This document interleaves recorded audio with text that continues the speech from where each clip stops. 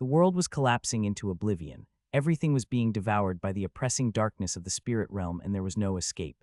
Yet the brave heroes fought on. It was their fate to die fighting. And die they did. The war of heaven's path was officially lost. It's impossible, a woman whispered, falling to her knees. Her azure eyes were slowly losing their luster, and her snowy white hair stuck to her damp, bloodied face. There was a gaping hole in her chest where her heart should have been, and she was also missing her right arm. Her radiant golden armor was now shattered, dented, and stained with blood at places.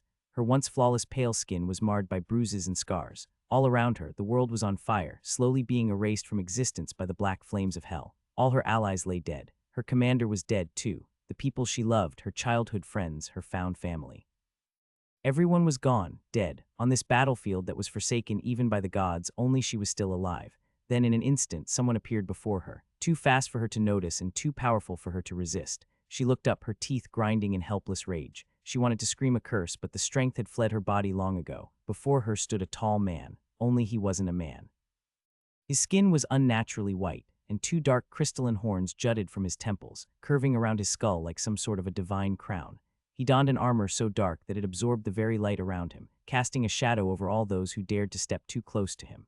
Massive bat-like wings unfurled from his back, their leathery expanse as ghostly white as his skin.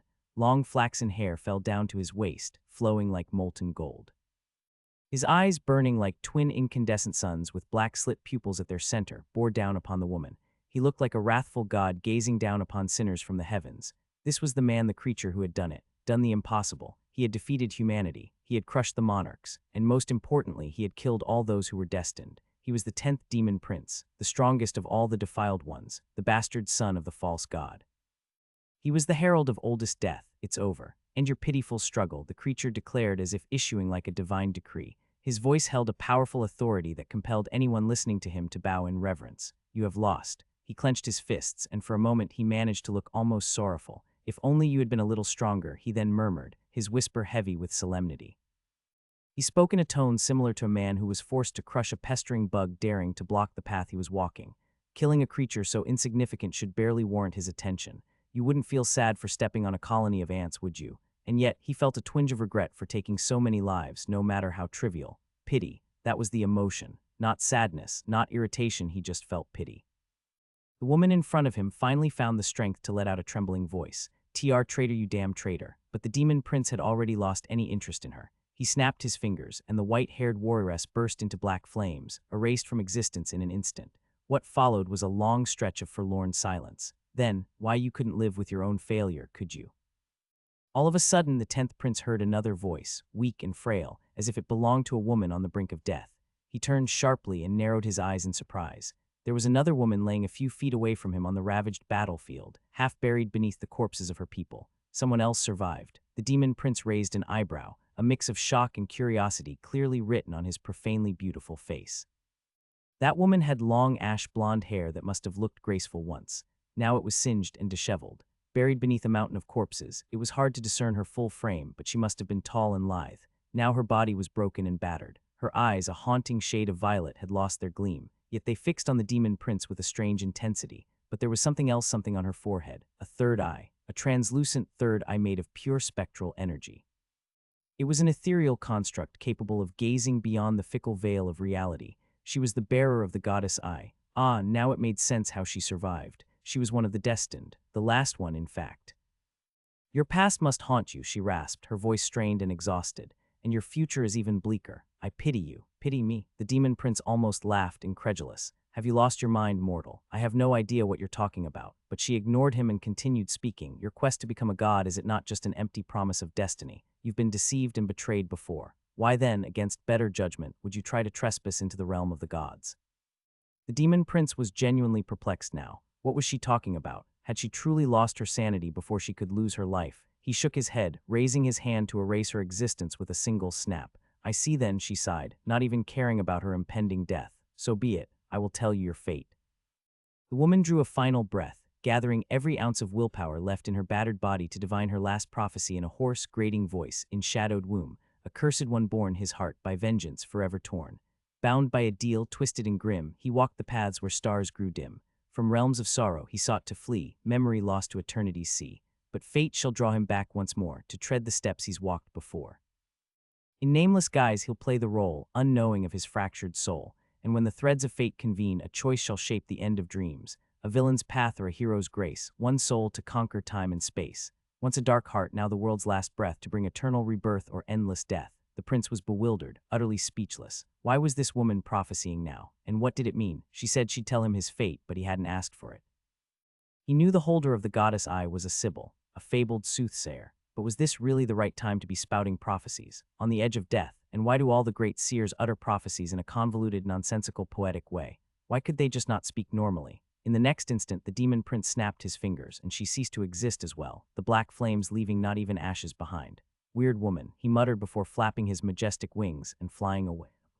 It was over, the monarchs were dead, the heroes vanquished, and even the gods had abandoned this world to hide behind heaven's gates. The one who was had won. Now it was time to conquer the kingdom of gods. The world isn't fair. Noah's father had told him that when he was just a kid, and he remembered it like it was yesterday. His father had just lost his job in a round of layoffs. Noah saw him come home sobbing that day. Why wouldn't he be crying? He had given his best years to that company, never missing a day of work, always loyal. Yet in the end, a privileged rich kid who was also the assistant director's nephew, by the way, got the position Noah's father deserved. That incident shattered his father. He didn't take it well. He accused the assistant director of unfairness and tried to punch him, but ended up getting arrested for aggravated assault.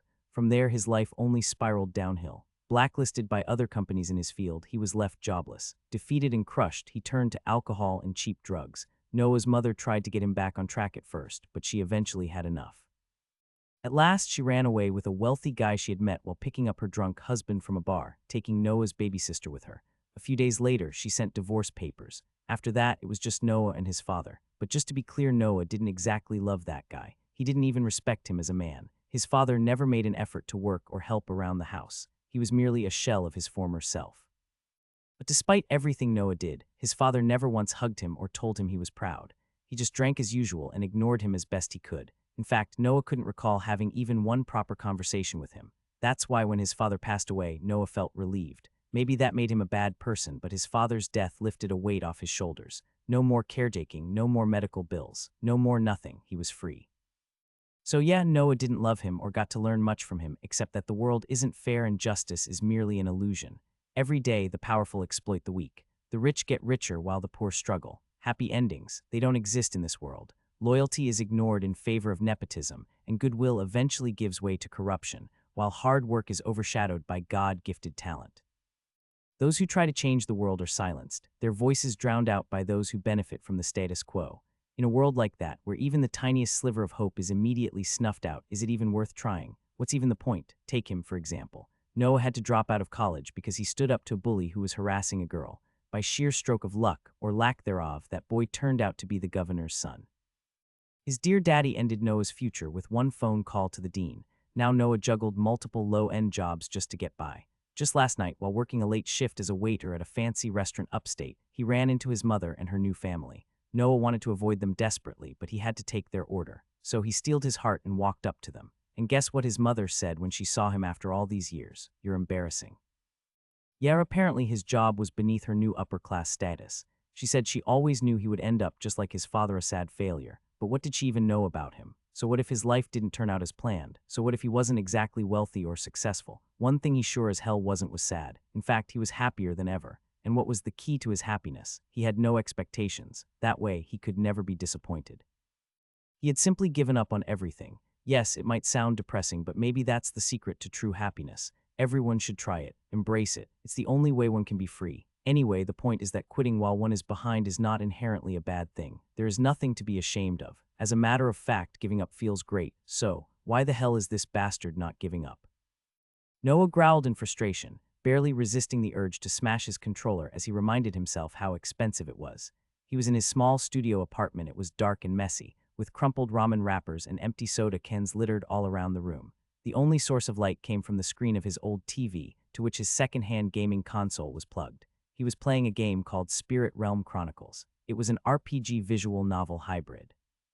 The game was surprisingly good, considering it was developed and launched by an indie studio as their first project. It had every element that makes a game great: intricately crafted storylines, challenging yet rewarding gameplay, good graphics, and some of the best BGMs Noah had heard in recent years. Sure, the game started with the typical academy setting cliché, but it developed into so much more. Even the harshest critics had deemed it a near-perfect game, with a staggering 8.510 stars rating across the internet. Why only near-perfect then? Well, because the game was nigh impossible to beat. The total gameplay time was somewhere between 100 and 120 hours, but if one wanted to achieve full completion, it was going to take up around 165 hours to do so. Moreover, there were around 20 main routes, 15 hidden routes, and 6 special routes, meaning the game had a total of 41 endings, yet none of them were true happy endings. The creators had claimed that there was indeed a happy ending, though it was not very simply or easy for that matter to achieve, but it was there. Well, Noah and the whole fanbase in general called bullshit. It had been 6 months since the game was released and became an instant hit, yet not a single soul had been able to find that happy ending. People had tried endlessly, playing hours upon hours to get to the promised happy end, but they all failed. There was just no way to beat the final boss well, not unless you wanted most of the main characters, the protagonist himself, and half of the world to die. There are few routes where the protagonist saves the world and his allies from certain doom, but even then he'd make a huge sacrifice, which is basically getting imprisoned in void for all eternity. That couldn't exactly be called a happily ever after now, could it? So as it had become his usual routine, tonight on Sunday's Eve, Noah was spending his weekend facing the final boss of the game, the Spirit King, once again after weeks of preparation.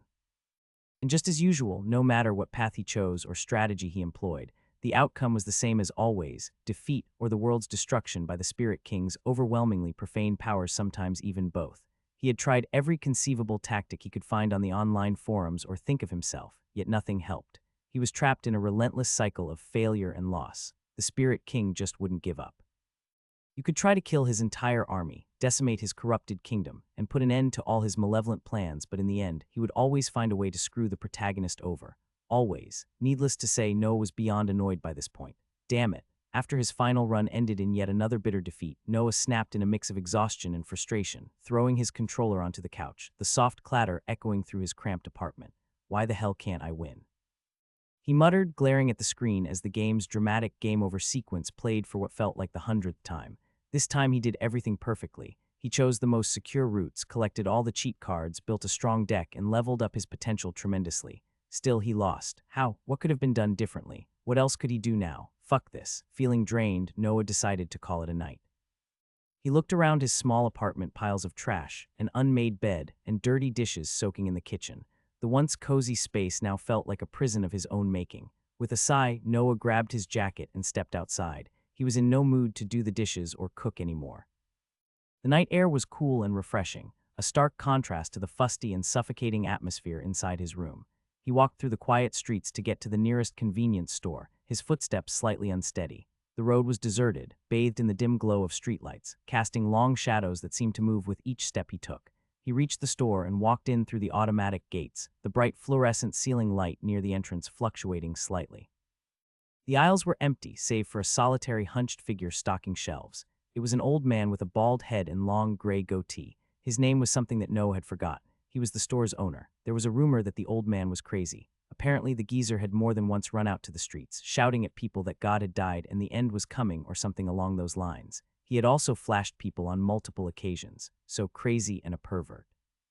Well, in his defense, the old man lived alone. He had no family to speak of and not many acquaintances from what Noah had observed over the years. So it wasn't a surprise that he was a bit senile. Living all alone with just one's own thoughts could do that to a person. Noah knew it all too personally. Oh well, whatever. Whistling a melody, Noah wandered down the rows, eventually selecting a tiffin for dinner. As he approached the counter, he fumbled for his wallet, feeling the weight of exhaustion settling in. Just this, Noah said, placing the tiffin on the wooden counter as the old man came to scan the item. After scanning it, he handed Noah his change. Was it just him, or was the old man looking at him kind of somberly, almost sympathetically? Well, it wasn't something new. Noah was short, malnourished, and had deep, baggy dark circles under his eyes. His slightly long black hair was almost always dirty and disheveled. In other words, most of the time he looked only a bit better than a random local beggar. So, he was used to people pitying him after all. It was easy to take advantage of such people. There were also some who were disgusted by him, those he hated. Shaking his head, Noah pocketed the coins and was about to leave when suddenly the old man spoke something, his tone low and inaudible. In the place where dreams end, find the name never spoken. Only there will the heavens yield. Noah looked up, confused. Sorry, I didn't catch that. What did you say? Thwam. Before the old cashier could repeat, a deafening crash shattered the night's silence. Noah barely had time to react as a big truck smashed through the wall of the convenience store, plowing into him with brutal force. Pain exploded through his body, a searing agony that stole his breath. He couldn't seem to understand what had happened as he was thrown against the shelves, the impact crushing his bones to splinters. He plopped to the floor, his body mangled and his vision blurring. The world around him suddenly became a chaotic blend of flashing lights, the distant wail of sirens, and the frantic shouts of bystanders, but everything seemed to be fading away. His head was a mess. He couldn't seem to form one comprehensible thought, but he instinctively knew one thing was about to die here. He really was about to die. As Noah lay there, his life slowly ebbing away, he felt a rush of panic and inexplicable fear. He was suddenly cold, so very cold. There were a multitude of emotions bombarding his consciousness: sadness, horror, and desperation, to name a few, but only one triumphed over all else: regret. It was true what they say about life flashing before one's eye at the time of death. As Noah relived his life in a blink, he suddenly regretted the bitterness, the resentment, the moments he had given up. He thought of his father, his mother, and the pathetic life he had led. He was going to die. He was actually going to die without making anything of himself. He would die as no one, forgotten after becoming a morning news headline. He didn't form any long-lasting relationships, nor did he do something commendable. He didn't leave a single mark of his existence behind, proof that he had lived. He was going to die, and no one was going to remember him. No one was going to even mourn him. Maybe he could have tried harder, hoped more, fought against the despair that had inevitably consumed him. But in the end, all that he was left with was regret. He tried to utter something, but his throat was drowning as he choked on his own blood, not able to mutter a single noise as his final breath died on his lips. He tried to move, but his body felt limp, not responding to his brain. He tried to stay awake, but he was oh so very tired, so tired. In the end, he closed his eyes, giving up one final time as darkness came and claimed him. The sterile scent of antiseptic and the steady beep of medical machinery pulled me from the depths of my slumber as a breathless gasp escaped my lips. The harsh ceiling lights overhead made me squint as I tried to make sense of my surroundings. I had to fight the sedatives that must have been injected in my veins to keep myself from dozing off. Looking around, I noticed clean white walls, a drip attached to my arm, a machine constantly monitoring my heart rate, and the faint hum of distant conversations right outside the door. As I thought I was still in the hospital room, I ended up here last evening after the fight. Arg, I groaned, bringing a hand to my face and massaging my eyebrows. So everything I remembered is real, huh? That was a problem, more than a problem. It was a disaster. My name is Samuel Kaiser Theospain. I'm the fifth son of Duke Arthur Kaiser Theospain. My father is the overlord of half of the Western Safe Zone and one of the strongest hunters to have ever lived. I naturally lived a lavish and privileged lifestyle as the youngest child of the Theospain clan. From a very young age, I was deemed a child prodigy. I was smart, clever, and a quick learner. That title of genius stuck with me until my early adolescence. The problem was that even by the age of 13, I had yet to awaken my origin card. An origin card is awakened after experiencing a strong physical or emotional ordeal ranging anything from years of grueling training to a harrowing near-death experience. That's why all the great noble clans put their children through harsh physical and mental discipline from a young age to help them materialize their origin card early, because one can't awaken it after the age of 14. So I had only 1 year left if I wanted a chance at awakening. All my siblings had already awakened by this time, even my twin sister, who was only a few minutes older than me. Even she had awakened. What was wrong with me? Was I broken? I could see the disappointment in my father's eyes growing every single day, and after some time he stopped paying any attention to me at all. It was torture. I wanted him to look at me with pity or just look at me at all. I wanted him to notice me, to be happy with me, to tell me he was there for me, but he never did. I trained from dawn to dusk until all the bones in my body howled in agony. I meditated for hours upon hours every day. I even started getting into fights, real ugly street fights, but nothing worked. When I had lost all hope, in an act of desperate measure, I snuck into our family's private training dungeon below the clan mansion and unshackled a spirit beast there. Then I attempted to fight it. Needless to say, I was overpowered in seconds and was about to be mauled to death. Thankfully, my father showed up just in time and rescued me by slaying the beast. I was ecstatic, overjoyed, not because I was saved, but because my father had finally noticed me. Maybe getting nearly killed was worth it after all. It wasn't. After dispatching the threat, my father turned to me, his eyes cold and merciless as ever, and said in a voice completely devoid of any love, "You're a disgrace." Disgrace. That word must have echoed in my ears 1,000 times, taunting me, mocking any hope I had of a happy relationship with my father. At that moment, I knew he would never love me. I was too weak for his standards, a mere waste of his precious time. It shattered me, broke me.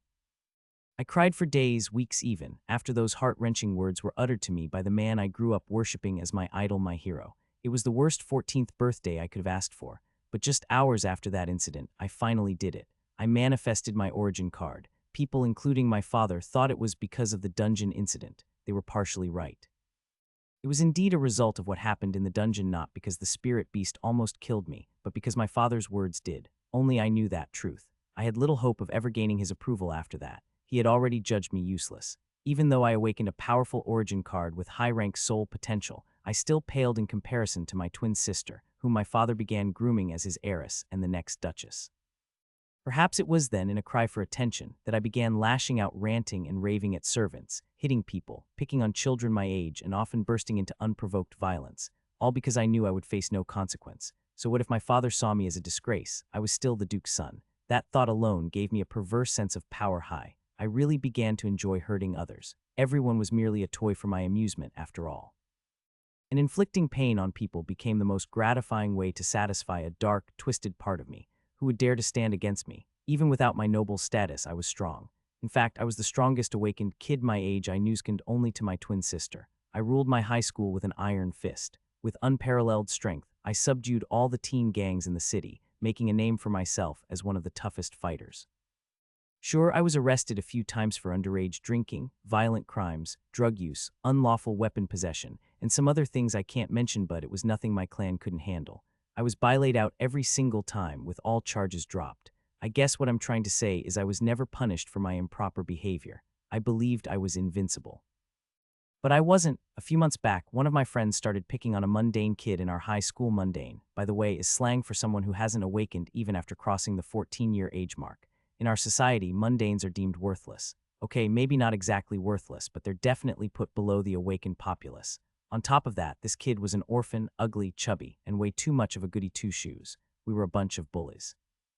You can't possibly blame us for picking on an easy target like him. Right, I mean, if you don't want to get bullied, then maybe you should lay low around a bad group of people, and don't try to take a stand for other bullied nerds unless you want to join their ranks. That kid didn't understand those simple rules. He did try to take a stand for a classmate of his, so one of the guys in our group put him in his placebo, throwing him inside a locker, that is, but he didn't relent.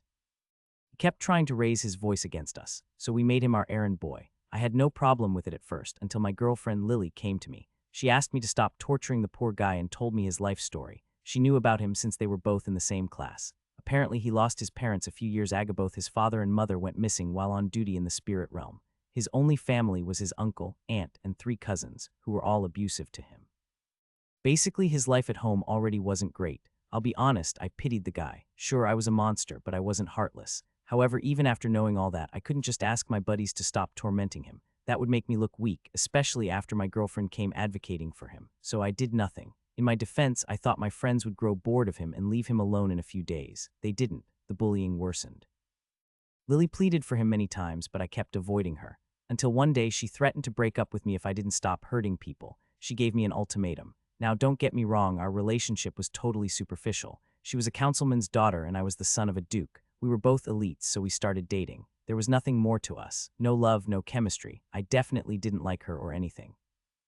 At first, the truth is, after spending some time with her, I did start to like her presence. She was just so pretty, adorable, and her cute smile was absolutely infectious. Honestly, just seeing her would make my day better. She was like a warm ray of sunshine in my cold, dark, empty void of a life. I enjoyed her company. Obviously, that meant I didn't want to break up. Maybe she was also aware of that. That's why she used our relationship as leverage. So I went to her class one evening to tell her that I would stop and try to be better. But there I saw something that devastated me. I saw Lily kissing that guy. The light of my life, the person I would have given everything to, kissing a weak, pathetic miscreant. Anger and jealousy, mostly anger, clouded my reasoning. I jumped on that boy and started pummeling his face. Lily tried to stop me and pull me off him, but I kept punching until his countenance was a bloody mess. After that, without a word, I got up and stormed out. Lily followed me, explaining that she was only there to console him because one of my buddies had again beat him up today. One thing led to another, and they ended up kissing. I didn't care. I ghosted her after that day. Didn't pick up any of her calls, neglected messages, and eventually blocked her from all my contacts. As for that guy, well, I made his life even more of a living hell than it already was. Every day he would be brutally beaten, shoved in trash cans, and publicly humiliated. If I could have killed him, I would have, but he was an orphan son of martyrs. Killing him would have politically affected our clan, so I kept making his existence miserable. That was until yesterday, the last day of high school. After the farewell party, we dragged him out to an abandoned alley behind the campus. We thought no one would hear his screams there. No one would come to his aid. Well, spoiler alert, he wasn't the one who needed any aid yesterday. As soon as we were alone, we started using him as our personal punching bag as usual. But in the midst of our beating, he awakened. There are rare cases of people awakening even after 14, but it was my first time seeing it in person. And his case was especially rare since he was awakening at 17. Yes, there are late bloomers in the world, but not this late.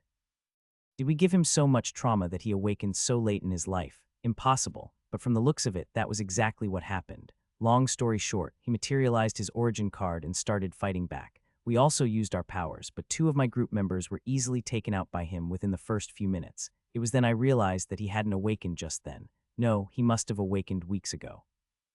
After all, no one could just awaken their powers and start using them as masterfully as he was doing it. In fact, it takes days to even understand one's origin card. That's when it hit me. This guy had been practicing in secret for weeks. Maybe he awakened the day I beat him half to death for kissing Lily, or maybe even before that. All this time, he had been training in secret, plotting his revenge. And now, on the last day of high school, he decided to act. It was an impeccable plan. With high school ending, he could apply to a hunter's academy the very next day. He would be beyond the reach of my clan's influence after that. Basically, he could do anything, and no one would be able to punish him for it unless it was a really big crime. And beating us up could easily be chalked up to self-defense. Why couldn't we hunt him down illegally? Because no one, not even the ducal clans, could harm an applicant or a cadet of a hunter's academy. It was law, and the law was absolute. On top of that, we had brought him to a secluded place. There was no one to come to our rescue now. Our simple plan had backfired spectacularly. Frustrated, I used my own origin card and joined the battle. Sure, that guy had awakened his powers. Sure, he had taken down a few of my powerful group members. And sure, he was strong. But was he stronger than me? Were his powers better than mine? Did he surpass my SS rank potential? As I soon found out, yes. Yes to all. He was indeed strong. No, he was more than that. He was an absolute monster, a ruthless fighting machine. For the first time in my life, I lost to someone my age other than my twin sister in a fight. If that one-sided carnage by him could even be called a proper fight. However, that isn't the important part. You see, at the end of the fight, after taking a particularly brutal blow from him, I collapsed and hit my head on a pointy rock. As soon as the rock struck the back of my skull, I remembered my past life as Noah. 20 years of memories came flooding into my head in a flash, the sudden influx overloading my brain almost to the point of shutdown. My eyes rolled back and my body went limp. I lost consciousness as memories of that other life rolled before my eyes like a reel. And in that moment, I also remembered the game I was playing the day I died, Spirit Realm Chronicles. Funnily enough, I had been reborn inside that very game. And by a sheer twist of fate, that guy we had been bullying all this time was none other than the game's protagonist himself. He was Michael Godswill. But then where did that leave me? Ha! If it wasn't clear already, let me spell it out. I am one of the game's minor, later turned major villains, and I was destined to die in all 41 routes. Fuck, arg, damn it, I sat curled up in a ball, my quivering arms tightly wrapped around my knees as I muttered a string of curses under my breath. There was no one in particular I was cursing, just my rotten luck. This can't be happening. This can't be real. I blurted out, gripping my hair in frustration. Maybe I was veering toward denial, but could anyone really blame me? It's not every single day you discover that the world you live in is a fabricated reality from a video game, and you're a third-rate villain destined for all kinds of gruesome deaths. Heavens, I vehemently shook my head. This is crazy. What are the odds I didn't just hallucinate an alternate life while I was on the brink of death? Maybe it was all just a fevered dream. Maybe I'm simply losing my mind. Certainly, losing my mind would be a preferable scenario to what was actually happening to me right now. However, even as I voiced these thoughts, I knew how stupid I sounded. The memories of my previous life as Noah didn't feel like an illusion. I seemed to have experienced every tiny emotion and every bit of pain firsthand. It all felt real, far too real for it to be a mere figment of my imagination. Likewise, I knew that the game I had played was also real, the game that was now my reality. So yeah, I couldn't stay in denial. How is this even possible, though?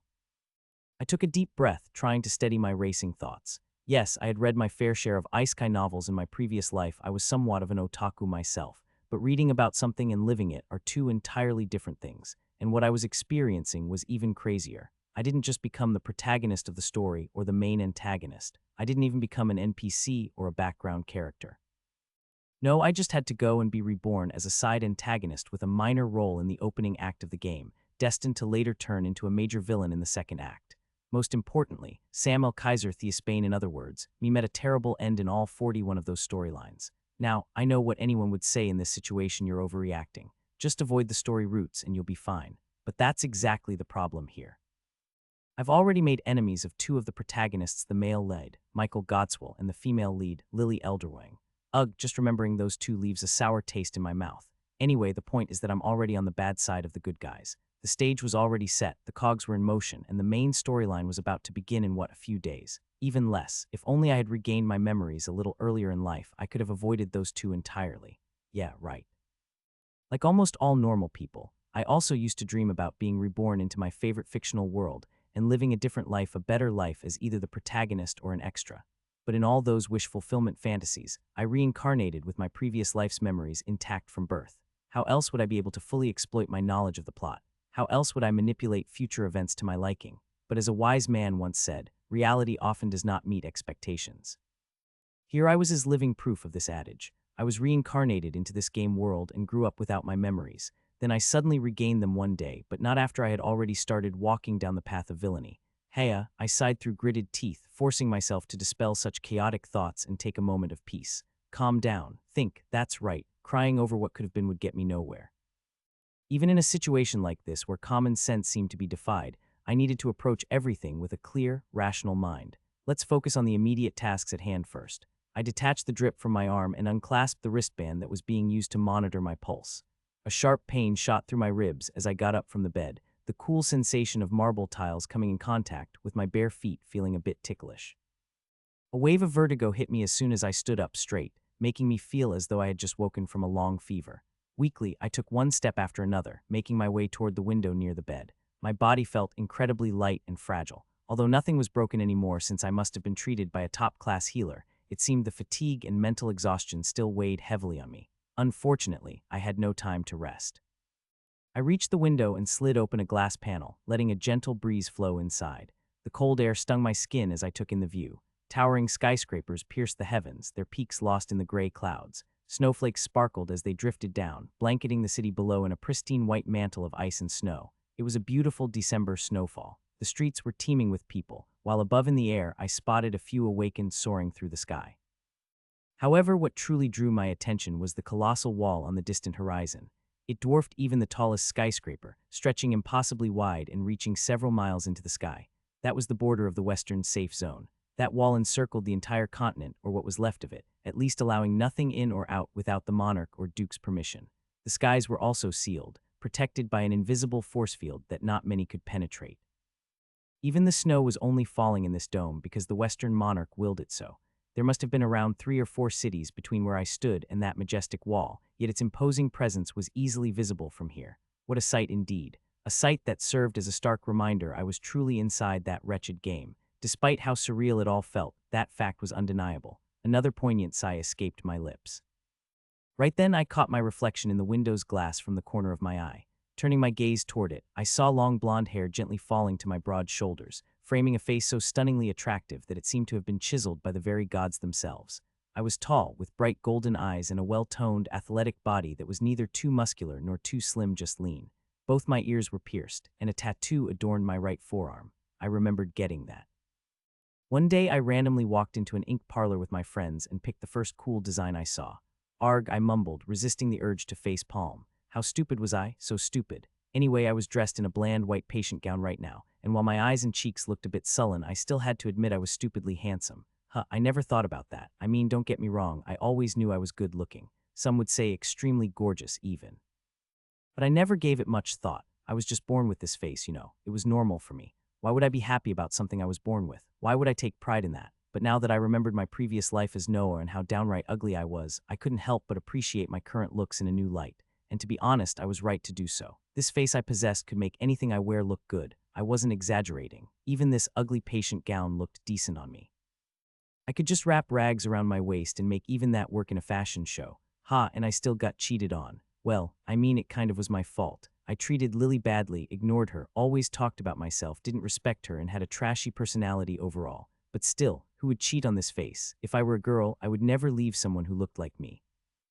Wait, what am I even thinking? Yeah, focus, man. There's no time for nonsense. I shook my head to clear the distractions and started properly assessing the situation. Today is December 24th. There were only 7 days until the new year, or more crucially, until the entrance evaluation exam for Apex Academy, which I had applied to last month. But passing the exam wasn't a concern. With my skills and future knowledge of the test, I knew I could easily ace it. My real issue was with what would come after. You see, the game Spirit Realm Chronicles is set 500 years into the future.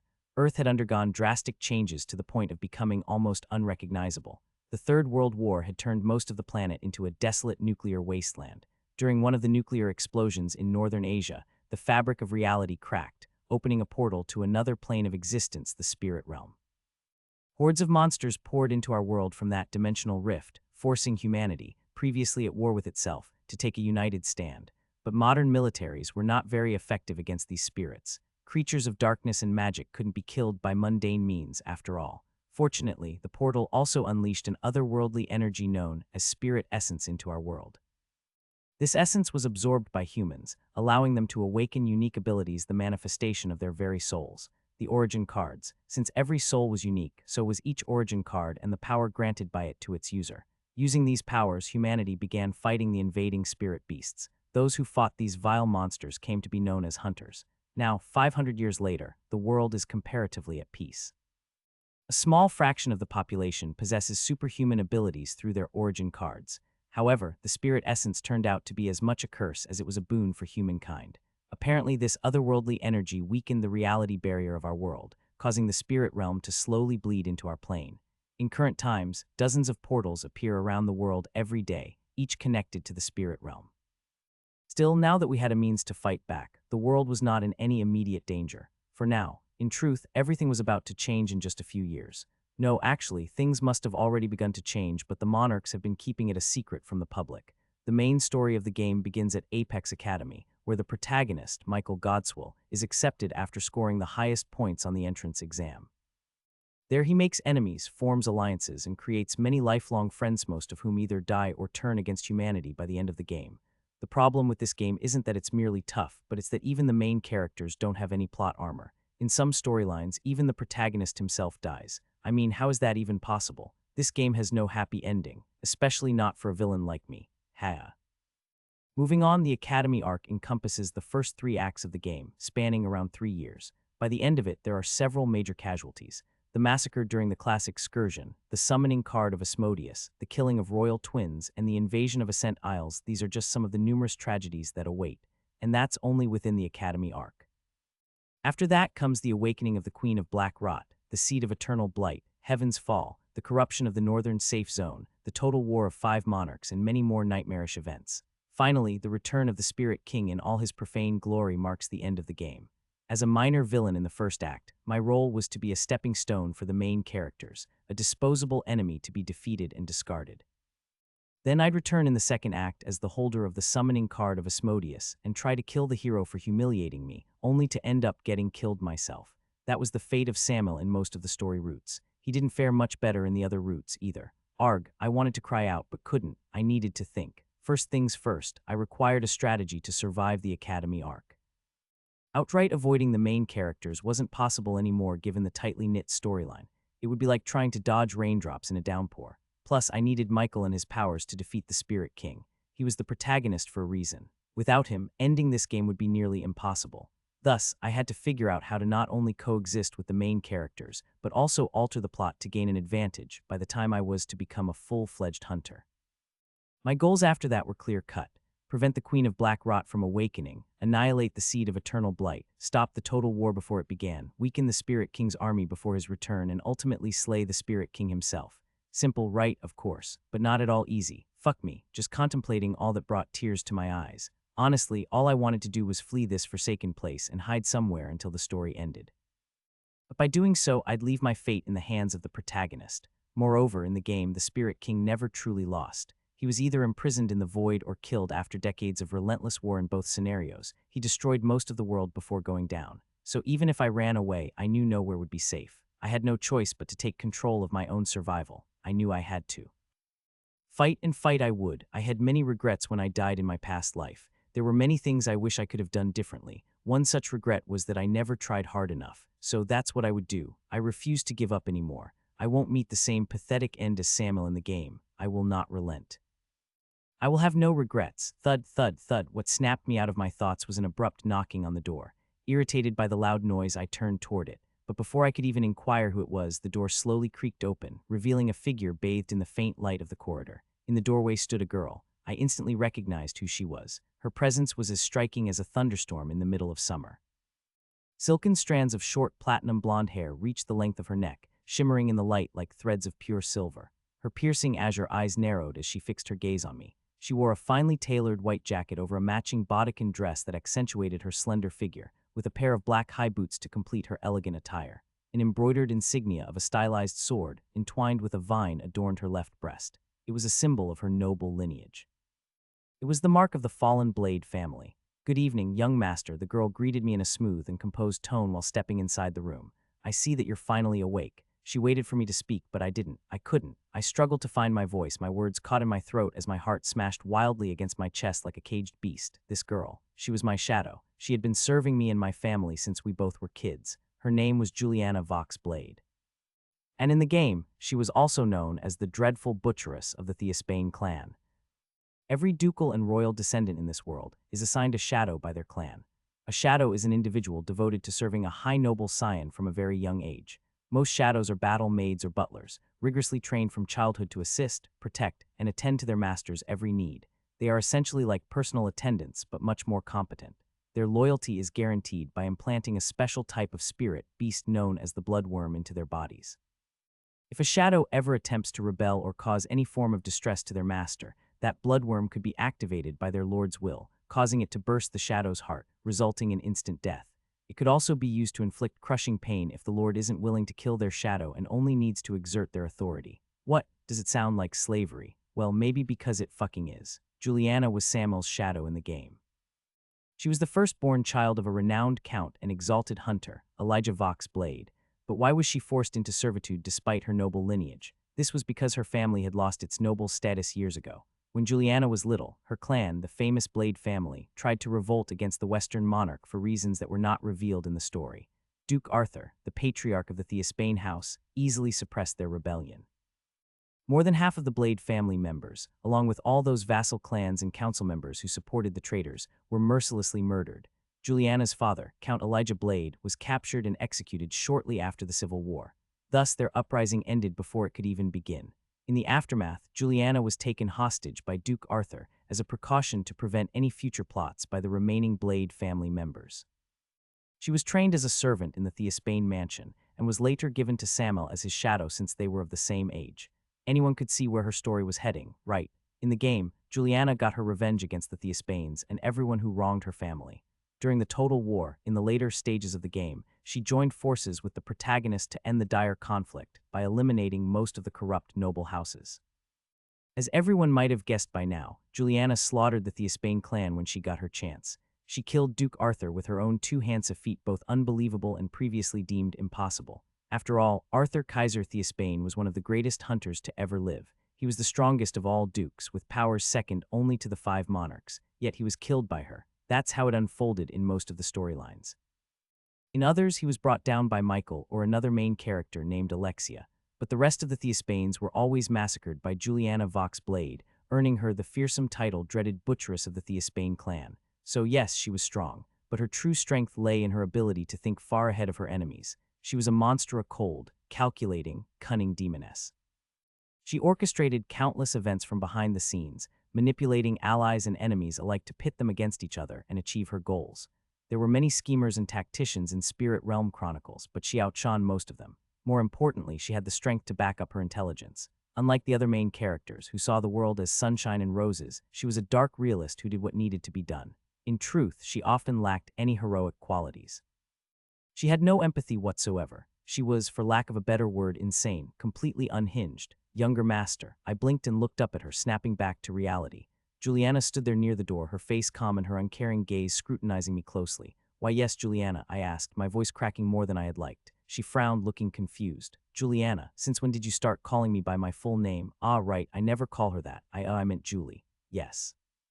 "Young master, are you all right? You seem a bit out of it," she inquired, her tone going back to neutral. How could I be all right? I was in the same room as a deranged killer. It was hard to believe that someone like her could have such a twisted side, but then again, she had always irked me. I found her unsettling from the moment we both first met as kids. Now I finally understood why. Nevertheless, I couldn't let any of that show on my face. Juliana was unnervingly perceptive.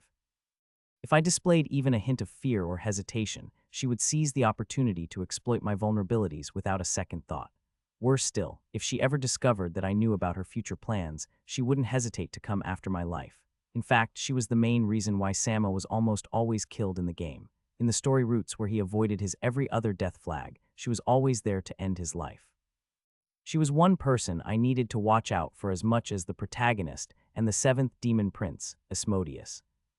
I'm obviously not all right, I replied, trying to sound normal. Rolling my eyes, I walked to the bed and sat down. I feel like I was run over by a truck. Unironically, I knew how exactly it felt to be hit by a truck. At my response, Juliana's lips curled into a smile that never reached her icy blue eyes. She crossed her arms and nodded. Yeah, that last blow you took from Michael looked brutally painful. This bitch. Was she enjoying my misery? But well, of course she would. I had treated her like a slave, worse even. No wonder she took pleasure in my suffering. Gods, if I had known how strong and cunning she would turn out to be in the future, I would have treated her much better. Mentally shaking my head, I sighed a deep sigh. It indeed was. Juliana paused, staring at me for a moment with a strange expression plastered on her face. She lingered, then remarked in a subdued tone, no outbursts. Did you hit your head somewhere? Well, I suppose you did. I resisted the urge to palm my face. This was why I tormented her. She just couldn't take a hint on when to shut up, smart my foot. Frustrating would be a more fitting description for her. Anyway, young master, now that you're awake, I've got both bad news and good news. The tapping of her boots against the marbled floor echoed in the room as she came to stand before me. After a second of silence, she asked, "Which would you like to hear first?" I furrowed my brows, puzzled. What could it be? I had only played the game from Samuel's perspective twice, so I didn't remember many details of his plot before the Academy arc. Well, it was natural, since the main storyline began only after the commencement of the Academy arc. Why would I bother remembering something unimportant? Actually, it was more like I couldn't. I had the memory of a goldfish. Sometimes I would even forget what I had for lunch while having lunch. Okay, give me the good news first, I answered curtly. Juliana cocked her head slightly, but it won't quite make sense. What? I scowled. Stop wasting my time and just tell me. The white-headed girl shrugged nonchalantly. Fine, if you insist. The good news is that he won't be here until tomorrow. Huh, what does that mean? I asked, now even more bewildered than before. See, Juliana shrugged again. I told you it wouldn't make sense. Oh heavens, never before had I ever felt such a strong desire to smack someone as I was feeling right now. Fine, just tell me the bad news. The bad news is that your father is coming here to meet you. Ah, fuck. I remember now, this was a serious problem. What happened was that after Michaela once pathetic, powerless Mundane beat Samuel, the rumors of their battle spread like wildfire. As a result, Samuel's father visited him in the hospital he was in and banished him from the clan until he did something worthy of their family name. This banishment was the catalyst for Samuel's descent into darkness and insanity later in the story. It also fueled his unnaturally intense hatred for Michael, pushing him to challenge the protagonist to a rematch as soon as they crossed paths at the academy, this time in front of everyone. Predictably, Samuel lost again, and his resentment only grew after that public humiliation. But I didn't care about any of that. Sure, I was the same Samuel, but this version of me wasn't foolish enough to make those mistakes. Maybe I would have done it had I not regained my past life's memories, but now that I knew what the future held, I definitely would not go around digging my own grave. The actual problem here that I was worried about was that my father would revoke all the privileges I enjoyed as his youngest son after casting me out of the family. That meant losing all the money, influence, and most importantly, the acquire cards I currently had in my soul arsenal. Unfair. This was just so unfair, young master. Juliana's voice pierced through my thoughts. What? I snapped, my irritation evident. Did you hear me? I said your father is coming here to meet you, she calmly repeated. Yes, I heard you, I responded tersely. Oh, Juliana arched an eyebrow. It's just that you didn't react as I thought you would. And how did you think I would react? I asked, my patience wearing thin. I don't know, cry, scream, throw a tantrum, this infuriating girl. I took a deep breath, trying to compose myself. Calm down, don't give her any reaction. But her voice once again called out to me. Young master, did you hear what I just said? I did, I shot back, my control slipping. Oh, you didn't react as I thought you. Julie, just get me a coffee, I yelled, cutting her off. Since when did you start drinking coffee? Since now, Juliana continued to stand there like a mannequin, her arms crossed and eyes focused on me. After a moment or two, she nodded. As you wish, young master. With that, she turned on her heel and sauntered out of the room. This insufferable wench, should I kill her? At this point in the story, she shouldn't be too strong. I can easily overpower her if I try. Actually, I didn't even need to get my hands dirty. She definitely underestimated me, seeing me as nothing more than a naive, privileged brat which, to be fair, I was until yesterday. but I could exploit that perception of hers to plan a perfect assassination. An unsuspecting prey is always the easiest to hunt, after all.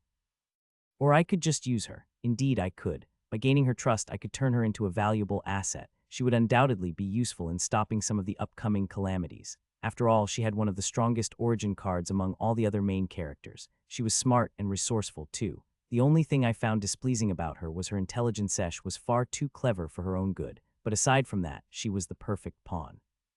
So how do you manipulate a manipulator? Well, I had a few ideas. But for now, my priority was figuring out how to avoid being kicked out of my very rich and powerful family. The power system of this world is fairly straightforward. There are two main types of cards. Cards are what grant supernatural abilities to their users. First, we have origin cards. These are essentially the manifestation of a person's soul and determine their innate abilities. While it's believed that everyone in existence has the potential to awaken an origin card, in reality, only about 5% of the global population actually do. Which is wild, considering the world's total population is roughly around 5.5 billion.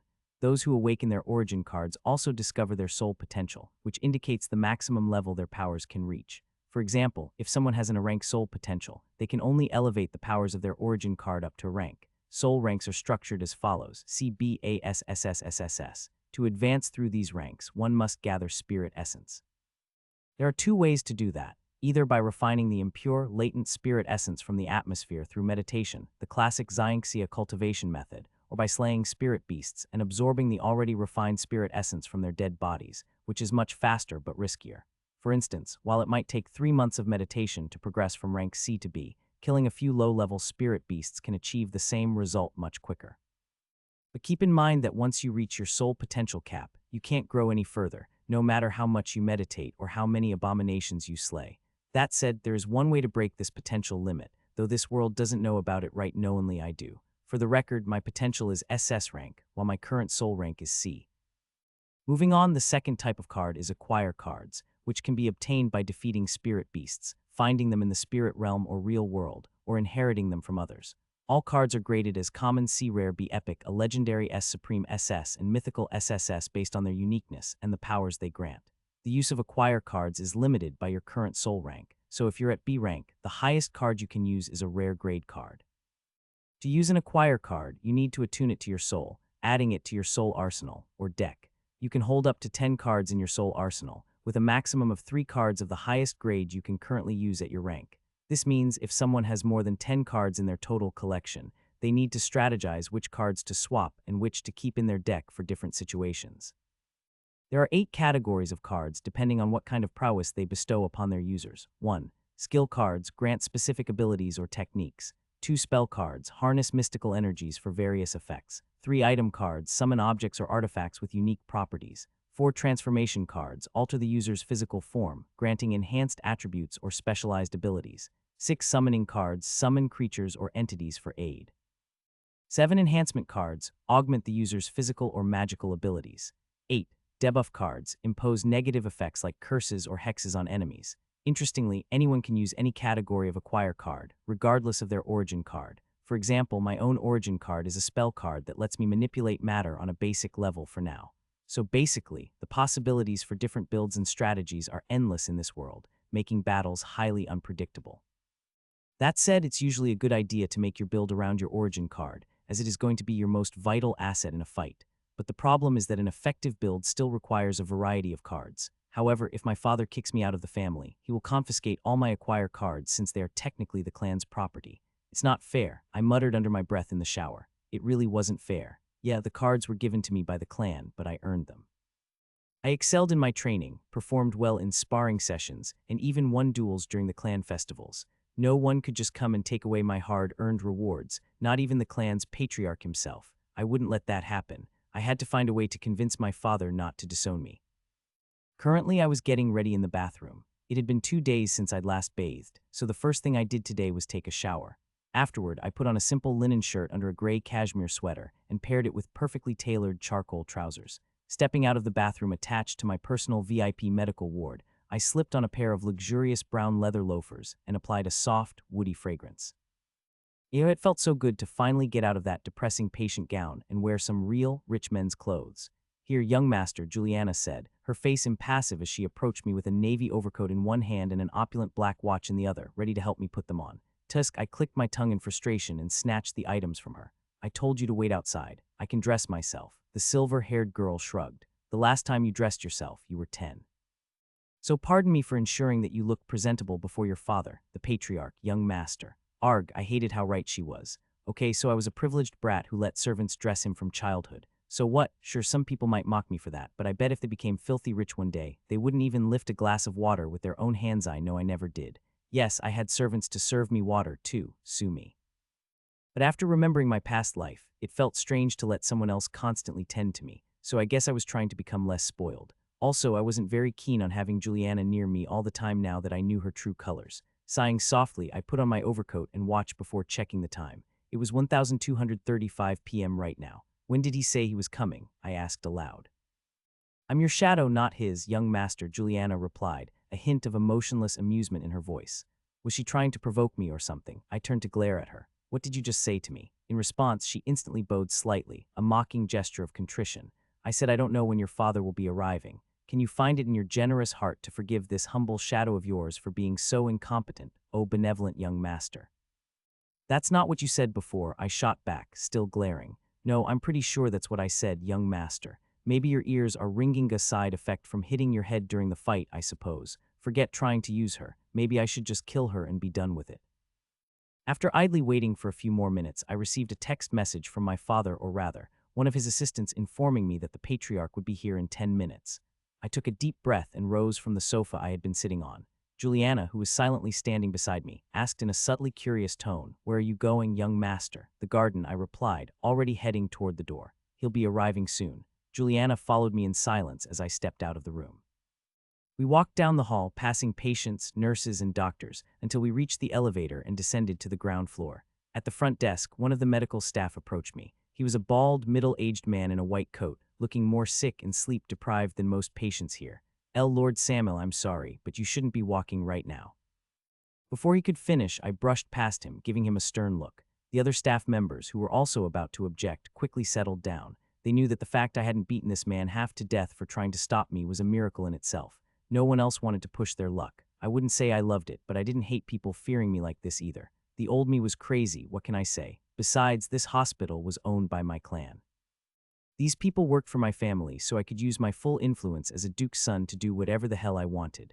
Ah, influence, wealth, privilege, all the more reasons I didn't want to be kicked out of my family. Shaking my head, I exited the hospital building and headed to the vast courtyard surrounded by several small, beautiful gardens right outside. After that, I didn't have to wait long to finally face my father. A procession of futuristic, sleek black cars glided in through the main hospital, gates their metallic frames hovering a few inches above the ground due to the jet propellers in place of tires. The cars were then expertly parked in the driveway, which had been cleared after the news of the Duke's arrival was given to the hospital staff. An entourage of formally dressed aides and bodyguards swiftly poured out of the vehicles, with one of them rushing to open the door of the car in the lead. From it emerged a man of imposing presence. He had a tall stature with well-defined muscles rolling under his luxurious clothes, exuding an air of dominance like an unyielding wall of refined masculinity. His golden hair fell past his shoulders in curls, reminiscent of a lion's mane, while his cold gray eyes seemed to regard the world with detached disdain. A sharply groomed black beard and rugged facial features only enhanced his magnetizing, rough-edged appeal. Donning a white shirt, black suit, and a matching overcoat that was elegantly draped over his shoulders like a mantle, he surveyed his surroundings with an indifferent grace before striding toward the courtyard. For a moment, the world itself seemed to halt as if casting a natural spotlight on him. Since this hospital only catered to elites, everyone here was extremely rich and powerful. Yet, none of them could ever hope to rival the aura of a duke, especially one as formidable as this. The crowd before him instinctively parted, reverently giving way and stepping aside long before his bodyguards could even create a safe perimeter. This man was him, the Duke of the Golden City of Luxara, the overlord of half the Western safe zone, the anomaly that even the spirits feared, the Dawn's scourge. He was my father, Arthur Kaiser Theosbane, and in an instant I was standing face to face with him.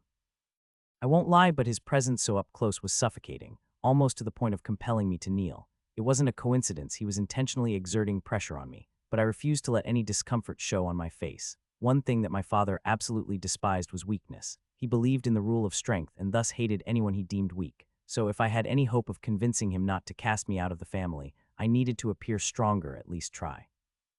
Yet as soon as I lifted my gaze and met his eyes, an overwhelming feeling of dread washed over me, forcing me to flinch and look away. "Samuel," he said, his deep, husky voice slicing through the silence. "Father," I replied, struggling to keep my nerves steady.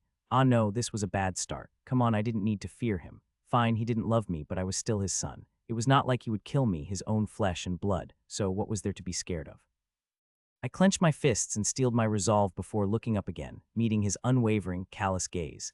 "No," the Duke interrupted, his tone calm but devoid of any parental warmth. "I did not come here for you. I came here because of what you did or rather didn't do." Before I could respond, he continued, not giving me a window to speak. "You got into another fight, this time with the orphaned son of two martyrs. As if that wasn't bad enough, you also lost. How do you manage to lose to someone who wasn't even awakened until a few days ago?" I slightly inclined my head but maintained eye contact. "I have no excuse, father. That guy was powerful. His origin card was best for fighting multiple opponents. He copied our powers and used them against us one after another." Thwap, a large open palm abruptly struck the side of my cheek, too fast for my eyes to follow, leaving me unable to react. My head whipped to the side from the impact, and I lost my balance, stumbling to one knee. Everything blurred for a moment as the whole world started spinning. My entire body went numb. Only the stinging pain across my face registered clearly. It all happened so quickly that I struggled to grasp what had just occurred. Then I realized he slapped me. A small herd of onlookers had gathered around us, watching this whole spectacle unfold from behind the perimeter of the bodyguards. I heard their gasps and the murmur of whispers in the distance. But the very next moment, my father's booming voice silenced all other sounds in the background. "First, you lose to a peasant, and then you dare justify your failure. How can you behave in such a cowardly manner, unbecoming of a high noble? You have brought dishonor not only to yourself and me, but to our entire bloodline." He grasped a fistful of my hair and effortlessly hauled me to my feet, making me stand back up. I stifled a painful grunt as he continued without letting go of his hold on me. "You are a disgrace, an utter embarrassment. This is not the first time you've pulled a stunt like this, and I doubt it will be the last. Your constant cries for attention and need for validation have gone too far. I endured your pathetic antics because I believed you had at least some use, but it seems I was mistaken." With no hint of mercy, he released my hair and shoved me back by the head. I tripped but managed to stay upright. "Tell me why I should acknowledge a pathetic worm like you as my son. Give me one reason to keep you within our illustrious family despite the shame you have put upon us, not just today but for years with your scandalous and despicable acts. Why should I tolerate you?" Every word from him cut into my heart like a dagger, each one sharper than the last. I had always known he despised me, but this was a new depth of hatred. That was fine, though. I didn't need his love. I didn't need his approval. I needed to survive. For that, I required power with power that I was not about to just hand over to him simply because he deemed me unworthy of this illustrious family. I had him right where I wanted, saying things I needed him to say. From here, I could easily twist his own words against him, playing on his honor, reputation, and most importantly, his pride. I stared dead into his eyes as a slight smile formed on my lips. Without a speck of fear or hesitation, I spoke. "As I said, I have no excuses, father. Your disappointment in me is completely justified." I began, letting the admission linger for a moment. "But ask yourself this, what will people say if you disown me over a single loss? They won't see it as a sign of strength. They'll see it as insecurity, as fear that our great bloodline cannot handle adversity." His eyes flared with something akin to anger, but I pressed on. "I lost. I admit that I failed, and that failure demands punishment. But don't punish me by stripping away my chance to redeem myself," I implored, letting false emotion seep into my voice. The onlookers began to mutter softly, and I knew it was time to put on my best theatrical performance.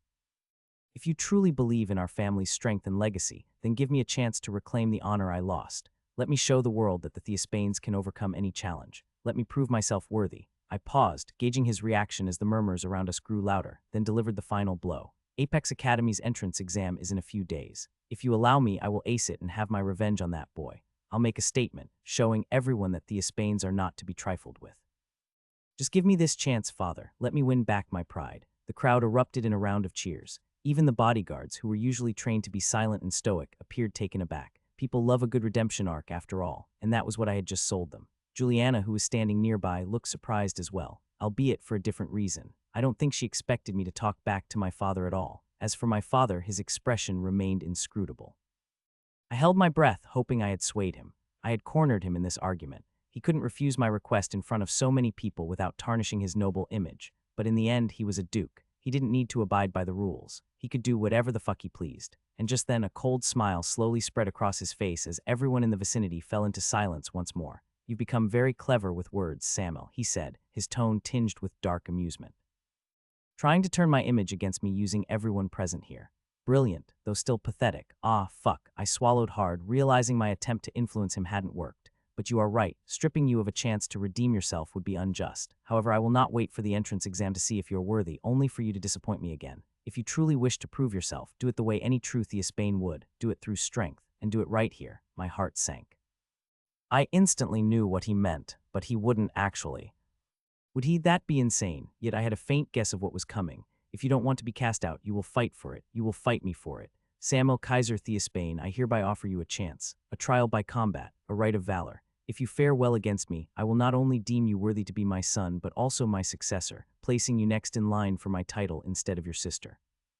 Refuse or lose, and you will be banished from our family until you achieve a feat worthy of our lineage. Make your choice." This crazy fucker must have finally lost his senses. No, really, had he gone insane, challenging me to a duel, a mere teen not even half his age, leagues beneath his soul rank, and his own flesh and blood at that. If he desired me dead to this extent, why not simply arrange for my execution? Even the onlookers seemed to share my thoughts as a deafening silence enveloped the hospital's courtyard. The air was thick with a dreadful anticipation, every breath laden with tension. I gulped hard, struggling to keep my composure even as my mind raced in frantic circles. After a long stretch of stunned silence, I found the strength to voice my disbelief. "Are you serious, father? How could I possibly fight you? You're a SSS rank hunter, while I am barely at the cusp of the breakthrough of C rank. This is sheer madness. It's not fair. It's not just." My father's eyes glinted in a cruel light as he sneered. "Of course it isn't. You should know that by now. This world isn't fair, nor are the heavens. So decide what path you would take, or I'll decide for you." But I was petrified on the spot. Right, he was right. How could I have forgotten such an undeniable truth? The world was never fair. It had always been this way. The will of the strong is undeniable, while the weak are crushed beneath their feet every day. The elites of the world dictate the fate of the masses. This harsh reality has remained unchanged throughout the ages. Ultimately, those who hold the power get to decide what's fair and what's just, because power is absolute, the very thing that I craved. But how could I ever hope to seize it when I myself was so weak? "Young master," Juliana whispered in a hushed tone as she appeared to my right, her voice barely a warm breath against my ear. "Just back down. Do not accept his duel. I know you don't usually run from a fight, but this is when you can't win." She was right, of course, but what other choice did I have? Refusing would mean not only getting disowned, but also forfeiting all my cards. Unlike the protagonist, I didn't have any cheat to help me in this world aside from my family's wealth and resources. Well, I still had my knowledge of the future plot, but that was it. That was my only edge. That won't be enough. I needed every possible asset I had at my disposal, so I couldn't just surrender. But I also could not fight my father and hope to live through it unscathed. Damn it. Seeing the stubborn determination etched on my face, Juliana pressed on, her voice still low and urgent. "Young master, please think this through. Don't fight him. He's setting you up for failure. He's playing with your pride the same way you tried to play with him." "Shut up," I snapped, my frustration boiling over. "You think I don't see it? And why do you care if I accept this challenge or not?" Actually, I knew why she cared. She needed me to get herself enrolled in the Apex Academy, where she could set her plans for gaining power into motion. If I got injured here and failed the entrance exam, her plan would collapse as she would not be allowed to enter the academy on her own. But she couldn't just admit that right to my face. So she swallowed her retort, clenched her jaw, and silently stepped aside. I continued to stand there wordlessly for several more minutes, thoughtfully weighing my options and grappling with the knot of frustration in my chest. In the end, I dropped my head, feeling the sting of defeat settle over me. There was nothing I could do here. Seeing my resignation, my father smirked in contempt. "I thought so. Despite the tough act you put on, you're just a scared little boy, Samuel." He stepped forward, reaching out toward my face, his hand slowly inching closer. "People have asked why I chose your sister over you as my successor, even after you awakened. You both possess the same SS rank potential, highest among all your siblings and cousins. Yet I chose her, a girl, over you. Do you know why?" He touched my cheek, letting out a disdainful chuckle. Thwap. I slapped his hand away before he had the chance to finish speaking. Still looking down, I uttered just 2 words in a voice stripped of any emotion. "I accept."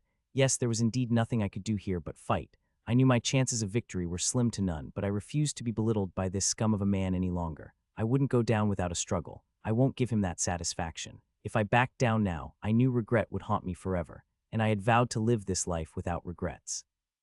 Besides, I'd be satisfied if I could land just one punch on that smug face of his. Just one punch. I gritted my teeth, hatred blazing in my eyes as I glanced up. I don't know how you justify a duel with a child, but if that's what the Duke wants, then that's what you'll get. Out of the corner of my eye, I saw Juliana palm her face, torn between vexation and disappointment. Honestly, I couldn't blame her. Who in their right mind accepts a duel against Arthur Kaiser Theosbane? Who does that? Apparently yours truly right here. Maybe I had gone insane too. I let out a sigh, watching my father's reaction closely. As I had anticipated, he was stunned, his surprise leaving him wide-eyed. He hadn't calculated this outcome taking him up on his challenge. He thought I would quietly concede and grovel before him like I had always done. Well, not today, not anymore, especially not against him. If I wanted to change my fate, I had to start by changing myself. The entire scene was one of disbelief and chaos. Those witnessing the unfolding drama were at a complete loss for words. Some spectators immediately took out their communicator devices and turned on the camera to record everything. The flood of likes and comments they'd receive once they posted this family feud online was unimaginable. Others stood in stunned silence, unable to clearly process what was happening. It was as if the world itself had come to a standstill. The cold wind of late December gently blew through the courtyard, carrying the faint scent of moist grass from the small gardens nearby. Above, the sky was a bleak canvas, gray clouds blotting out the sun and casting a shadow over everything below. It was about to snow. Amidst this unsettling backdrop, Juliana stood a few steps from Samuel, her emotions simmering beneath a barely calm exterior. To say she was mad would be the understatement of the century. Has this idiot completely lost his mind? She thought, glaring daggers at Samuel's back, her frustration practically radiating from her. She had known Samuel since they were both 7 years old. Juliana was brought to the Theosbane family mansion as a hostage, trained as a clan servant there until she awakened. After that, she was taught to serve as a shadow and was assigned exclusively to Samuel on his, 12th birthday. She couldn't even remember. It had been so long, but that was precisely the point. She'd known him practically all her life. She knew his quirks, joys, triggers, and fears. Well, to be fair, the youngest son of the Theosbane clan was an immature, entitled, brash, narcissistic, and somewhat sexist brat. He was also an elitist and had an ego bigger than his head, but despite all his shortcomings, there were not many things that Samuel really feared. He had faced men twice his size without hesitation and been beaten to pulp repeatedly. Yet he never stayed down. He spoke up against clan elders and other nobles multiple times without filter, not caring about any repercussions. He never stepped back from a fight, no matter who or what his opponent was. He had even slain 2 infant spirit beasts in the clan's dungeon after his awakening, and without any formal hunter training at that. Sure, those beasts were of the weakest level and extremely languished, but still. He'd shown no fear in that battle. It had even sent chills down her spine, and she was watching from a safe distance. He had gazed into the face of death more times than the number of years he had lived. She didn't know whether it was courage or stupidity, but it was definitely something. So yes, very few things in this world, if any at all, could frighten that boy, except for his own father. In front of Arthur, Samuel acted more like a subdued pup, timid and sheepish, too scared to even speak properly. It took Juliana some time to realize that he was not afraid of his father's strength like everyone else was. No, he was terrified of disappointing him, of not living up to his expectations, of failing to earn his father's love and attention. That, perhaps, was the only thing that truly scared him. In all honesty, Juliana couldn't fathom why Samuel wanted recognition from a man like his father, who was cruel and vile to the very core. But what did she know about the father-child relationship? Her own dad was taken from her by that very cruel and vile man. So, needless to say, Juliana was astonished to see Samuel not only speak up to his father, but also try to manipulate him today. The sudden audacity, where did he get it? Come to think of it, he had been acting strangely since he woke up yesterday, mistakenly using her full name, not lashing out or throwing tantrums, keeping his distance from her. Something was definitely amiss. It was as if he had become a different person, yet not entirely so. As if he had experienced an epiphany while he was unconscious. Did he hit his head too hard? Regardless, it didn't justify the madness of accepting a duel against Arthur. Why would anyone in their right mind do something like that? Just why? Juliana was more than a little irritated. Usually, she prided herself on keeping her emotions in check, but right now, she couldn't help it.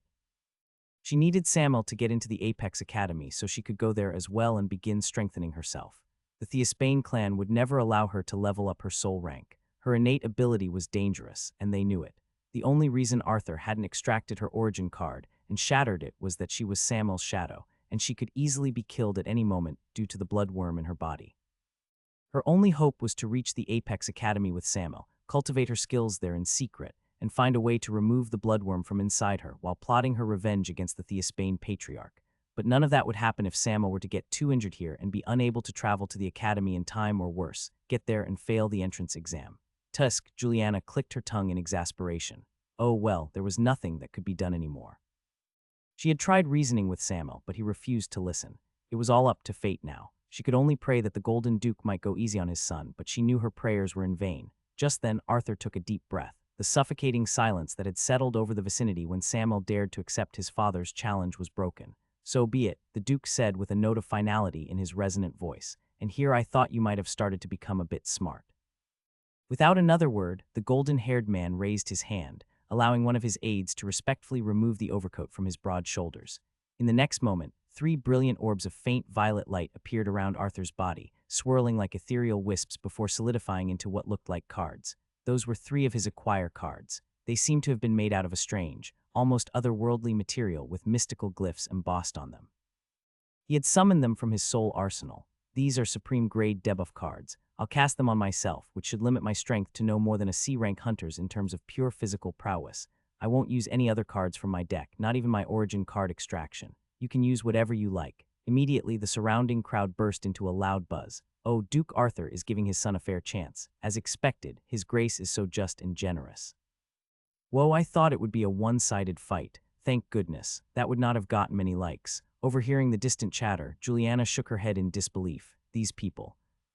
They were all fools, but it wasn't entirely their fault. Most of them were either mundanes or so low-ranked that they couldn't grasp the reality of the situation. The truth was that even with these handicaps, the fight was going to be far from fair. As one advances in soul ranks, their very existence elevates to a higher realm mentally, physically, and spiritually. The stronger they get, the more one with the world itself they become. Someone like Arthur, who had reached SSS rank, the extreme pinnacle of power, which was humanly possible to achieve. Someone who could even rival a monarch. No matter what limitations were placed on him, what tactics were deployed to stop him, or what cards were played against him. You couldn't outclass someone like that. Years of battle, hardened techniques, and fight experience couldn't possibly be equaled with petty tricks.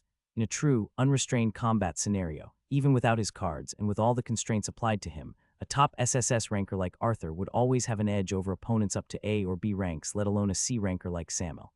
Basically, the outcome of this fight was already determined. "Hey, you," Arthur glanced at Juliana with a dismissive tone. The manner in which he called her made it seem as if he couldn't even remember her name. Well, she wouldn't be surprised if he didn't. She was but an ant in his eyes, after all, at least for now. Biting her lips, she deeply bowed her head, feigning sincere devotion. "Yes, your grace." Arthur turned his disdainful gaze back to his son while still addressing her. "Come here and officiate our duel." "Come here and officiate our duel." As soon as my father spoke those words, I took a deep breath. So it starts. Immediately, I summoned one of my acquire cards. It materialized above my shoulder in a flash of bright whitish-blue light and floated close to my body. Appraisal. It allowed its user to see their own status, estimate the soul rank of others, and showed general details of different cards and objects. Without hesitation, I willed it to display my status. Instantly, a blue translucent screen appeared before my eyes. Equal. Name Samuel Kaiser Theosbane. Spirit Essence 700. Soul rank C, absorb 300 essence to level up. Soul potential SS. Origin card Materiokinesis. Acquire cards: Fireball, Common Mistfall, Common Dash, Common Reflex Boost, Common Strength Boost, Common Honorbound, Common Noble Guard, Common Grimclaw's Talon, Common equal. Since my current soul rank was C, all I could use were common grade cards. However, my arsenal still boasted some of the finest common cards one could find anywhere.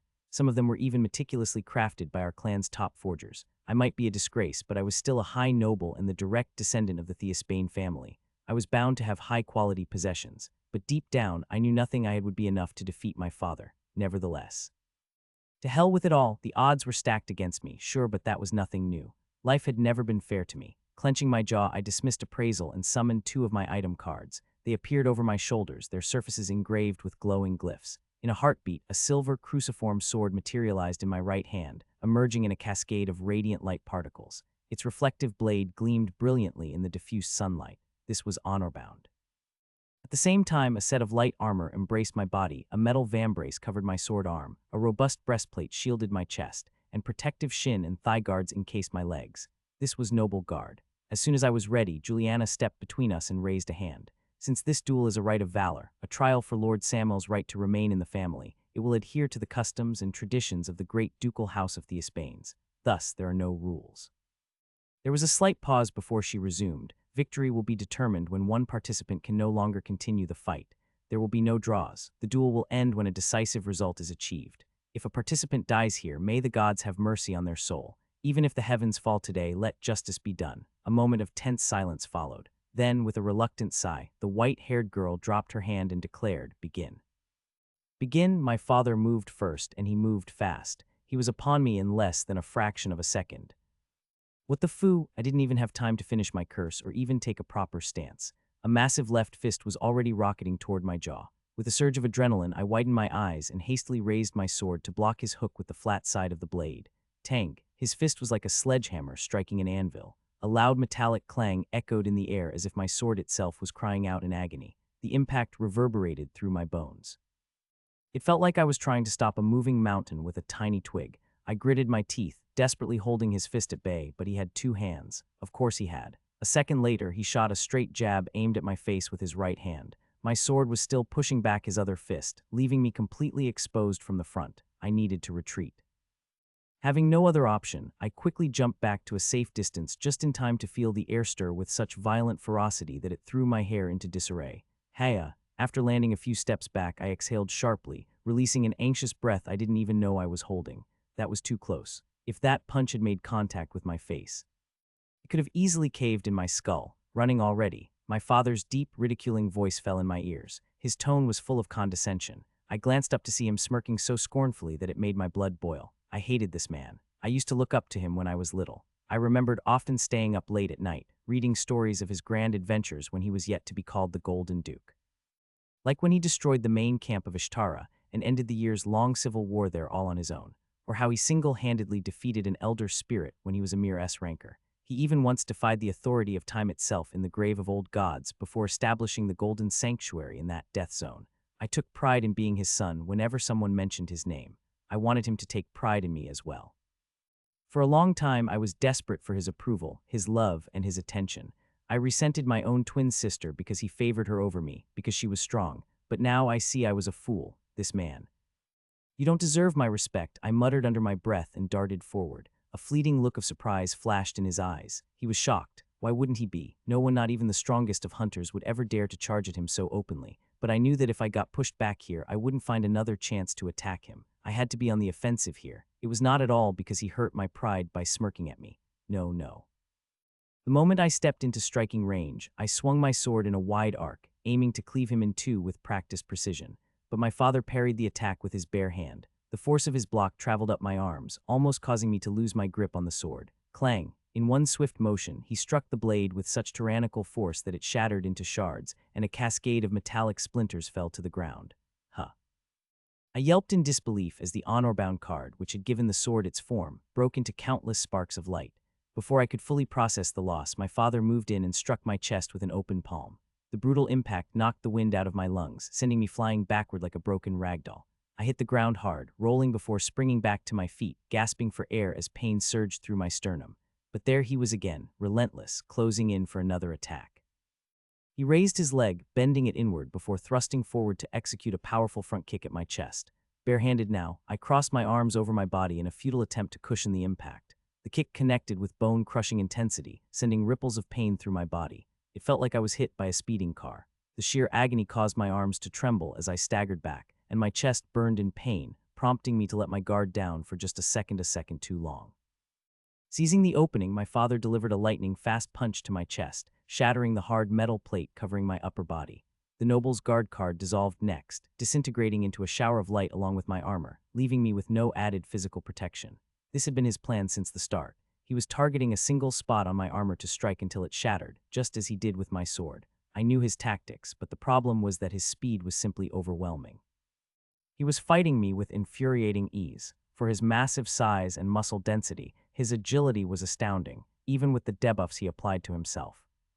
Maybe this was the gap between a C ranker like me and his SSS rank. No matter the constraints, I could never match his level. Not yet, anyway. Desperate and more than a little hurt, I hopped back a few meters to create some distance and drew a spell card, Fireball.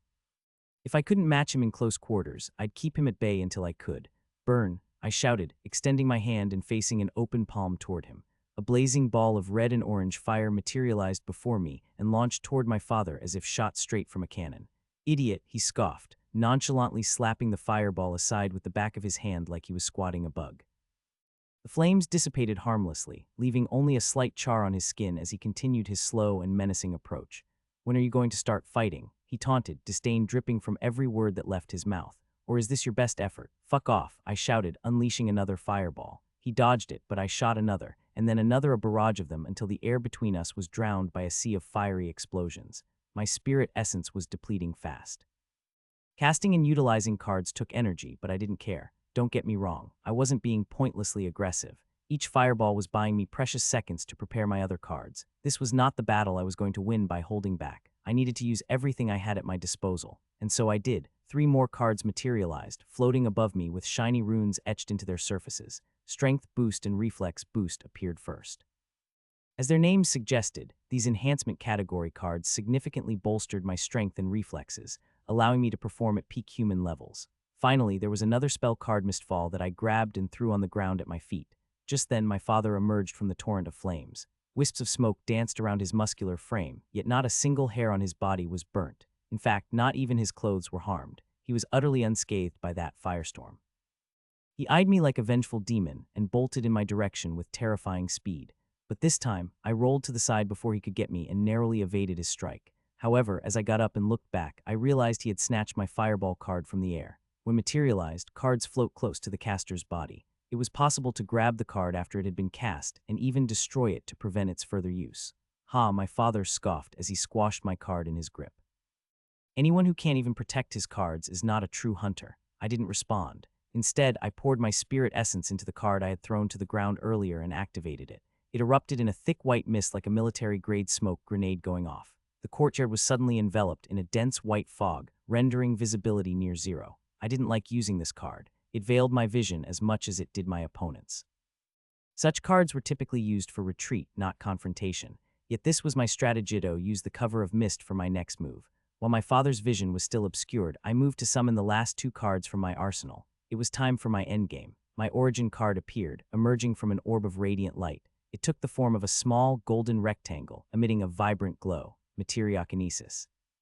This was the manifestation of my very soul, granting me my innate ability to manipulate matter on a simple level. It was my ace, my trump card. Just then, from somewhere deep within the mist, I heard my father's ground-shattering roar, filled with both anger and challenge. "Is this everything you have, Samuel? Give me everything." I quickly knelt, knowing he must have noticed the flash of light from my origin card's activation. I had to act fast. Placing my hands on the cold, hard concrete ground, I altered its material makeup. I knew he was coming at me, so I turned the ground under his feet malleably a patch of spongy, unstable earth. As expected, he stumbled, momentarily thrown off balance by the sudden change in terrain. Using that time, I reshaped the concrete beside me, transmuting a long handle that protruded from the ground. I stood up and yanked the handle, pulling out a massive battle hammer forged from the very same concrete that made up this courtyard, leaving a deep crater in its place on the land. With a weapon in hand, I charged forward, swinging it with all my might while the Duke was still regaining his footing. This was my chance, but my father barely flinched. He shifted his weight just enough to sidestep the blow, letting the hammer crash into the softened earth. And since I had put too much weight behind my swing, it was me who lost my footing this time. Unfazed, my father used that chance to whip his leg in a swift arc, slamming it into my torso with the momentum of his sidestep. Kuok, I coughed up a mouthful of blood as my body flew sideways. I used the hammer's weight to anchor myself and keep me upright, my feet leaving trenches on the mushy ground. Arg, it took every bit of willpower I had in me not to fall right then and there. His kick had broken several of my ribs. The pain was nearly overwhelming. Nearly. My muscles screamed with exhaustion, each fiber of my being pushed to its limit, but I refused to fall. With the last ounce of my strength, I reformed the battle hammer in my hand into a crude spear. It was thick and weighed as much as the hammer. After all, I couldn't create or destroy mass, only transform it. Taking a deep breath, I hurled the spear at my father, aiming for his heart. But in a display of his unyielding might, he grasped it mid-air and tossed it aside. Yet that distraction was all I needed. Dropping to one knee, I pressed my palms to the ground once again and channeled even more spirit essence into my innate ability, straining my soul to the extreme.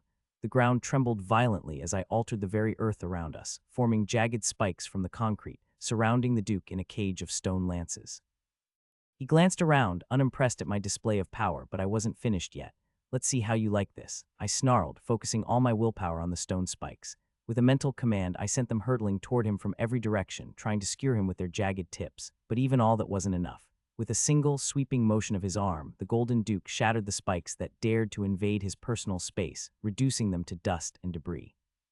Each swing was like the strike of a god, breaking through my defenses with raw, unrivaled force. He was unstoppable, but that was fine. I was prepared for this. As my father demolished my stone spikes and closed in on me with a fierce, predatory intensity, I triggered my final gambit. The ground beneath him softened again, only this time turning something similar to quicksand and trapping his legs. Got you. I shouted, seizing the opportunity as I charged at him for the third time since this duel began. My breath was ragged, my body screaming in protest, but I pressed on, driven by nothing but desperation and pure spite. The trap didn't hold him for long. In an explosive burst of energy, he willed his spirit essence into his legs, shattering the quicksand and freeing himself with ease. Then he moved in a blur and grabbed me by the throat. Before I could even realize what had happened, he effortlessly lifted me into the air. Grah, I choked, my feet kicking helplessly as I struggled against his iron grip. His eyes bore into mine, as cold and uncaring as ever. I have seen enough. If this is all you have to show for yourself, then I will end this now, he declared, though I couldn't help but smirk despite the dire situation. The mist was still surrounding us. Because of it, my father hadn't noticed the dagger in my hand, a wickedly sharp white blade with a black leather handle. Grimclaw's talon. Without any hesitation, I slashed his wrist using it. The blade cut deep, severing nerves and causing his grip on my neck to slacken. Oh, he murmured, barely registering the pain as he retracted his hand and let me fall to my feet. This was my chance. I stepped in closer to him as fast as I could and thrust the dagger toward his chest. The thing is, my origin card granted me the power to manipulate matter, but I wasn't yet on a level where I could disintegrate organic matter with just a touch. I couldn't deconstruct inorganic materials, either. All I could do was reshape and slightly alter their properties, like softening something hard, molding anything like clay, or turning liquid into solid. And yes, that included blood. To do that on a living being, to freeze their blood while it was still in their body, I needed an open wound, a direct conduit to their bloodstream. So this had been my endgame from the start, to just make him bleed and get close enough to touch him. That was why I let him destroy my armor and sword without too much resistance, so he would drop his guard and give me the chance to step near him. That was also why I used the cover of the mist to plan my next attacks. I even succeeded in the end somewhat. Earlier, I slashed his wrist, but he retracted his hand before I could touch it. But if I wound him again and moved before he could, then I would win, however. Thud, just as my blade neared its target, my father's hand came crashing down on my shoulder and dislocated it with a brutal chop. I lost my grip on the Grimclaw's talon. In a seamless motion, my father caught the dagger as it slipped through my fingers, and with indifferent cruelty plunged it into my stomach. Ahea! I couldn't even scream, the agony was so intense it robbed me of breath. I could feel the blade buried deep in my gut. The world spun around me as my mind reeled from the organ-rending pain. In the midst of that anguish, as I collapsed to my knees, I heard my father chuckle overhead, a cold and ruthless laugh. More than half of the hospital courtyard was enveloped in a ghostly white mist, obscuring the ongoing fight. The guards of the Theospain clan had pushed the gathered crowd, forcing them to step back and create a wide ring that served as a makeshift arena for the father and son to duel in. But with visibility reduced to zero, the onlookers were growing restless and impatient. What's going on? I can't see a thing. Whoa, did the ground just shake? Is this an earthquake? Can someone clear the mist? Don't we have any awakened here, and risk interrupting a duel between two Theospains? No, thank Waya, watch out. Then, all of a sudden, a massive stone spike burst forth from the mist, hurtling past the crowd and slamming into the ground with a thud. Had its trajectory been just a little to the left, it would have impaled several bystanders. Fortunately, no one was injured, but the incident only heightened the crowd's anxiety and curiosity. What the hell was happening at the center of the fog? Earlier, Lord Samuel had been struggling to keep up with his father, who appeared to have the upper hand in their fierce confrontation. Nothing Samuel did, not even launching a barrage of fireballs and raising a fiery hell on earth, slowed the Duke down even a bit. The fight seemed hopelessly one-sided until the young Theospain activated one of his cards, cloaking the entire area in a sea of mist. That happened a few minutes ago, and the ground had been shaking uncontrollably since then. Even Juliana was finding it hard to keep her nerves calm at this point. No, really, what was going on in there? Before the duel commenced, she was sure that Samuel would lose instantly, but as the battle progressed, it became evident that her young master had some sort of plan in motion. This was unexpected. In the past, Samuel's approach to combat was simple, an all-out assault designed to overwhelm and subdue his foes through sheer might, basically savagely attacking his enemy into submission. It didn't matter to him who his opponent was or how formidable they might be. He believed in hitting first and hitting hard. But today was different. Instead of mindlessly charging at his father like a brute, Samuel demonstrated a level of restraint and analytical thinking she had not expected from him. He had a clear goal in mind. His movements were precise and calculated, as if he was executing a carefully devised strategy. For the first time in a while, he seemed to be using not just his brawn but also his brain. It was not enough and it wasn't anything special.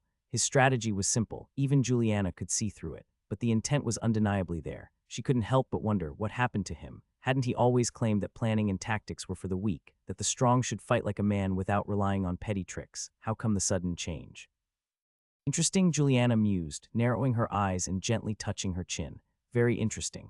But her intrigue quickly turned into a wide-eyed shock as the mist began to thin, revealing the chaotic aftermath of the battle. The land lay in ruins. Burn marks and deep craters littered the earth, while concrete lances jutted out through the debris like jagged teeth. The entire scene was one of utter devastation.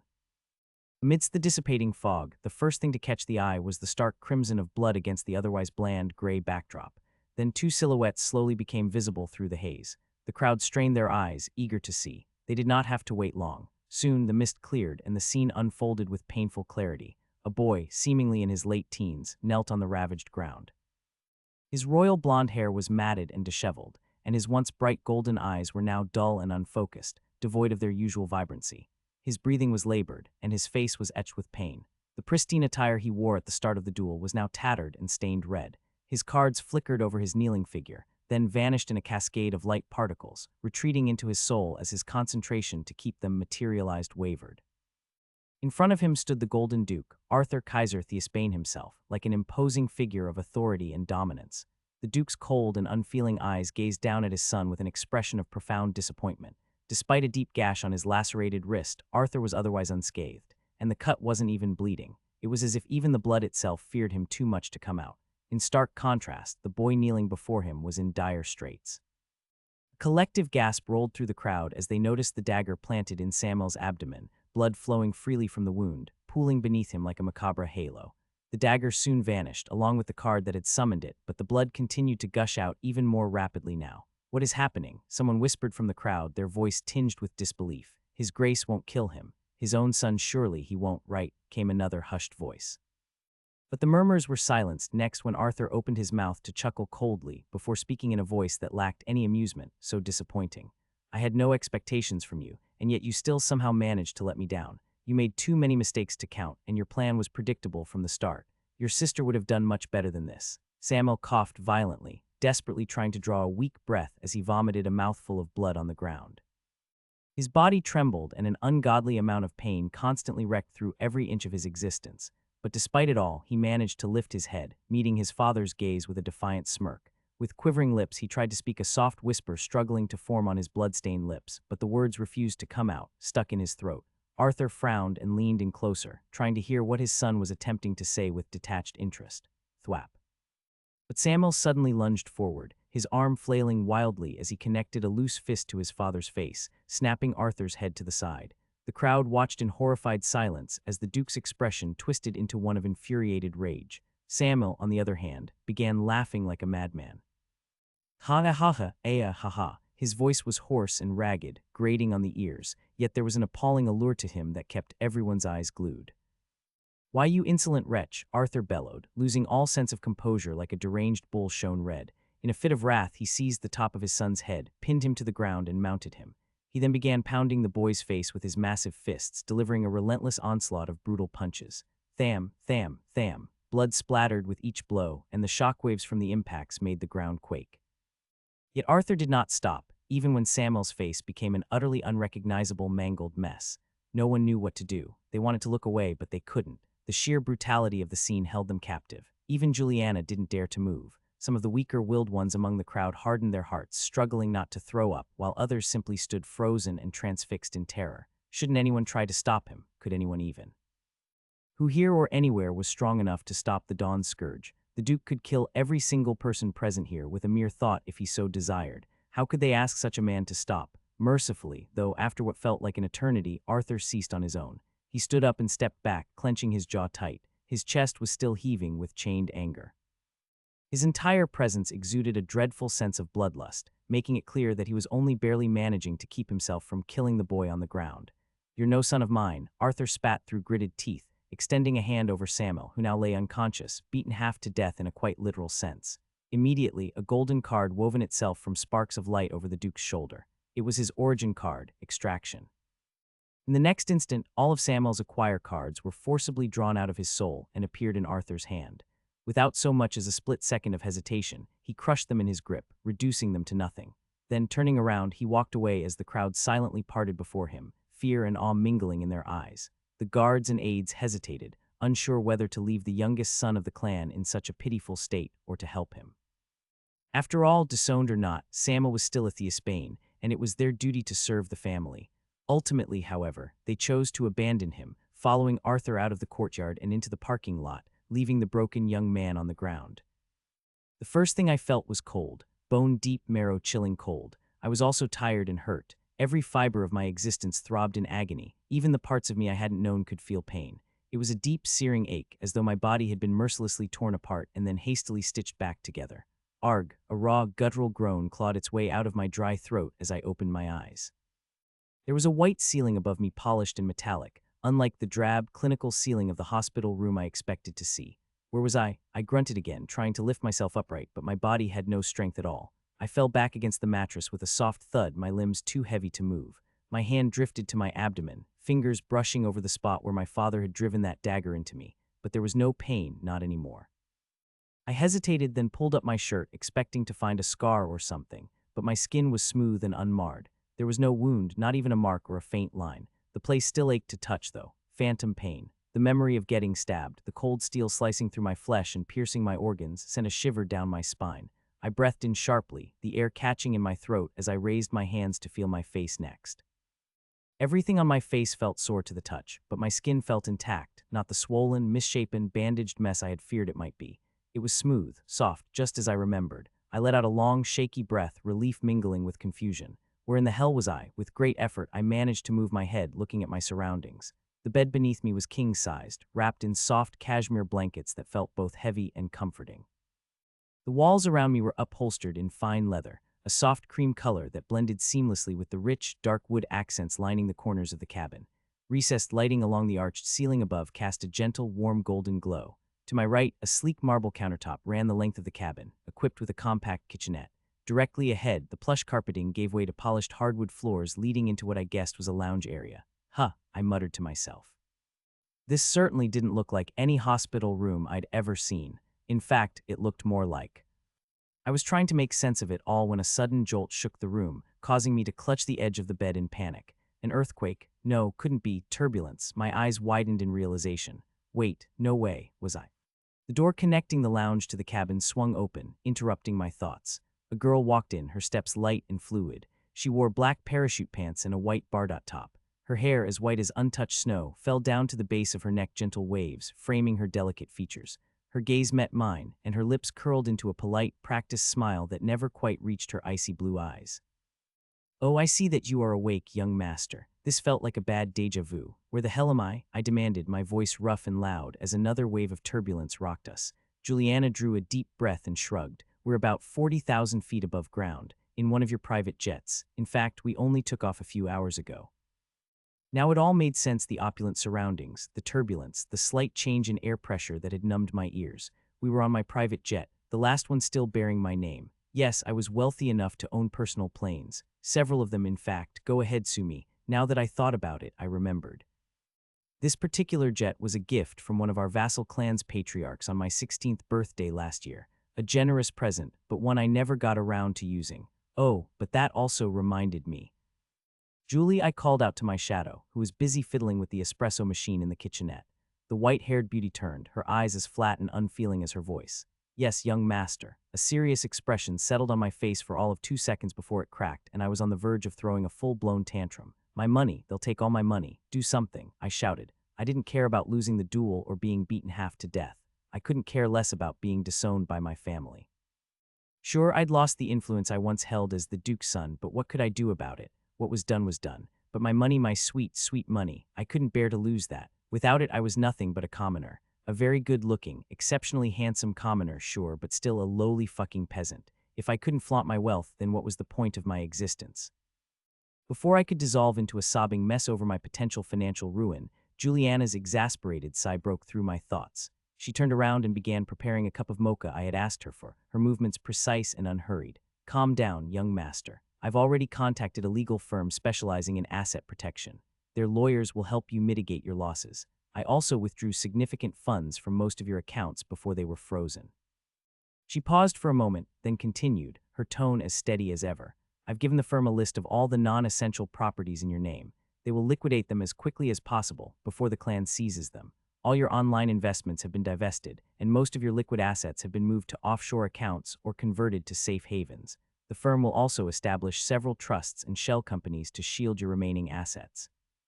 There was another short pause before I heard her sigh. She turned around to face me again from the kitchenette and resumed speaking. This jet and some of your other valuables are secure because they were in your name, not bought with clan money. But legally sanitizing the rest of the money for your use will take time. You may not have access to most of your funds for several months, perhaps a full year. This was already far better than I could have hoped for.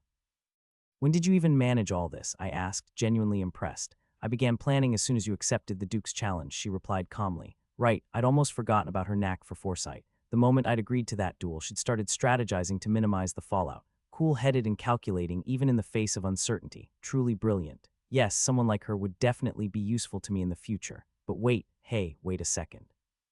You said you withdrew funds from my accounts, Julie. How did you even know my passcodes? I asked, raising an accusing eyebrow. For the first time since I had known her, Juliana seemed caught off guard. A flicker of something passed over her face before she coughed awkwardly and shrugged. Would you believe me if I said you told me once when you were drunk? Wait a minute, I remembered now. In one of the game's routes, during the classic excursion arc, when Samuel died early at the hands of the protagonist, Juliana stole all his wealth. This audacious gold digger. She had her eyes on my money from the start. Allah, I was furious, but then I supposed it had all worked out in my favor. Still, note to self, never trust this woman with money, especially my money. Anyway, Juliana walked over with the mocha, placing the cup carefully on the small table beside the bed. Here you go. Mustering my strength, I tried to sit up again. Pain shot through me like bolts of electricity, forcing a raw, agonizing cry from my lips. Arg, it feels like everything's broken. And like I've been sleeping for days, I muttered, struggling against the pain. I wish I was exaggerating. My ribs ached, my right hand barely moved, and the light in my left eye seemed dimmer than usual. I couldn't even close my jaw completely. That's because you sort of were sleeping for days, Juliana noted matter-of-factly, helping me sit up. You were unconscious for almost 2 days. Huh, what the hell? Wait, sorry, I forgot to ask, I stammered. Why are we even in my jet? Where are we going? Where else? She replied as if the answer was obvious. To the Ascent Isles. The entrance exam for Apex Academy begins in 4 days. The Apex Academy was unarguably the best hunter training institute around the globe. Why was it the best? For starters, it had state-of-the-art infrastructure, several famous hunters in the faculty, a harsh yet rewarding curriculum, and access to more than 50 portals. But that was just scratching the surface. In the game, the Apex Academy was the focal point of everything for the first 3 acts, starting stage of the story. The academy itself was located on one of the numerous massive floating islands known as the Ascent Isles. The main island was rumored to be as large as a medium-sized city from the old world, while the smaller islands orbiting it were each bigger than dozens of football stadiums combined. At the end of each year, these floating islands flew around the world, passing through all 4 safe zones east, north, west, and south before returning to the central.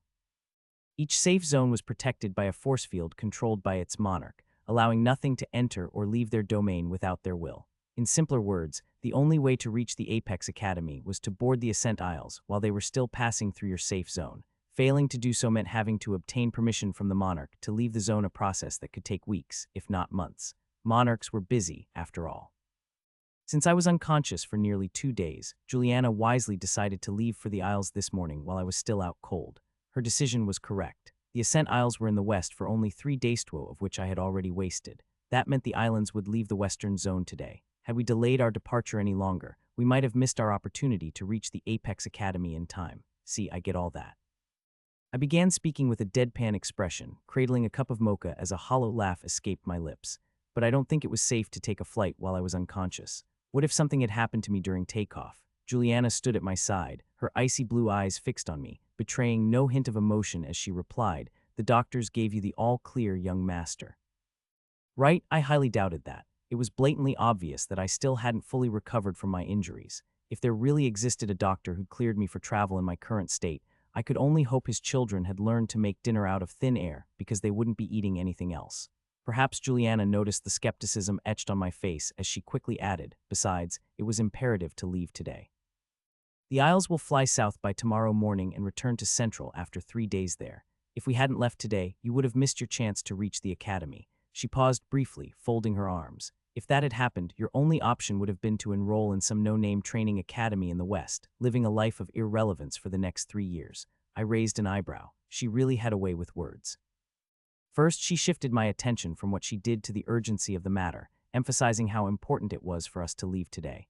Then, knowing how much I loved being in the spotlight, she indirectly suggested that I would be living a worthless life if I failed to get into the Apex Academy. She was good at manipulating the flow of conversation. Well, she was a true noble by birth. This skill should be in her blood or something. Taking a deep breath, I nodded and took a sip from the cup of mocha in my hands. It tasted way too sweet, just the way I liked everything. Juliana nodded back, faking her role as my devoted servant. She must think she has me convinced. As I said, the academy would be the focal point of the story for the next 3 years. There were going to be countless opportunities for me to grab there. Most of the main characters would also make their appearance there. So naturally, if I had any intention of changing this story, the Apex Academy was the place where I needed to start. If I may ask a question, young master. Juliana's voice pulled my attention. There was a note of hesitation in her tone. I turned to her, frowning slightly. Sure, go ahead. Why did you take up the Duke's challenge? That was not like you at all. Surprised by her remark, I scoffed. Fighting, not like me. On the contrary, that's all I know. No, I didn't mean the fighting itself, she clarified, shaking her head. I meant standing up to your father. Indeed. Why did I stand up to him? That was a good question. The old me would never have dared. In the past, I would have bowed my head, apologized profusely, and asked for mercy, doing everything to avoid his wrath, maybe even going as far as begging him not to throw me away like something worthless. But the old me was no more. I had changed when I remembered my past life. Those memories had affected me, altering the very core of my psyche. It was like being shattered and rebuilt anew, just on a non-physical level.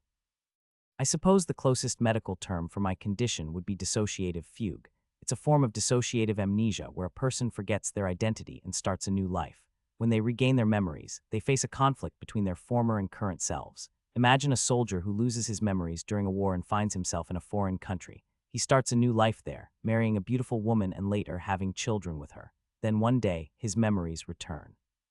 He realizes he's living among people who waged that same bloody war against his country and committed unspeakable atrocities. He loves his wife and children, cherishes his neighbors, and has grown fond of the country he once viewed as an enemy in the past. But that is his current self. His past self is still haunted by the war he fought and consumed with hatred. After all, because of this country and its people, he lost his friends, his family, and his home. He wants vengeance. His two personalities clash, tearing him apart until he can no longer bear the mental strain. In the end, he takes his own life. His wife mourns his death, and with no one to provide for the family, she works herself to exhaustion and dies as well. Their children are now on the streets, with not a single penny to their name and homeless. The big brother steals food from a restaurant to feed his starving little sister, but he is caught and shot to death by the police. The sister later succumbs to hunger and cold in an abandoned alleyway. Their family line ends. Well, fuck. That example turned dark pretty quickly. I shouldn't let my mind wander. Anyway, while my situation wasn't quite so extreme, I was still in a similar predicament. The personas of Samuel and Noah were at war within me. That's why I was unconscious for an entire day after regaining my memories. The clash between my two personalities had taken a heavy toll on my mind. But in the end, it seemed that my current identity prevailed. I was Samuel, not Noah. I still had Noah's memories and his experiences, though, which gave me a new perspective on my current life. This inner conflict led to drastic changes in my behavior. I had to reevaluate everything I had done until now, everything that I was. Not to mention, I also knew my fate, the direction in which my life was heading. That was why I accepted the duel with my father. I was tired of always kneeling before him. I was tired of being intimidated. I was tired of looking up to a man who didn't even bother acknowledging my existence. It was as simple as that. After all, finding out that you're nothing more than a minor villain in a world that's essentially a video game tends to alter your outlook on life. No, young master. Juliana's call broke through my reverie. I glanced up to meet her frigid blue eyes and sighed deeply. Because I wanted to, I replied with a shrug. Huh? She looked confused when she heard my answer. Because you wanted to? Yes. Finally, a flicker of emotion crossed her usually impassive face. It wasn't a look of approval. Instead, she gazed at me as if I was crazy, but I was only being honest. You fought the Dawn's Scourge himself, someone who is said to even rival a monarch because you wanted to, that's right. Isn't wanting to fight someone reason enough? I accepted his duel because I felt like punching his face. An awkward silence hung between us as she considered my words. Eventually, she wore her usual stoic face and nodded. I see, she said, nodding her head low enough to be considered a beau before turning to leave. I'll be in the lounge, young master. You should rest. With that, she vanished from sight. Not to exaggerate, but this private jet of mine was as luxurious as it was big. A 7-star flying hotel suite would honestly be a more accurate term for it. Right outside my personal cabin, a sleek ramp connected to a classy lounge. The lounge was spacious, with plush sofas and a large mahogany center table positioned in front of a mini bar. The small bar itself was elegantly furnished and stocked with some of the finest, most expensive liquors money could buy. Ah, the life of the rich. How could I ever grow bored of wealth? How could anyone? Who said money can't buy happiness? I mean, they were probably right, but it's better to cry in a private jet like this than on the streets, right? Anyway, beyond the bar, separated by a sleek glass door, I was in the cockpit. There were no pilots. In this day and age, vehicles didn't need a human handler. Artificial intelligence did all the arduous work that humans were either too lazy or too inefficient to carry out. The Third World War and the emergence of spirit essence, along with the portals, set the world back a few years, but humanity recovered. Adapting is what our race excels at, after all. The humans used their newfound superpowers and the mystical resources from the spirit realm to enhance their technology. Industries advanced, new developments cropped up, and the problems of the past seemed almost quaint. World hunger, energy crisis, 9-to-5 jobs, all things of the past. Cities were maintained by worker robots, cars drove themselves, ships sailed on their own, and planes like this one could fly across the globe without anyone ever touching the controls. That was how Juliana summoned this jet to the hospital where we had been. A few taps on her communicator device and the jet piloted itself to our location. After boarding it, she simply input the coordinates for Ascent Isles, and we were off. Brilliant, right? The world was a paradise. Only it wasn't. World hunger was only a thing of the past if you were rich. The energy crisis was solved, but only the elites reaped the benefits. Inflation was still sky high, and while the big cities were maintained, the slums were left to rot. People still had to work. In fact, it was hard to find many mundane jobs nowadays, despite the supposed convenience of AI. If anything, the gap between the rich and poor, luxury and struggle, had only widened. The world was indeed a paradise. But only for the top 1% of the population. The elites, the ruling class. Only they flourished in this new age, profiting off the desperation of those below them who clung to the fading hope of a better life. The world was a utopia constructed on the foundation of crushed ambitions and broken dreams. I guess nothing has changed. No matter the era, the world's always the same. Shaking my head, I sighed and slumped down on the pilot's seat. I tried sleeping earlier but couldn't rest for long.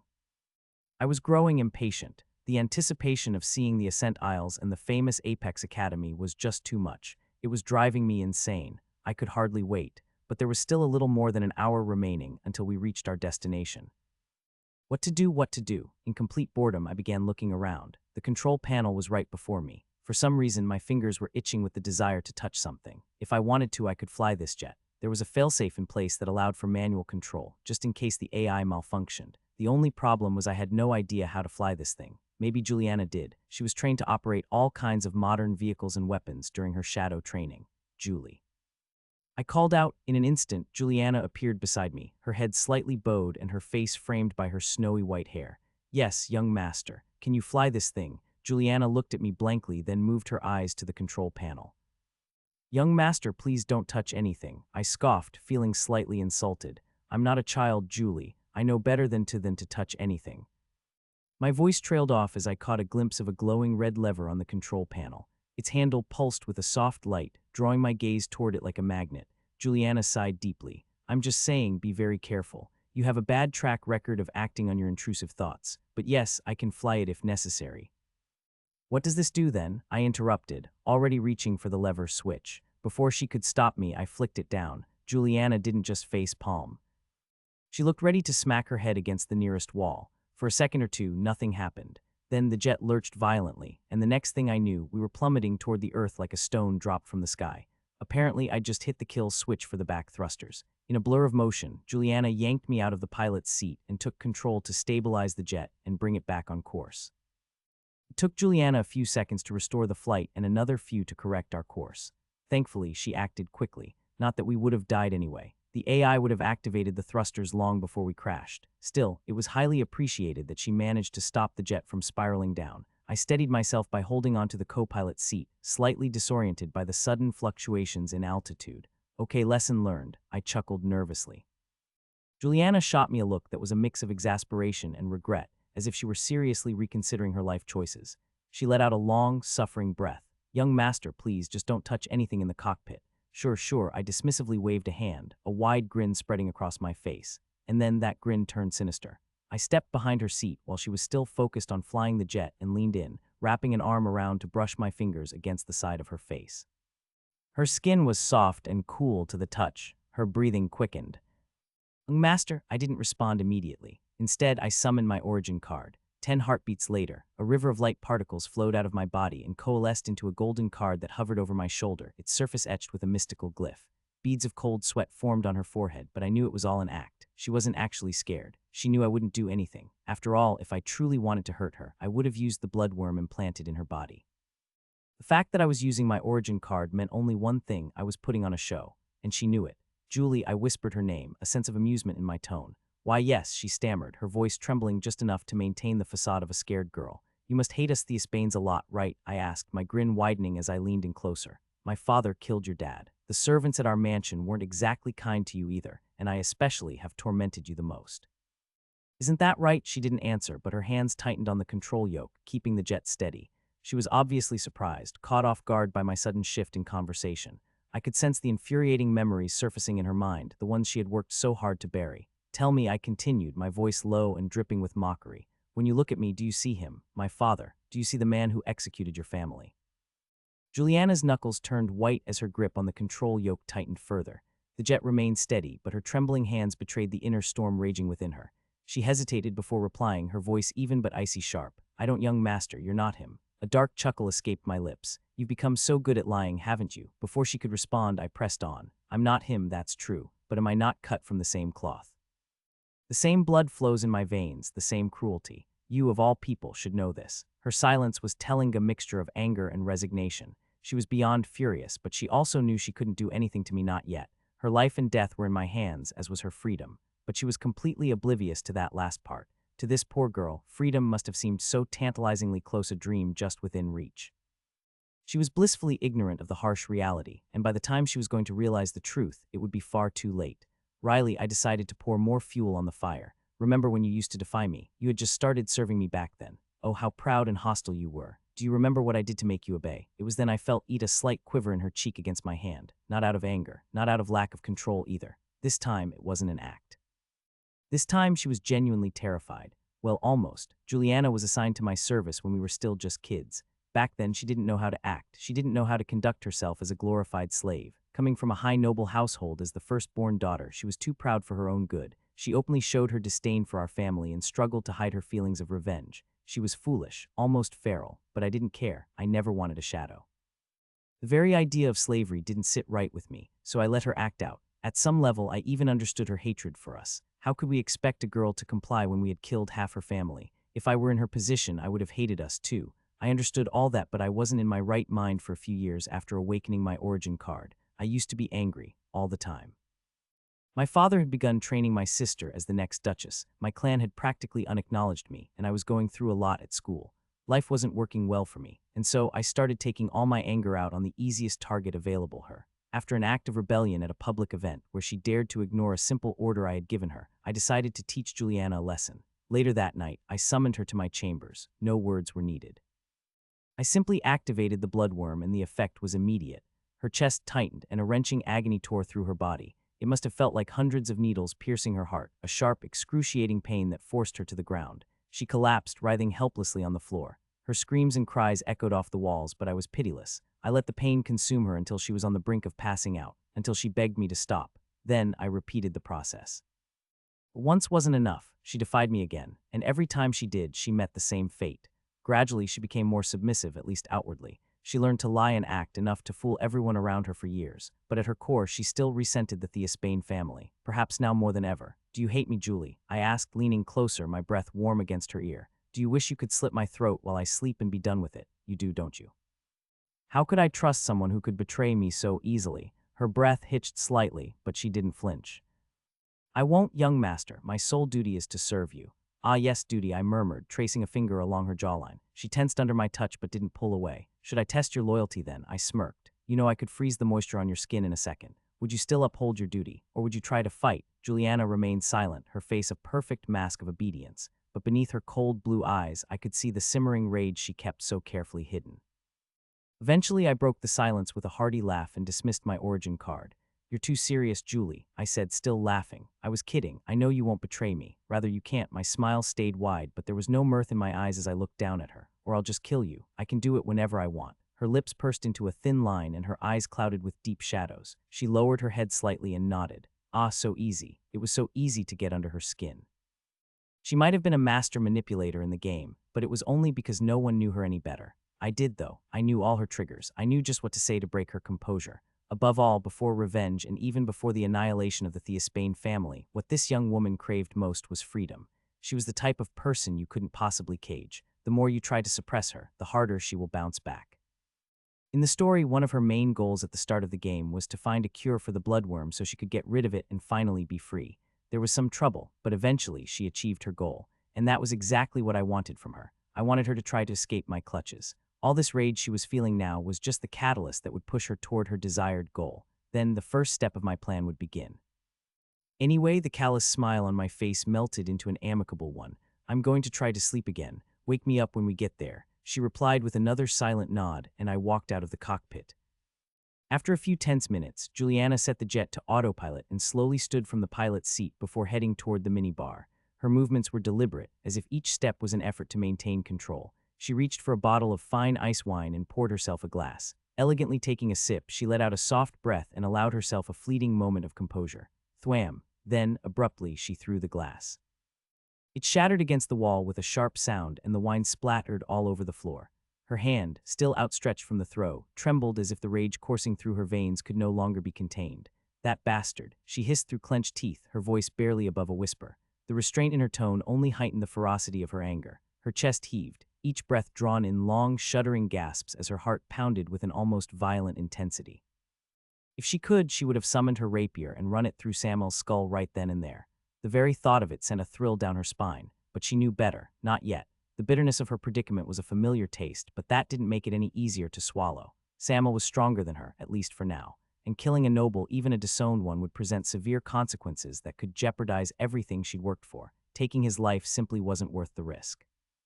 Yet a question gnawed at her. Had Samuel chosen to provoke her today? What was he playing at? There had to be a reason, right? Was he planning something, or was this just one of his twisted pranks? It wouldn't be the first time he did that. Juliana didn't know. Usually she was good at predicting his moves, but lately it was almost as if he had become a different person.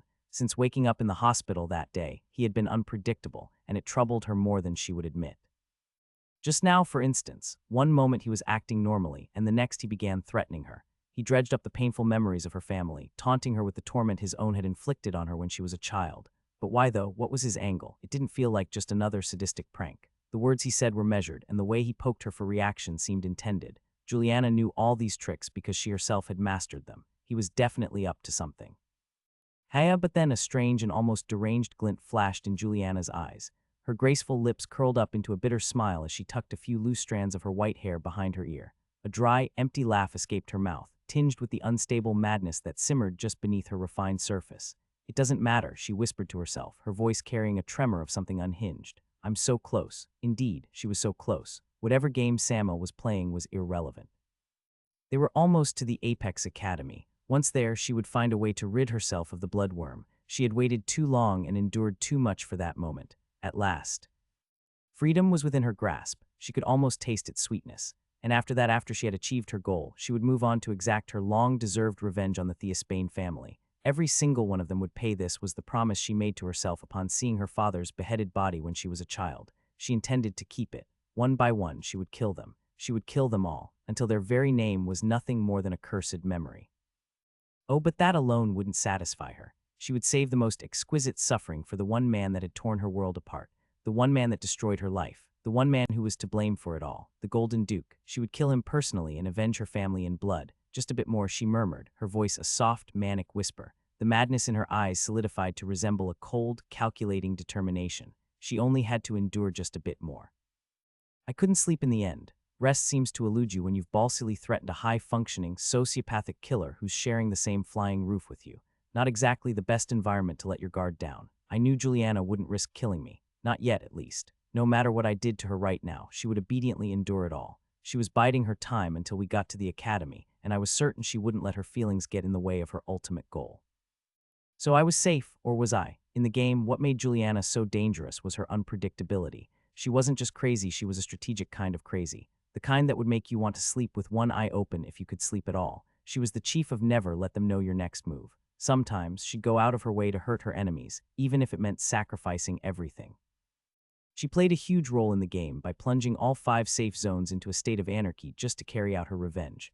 Because why not? Hell, there was this one time when she almost died trying to lure a monarch into a trap. She almost died over a plan with the success rate of a coin flip, risking her life for nothing but a tiny sliver of hope for victory. That's either commitment or insanity. Honestly, it's a fine line with her. The reason this girl was so terrifying in the game wasn't just because she had no loyalty, no morals, and no restraints. It was because she was completely untethered by anything remotely resembling common sense. One day, she'd help the poor like some benevolent saint. The next day, she'd burn down the slums because someone there looked at her funny. Then she'd extend a hand of friendship to some unsuspecting soul, only to stab them in the back a day later. She'd do you a favor and not ask for anything in return, leaving you confused and paranoid, waiting for the other shoe to drop. One moment she was the smartest, most logical person in the room. In the next, she'd turn into a madwoman, shredding all sense of sanity and going after her enemy like she had nothing to lose. So yeah, while I knew she wouldn't kill me in my sleep, I wasn't going to bet my life on it.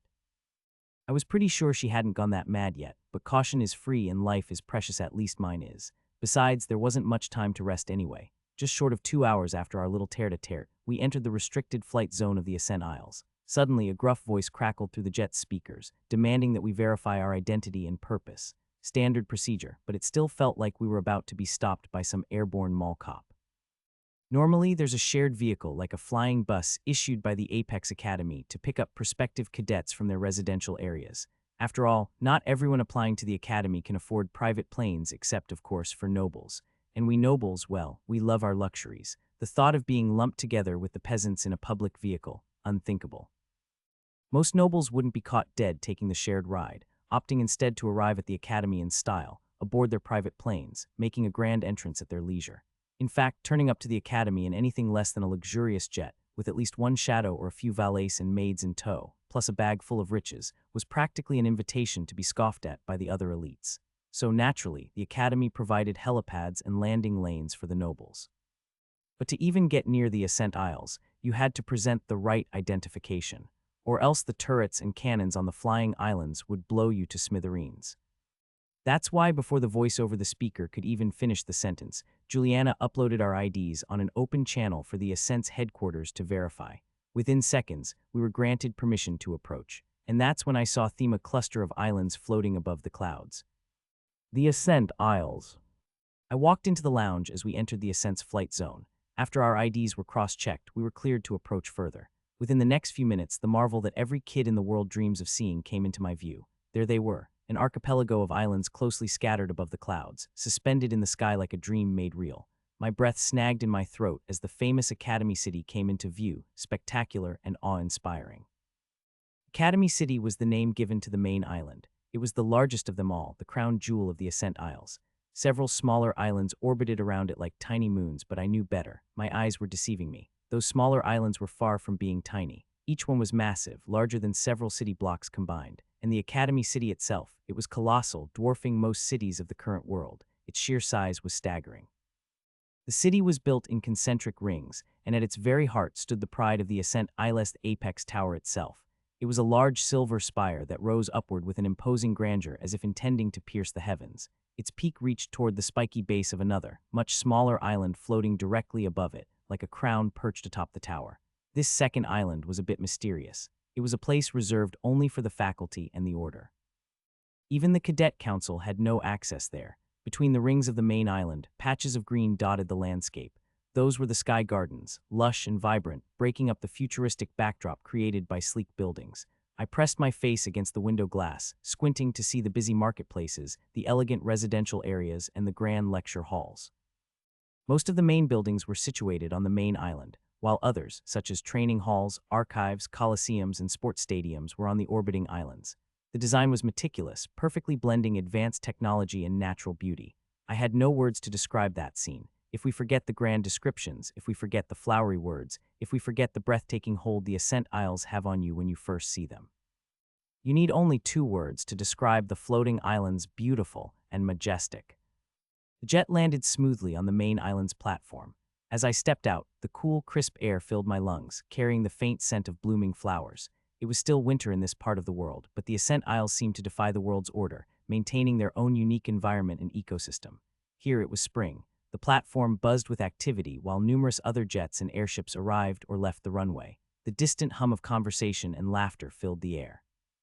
I looked around, unsure of how to feel. Everything was a blur. It was surreal, and the absurdity only heightened as I got off the metallic ramp and stepped onto the concrete ground. Something so massive, something so sturdy was floating so high in the sky. Impossible. It was an impossible feeling. My knees felt weak and I was lightheaded. I lifted my gaze to look at the Academy Tower. It was even more impressive up close, its surface gleaming in the sunlight, intricate designs and runes adorning its facade.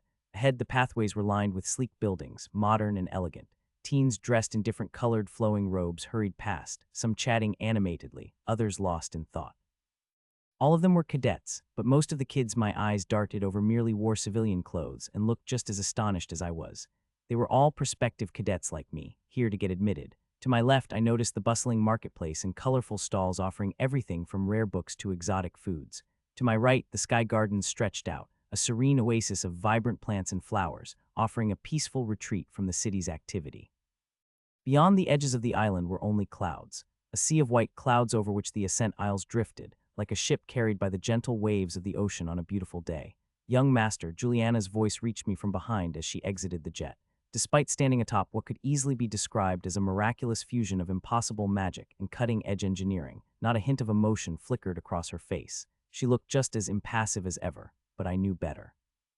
Inside, she was probably dying of exuberance, not because of the breathtaking scenery around us, but because she was now one step closer to her ultimate goal.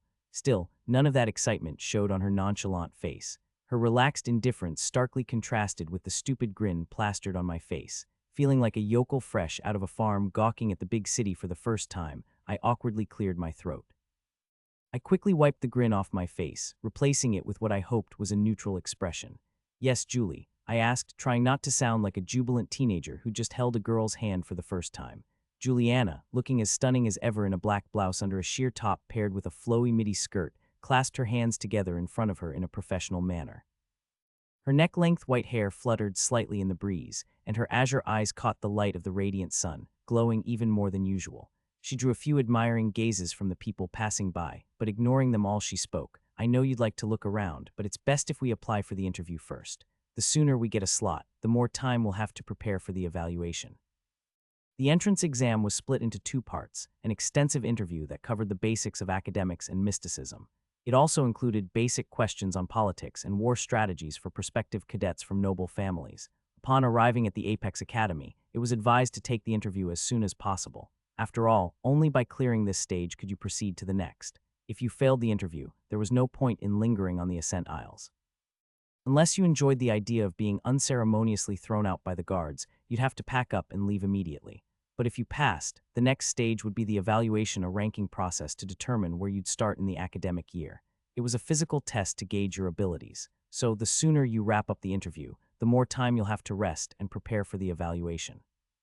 Besides, you couldn't find a place to stay here on Ascent until after passing the interview, so delaying it was pointless. I nodded. "Yes, let's go." Before I could take a step, my white-haired shadow called out, "Though we have a problem, young master. What are you going to do about the tuition?" Right, that was indeed a problem. After clearing the interview stage, your tuition was determined. If you were dull, you'd be charged more. If the masters deemed you smart, you'd have to pay less. Either way, you must pay up front for an entire term after clearing the interview. Lodging fees were considered as well, but that was the precise problem. I had no money on me right now. Well, none that I could actually use. I wasn't very liquid. What did Samuel do in the game? If I remember correctly, Samuel forced Juliana to sell her acquire cards at this point in the story. The thing is, Samuel's acquire cards were given to him by his clan. So Arthur confiscated them all before banishing him. However, Juliana had to build her deck on her own. No one gave her anything. She took on the oddest and most exhausting jobs around the clan, scraping together every bit of cash she could. even lowering herself to entertain some noble young lords and ladies. Come to think of it, she endured their whims with gritted teeth, all for a mere few thousand credits here and there. And after 5 long grueling years, she finally saved up enough to purchase 6 cards. They weren't much, but to her, they represented everything she had to sacrifice: her pride, her time, and even her self-respect. That's why she was so reluctant to sell them. But Samuel threatened the use of Bloodworm and forced Juliana to pawn those cards to cover his tuition. And yes, he only paid his own, leaving her to figure out how to pay for herself. She somehow managed in the end by selling her family sword. But in hindsight, I think that moment was likely the final straw for her. It turned her resentment into hatred, making her responsible for many of Samuel's death scenarios in the story. In the game Roots, where Samuel survived all the significant events like the carnage during Class Excursion, his fight with Alexia Zinks and Michael Godswell, and even the confrontation with Asmodeus, Juliana was always the one who finally killed him. All his paths ended with her. She was his final death flag. I gulped hard, my throat making a dry clicking sound as I looked into the distance. I could see a pawn shop just across the first alley in the bustling marketplace. Maybe Juliana followed my gaze, and her already pale face drained of color, turning ashen. She knew me well enough to predict that I was too selfish to sell my own belongings. That only left her possessions. But before she could let those thoughts run wild, I rolled my shoulders and turned to her. "It's fine. I'll manage the tuition. Do me a favor and get our names registered for the interview." She simply stared at me for a moment, her long eyelashes fluttering in disbelief. It was as if she couldn't believe her ears, as if she had failed to predict me again. She had been so sure of what I would do that she couldn't comprehend my words, so I repeated myself. "Go and file our names. I'll handle the fee and meet you wherever the masters are conducting the interviews." She allowed herself to blankly stare at me for a few more seconds, her confusion deepening. Then, as if reluctantly accepting my words, she nodded and turned away, walking off slowly. Like most things material, money had never been a problem for me. Born into one of the world's wealthiest and most influential noble families as the youngest son, I enjoyed all the riches that came with my title. In simple terms, I had a silver spoon lodged up deep in my mouth from the moment I was born. Privilege doesn't even begin to describe it, as is the case with most nobility. And now, even after being practically banished from my family, money still wasn't much of a concern. If worse came to worst, I could always pawn my jet and other valuables on the black market.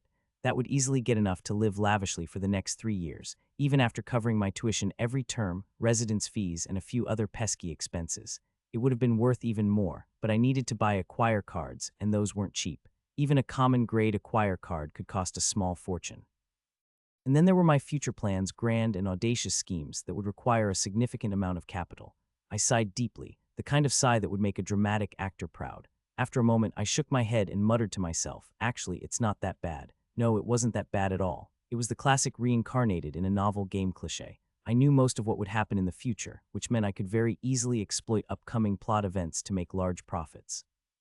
All I needed was time, but time was the one thing I didn't have. By the end of the day, I would be going through the interview. I wasn't perturbed about the interview itself, but rather the tuition that would be set for me. As I said, the tuition was based on how well you performed in the interview. Do well and you might be charged less. Do poorly and you better start looking for someone to buy your kidney. Both kidneys, actually, and maybe a few other organs.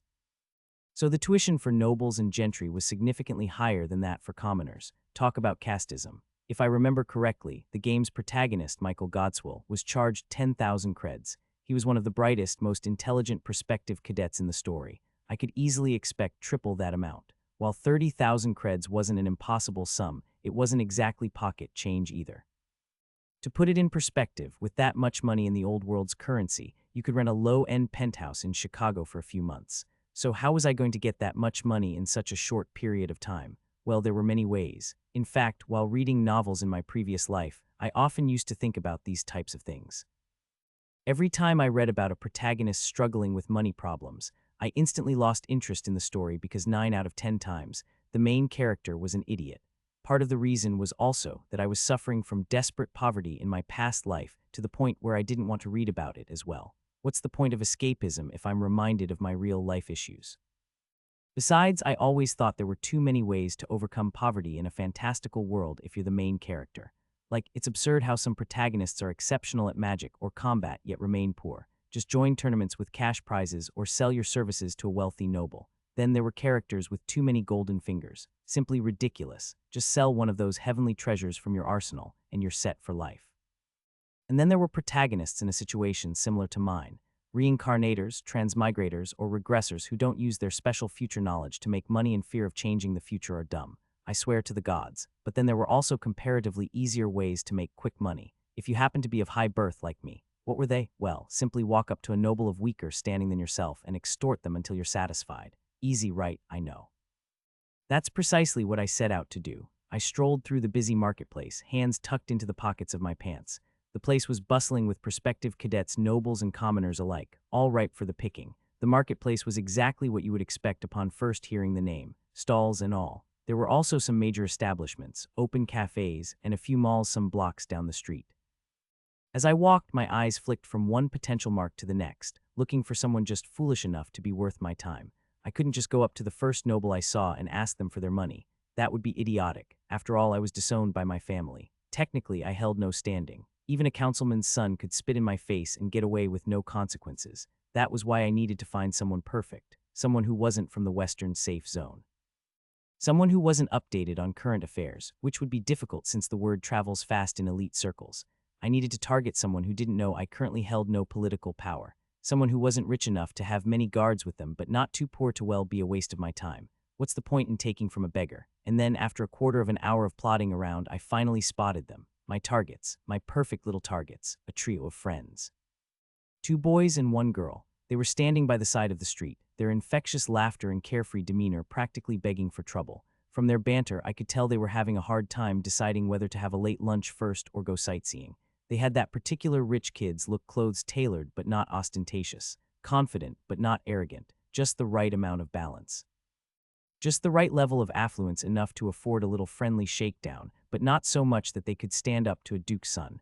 They were low nobility, perfect. I approached them with a lazy grin, my hands still stuffed in my pockets. The academy was severely understaffed during this time of the year. Most of the cadet council had graduated by now. More than half of the senior cadets had already left for home to enjoy a little time off, and almost all the masters were busy with the interview or a myriad of other preparations to welcome a surge of prospective cadets. Yes, some senior cadets were still roaming the streets, but they were too few to manage the overwhelming crowd. They were merely keeping an eye out for anything serious. So this was the perfect time to carry out the sort of nefarious plan I was brewing.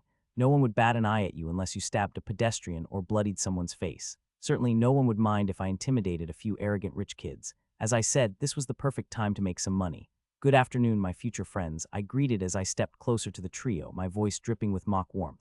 Or should I say potential sponsors? They stopped talking, turning their heads toward me. The tallest boy, clearly the unofficial leader, sized me up. He had that bored, aristocratic look, suggesting he could never be bothered to care too much about anything. I knew that look. I had it on my face all the time. The other was a shorter, thin boy with big round glasses that covered more than half of his face. Standing between them was a petite young woman with light strawberry blonde hair. All of them were dark-eyed and fair-skinned, with the slightest tint of blue around the edges of their pupils.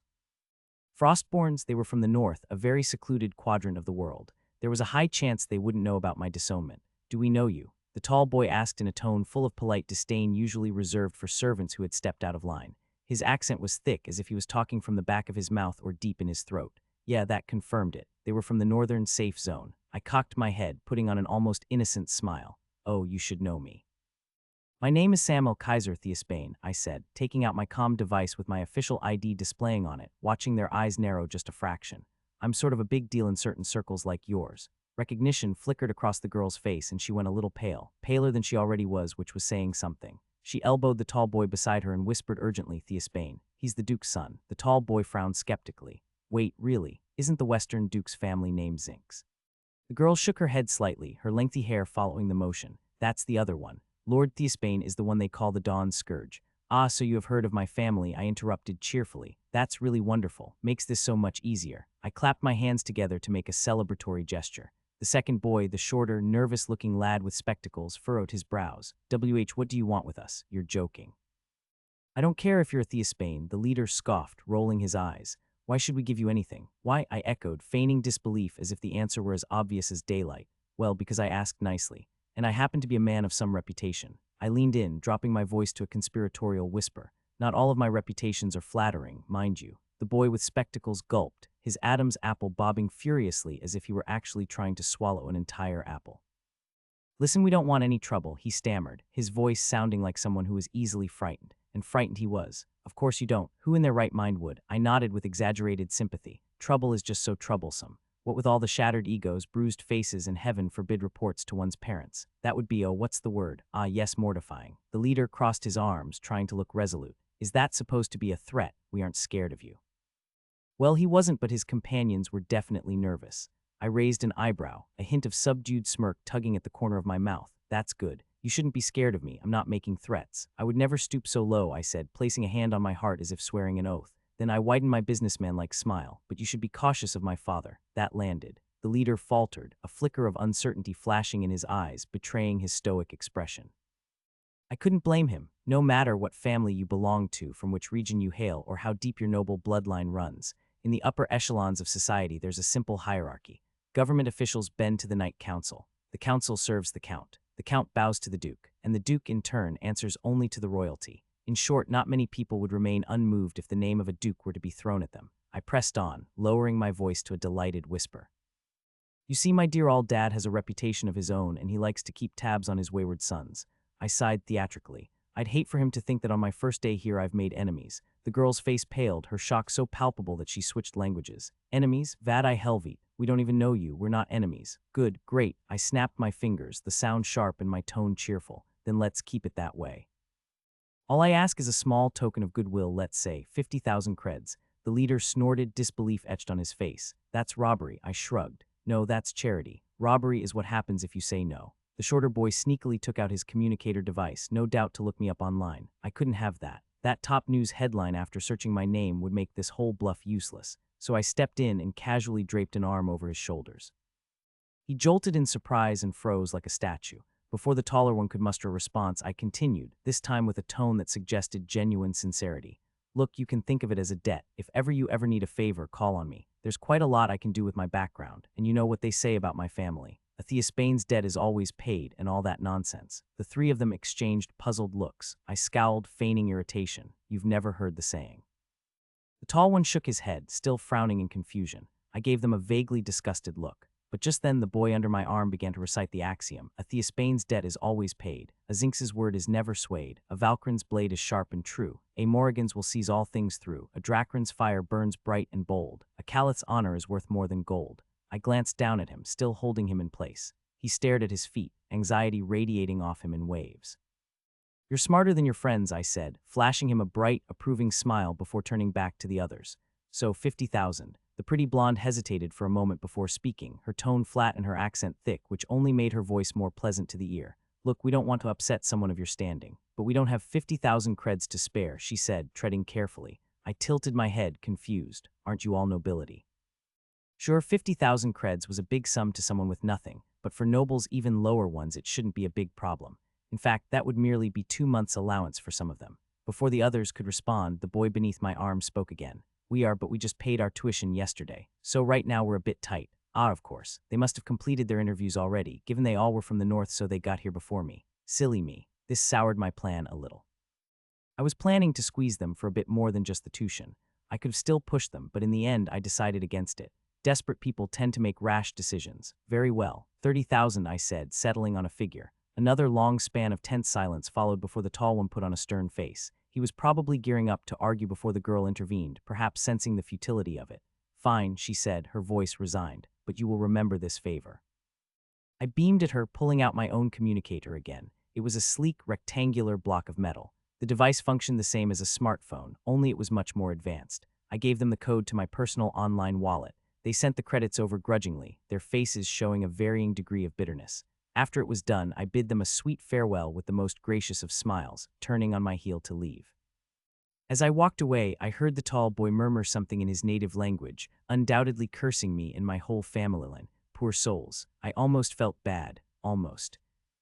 After my little escapade with the Frostborn trio, an odd sense of satisfaction settled over me, like the lingering warmth of a well-aged brandy. The thrill of the con was intoxicating, smooth and heady and dangerous. It had been easy to con those background characters, almost too easy, like leading lambs to the butcher's block. Such was the power of influence. Nobility reigned over this world. The higher your title, the less people there'd be to oppose you. Dukes as such were considered high nobility. Any scion of a ducal house was untouchable, protected by their clan's inexhaustible resources and influence. protected by a reputation so formidable that not even the most foolhardy would dare challenge it. To insult or challenge me was to court the wrath of my clan, and who in their right mind would want that? Any slight against me could easily ripple back to my father. I knew better than most what that could mean. After all, I'd walked away from crimes using his name, crimes that would have gotten even a lesser noble locked up in juvie for years. Of course, I didn't have his protection or the weight of my title as his youngest son anymore. But that didn't mean I couldn't toss around his name one last time, swindling money out of a few unsuspecting fools. Would I face consequences for my actions later? Sure, but I'd let my future self worry about that. For now, I whistled a cheerful tune under my breath as I strolled through the academy campus. Actually, calling it a campus felt like an insult. The main island was as large as a sprawling city, entirely devoted to the academy, so it was known as Academy City. To give an example of how big it would be impossible for me to tour the whole city in a day, even after using the campus cabs and trains that ran all over the island. Thankfully, the main building, the Apex Tower, was just a short walk from where I was in the bustling marketplace. I ambled leisurely, taking in the sights around me. Overhanging trees lined the stone pathways, casting cool shade on the street below. Elegant lampposts stood along the way, and the air was filled with the lively chatter of people. I passed by cafes and I passed by stalls. I passed by a small group of friends who seemed far too happy to be here, and I passed by a young man sobbing quietly on the cobblestone sidewalk, likely rejected in the interview. I passed through the crowd like a leaf in a storm, watching the scenery around me in wonder. This place was the main setting for the first 3 acts of the game, and now I was here. It was a strange feeling, strange knowing what would happen in the future, what fate had in store for this world. Strange realizing that more than half of all these people would not survive the next 3 years. It was also a terrifying feeling. I kept my head low and walked until I arrived at the heart of Academy City, until I reached the Apex Tower. The tower gleamed in the sunlight, countless runes and glyphs shimmering on its silver surface, glowing in shifting hues. The edifice appeared to be made entirely of metal, yet without a single seam or joint. It was as if this enormous monolith was forged from an impossibly large block of uncut metal. Arched windows adorned its facade, and its spire reached skyward, as if trying to touch the heavens themselves. I passed the guards at the entrance, unsurprised to find that the interior of the building was no less impressive. The entrance hall was a cavernous space, its high ceilings supported by towering columns. Archaic chandeliers hung from the rafters, twinkling like distant stars. The floor beneath my feet was a grand mosaic of rich, dark tiles. The polished marble walls were adorned with tapestries and recessed lighting, with sleek display screens here and there showcasing the day's schedule. Despite how large it was, the hall felt crowded. There was a sea of people here, some looking lost while others gazing around in amazement. Drawing a sharp breath, I navigated through the throng, eventually finding an elevator to take me to the second floor. Juliana had texted me the location for our interview. Room 42, Lecture Hall B, that was where we were summoned. The hallways on the second floor twisted and turned as I made my way, passing rows of wooden doors, each marked with a polished brass plaque. Faint scent of varnish and citrus filled the corridors, pleasant and comforting in the cool air-conditioned atmosphere. People here moved with urgency, eyes frantically looking around, expressions tense. There was a tautness in the air, like a bowstring stretched to its limit, ready to snap at any given time. Finally, I reached the entrance to the lecture hall I was searching for. With a firm push, I opened its doors and entered. The room stretched wide and deep, arranged amphitheater style, with rows of seats descending toward a central podium. Most of the seats were occupied by prospective cadets, some nervously clutching their registration papers, others whispering in hushed tones. The lecture hall buzzed with anticipation, crackling with the kind of energy that only comes when too many people are gathered together in a confined space. All were hoping to make a good impression, all wondering if they'd done enough, all praying that today would be their lucky day. My eyes swept across the room, searching for a familiar face. It didn't take long to find her. Juliana sat near the back, alone, her posture relaxed and composed. She tapped a finger against the long curve of the table in a steady rhythm, her expression distant. A few people lingered nearby, drawn to her like moths to a flame, yet keeping a cautious distance as if they feared getting burned if they ventured too close to her. Smart decision. I made my way over, weaving through the rows of chairs. Juliana didn't look up as I approached her, but I knew she felt my presence. She seldom let her guard down. There was always a subtle shift in the air when I was near her, a tension that could make the hairs on the back of one's neck stand up. "There you are," I said, sliding into the empty seat beside her. She finally turned to me, her icy blue eyes narrowing slightly as she lowered her head in an attempt to make a respectful bow. "You're late, young master," she said, her voice cutting but low, sharp but obsequious. "I was busy," I replied with a small grin, not bothering to hide the amusement in my voice. "I think I'm going to enjoy my time here." A brief silence stretched between us. Then, when she was unable to contain her curiosity, Juliana asked with a mix of indifference and eagerness, "You managed the money?" "Obviously," I said with a huff. "I found some friendly lesser nobles from the north. They were more than willing to give me their creds once they learned of my background." Juliana's head snapped toward me, her eyes growing wide in disbelief. "You used your father's name." I shrugged. "I won't lie." At that moment, Juliana looked as if she might strangle me. She was almost ready to throw up her hands, but somehow managed to calm herself down in the end. After a moment, she shook her head with an exasperated expression. Then she started speaking in a slow and patient manner, dragging out each word like she was explaining something to a dim-witted child young master. "What do you think will happen when these northern nobles find out you don't have your clan's protection? And your sister? She's starting her academic year with you. What do you think will happen when she hears of this?" "Arg," I rolled my eyes, letting out a frustrated grunt. "You have a special talent for sucking the joy out of everything, you know." Did she really think I hadn't considered the consequences? I did, but I've always been the one to act first and think later. Planning ahead of things strips the fun out of life. Juliana, meanwhile, resisted the urge to facepalm and was about to deliver another lecture with a deadpan face. Thankfully, before she could continue her tirade, the doors to the lecture hall slammed open and in strode a woman.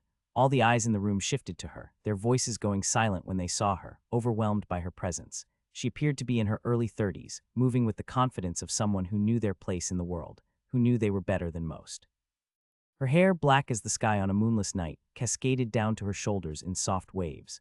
Her face was sharp, yet not without a certain warmth, a compelling blend of beauty and authority. The only flaw in her appearance were the baggy circles under her eyes, as if it had been months since she last slept peacefully. A robe as dark as her hair was draped loosely around her figure, its hem flowing gently behind her when she walked. It looked as if she was shrouded in a mantle of shadows. Something about her reminded me of those evil dark witches from old fantasy stories. She had that same vibe to her. As she stepped to the podium, the room seemed to dim. The light was drawing inward as if it were being absorbed by something, leaving her the only clear figure in the space. I wasn't exaggerating. The room really seemed to grow dull. The light turned faint and the shadows seemed to darken. But the change was subtle, almost unnoticeable. At most, it seemed like the world was shining a natural spotlight on her. Everyone eyed her expectantly as she placed a sleek laptop on the podium, her movements unhurried and graceful. Then she flicked her wrist and a card materialized beside her, swirling into existence with a burst of black sparks. "I'll call out your names. When I do, bring your registration documents down," she said without any preamble, her voice low and smoky and clear. There was a certainty in her tone that left no room for doubt or delay. A few entitled elites in the row ahead of me exchanged offended scowls, muttering under their breaths about her blunt rudeness. She could at least introduce herself or tell us a little about the interview, I heard them whisper. But I understood her. She didn't need to waste time with formalities. This wasn't a place where you were coddled or reassured. More than half of the people here wouldn't make it past the interview. So why bother with introductions when most of these faces would be forgotten by day's end? Besides, I knew exactly who she was. She was called Zareh Anish, a title that translated roughly to the first night. She had earned that nickname by conquering a region of the spirit realm where the merciless sun once scorched everything to smoldering ash. She brought the gift of night to that land, and with it, she brought life there. Her name was Selene Valkyrin. She was unarguably one of the strongest hunters in two realms. After a few minutes of scrolling through something on her laptop, Selene called out a name. The teen whose name was spoken got up and walked over to the sleep-deprived master to stand before her. Selene placed a hand on the boy's shoulder, and in the next moment he vanished. Just like that. One moment he was standing there, and the next he was gone. Everyone was dumbstruck. A wave of hushed whispers swept through the room, but no one knew what to say. Most of them had likely never seen anything like this before. There were awakened who could teleport others, yes, but not like this. Not with such terrifying speed, not before you could even blink. Even I couldn't help but widen my eyes in surprise. I knew about Selene. I knew her powers. I knew her character. In the game, she acted as an ally and a mentor to the main heroes. And later, she turned out to be their enemy. She was one of the main antagonists during the Queen of Black Rod arc. All of the main characters combined weren't able to stop her. And that's saying something when you consider that each of the main characters by that time were all renowned heroes in their own right.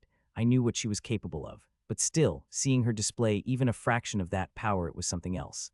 I glanced to my side, looking to share my awe with Juliana, but was met with disappointment. She sat there casually, eyes half-lidded as if she were bored, her back straight and her face neutral as if she couldn't wait for it all to be over. Tusk, I clicked my tongue in irritation. Could she act normal for once? After a few minutes, after a little more than 20 teens were called and whisked away, Selene finally spoke my name. Samuel K. Theosbane. I got to my feet quickly and descended the steps. Juliana followed me closely behind, acting like the loyal servant she was supposed to be. We both came to a halt before Selene. Juliana handed her the communicator device, its screen displaying our online registration documents. Selene scanned the screen with tired eyes, her pupils moving sluggishly. And then, without even giving us a moment to hold our breaths, she placed a hand on us both. That was all it took. The world violently shifted around us. One moment, I was standing in the lecture hall, surrounded by nervous teens. The next, everything went black. A disorienting vertigo gripped me, churning my senses in a way that was both exhilarating and very nauseating. It was as if I'd been snatched out of reality and flung into a void. No sight, no sound, just an endless darkness. Then, as quickly as it began, the sensation stopped. It all happened in less time than it took for my heart to beat thrice. We arrived. The darkness didn't lift entirely, but the space we now occupied was less absolute. A dim, ghostly light illuminated a circle on the floor beneath our feet. Beyond that small halo, everything remained shrouded in inky blackness. We weren't alone. At the edge of the light, a raised platform surrounded us in a semicircle, its boundaries barely visible in the gloom. Seated atop it were 7 figures, their forms cloaked in shadow. I couldn't see their faces, but I could feel their gazes cold and unyielding, bearing down on us like the weight of the world itself. The Venerable 7. They were the strongest, wisest, and the smartest of all the masters in the academy. In fact, they held their own titles of grandmasters. Their identity was unknown, even to me. In the game, neither of the playable characters were ever able to uncover anything about them. They were total mysteries. Even this place where they resided, the questioning hall, was an unknown location. Everyone knew the questioning hall was somewhere within the grounds of the Academy City, but no one knew exactly where. Their silence was oppressive.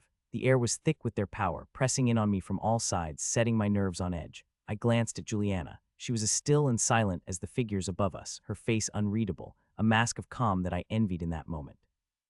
I should learn to be as indifferent as her. It would serve me well one day. As I entertained that thought, the stillness was shattered. A voice, deep and resonant, flowed from the shadows, from the center of the semicircular platform. It was the kind of voice that commanded attention, that brooked no argument, that could bring mountains to their knees with a single word. Samuel Theosbane, the voice intoned, each syllable precise and deliberate, echoing through the darkened room. Shall we begin?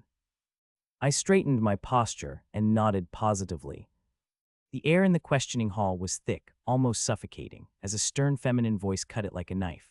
Before anything else, know you're in the presence of the 7. We will ask you 101 things, and you will answer quickly and clearly. I barely had the time to nod as another voice followed, this one old and worn like dry leaves of late autumn. You will refer to us as venerables. You will not summon any cards unless instructed. You will speak only when spoken to, ask permission if you must. Lastly, you will not reveal any questions we ask of you to anyone outside this room. Trust me, child, we will know and you will be thrown out of a scent. A softer, warmer voice of another woman came next. Her tone was bright as the sun on a chilly winter morning, feeling as if it didn't belong in this place. On that topic, who is the young lady with you? I inclined my head slightly, my voice calm and measured. She's my shadow, venerable. The question was a formality. They knew. They had known before I ever set foot in this room. It was all written in my application, everything in order, everything in place. Right, the warm voice murmured, and then the weight of their attention shifted, pressing against the space where Juliana stood. Show us the mark, came a command from the same resonant voice as before. Juliana uncomfortably shifted from one foot to another, then she stepped forward. Her fingers moved slowly, lowering her sheer top and unbuttoning the upper end of her blouse just enough to reveal the sigil etched into her skin. It was an intricate mark, drawn from some kind of crimson ink on the right side of her clavicle. It looked like an inverted Y with an S entwined in the middle of it. It was a blood mark, my blood mark, drawn from my blood. It was what gave me power over her. With a single thought, I could wake the bloodworm that slept within her chest and force it to tighten its curl around her heart like a vice. The 7 turned their gaze back to me, and the weight of it settled over me like a heavy cloak. Activate it, one of them said, their voice neither old nor young, neither masculine nor feminine, just a plain, unremarkable sound with no defining quality. I let out a quiet sigh. I knew this was inevitable. I didn't want to give Juliana another reason to hate me. At least not more than she already did, but there was no escaping it. I lifted my hand, focusing on the sigil, feeling the connection between us pulse to life. It was simple, like flexing a muscle, like moving your hand with a thought. The effects were immediate. Juliana flinched ever so slightly. She tried to remain still, tried to keep her face calm, but I noticed the tremor in her hands, the sharp intake of breath. And then, despite her best efforts, a small, pained sound escaped her lips, a yelp, barely audible, but filled with excruciating agony. The bloodworm was an infant spirit. It was the weakest of its kind, the lowest on the food chain. A fragile red thing, thin and flat like a tapeworm. It fed on blood like a parasite, but it was a useful parasite. When put into a deep slumber with some alchemical potions, it could be implanted into a person's body, coiled around their heart like a noose. A noble's blood, mine in this case, would then be used to inscribe the sigil on the person's flesh, a mark that could rouse the sleeping spirit and command it to crush the slave's heart. There were more details to it, but I never cared much about them. The magic behind it was complex, but the effect was simple enough. It obeyed me. That was all I needed to know. Juliana's jaw tightened as a strained cry escaped her lips. Arg. Her pale face was twisted in pain, but it was her eyes that caught my attention. Beneath the agony, I saw it. I saw fear in her eyes. It was buried deep, a flicker she tried to hide, but it was there. She was scared, and rightly so. The sensation of something alien tightening around your heart, squeezing, slowly at first, until it hurt, until it felt like it would burst your heart, was enough to scare anyone. And knowing that there was nothing you could do about it, that feeling of helplessness would plant seeds of fear in anyone, fear that would later sprout into hatred. Every time I used the bloodworm on her in the past, I had watched Juliana's resentment for me grow, a little more each time. Even now, when she knew I had no choice but to prove the sigil's authenticity to the venerables, that hatred still simmered beneath the surface. Her body bent forward, her breath ragged, her eyes full of pain and fear, and just behind all that, she was seething with unadulterated fury. I won't lie, I hated that look. I hated what I was doing to her. I needed her to hate me more, desperately so. Only then would she make haste to accomplish her goal. Only in her desperation would she make mistakes, mistakes that I would ruthlessly punish. That's enough, came the voice of the stern woman. I released my focus on the blood mark, and the tension ebbed. Juliana gasped, her hands trembling as she clutched her chest. Sweat beaded on her brow, and her lips quivered as she struggled to steady her breath. It took her a moment before she composed herself again. She straightened her blouse, brushing her hands over the fabric as if wiping away the pain. Her face was calm once more, but her eyes were dark, like a storm churning in an ocean. The silence in the hall was broken by the booming voice from before. Let us begin now that that's settled. I will go first. We'll start with the fundamentals of war strategies and politics. Without giving me a chance to steady myself, the voice continued, commanding and authoritative as ever. Imagine you are a governor with limited troops and supplies. The north is hit by famine, while the south of your territory faces imminent invasion.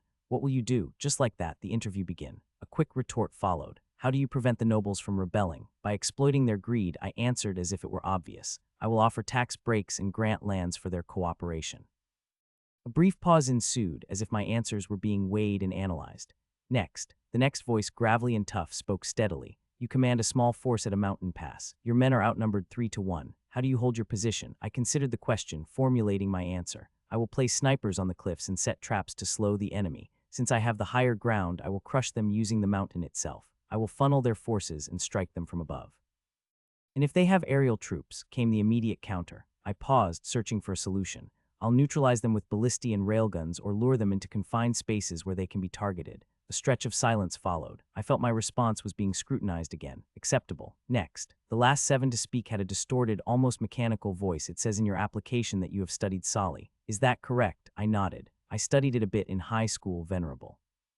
But I'm not fluent, the voice continued. Translate this, Kalbai Kasabala Ramal. I hesitated, my mind scrambling for the right words. The heart is true to sand. Incorrect. Next, they shouted. The warm, gentle voice took over, focusing on history. Which clan betrayed the 5th Western monarch, leading to its downfall? House Ramiz, I replied. Why, she pressed. For personal ambition, I guessed. They sought power by allying with the southern tribes. Next, the plain, neutral voice returned.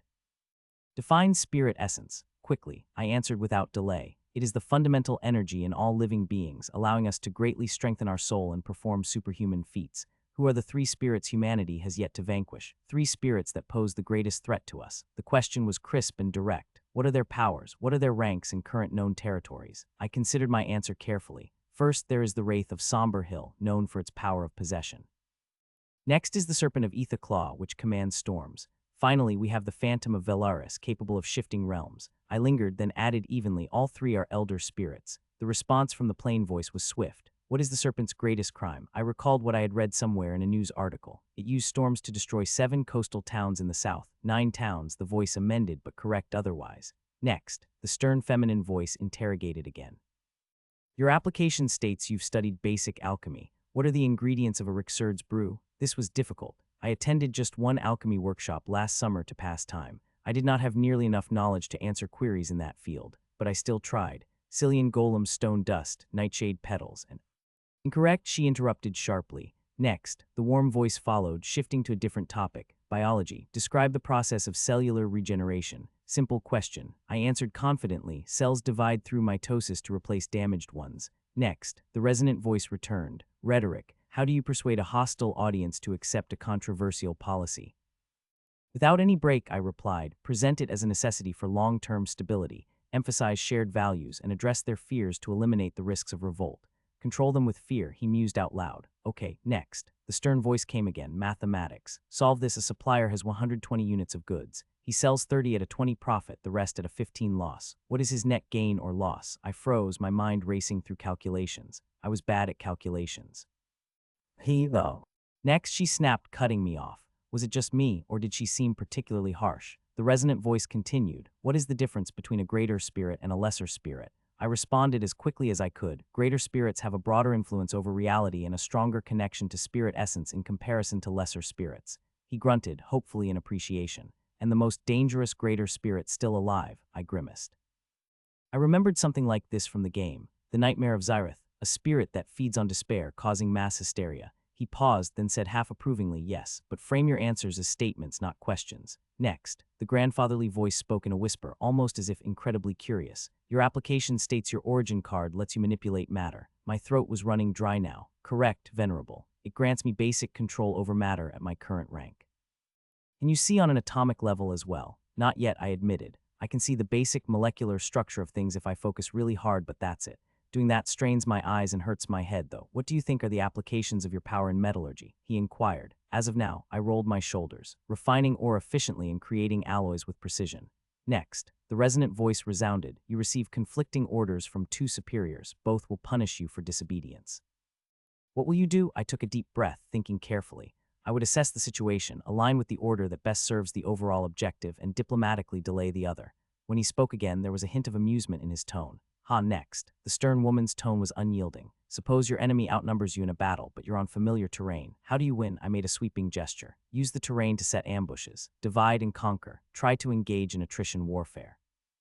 Grind them down. Next. The soft, warm voice returned. Current affairs. Why was the Awakened League's championship game postponed last week? I touched my chin. If I remember correctly, there were major security breaches in the stadium that jeopardized players' safety.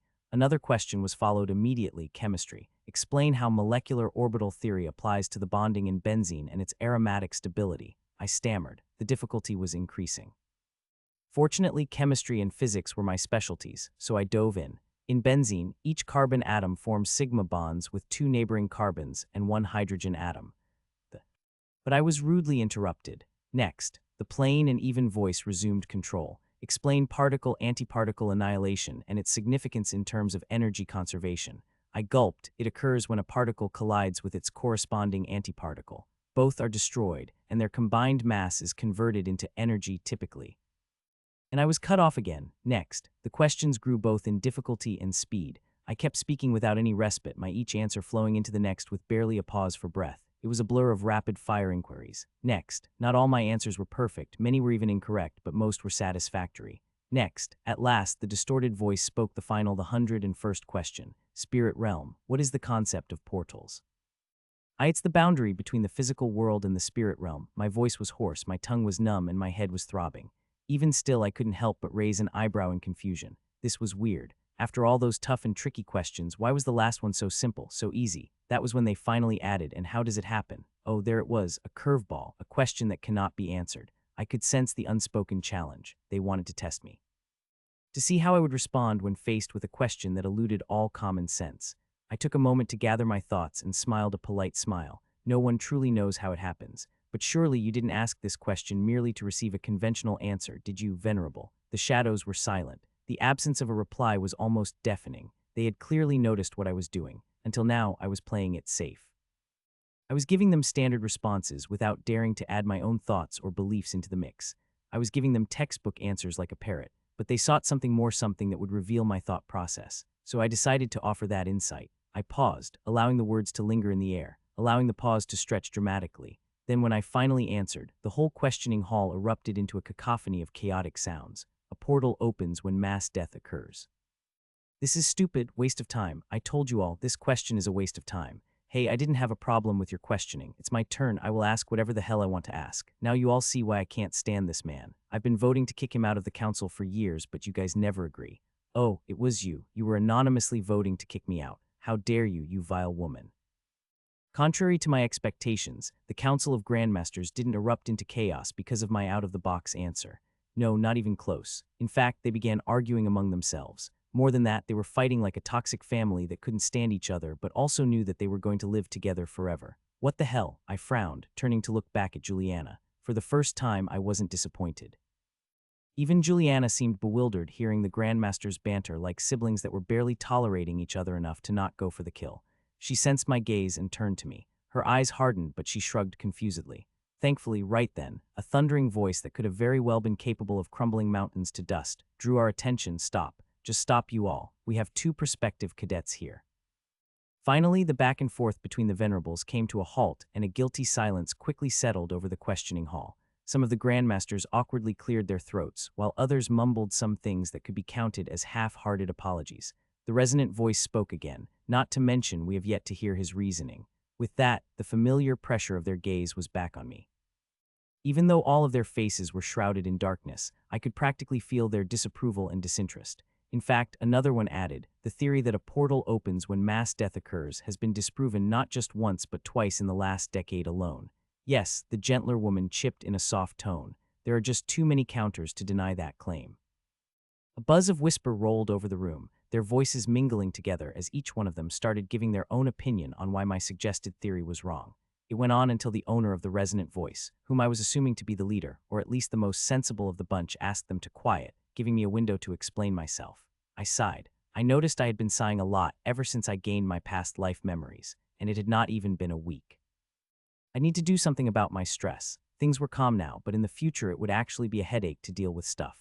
Sucking a sharp breath, I began. The theory that a portal to the spirit realm opens when there is a high death toll in the vicinity is true, but it's only half the truth. I'll put my argument and counter yours. Then you all will see what I mean. I paused, giving them a chance to speak their minds, and when they didn't, I resumed. I paused again, letting my words sink in. You all know what happened next, right, Venerables? There was a calamity. A Phase 5 portal opened, and what came out into our world for the time ever was an ancient spirit. I made an expansive gesture to back my point with a bit of flair. That wasn't the first or last time, though. During the War of Kandara, when blood and fire was overflowing the city, a Phase 4 portal opened. And after my family ended the conflict in Ishtara, which resulted in the death of thousands, there was a Phase 4 gate again. I threw my hands forward. Take any war from history and you'll see that it always ended the same way. A portal opened in the middle of the battlefield. In fact, the first ever portal opened in the midst of World War III. That is a valid argument, a voice as old and worn as it was fine and smooth admitted. But as we said earlier, there is no pattern here. Sometimes portals appeared in the middle of an ongoing war. Sometimes it didn't even happen until months after the war was over. Plus, their ranks were always random at best. How is it any different from a portal opening in the middle of a calm street? If there is no pattern, then it all comes down to chance. I nodded in acknowledgement. I knew the wise venerable would pose this question. For that, I have a wild theory to propose of my own. It was then I sensed it. I had their full attention. If not completely trusting that I would be able to persuade them, then they were all at least curious to see where this was going. I smiled and raised a finger before speaking. Suppose the reality we live in is a long sheet of cloth. It's laid out in an open space, flowing one direction to another. Now imagine a force stretching the sheet from both directions. At first nothing happens, but ever so slowly that force grows stronger, and so does the strain on the cloth. At last it becomes so unbearable that the fibers rip open in the middle of the sheet, tearing a hole in it. That hole is a portal, a crack in the fiber of our reality. And that force, the stern woman asked in her characteristic sharp tone from behind the shadows before answering her own question, I am assuming that is the death toll. As the deaths of people stack on, the force straining the reality grows. Is that it? I grinned. Correct, venerable. But that still doesn't answer my question, the old voice retorted in response. There is no pattern to the phenomenon. Last night a portal opened in my bath. What war was fought there? A wave of amused grunts and suppressed laughter echoed throughout the room. But I stayed silent and smiling. You're looking at it all wrong, venerable. It's not the matter of where, it's the matter of when. The deaths in your vicinity stacked over the years. And just last night, maybe a person died across the street or a hospital near your home. That tipped the balance enough for reality to crack open. There was a bit of a pause before the Grandmasters began musing and murmuring in consideration. That alone went on for a few minutes before I heard the stern voice. It's an interesting theory, she said, but there are still many variables and counters. For starters, there is no way to know how many deaths open up a portal. Also, what affects its rank? Are 100 deaths enough to open a Phase 1 portal? And if they are, how does a Phase 2 portal even open? There should only be Phase 1 portals after every 100 deaths. Therefore, another voice added, We have discarded this theory. Before they could complete their sentence, however, I interrupted them. This was breaking a rule speak only when spoken to, but I didn't care. I knew they would like to hear what I was going to suggest next. I know it's true that there are many variables, but I can answer some of those doubts. Venerables, there was an abrupt silence. They were contemplating whether to rebuke me for speaking without permission or satisfy their curiosity. They chose the latter. Humans are naturally curious creatures, after all. The resonant voice sounded a bit doubtful. Proceed. I smirked. Remember the cloth analogy I gave you all? I told you to imagine it flowing from one direction to another. To tear a hole in it, you would need to apply an equal force from both sides. Basic physics. I raised my hands and created a wide gap between my palms as if giving them visual measurements, but the distance also affects the outcome. For example, if the two forces have a lot of gap between them, the hole that'll be torn open won't be very big. It'll also require a lot of power, but if the gap between them is short, the hole will tear open with relative ease and it'll also be big.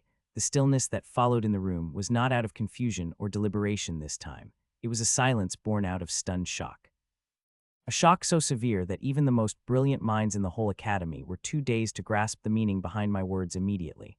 But given eventual time, they did speak. The first to break the stillness was the old one out of them.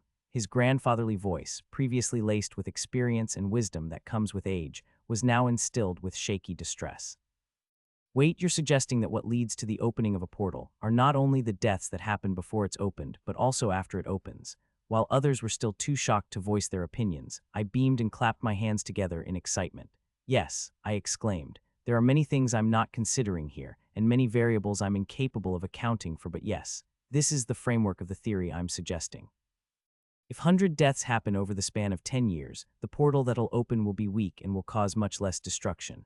But if it happens in quick succession, like in a week, the portal that'll open will be powerful. In turn, it will cause much more destruction. There was silence again, but I knew there were gears turning in their heads, thoughts storming to make a mess, countless arguments and counters happening. In the end, the voice of a person that sounded so even and clear before came in a weak protest. Why you are saying that portals transcend time, that they are not only affected by what has happened but also what will happen. Impossible. Even through his frail disagreement, I could feel the lump growing in his throat. That was the voice of someone whose belief and worldview was on the verge of shattering. Not quite there yet, but also passing the point of no return. I grinned, enjoying myself a lot more than I was supposed to for some unknown reason. Why not venerable? I asked rhetorically. Portals already transcend space. They connect one dimension to another. Why can't they transcend time? Because the concept of space is something we understand better. In fact, there were many awakened who could control aspects of space, but there were very few who could control even a fraction of the powers of time. Time is subjective, and as such, it is mostly beyond human comprehension. Suddenly, I wanted to look back at Juliana. Her origin card, she was one of the few people in the world who could control time. Her innate ability even granted her the power to stop time later in the story. Truly an overpowered character. There was another roll of murmurs and grunts, but eventually everyone fell into silence once again. We see, the resonant voice said. I heard him draw a deep breath, perhaps postponing on thinking about my theory. That will be enough, Cadet Samuel. Cadet Samuel, that meant I passed. Well, even if I did badly during this test, I still would have passed. My origin card was strong. The academy wouldn't have let go of someone like me. Everyone thought the admission process was fair. It wasn't. At the end of the day, the academy only saw how useful you could be to them. The stern woman sounded much dimmer when she spoke now. Do you have a recommendation letter from your father? I winced. Did I? If I had that, I would have shown it to them from the very start. There would have been no need for me to go through this questioning session. If I had a letter of recommendation, I would have been accepted into the academy without going through any tests, without even needing to pay the admission fee. I resisted the urge to curse that pig of a father of mine and shook my head. I don't.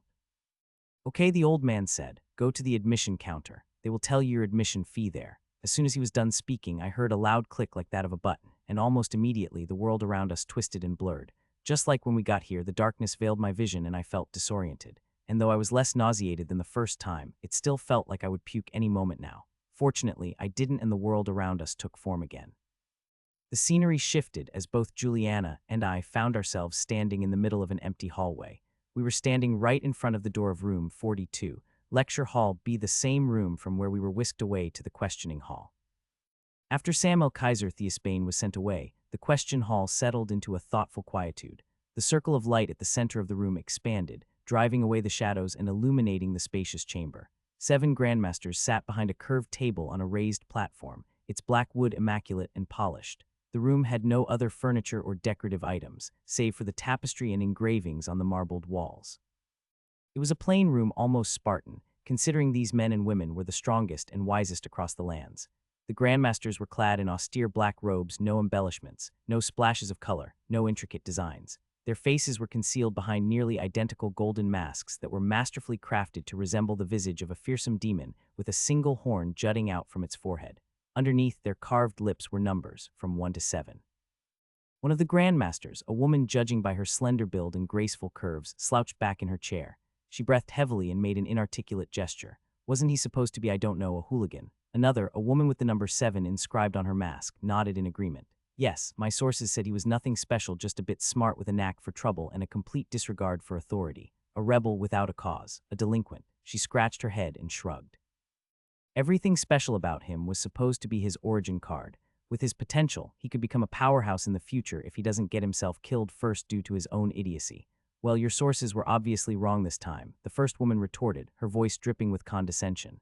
As the holder of number 6, she felt justified looking down on her junior. That boy is smart, far from an idiot. Did you see the haughty look in his eyes? Infuriating, yes, but he was clever and calculating. All nobles are haughty, someone chimed in with clear amusement in their voice, but most of them are dumb when it comes to anything outside of combat or flaunting their wealth.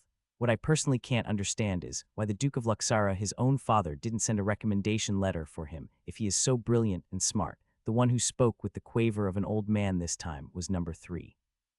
Everyone paused in consideration and started murmuring their agreements until they heard number 7 sigh exasperatedly. I've told you all to keep up with current affairs, but God forbid anyone listens to me, she cried out with the flair of a practiced drama queen. Others rolled their eyes at her, or at least she thought they did. No, she knew they did. Number 2 sounded weary when he spoke, his tone even. Just get to your point, 7. Sighing again, 7 replied, the youngest son of the Luxara dukedom was banished by his father recently.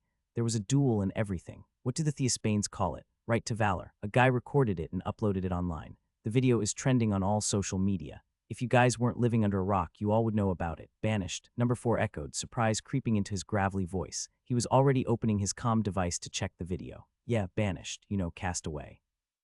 Disowned, thrown out. Number 7 listed off synonyms in a tone that suggested she was talking to a dumb child.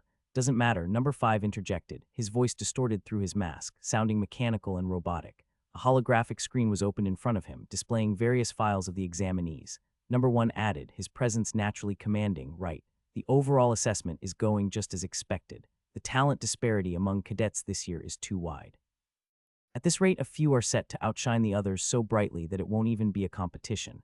Exactly, number 5 agreed. That's why any change is welcome. Samuel Kaiser Theospain was an unexpected surprise, a pleasant one. I like him, number 3 said simply. I liked how his theory provoked a reaction from 2. You don't see that often. Number 6 laughed, eliciting chuckles from the others. 2 threw up his hands. I was surprised to hear it. A few years back, after the conflict in Ishtara ended in a Phase 4 disaster, I came up with a very similar theory. When people or spirits, for that matter, die, their essence is released into reality. But until now, I never considered the idea of deaths across time causing a portal. It's a bold, if not outright daring theory. I should have thought of it, given my powers. Number 1, seated closest to him, placed a consoling hand on his shoulder. Don't beat yourself up. It'll take time to prove or discard that theory, probably the latter. But even I didn't think of it, he paused, tapping a finger against his head. And I'm smarter than you. 2 turned to 1, incredulity evident in his stance. If there were no masks, everyone would have witnessed 2's deadpan expression and 1's shameless grin. Huh, 2 shouted in mock indignation. Like hell, you're smarter than me. The only thing you're better at is betting women and leaving them disappointed. Although he was shouting and throwing obscenities, he was doing it in such a passive tone that it sounded almost comical. Huh, 1 shot back with the same energy. So uncouth. Is this how you speak to your superiors? I told you we should kick him out. A peasant sitting with us nobles. Yua, number 6 exclaimed, waving a hand dismissively. Who are you? No, who is this woman? What has she done for this world besides waste its oxygen? Number 2 retorted, hurling insults. I've killed an angel. People worship my real identity. What have you done? Number 6 shot back defiantly. I've killed an angel too. People worship me too. I'm just not shameless enough to flaunt my accomplishments like you all. The debate devolved into chaos. Before long, they dissolved into another banter. Only number 5 remained focused, analyzing Samuel's interview, grading it against his notes, all the while silently cursing these people around him for always making him do all the work. At last, he sent a fee order to the admission office, barely paying attention to the ensuing banter. The chaos only grew, until the light dimmed again and the shadows returned. Everyone turned silent, wearing a deep and powerful persona, instilling the room with a stifling tension in preparation for another examinee's arrival.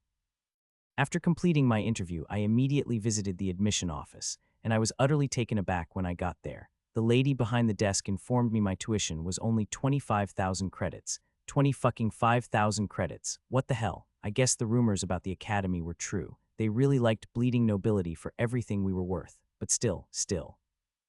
I had given those shitheads the foundation for a theory that could practically change how the world views the spirit realm.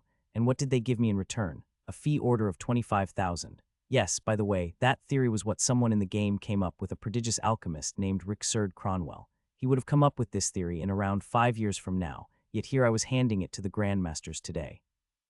Sure, part of me wanted to impress them, but my main goal was to secure a lower tuition. But no, they still hit me with 25 grand. Arg, those bastards should be thankful that they kept their identities hidden, because if only I knew where they lived, I'd sneak into their homes and reset all their phone alarms to go off 5 minutes before they are supposed to wake up, just to ruin their day before it even starts.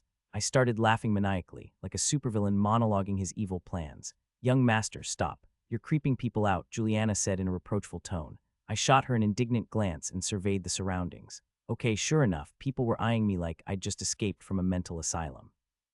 Oh, come on, can't a man laugh at his own diabolical schemes in peace? I huffed, returning my focus to the fair young woman behind the desk, who looked ready to bolt away from me. Rolling my eyes, I grudgingly fished out my comm device and emptied everything I had in my online wallet. I'm paying 5,000 extra. Just put me in whatever residence that will take it, I demanded like an entitled brat I was, not bothering to read the list of dorms and their prices displayed on a screen right next to the counter. Juliana raised an eyebrow at me. What? I snapped, not bothering to look at her. Nothing, she replied, turning away. It's just, are you sure you'll be fine living without money, without servants, eating mess food, surrounded by peasants, in a dorm that's not overflowing with extravagance and luxury? I shot her a withering look. What, do you think I'm so spoiled that I can't handle some penury conditions?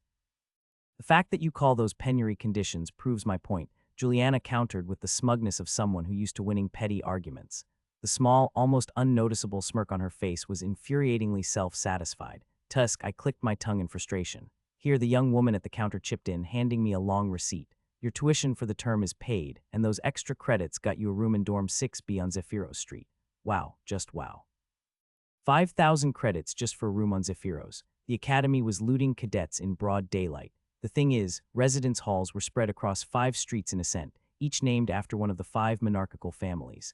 When the Ascent Isles were built, the monarchs of that time donated whatever they could for the construction of the floating islands. The dorm streets were named after their families in honor of their contributions. And the more a monarch donated, the more extravagant were the dorms on their streets. Guess who donated the least? Skint-Vane Zephyros, the northern monarch. What else could you expect? His name was Skint, it meant broke. He was also known as the beggar ruler. Why? Because he was poorer than most beggars in the West. Yes, he was that broke. So yeah, dorms on Zephyros Street were nothing more than tiny quarters, exactly what one would expect for broke teens to be living in. Oh well. It was fine, it didn't matter. I wasn't planning on staying there for long anyway, just until the evaluation. On the day of evaluation, I'd score in the top 10, possibly first, since I had my eyes on the winning prize and be rewarded with the silver pin.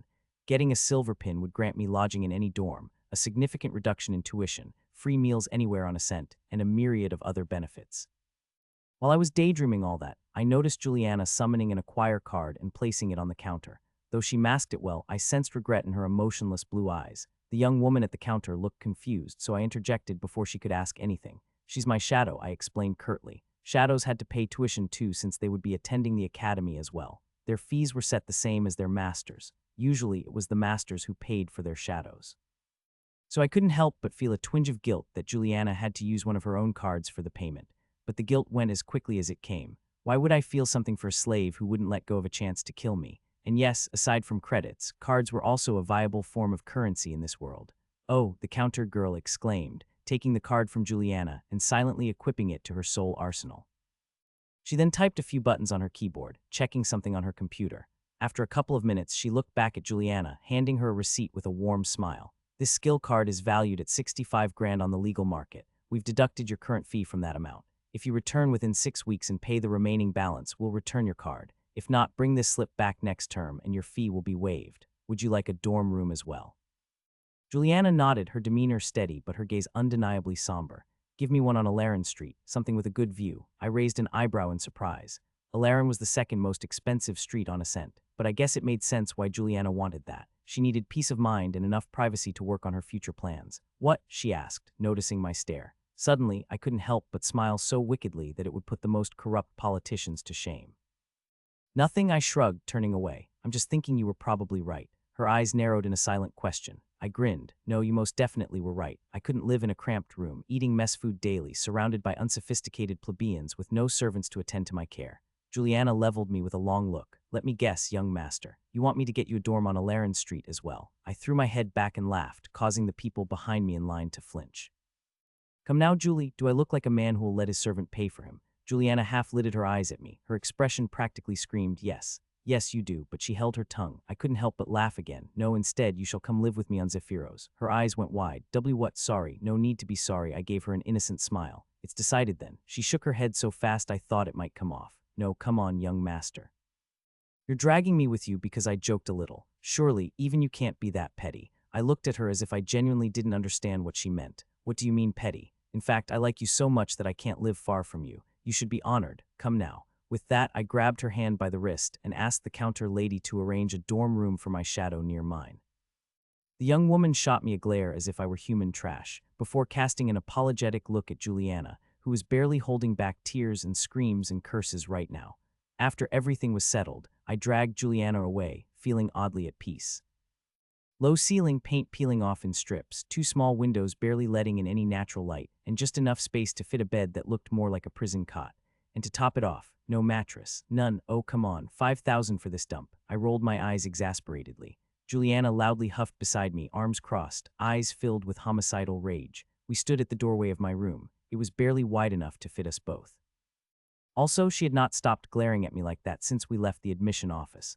Honestly, she looked like she was considering all the ways she'd murder me without leaving any evidence. No, really, I wish I was exaggerating. If she had a gun with 3 bullets and it was just me, Hitler, and Stalin in a room, I was pretty sure she'd toss the gun and just strangle me with her bare fucking hands. That was how much she hated me. Can't say I blamed her, though. I basically dragged her with me to this glorified closet. In fact, even making her pay for my dorm on Alarin Street would have been better than forcing her to accompany me in this hellhole. Haha, I chuckled thinking how petty I was, but nearly choked when Juliana's scowl deepened into a look that suggested she was actively plotting my demise. I cleared my throat awkwardly. I mean, it's not that bad. Lie, such a lie. But hey, maybe it really wasn't that bad. If I remember correctly, Michael the game's protagonist had to camp in the gardens until the evaluation day. So yes, compared to spending nights in the woods with pestering bugs and blood-sucking mosquitoes to keep me awake, a shoebox with no mattress like this was luxury. Oh well, I shrugged, flopping onto the creaky wooden bed. Its frame groaned but luckily didn't collapse under my weight. I think I'll take a nap. Juliana grunted like a dragon that was about to burn down a village and turned for the door. I'll go get my stuff and head to my room. She was almost out when a brilliant idea hit me. Oh, Julie, I sat up, innocent as can be. Could you do me a favor? She paused at the edge of the room, her eyes narrowing as she looked back at me. Sure, how could I be of service to you, my benevolent lord? Wow. Her tone dripped with more venom than a pit of snakes. It was almost enough to send chills down a man's spine. If only looks could kill. Bring my stuff back too, would you? Juliana blinked at me, her face going through several stages of disbelief at my utterly shameless request. You want me to carry your luggage? I nodded like it was the most reasonable thing to do in the world. Yes, both of ours, but mine first. You've got time, right? It was already late in the evening. The whole interview and the admission process took much longer than I had expected. The landing platform where my jet was parked was more than 5 blocks away. It would be night by the time I was done moving my luggage. Besides, as Mahatma Gandhi once said, why do something yourself when you can force others to do it for you? Wait, that doesn't sound like Gandhi now that I think about it. Juliana's voice cracked when she spoke, and I swear I saw her eyes twitch. Young master, it'll take 2 hours to get all that back here by myself. I gave her my most encouraging smile. Exactly. You'd better get started. I'd hate for you to miss your beauty sleep. You won't look good if you get ugly. Her mouth dropped open, stunned into momentary silence. Then, taking a sharp breath, she whirled around and stomped out the door, slamming it so hard behind her that the whole room quaked. I thought the walls might cave in. They didn't. After I was left alone, I couldn't help but take a deep breath and collapse back onto the bed. I shuddered. Oh God, she's going to kill me, isn't she? I wasn't a fool. I knew I was playing with fire. But in this case, it was necessary. Completely necessary. It was all part of the plan. No, really, I wasn't tormenting her solely because I enjoyed it. I swear I didn't. Okay, fine, maybe just a little. The days after the interview passed in relative peace. Well, at least as much peace as one could manage with a high-functioning sociopath murderously staring at you at all times. Yes, Juliana still wasn't pleased about me dragging her to this godforsaken dormitory, and again, I couldn't blame her. I had reason to suspect that convicted criminals in prison get better things to eat than what this place served its residents. No, really, the bread here was like chewing on a brick. The soup was just salted water, and the rice and mashed potatoes were so strictly portioned out like they were made of gold. I even heard a rumor that someone tried the dessert once and spent the next day bedridden from food poisoning. Like what? But somehow that wasn't even the worst part. The worst part was that the walls here were thinner than a sheet of paper. You could hear your neighbors whisper as if they stood right beside you. There wasn't a single moment of quiet in these halls, not a single moment of comfortable silence. The people were even worse, unsophisticated mongrels, noisy and uncivil. Well, what did I expect from peasants? Fucking commoners. Okay, perhaps I was being a bit biased due to the fact that not a single person approached me since I arrived here. No neighbors, no floormates, and not even the resident assistant. It was understandable. Most of the teens here came from poor households. They had suffered from crippling poverty all their lives, and all their lives they only had nobles to blame for it. And while many of them didn't recognize me outright, they all still knew. The way I dressed, the way I carried myself, it was enough to tell them who I was. I was a noble, so they scornfully distanced themselves from me. I shouldn't have cared that none of them bothered with me. In fact, I never wanted to associate myself with them either. I didn't care until I saw how they swarmed her. That insufferable wench, Juliana, was showered with unwanted attention the moment we arrived here. The boys flocked to her like bees to a pretty flower, buzzing with a pathetic eagerness, hoping she would spare them even a moment of her attention. The girls, while mostly envious, couldn't help but also gravitate toward her, feeling the way you feel for someone you both hate and admire. There were many things I couldn't stand about my cocky shadow. Her subtle smugness, the cold look that was always present in her eyes, her infuriatingly calm demeanor. But what I hated the most about her was that she was, in fact, undeniably beautiful. Even among noblewomen, her beauty had a grace to it like none other, an effortless and easy charm that set her above the rest. Don't get me wrong, I couldn't care less about her looks. I'd been a high noble by birth. I was more handsome than most and had been surrounded by beautiful girls all my life. I'd been with women older, younger, softer, sharper, prettier, plainer. Looks didn't sway me anymore. But most people weren't like me, especially teenage boys. Boys my age were fools, easily led by a pretty face. And girls like Juliana, who knew exactly how to use their beauty like a weapon, were the worst in my eyes. Even in the game, she was infamous for using her looks to make people dance to her whims like mindless puppets. And she was doing it now. She didn't need to speak or even smile much. Just a flicker of interest, a glance that lingered a second longer than usual, and they were hers. The whole dorm, yes, she had enthralled the entire dorm already. She had silently made them follow her like willing slaves, slaves that she would soon put to good use. Ugh, I hated her so much. It was so easy for her to execute her schemes and manipulate others. Most people would be willing to do anything to please her. It was easy for her to take advantage of them. Meanwhile, I had nothing. Why? Why are the heavens so unfair? Why couldn't I have been born a beautiful girl instead? What? Juliana frowned, giving me a sidelong glance. Her tone was as polite as ever, but held that familiar undercurrent of coldness. What? I echoed, my voice sharper than I intended. You were glaring at me, she said, tilting her head slightly. Did I do something? Tusk. I clicked my tongue and frustratingly looked away, unable to come up with a proper response. Her frown deepened. What, young master, what? Nothing, I snapped. She held her gaze on me for a moment longer, then gave an uncaring shrug and turned away. I sighed and looked around. Currently, we were standing in line at the northern edge of the Academy City. Today was January 1st. The sky above and around us was thick with clouds, heavy and dark, but not quite ready to rain or snow. The Ascent Isles had finally returned to the central safe zone after journeying around the world for the past few weeks. It should have been late winter here, but the Isles had their own ecosystems and weather cycle that was different from the rest of the world. The wind here was warm, carrying the scent of late spring, completely out of place for the season. Despite the oddity, though, it was a good day, a perfect day, even. Perfect for the start of a new year. Perfect for the start of the evaluation exam. Perfect for the start of this story. And so, the first act of the story began. The Ascent Isles were a cluster of floating islands, with several smaller ones slowly orbiting around the larger central island. The main island housed Apex Tower, along with other buildings like residence halls, entertainment centers, restaurants, and all the essentials needed to make it a self-sustaining city in the sky. The orbiting islands held more specialized facilities like an enormous library as large as a small city, sports stadiums to train world-class athletes, tall mountains and dense forests for wilderness survival training, and coliseums for combat events. To travel between these islands, there were a few options: air buses provided by the academy itself, private planes for those lucky and rich enough to own one, or the teleportation gates. There were 4 teleportation gates positioned at the north, south, east, and west of Academy City. The gates made transport faster and far more efficient than the airbuses or planes, connecting directly to the smaller islands. But there was a downside to them. Activating even one of these gates consumed enough energy to power a small town for a few weeks. Yes, they were that expensive, but the Academy wasn't short on resources.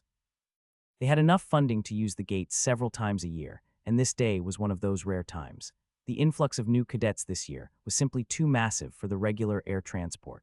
It would take too much time for them to get all of us across the islands. So, the Academy had allowed the use of the northern teleportation gate to bring us to the Coliseum, where the evaluation exam would take place. We stood in a line stretching far back, a sea of teenagers gathered in front of the gate, guided by the staff, faculty members, instructors, and senior cadets.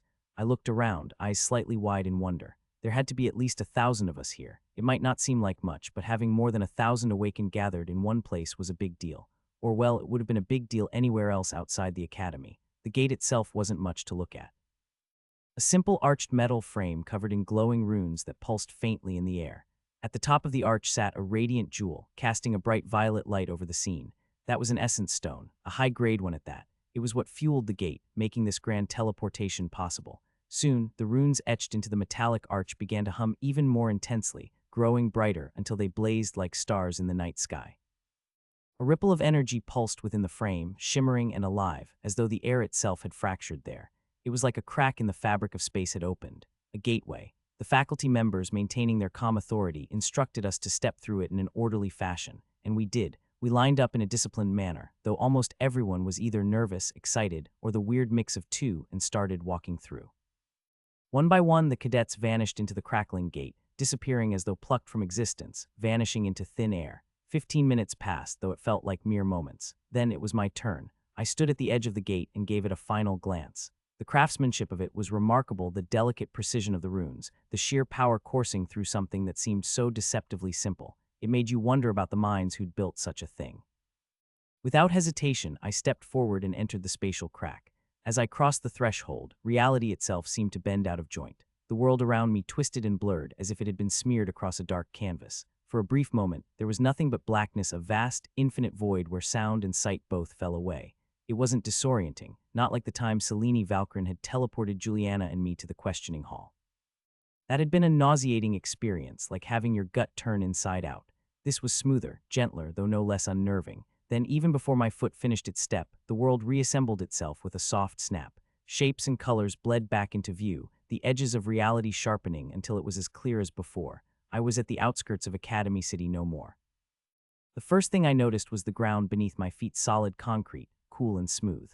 Then I found myself standing in the middle of a colossal coliseum, bigger than several soccer stadiums put together. Its sheer size was more than enough to make anyone feel insignificant. The architectural style was old and ancient, with towering arches and weathered stone giving the place a worn and weathered grandeur. But the structure wasn't actually old. It was just constructed that way. In fact, there was a sharp, modern edge to it, floodlights perched above the grandstands and massive display screens set up atop the walls. Behind me was a gate, similar to the one I just stepped through. It was embedded into the stone, its metallic frame gleaming against the rough-hewn walls. Before me was the vast open ground, stretching out like an empty battlefield as far as the eye could see. There were no seats in the arena, only endless concrete. Cadets who had come through before me milled about, some standing still, their faces pale with nerves, others moving in clusters, exchanging whispered conversations.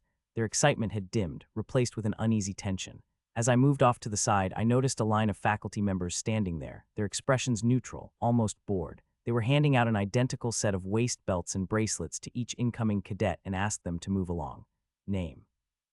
One of them, a tall, jacked guy who seemed to have more muscle than enthusiasm, asked me as I came to stand in front of him. He didn't even glance up from his comm device. Samuel, I said. Samuel Kaiser Theosbane. That got his attention. The bored expression cracked, and his gaze lifted to meet mine.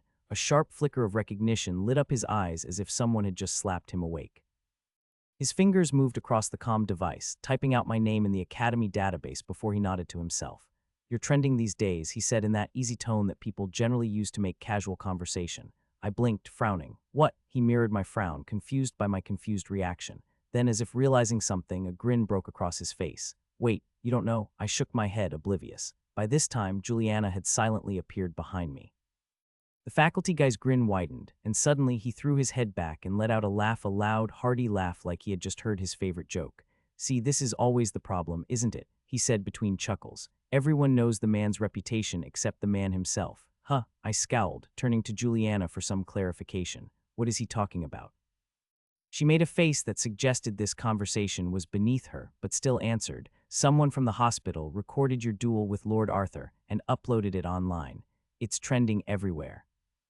"Huh?" I gaped, feeling my forehead wrinkle and face paling. Well, do something about it." Juliana rolled her eyes like she had been dealing with toddlers all day. "I already did. I contacted the law firm managing your assets, and they've sent a legal notice to the man who uploaded it. The original video has been taken down."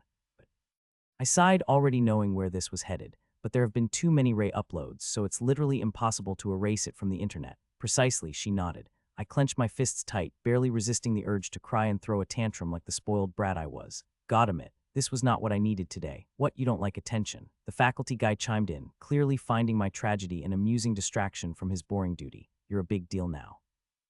I mean, practically the whole world knows you. Well, except for most northerners. They're detached from world affairs as always. Hermits." "Yeah, I like attention," I snapped, "but positive attention. In that duel, I got my face rearranged." "Hey man, you went toe-to-toe with the Golden Duke himself." "That's something," he said, trying to sound supportive. I clicked my tongue. "Doesn't matter. I don't want the world to see me getting 12 distinct colors of hell beaten out of me." He laughed again. It was an easy laugh, the kind you share with friends over drinks. "No, really," I went on, I never lost a fight before, and the one time I did, everyone in the world watched it." The guy arched an eyebrow, surprised and equally incredulous. "Never, really?" "Well, okay, not never," I muttered. "I lost a few times to my sister, and once to this kid I used to bully, but that doesn't count." I stumbled and hit my head on a rock before the fight was finished. He chuckled, clearly enjoying himself far more than he should be. With a final grin, he pulled out a belt and a bracelet from a duffel bag near his feet. "Anyway, take this. You're holding up the line," he said, beaming as he pushed the items into my hands. "And good luck. I hope that you don't lose today either." I grabbed the items with a nod, offering a polite smile before moving on. I put the belt around my waist. It had 3 small, fist-sized orbs attached to its side, glossy and black in color like obsidian. They were heavy, but not enough to disturb my balance. Then I clasped the bracelet on my wrist. It was sleek and minimal, with a thin display curving along its surface. A number blinked on its screen, 0. I exhaled softly, casting a glance toward the sky. For some reason, I was excited. My heart raced, lightness buzzed in my head, and a faint tremble ran through my knees. I should have been terrified. Well, if not terrified, then at least a bit unnerved. After all, this was the beginning of the story where I was destined to die, where the world itself teetered on the brink of ruin. But fear never came. All I felt was the electric, almost addictive, rush of adrenaline coursing through my veins. Everyone was dressed comfortably in sporty attires, but with an air of readiness, like they were preparing for a war they all knew was coming. The girls wore high-waisted fitted pants or leggings, paired with sleeveless athletic tops and tough boots. The guys were dressed in combat pants, some wearing gym vests, others in loose t-shirts. A few teens had gloves or jackets on, but none had yet summoned a card or a weapon. They were all preserving their essence. As for me, I was in a deep black jacket that fit snugly over my frame, the fabric light and soft. It wasn't flashy, no unnecessary frills, no splash of colors, no trendy design, just clean, sharp lines that followed the natural curve of my shoulders and arms. Beneath the jacket, a sleeveless shirt clung to my chest, its breathable material perfect for the heat of upcoming battle. My pants were comfortable and allowed utmost flexibility. It was a simple outfit, a functional outfit. That was all I needed. Of course, even in such plain clothes, I still looked good. But then again, I looked good in everything. Heh, a small, proud smirk tugged at my lips. Damn, I had become such a narcissist recently. Ever since I awakened my past life's memories, I'd started appreciating my looks more and more each passing day. It's hard not to compliment yourself when you have a charming face and a perfectly lean body like mine. Well, to be fair, every awakened looked good. The moment a child manifested their origin card, their body underwent subtle but noticeable changes. The spirit essence strengthens the soul, and in turn the body refines itself into near-peak human condition. So yeah, finding an unattractive awaken was almost impossible. Almost. But even still, I had yet to find anyone better looking than me. Smirking a little more, I glanced around, and suddenly my eyes stopped at my shadow. Instantly, the cocky smirk on my face was wiped off clean. She donned a similarly simple outfit, a long jacket, pants that hugged her shapely legs, and tightly laced boots, but somehow she made it look more graceful, if that was even possible. Her deep crimson jacket contrasted sharply against her pale skin, a bold declaration that she intended to stand out on this battlefield. Her hair was tied back, but a few loose strands framed her face with a careless elegance, as if she wanted everyone to know that the upcoming fight was nothing more than a trivial side quest for her, and not at all a daunting ordeal. Tusk. I clicked my tongue and turned away. Fine, maybe some people looked as good as me. Come to think of it, Lily, my ex-girlfriend in the game's original female lead, was downright stunning as well. Then there was Alexia Zinks in the game. She was the main heroine after Lily. And while she wasn't as pretty, her rough, girl-next-door charm more than made up for it. I had yet to meet her in real life. The main guys were no slouches either. Ray Warner, one of the secondary protagonists, was known to be a lady killer, albeit he was a bit of an airhead with a knack for attracting trouble. Kang Tae-jin, Alexia's shadow and the supporting male lead, was also extremely handsome, though he had a feral edge to his appeal. I had yet to meet those two as well. Finally, there was Michael Godswill himself, the main character of the story. Mitchell began as a chubby nerd, bullied by me and my so-called friends in high school, but by the start of the first term, he would undergo a drastic transformation. In the game, he was the most handsome of them all, which made sense, he was the hero after all. Come to think of it, I muttered a soft whisper and started scanning the area, half lost in thought. Where were all these people? The Colosseum was vast. No, calling it vast was actually an understatement, but still, I should have been able to spot a few named characters at least. Ray was a popular online influencer, so I bet he was being swarmed by people who had recognized him by now. Lily and Alexia both should be drawing gazes and turning heads. Kang Tae-jin was loud-mouthed and brash, so he should be attracting a crowd as well, bursting into unprovoked violence and picking pointless fights. Spotting these people shouldn't be too much of a problem since they attract people toward them like iron scraps to a magnet. There was no reason for me wanting to see them. It was only out of pure curiosity. I wanted to see them just because. I mean, who wouldn't want to meet the characters from their well-loved piece of media if given a chance? It was kind of thrilling. I knew these people. I knew their personalities, I knew their backstories, and I alone knew their fates for now. So with untamed eagerness, I kept looking around me, trying to find a spot where too many people were gathered or something odd was going on. That was when I heard a voice, raucous but familiar. Samuel, hey Sam, is that you? I tuned to the sound of my name, trying to pin down the source of it.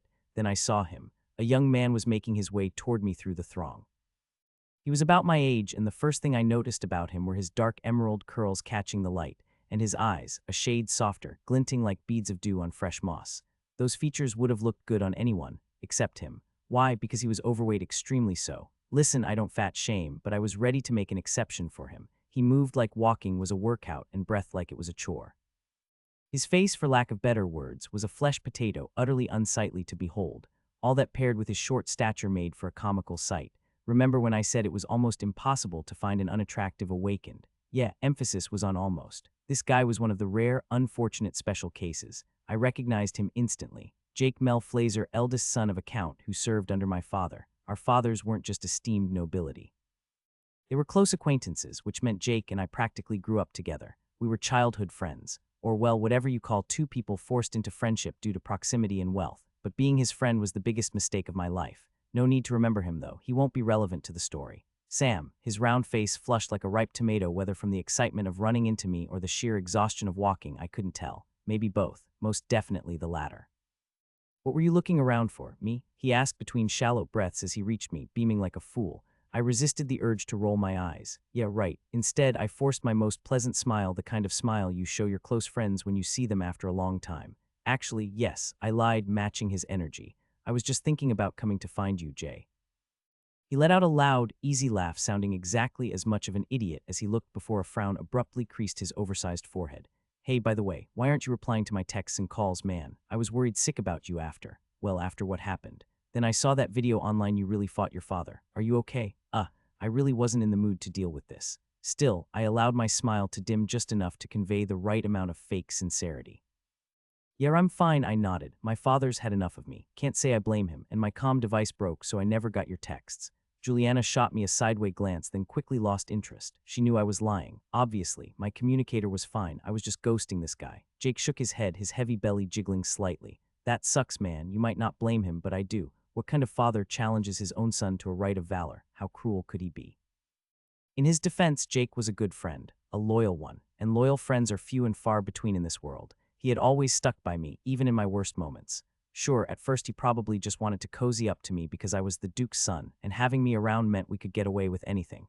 But over the years, he had become a genuine friend to me. Even now, when I had nothing, he was actually happy to see me. So why, if he was such a good friend, was I itching to blow him off? You know whose fault all this is. That damned orphan bastard. Michael, I swear to the spirits, if I ever get my hands on him, I'll kill him.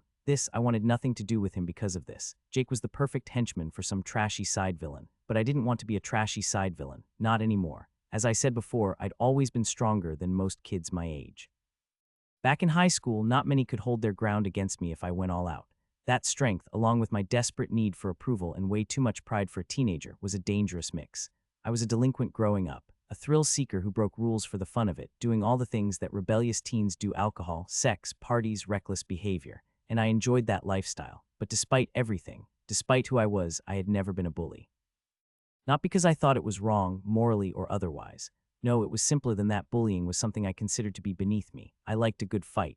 And what was the point of tormenting someone who couldn't even hit back? Sure, I had my moments. I lost my temper, yelled at servants, threw some punches, and abused my social status. But I never made it a habit to harass someone just because I didn't like them. But this guy, he was my exact opposite in every way. He was a spineless coward, always acting weak before the strong and strong before the weak. He was the one who started picking on Michael and made his already miserable life a living hell. Yeah, maybe I'm at fault. I let it happen. I didn't stop it as actively as I should have, but I didn't start it either. At most, I was a bystander. I was dragged into it out of nowhere. I only really got involved when I caught Lily kissing Michael. Even then, it was Jake who egged me on. He convinced me to go after Michael, to make an example of him, show everyone what happens when you cross me. I shouldn't have listened to him. I should have ignored him and walked away. I had already punched Mitchell to my heart's content. There was no need to keep on going after him any longer. But I did. I was stupid. I listened to my best friend. It was because of him that my conflict with Michael spiraled out of control. He was the reason I ended up fighting the supposed protagonist of this world and made him my enemy. Yet somehow, that wasn't even the worst part. The worst part was how idiotic this guy was. There were more than 10 people in our group back at school. We all fought Michael together last time. And what happened after that was history. He single-handedly wiped the floor with all of us. Alone, bare-handed, with no other card in his arsenal than his origin card. And still, even after all that, this guy had the audacity to talk about revenge to my face right now. Revenge, how could anyone be that dense? It wouldn't take a genius to see that Michael was favored by something: a higher power, fate, plot armor, call it what you want. Who in their right mind would even think about going after someone like him again? Why are all these side antagonists always the same in fantasy stories? Protagonist beats you. Okay, move on, get over it. What would revenge get you aside from another humiliating loss? But no, this idiot was dead set on poking the beast again, as if his pride, or more likely, his stupidity, was some noble banner that he just had to wave. Him together, and after that we'll have the last laugh. Right, Sam? Jake's voice cut through my thoughts, snapping me back to reality. I frowned, not sure if I'd heard him right. Sorry, what did you say? He blinked at me, almost offended. What the hell, dude? Keep up. He shook his head like I was the stupid one between us, then a devious grin stretched across his face. I said, let's jump him together and humiliate him in front of everyone. There it was again. The idiocy of a textbook side villain. Keep going after the protagonist until he kills you and your entire bloodline. I was so vexed that my facade broke for a moment. I almost rebuked him on the spot, tearing apart his ridiculous plan and telling him exactly how much of an idiot he was. But then an idea hit me. I could use him. He wasn't very useful, but I could think of a few ways. Besides, Jake was a nobility. He was loaded. If nothing else, I'd just throw him at Michael like a cannon fodder and drain him for all his money. Heh, instead of fighting the urge to scold Jake, I let it simmer down. My expression softened, and a smile, a real one this time, crept onto my lips. Wait, that's actually a good idea, Jay. My voice was calm but exhilarated. But we'll need a proper strategy. Something better than just charging at him like fools. His eyes lit up with palpable excitement. Poor guy had no idea how deep I was about to drag him into my own schemes. Perfect. Jake Melflazer wasn't a major character in the game. Only he and Samuel had made it into Apex Academy out of all the people from their old high school group. Because of this and the fact that they were childhood friends, the two of them were always seen together. Whenever Samuel appeared on screen, Jake was right there behind him, smirking and snickering at people like a perfect sidekick to a third-rate villain. But he never did much to progress the plot. Despite possessing one of the strongest combat-based origin cards, he wasn't even good at fighting. He was more of a nuisance than a real threat. His only role in the story was to be a comic relief, and after Samuel's death, he vanished from the story altogether. His screen time became non-existent. My guess was that he died during the class excursion arc or maybe in the Ascent's invasion, since those two events had the highest death tolls, but in truth, it didn't matter. His fate in the game was irrelevant. What mattered was what would happen in this reality. So, Jake's impatient voice interrupted my thoughts. How do you plan to screw that bastard? I nodded, my smile deepening. My plan was simple. I told him that we'd go find Michael, but we wouldn't attack immediately. We'd let him battle the other cadets first. We'd let him exhaust himself, drain his essence. And when the moment was right, we'd strike with utmost precision. A basic strategy of attrition.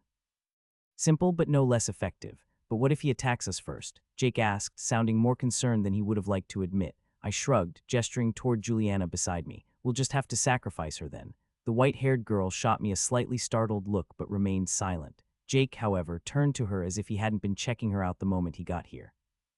He surveyed her from head to toe with a lecherous glint in his eyes, a twisted smile growing across his pig-like face as he licked his lips. Juliana rarely showed emotion, and even when she did, it was always subtle and restrained, like she was always detached from the world, cold and callous. But at that moment, under Jake's gaze, she seemed ready to retch. With a look of utter disgust, she took a half-step back from him and moved behind me, which only seemed to amuse Jake even more. Arg, I groaned inwardly. Even I felt shivers running down my spine, and I wasn't even his visual target.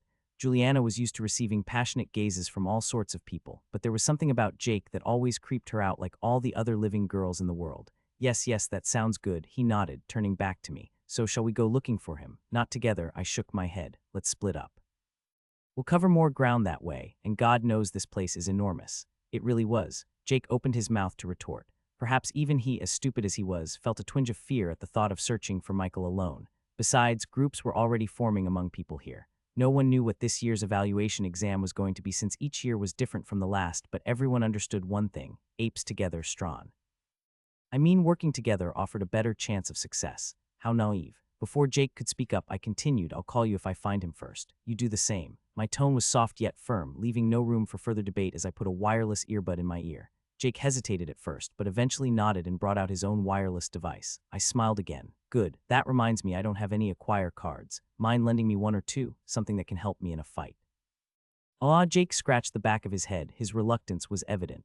Acquire cards were expensive, even for nobles. In fact, most nobles could only purchase up to 14 to 15 cards before exhausting a significant chunk of their family's resources. But I knew Jake had more than that, around 20 if I had to guess. How? Because I had given him a few cards from my clan's vault. I had shared them with everyone in our group, after all. Yes, I was generous. So Jake had no choice but to comply. I wasn't taking anything from him. I was merely asking him to return what was already mine. Well, technically my clan's. Sure man, he said, his smile strained as he produced 2 cards from his soul arsenal. Take these 1 skill and 1 spell card. He grinned, flustered by my praise as I equipped the cards in my arsenal. They disintegrated into swirling particles of light, merging with my body, entering my soul. Then, remembering something, I clapped my hands together. Oh, and one last thing. Can you spare me some credits, say around 50,000? After parting ways with my best friend under the pretense of searching for Michael, I wandered through the soon-to-be battlefield. My pace was casual, my thoughts far from it. Juliana followed a few steps behind, her gaze boring into the back of my head like a needle. I sighed. Stop staring at me. She didn't. Of course she didn't. What is it, Julie? I reined, already knowing what was on her mind. Do you not want to acquaint yourself with him anymore? Her voice carried its usual disinterest, but there was a hint of curiosity underneath. I raised an eyebrow. Why would you say that? You know why? She drew out the words in that slow, deliberate way of hers. You clearly have no intention of going after Michael again, do you? I chuckled softly. Perceptive as always. You're right, I admitted. He's an idiot. And someone once said, it's better to have an intelligent enemy than a foolish ally. Juliana stayed silent for a few breaths. Then did you just try to pass off your own quote as some kind of ancient wisdom? What? I gasped. No, it's an actual saying. Maybe I mixed up a few words, but it is a saying. She nodded. Sure, I just don't recall hearing it anywhere. Tusk, I clicked my tongue, steering the conversation back. Anyway, I don't need someone who's more of a hindrance than a help. I'll take from him whatever he's worth, then discard him. Her silence lingered longer this time. I understood why. That was an unusual thing for me to say. She knew me well enough to expect trouble, but not this level of calculation. For most of my life, I'd cherished the few friends I had mainly because I never had many growing up. Sure, I was aware most of them weren't drawn to me, but to what I had, my status, my wealth, the advantages of being close to a high noble like me. But I never really cared. So what if they were shallow? So what if they were snobby, entitled brats? That's how things worked in the real world. Every relationship was a transaction. Give and take, even friendships, especially friendships. The idea of genuine bonds is overrated and way too romanticized. And yet I liked my friends. Okay, maybe not them, but the idea of friends, of being around people who liked me, feeling as if I was wanted, even if it was not real. So not in 100 years, she would have imagined me casually talking about discarding a friend like they were a spent tool. But that's exactly what friends are, aren't they? I learned that in my previous life. Every relationship, even parental, is indeed a transaction. Love in its purest form might be unconditional, but friendships, never. People make friends for selfish reasons, to build connections, to share burdens, to fill the void of human interaction. The reasons could vary, but it's always an exchange. You give something, you get something. Maybe it's a cold outlook, maybe it's cynical. But and sue me for sounding edgy, it's the truth. So no, I wasn't being heartless. I'd given Jake plenty of things: money, cards, VIP passes to clubs most elites would kill to get into, the finest booze money could buy, luxury cars on birthdays, and so much more. I'd been generous for years. Now it was his turn. Time for him to pay his share, to settle the debt. I was a Theospain, after all. We were known for settling debts.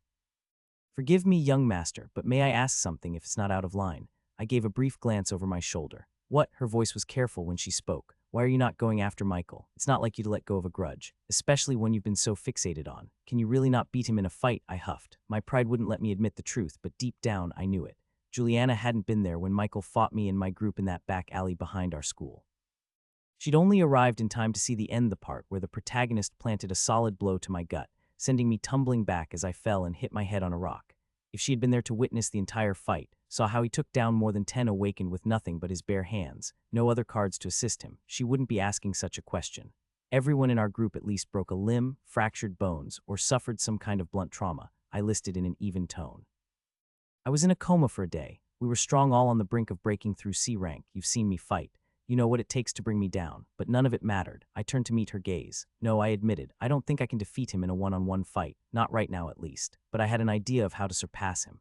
Juliana seemed to ponder my words for a few moments before asking, so what would you do if you really had to fight him today? I shrugged. Didn't happen in the game. Michael and Samuel didn't cross paths until the start of the first term, when Samuel, being the fool he was, challenged him to a rematch and lost in front of everyone. But that didn't mean the story couldn't change. Today I was gunning for the top spot, to start the term as ace of the first years. It wasn't impossible that I might end up face to face with Michael. If that happens, I'll rely on you. I had a shameless grin on my face.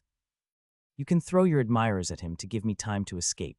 Juliana looked at me dubiously. I don't know what you mean. I chuckled. Oh, come now, Julie. You think I don't know what you're up to? You must really take me for a fool. Everyone in the dorm was already wrapped around her finger. She had that effect on people. They gravitated toward her like the tides to the moon, drawn by some quiet gravity they couldn't quite explain, despite knowing they might never actually get to her. But this time it wasn't unintentional. She deliberately made connections with every new cadet back at our dorm, and for one simple reason. She planned to use them today. As I said, no one knew what the exam would be, but they knew sticking together would help. That was also one of the reasons why Juliana wanted to live in the dorms on Alarin Street. Only the rich and powerful elites could afford lodging there, and she had been planning to make use of them. Unfortunately for her, I had cut the strings before she could make her puppets dance. I dragged her with me to Zephyros, so she had to settle for manipulating the commoners. Juliana turned her gaze away. She didn't need to answer. What she willed was irrelevant, only what I did. Her puppets were mine, just as she was. It took just over an hour for all the new cadets to step through the teleporter and gather in the Coliseum. The instructors and faculty asked us to form neat, orderly lines, and we obeyed without a word. Then came the moment everyone had been waiting for, dreading, even. The evaluation exam was about to begin. We stood in tense silence as the giant video boards on the grandstands all around the arena flickered to life all at once. A video began playing, either broadcast live or pre-recorded. On the screen was a young woman, strikingly beautiful. Her long silver hair shimmered like trails of moonlight on a dusky night, and her crimson eyes seemed to glow with an otherworldly, almost hypnotic allure. She sat behind an elegant desk in a tastefully furnished office. The only thing on the desk was a golden plaque that read Ace. A hush fell over the Coliseum. Every breath seemed to catch in her presence. This was her, the ace of the third years, the Cadet Council President. One of the strongest awakened in the entire academy. She leaned back in her chair leisurely and narrowed her eyes. There was an aura of authority around her, as if power and command were as natural to her as breathing. When she spoke, her voice was like velvet draped over steel, soft to the ear, but resolutely sharp, echoing from large speakers around the arena. Good morning, cadets. I'm Varesia Morrigan, the ace of third years. And I welcome you all to the 385th Annual Entrance Evaluation Exam of our prestigious Apex Academy.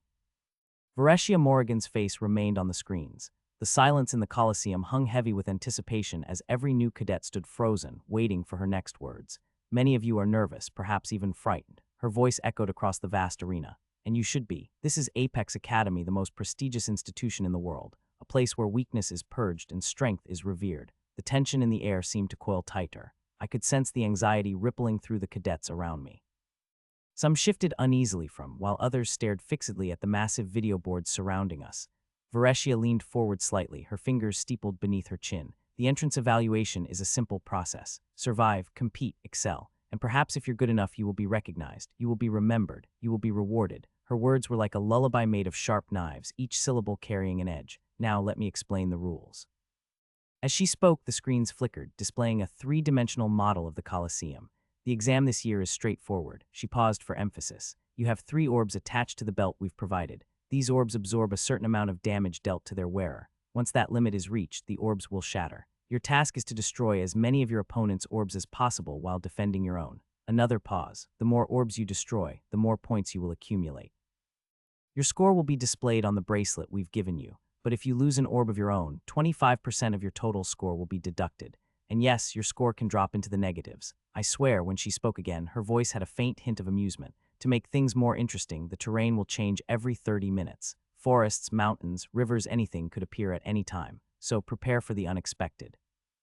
As she listed off the possibilities, the 3D model of the arena shifted fluidly on the screens, its ground morphing into various landscapes. I scoffed inwardly. This was going to be fun. The exam will last for 12 hours, no breaks, and do not think that simply being accepted into the academy guarantees your place here. In fact, if you lose all 3 of your orbs within the first 4 hours, you will be expelled. A murmur of panic swept through the crowd at that warning. 4 hours. They had to fight for 4 hours straight, and the entire exam was going to last for 12. It felt impossibly harsh. How could the academy expect them to endure such a trial? This was just unfair. But the academy didn't care, much like Varesia, who kept on speaking. You may use whatever cards you have in your arsenal. Deal as much damage as you can. Go all out. We have the world's best medics and alchemists are on standby. We will not allow you to die. So do not be afraid and do not disappoint us. The 3D model on the video boards faded, replaced once more by Varesia's crimson-eyed image, her gaze piercing as if she could see and measure each of us from behind the screens. After that, she continued to explain the exam in detail, but my attention was already drifting. Hey, it's not my fault I had ADHD. Sue me. I stifled a yawn and glanced around lazily, not paying attention to the video boards anymore. That's when, far off in the distance, I spotted a few figures perched atop the walls of the Colosseum, observing us from above. They were the medical teams, alchemists, and staff Varesia had mentioned. Their job was to safely supervise this whole exam and intervene only when someone's life was at risk. Oh, suddenly my eyes caught something interesting. Standing casually on a wall, overlooking the crowd of cadets, was a man who seemed to be in his mid-20s. His dark hair fell neatly around his face, and his light hazel eyes seemed to gleam with bright exuberance. All that, paired with his soft facial features, gave him a young but undeniably handsome charm. He wore a flowing robe of gold and white, and while he wasn't particularly tall, he carried himself with an elegance that made him stand out. That robe, and that face, no doubt about it. I instantly recognized who he was. He was the concoctor, one of the most brilliant alchemists alive today.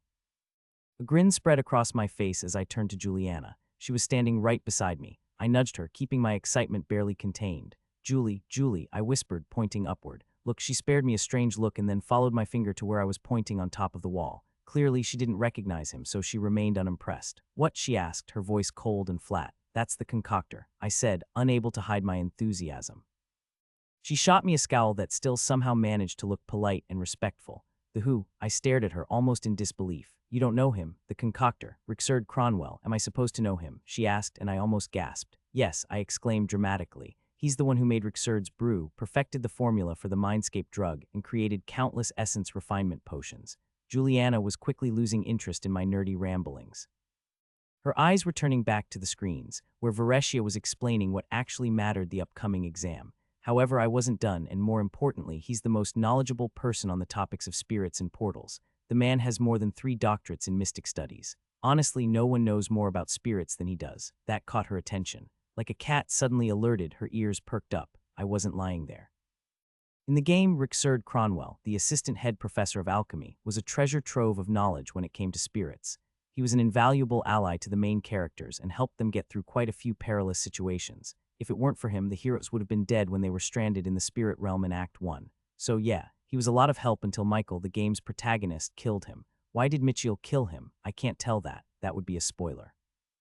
Juliana was trying to hide her curiosity, but I saw through her facade. She was definitely interested now. She tried to keep her tone calm when she spoke, but her voice held a spark of intrigue, really. Yes, I nodded, thrilled. Remember that theory I presented to the Grandmasters about the portals? Well, it was largely inspired by Ricksurd's research. I just tweaked a few things. That was a total lie. But I doubted Juliana was focusing on what I was saying anymore. Her mind was probably racing with thoughts of her own. I bet gears were already turning in her head. Is that so? She hummed absently. But then, as if suddenly recalling something, wait, how do you even know all this, young master? This time I frowned at her. What do you mean how I like alchemy? Of course, I'd know a few things about the field. You don't like alchemy, she shot back, her accusatory tone dripping with skepticism. Of course I do. Remember, I took alchemy classes last summer. You took one class. One. I rolled my eyes. Okay, fine. I was inspired by Sir Ricksurd to study alchemy, but after just one class I realized it wasn't my thing. She gave me a sidelong glance, then nodded to herself, seemingly satisfied with that explanation. Meanwhile, I couldn't help but smirk, and so the first step of my plan begins. Varesia spent a few more minutes explaining everything about the exam in meticulous detail: the rules, the rewards, the reasons for the exam. It was all just tedious information I was too bored to focus on. Finally, she leaned back in her chair, her crimson eyes sharp as a blade glinting in the moonlight. Lastly, if you wish to forfeit or if all your orbs are destroyed, you will need to exit the grounds. Once all 3 of your orbs are gone, so are you. That's all.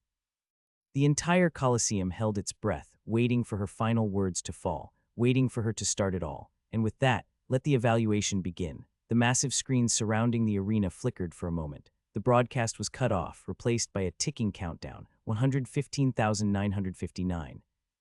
12 hours, that was how long the test would last. 12 hours to fight, to survive, to prove we deserved to be here at the academy.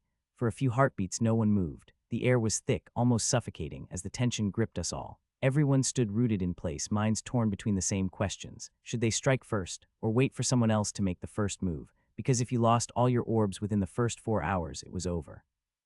You'd be expelled, gone before even setting foot in a classroom. That fear, that uncertainty, kept everyone from moving. The stakes were too high to act recklessly, but there was an obvious loophole here. If we all stood our ground for the first 4 hours and did nothing, no one would be eliminated, no one would be expelled. Play it safe, wait out the risk period, and only then start fighting. In theory, we could all make it through. All it required was patience. And for a brief moment, it seemed everyone shared the same thought. The arena fell into a strange, eerie stillness. It was the kind of silence where you could hear your own heartbeat thumping in your ears. The kind of silence that pressed against your skin like smoke, waiting for even the faintest sound to tear it apart. I didn't move either, but a small smile tugged at my lips as if I knew a joke that the others didn't. Because I did. That loophole wasn't left there by accident, it was deliberate. Because to utilize it, we'd need to trust each other. Completely. Unconditionally. We'd have to believe beyond a doubt that no one would make a move during these first 4 hours. We'd have to trust strangers. This wasn't just a battle of strength. It was a test of will, a psychological trial as much as a physical one. The academy wanted to see who would crack under pressure and who could keep their nerve. The mental strain was bound to be enormous in a scenario like this. The fear of making the first reckless move was paralyzing. No one wanted to attack first and draw attention to themselves, because once you attacked, you'd expose yourself. You'd show your hand and make yourself known. You might score a few points, but you'd also paint a target on your back for everyone else to see. Was it worth the risk? Not for me, not for most. But waiting silently had its own dangers. The longer you hesitated, the more the doubt crept in. What if I'm missing my chance? What if someone else attacks me? What if I can win this test? Because if everyone played it safe, if everyone just waited, the first person to strike would gain the advantage. They'd shatter the calm and force everyone else to react. They'd control the flow of the battlefield and dictate the pace of the chaos. Attacking first was reckless, yes, but it also gave you power, the power to set the tempo. And it was a power worth exploiting if you knew how. But again, the moment you strike, you become visible. You stop being just another competitor and become the one to watch out for, the one to eliminate. It was a tough choice. Most people were too frozen by fear, caught in a deadlock of indecision. The longer the silence stretched, the more unbearable it became. The arena seemed still on the surface, but beneath that calm was a storm of nerves and second-guessing. Each person was sizing up the other, trying to read who might snap first or who was the easiest to deal with. After all, not everyone would want to wait. Some people thrive on chaos. Some people understood that hesitation bred weakness. Some people were willing to take the first risk and disrupt the balance, knowing that if they waited too long, they might end up as prey instead of predator. Some people believed in their own strength and underestimated that of everyone else's. Then there were people like me. The opportunists, the ones who wouldn't attack first and were waiting for the silence to be broken by someone else. They would move the moment chaos took hold, capitalizing on the panic and confusion. These people didn't want to start the fire, but they'd sure as hell take advantage of it once it was burning. That was what I was doing. I was waiting for someone else to make the first move, and I didn't have to wait long. BOOM. Not even 20 minutes had passed when a booming explosion in the distance shattered the stillness. The game had begun. Instantly, the tension snapped and the Colosseum erupted into chaos. Everyone broke into action, some charging toward the noise, others scrambling for safety. In the game, if I remember correctly, Samuel was one of the cadets who made the first move during the evaluation exam. Because of that, he drew unwanted attention from nearly everyone around him, forcing him into an all-versus-one battle right at the start. He was reckless, but he was also terrifyingly strong. Despite fighting more than 20 cadets on his own, Samuel not only survived the first 4 hours with almost effortless ease, but he also climbed his way into the top 100 rankings. Still, he was reckless, extremely so. Instead of fighting with strategy and carefully picking his battles by targeting weaker opponents, he went after anyone he thought was strong as if to make a statement, as if to declare that no one on this battlefield was his match. By the time he dueled 6 back-to-back powerful opponents, defeating each one, he had strained himself beyond recovery. As a result, he was eliminated by the 6th hour. In the end, he ranked 66th. Fool, absolute fool. If he had played it smart, hunted the weaker cadets first, then the strong, he could have easily reached the top 10, top 5 even. The exam was 12 hours long, a marathon, but Samuel speedrun through it like a sprint. I wouldn't make the same mistake. Boom. A deafening explosion rocked the Colosseum, shaking the very ground beneath me. Dust and debris rose to the sky in the distance, and the once tense silence melted into pure pandemonium. Cadets scattered, some instinctively diving for cover, others charging headlong into the fray with reckless abandon. My eyes tracked the smoke rising from the blast's origin. A risk-taker had made the first move there. The entire arena erupted in response, as if the mere sound of the explosion had torn down the fragile barrier of restraint everyone had been holding onto. I heard a few more follow-up explosions flare up all around me. Some others had made their first move as well. With this, the real game had begun. I stood still with a smile on my face, watching the chaos spread like wildfire across the arena. A group of cadets to my left were already locked in a battle with each other. Before the start of all this, they had made an alliance, thinking working in teams would give them a better chance of passing the test. Now they were hellbent on eliminating their former allies. That's what happens when you try to team up with strangers in a high-pressure situation. Idiots. To my right, others darted for the edges of the arena, trying to hide in the shadows where they could wait for the right moment to strike. But there was no safety left here. Every corner of this Colosseum had become a battlefield. The countdown clock loomed large on the screens above, ticking down without mercy. 113,945. 20 minutes, only 20 minutes had passed, and this place already looked like a war zone.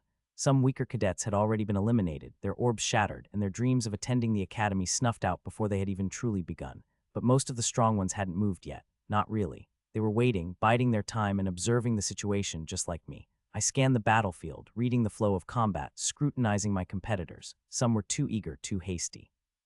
They'd burn themselves out soon enough. Others, like me, were smarter, conserving their energy, picking off stragglers while avoiding direct confrontations.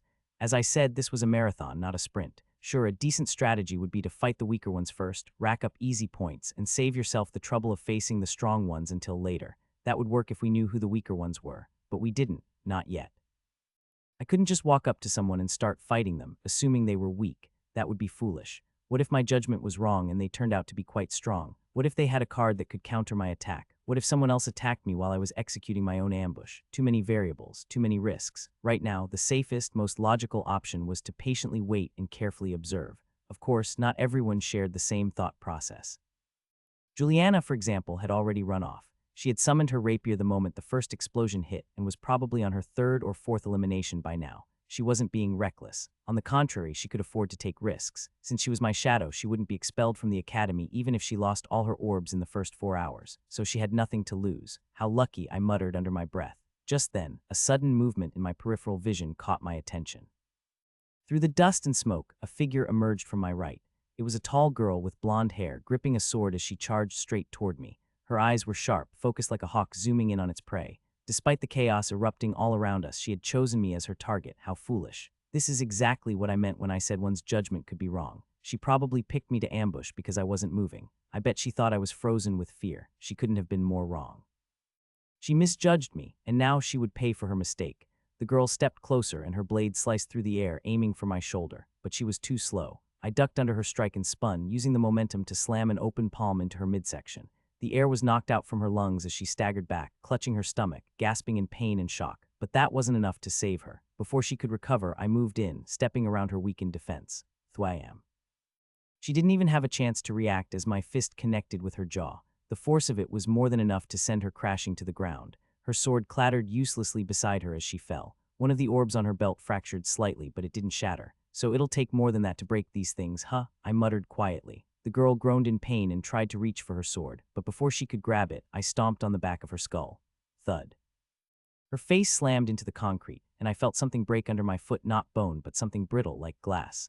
One of the orbs on her belt shattered into fragments. I murmured to myself. So that's how they work. These orbs generate a form-fitting invisible barrier. Despite the force of my attack, her skull didn't fracture. At the very least, her nose should have become a bloody mess from being slammed into the ground that hard. But there was no blood, no visible injury either. She was hurt. I could hear her muffled cries beneath my foot, but the damage was minimal. The orbs had cast a barrier that absorbed the worst of the blow. They shielded her from what would have been a fatal injury. Now I understood how they worked. This wasn't explained in the game, and I wasn't paying attention to Vareshia's speech earlier. Anyway, the score on my bracelet ticked up, 0-1 PTS, but I had no time to savor it, THWOM. Another explosion boomed to my left, much closer this time. The shouts and clashes of cadets locked in their own skirmishes echoed across the arena. I sighed, lifting my foot and stomping down on the girl's skull again.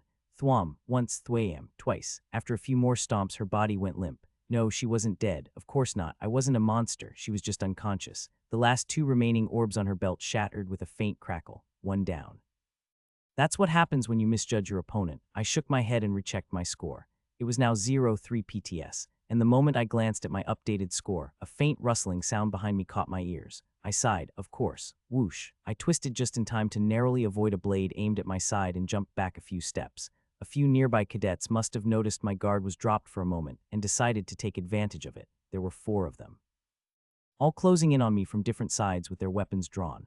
The first came at me with a spear, thrusting it toward my chest with a cocky grin plastered on his face. I sidestepped effortlessly, grabbed the spear's shaft, and yanked it out of his hands, sending him stumbling forward like a drunk.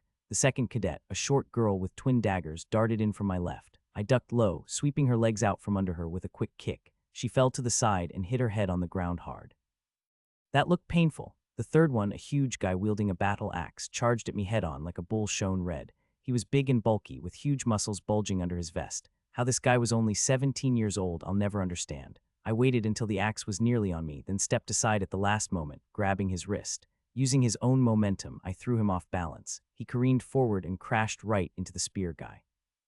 The fourth one hesitated, hanging back, clutching his sword nervously. He probably realized I wasn't as distracted as they'd hoped. Well, this is awkward, I huffed, straightening up to look down at the pile of bodies sprawled in front of me like a work of art. The spear and axe guys were tangled up on the ground in an embarrassing mess, and the dagger girl was groaning, struggling to sit up. She seemed to have a minor concussion. Meanwhile, I was still holding the spear. The fourth cadet, seeing the mess his friends were in, mustered a shaky breath and raised his sword. Determination blazed in his eyes, and he made the dumbest decision he could have made just then. He rushed at me. Why? I would have liked to ask him why. His friends attacked me together in coordination, and they failed to bring me down. Then why did he think a mere side character could do it? Another sigh slipped out from my lips. These guys really had no sense of self-preservation. Without blinking, I hurled the spear at him and began summoning my origin card. His eyes went wide with panic, but he managed to deflect the incoming spear with the flat side of his blade. That was enough time. A flash of golden light flared above my shoulder, and my origin card materialized. Realizing things were about to escalate, the sword guy tried to activate one of his own cards, but it was far too late by then. Before he could do anything, I dropped to one knee and touched the ground. The concrete rippled like water, shifting under their feet. They barely had time to process what was happening before the ground under them turned to something akin to quicksand. What the? The fourth cadet yelped, his feet sinking into the unstable ground. The others, already down, also found themselves trapped and sinking faster with every frantic movement. I got up to my feet and strolled over, hands in my pockets like I was out for a casual walk. Now, I gloated scornfully, crouching beside the axe guy who was already knee-deep in the quagmire.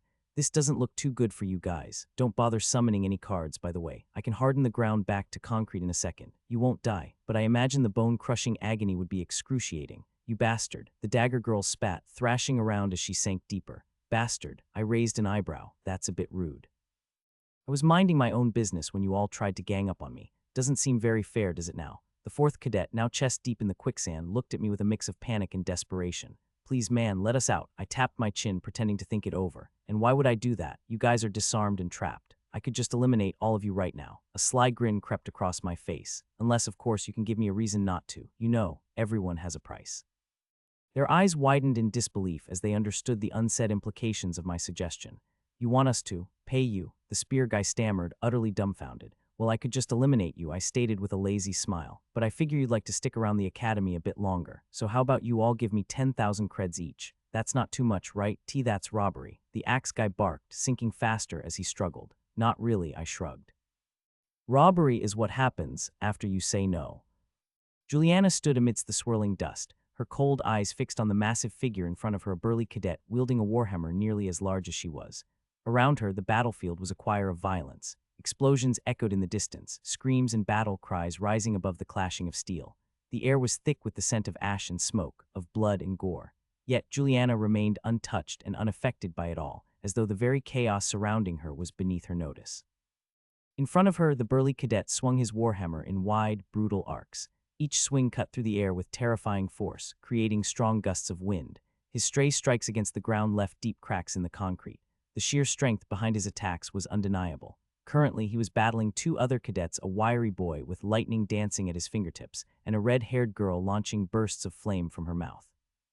Behind her, two more stood, a petite girl with oversized glasses on her small face and a staff in hand, and a thin boy with a long dagger. The girl was a healer capable of mending small wounds, and the boy could move short distances with incredible speed. These were some of the people Juliana had befriended in the dorms, but of course they weren't actually her friends. Juliana didn't make friends. Friendship implied equality, trust, and mutual care, things she found laughable, childish even. The people around her were not her equal to begin with, they were just there. They were hers, simply hers to take, to mold, to bend, to manipulate.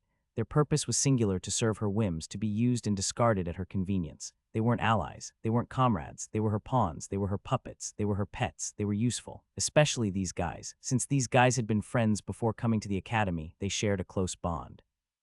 Juliana couldn't care less about their pathetic personal lives, but it made them a good team on the battlefield. Even now, they were fighting against the warhammer-wielding cadet like a single, cohesive unit, like a well-oiled battle machine.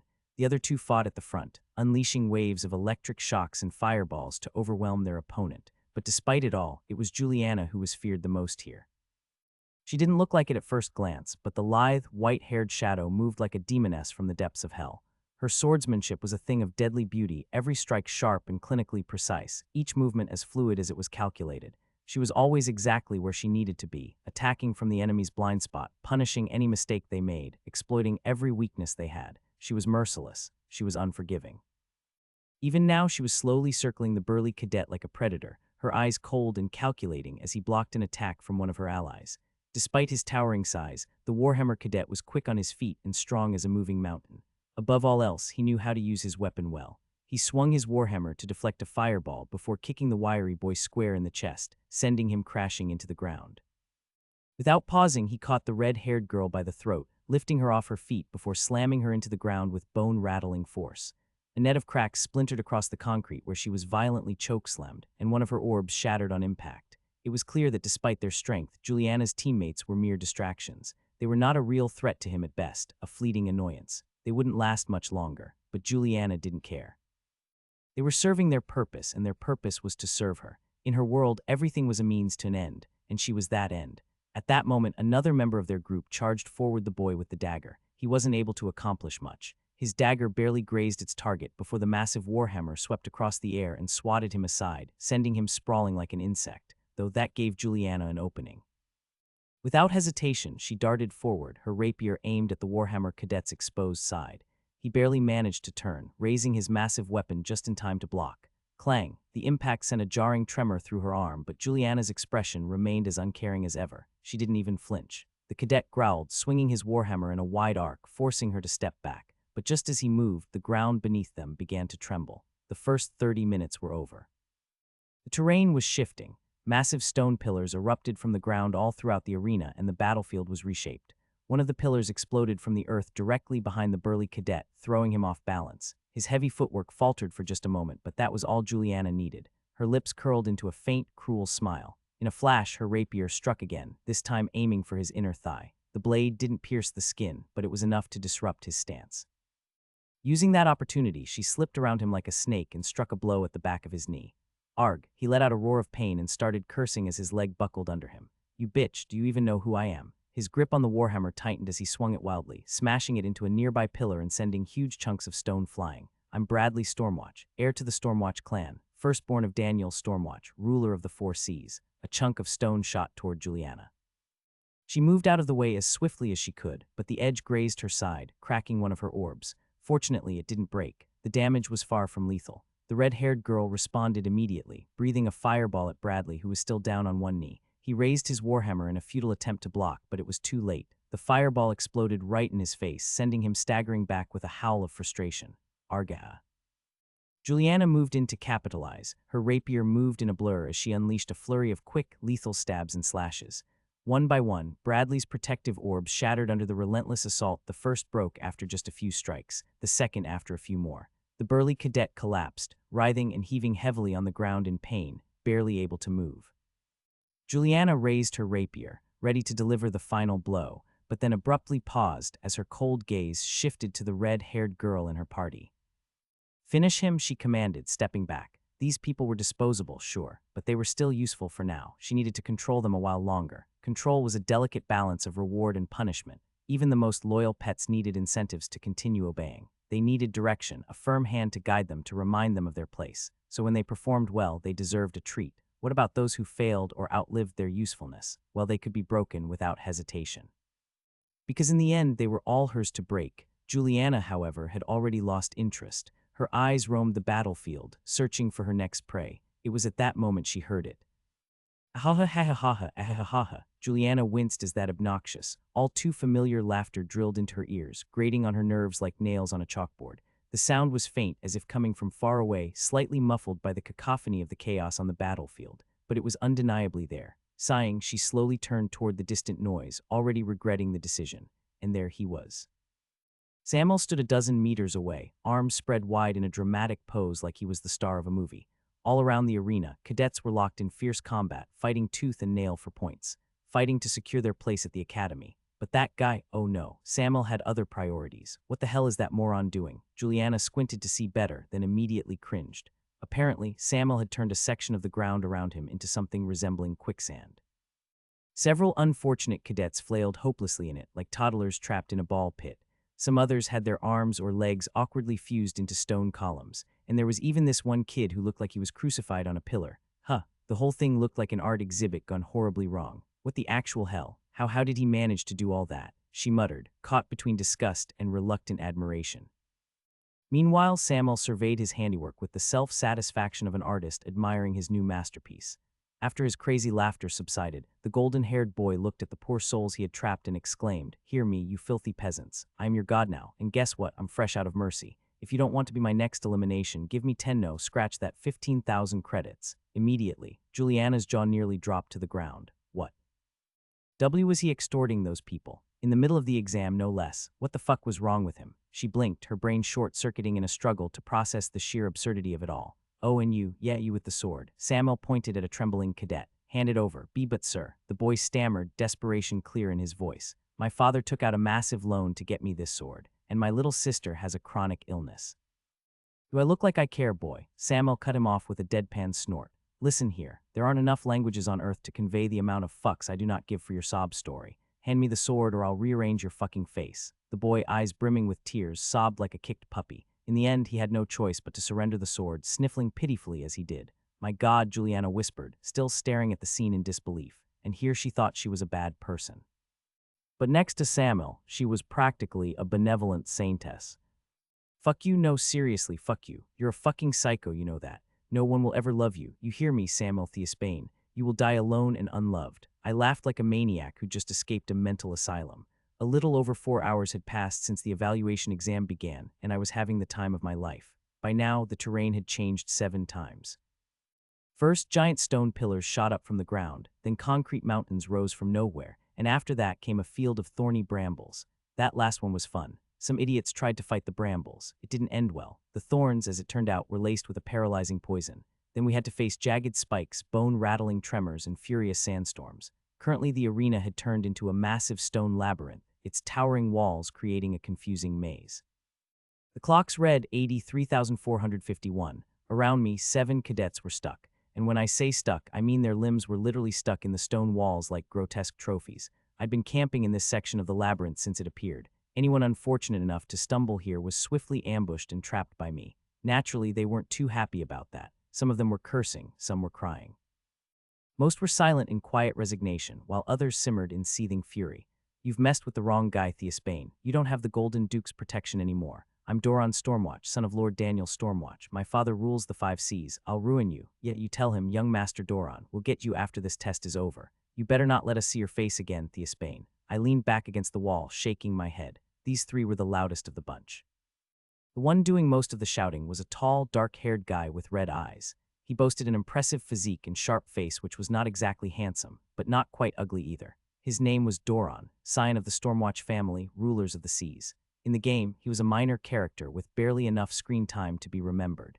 His only memorable moment was when he tried to start trouble with Juliana after she eliminated his brother in the evaluation. To no one's surprise, she handled him easily. After that incident, he never appeared in the story much and was only seen hanging around in the background. So for him, a mere background character, to be threatening me, it was hilarious. I chuckled. What's so funny, you brat? Didn't you hear who my father is? I rolled my eyes. Yeah, your father rules the seas. Very impressive. But how many seas do you rule? Oh right, none, because you're stuck in a wall. So how about you just shut your mouth and surrender your pointless protest?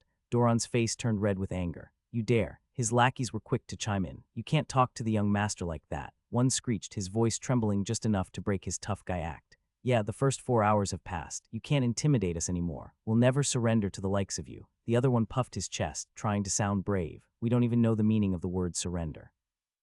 I raised an eyebrow. You don't. No, he barked, puffing up even more. You'll pay QX. Before he could finish, I blurred forward and drove my fist into his solar plexus, knocking the wind right out of his lungs. The familiar sound of brittle glass shattering followed as his last orb broke. His eyes rolled back, his body going limp, but since his hands were still stuck in the wall, he just dangled there like a broken scarecrow. Scoffing, I turned to the other one who was still glaring at me. For a second, I was impressed. He saw his friend break right in front of his eyes, and yet he wasn't scared of me. But then his facade cracked and he gave me a sheepish grin. While it's true we don't know the meaning of surrender, we are willing to learn. Doron shot him a murderous stare, and I couldn't help but laugh again. Ah, I like you, boy. I clapped him on the shoulder. Okay then, sing for me. Sing. His grin faded, replaced by confusion. Yeah, I stretched lazily. This exam had been going on for way too long. I'm bored. I could use some entertainment. Impress me and I'll consider eliminating you as painlessly as possible. He stared at me, dumbfounded. What? Even though he was ready to surrender, the idea of having to perform like a jester was clearly too much for him to handle. Every man has his pride after all. He glared at me again, trying to summon some courage. Why you? My smile widened. Wait, let me finish. If you fail to entertain me, I'll freeze the moisture on your skin and peel it off your face. Very slowly. His expression brightened instantly as he mirrored my smile. Oh, you should have led with that. So, what song would you like to hear on this fine afternoon, young master? The guy was actually a good singer. Much to my surprise, I thoroughly enjoyed his performance. But as with all good things, it had to end. I glanced at the ticking countdown, 83,000. It was time for the terrain to shift again. As if waiting for that cue, the ground began to rumble. I moved quickly to eliminate the 7 cadets I had trapped, knocking them unconscious and shattering their orbs. The medical team would soon come here to carry them out of the arena. So using my origin card, I got them out of the stone walls and laid them on the ground. It drained a good chunk of my essence, but leaving them stuck in the walls during the terrain shift could have been lethal. And I'm nothing if not considerate and generous. The labyrinth trembled before collapsing in on itself. The towering stone walls retracted into the ground, leaving the arena wide open once again. I took in my surroundings. The Colosseum was still crowded and full of chaos, cadets battling, bodies crashing, powers flaring, but the number of people had thinned now. After the first 4 hours, the rate of elimination had been greatly increased since people began to take more risks and stopped holding back. The ground quaked again. This time, large portions of the concrete floor caved in, forming deep grooves that were rapidly filled with water, turning the terrain into a shallow marsh. The murky water sloshed across the arena floor, barely reaching my knees, but enough to make footing treacherous. Oh, this is bad, I groaned. It was really dangerous. The marsh was an easy conduit for certain abilities, and I had a bad feeling about what was coming. My suspicion was confirmed when I heard a crackling hum behind me. Lightning. I turned around just in time to notice a cadet with a crazy look in his eyes. Arcs of electricity were dancing around his hands. His plan was obvious: flood the marsh with electricity and fry everyone within range. I acted fast, summoning my origin card and slamming my hand into the waterlogged floor beneath. A platform of solid concrete rose under me, elevating me above the marsh just as that cadet unleashed a violent wave of electricity. The water lit up and sparks flew. Thankfully, I was safely perched on my concrete platform. From my relatively higher vantage point, I took a moment to assess. That guy was weaving electricity through the water, trying to hit as many opponents as possible. Some cadets screamed, others collapsed in the water as the shock ran through them. It was total mayhem, but he was too focused on his assault to notice me. Without hesitation, I dismissed my origin card and summoned a spell card I had taken from Jake. Instantly, a fire arrow conjured in my hand. I whipped my arm forward and threw the fiery projectile at that guy. The arrow struck him square in the chest and exploded. His body jerked violently as he stumbled, momentarily disoriented. His focus on controlling the electricity broke. That was all the opening I needed. I deactivated the spell card and brought out the skill card that I also took from Jake. Its name was Flash Step, and it allowed me to cross a couple of meters in a single step. I leapt from the platform, splashing into the marsh and closing the distance between me and my opponent in a blur. My fist collided with his jaw in a menacing uppercut before he had the time to recover, snapping his head back. His shocked eyes met mine, but before he could react, I followed up with a sharp elbow to his ribs. He staggered, which gave me enough time to run up to him and slam my shoulder against his chest like a battering ram. He fell back on his butt, gasping and coughing, and I finished him off with a roundhouse kick to the side of his head. His body crumpled into the water, unconscious. Another one down. Unfortunately, he only had a single orb left on him, so I didn't get much points. But that was fine. I surveyed the battleground again. The fights were growing fiercer with every passing moment. It was to be expected. The weak had already been weeded out, leaving only the strong. Time to get serious, I guess. And I did get serious. For the next 6 hours, I fought relentlessly, pushing my limits without risking complete exhaustion. Some battles were difficult, others outright challenging. But with a bit of strategy and grit, I still won them all. It was tough but manageable. After eliminating a particularly tough cadet, I knelt down to one knee, breathing heavily. I could barely feel any strength left in my legs. My right arm throbbed painfully, and the left side of my face was bruised in a deep shade of blue. In front of me lay the young man who had managed to put me in this state. Damn bastard, I cursed, standing up straight before kicking his limp body a few times in irritation. Finally satisfied, I paused to catch my breath and swept my eyes across the battlefield. The terrain had changed again. Giant concrete blades had sprouted from the ground and were spinning across the land. I could see Juliana in the distance. She was fighting alongside a group of cadets as they targeted another fraction of opponents. I also caught sight of a couple of named characters flitting through the chaos, but I didn't have time to linger on them as I spotted my next target. A short girl stood a few steps away, alone and clearly exhausted. She looked like she wouldn't be able to put up much of a fight. If I attacked her now, it would be an easy score.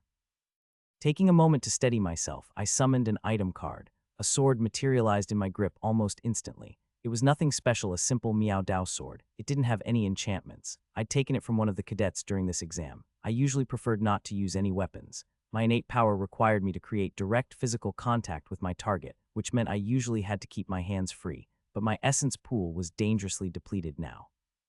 I didn't have it in me to use my origin card for much longer. In this situation, wielding a weapon was a better choice than going bare-handed, and while I wasn't a master swordsman, I was proficient enough with most weapons to handle myself. So with the sword in hand, I shifted into an offensive stance and rushed toward my target. She didn't seem to notice me until I was almost upon her. I swung the blade in a wide arc, aiming for her side. Tang! A sharp clash of metal rang through the air as my sword was intercepted mid-swing. What? I muttered, my eyes snapping to the side. There another blade had blocked my strike. A young man stood beside the girl, his face a mix of shock and disbelief. His hair, black as midnight, fell in soft waves to his neck. His eyes were like two deep and endless pools of darkness that seemed like they could devour the world itself.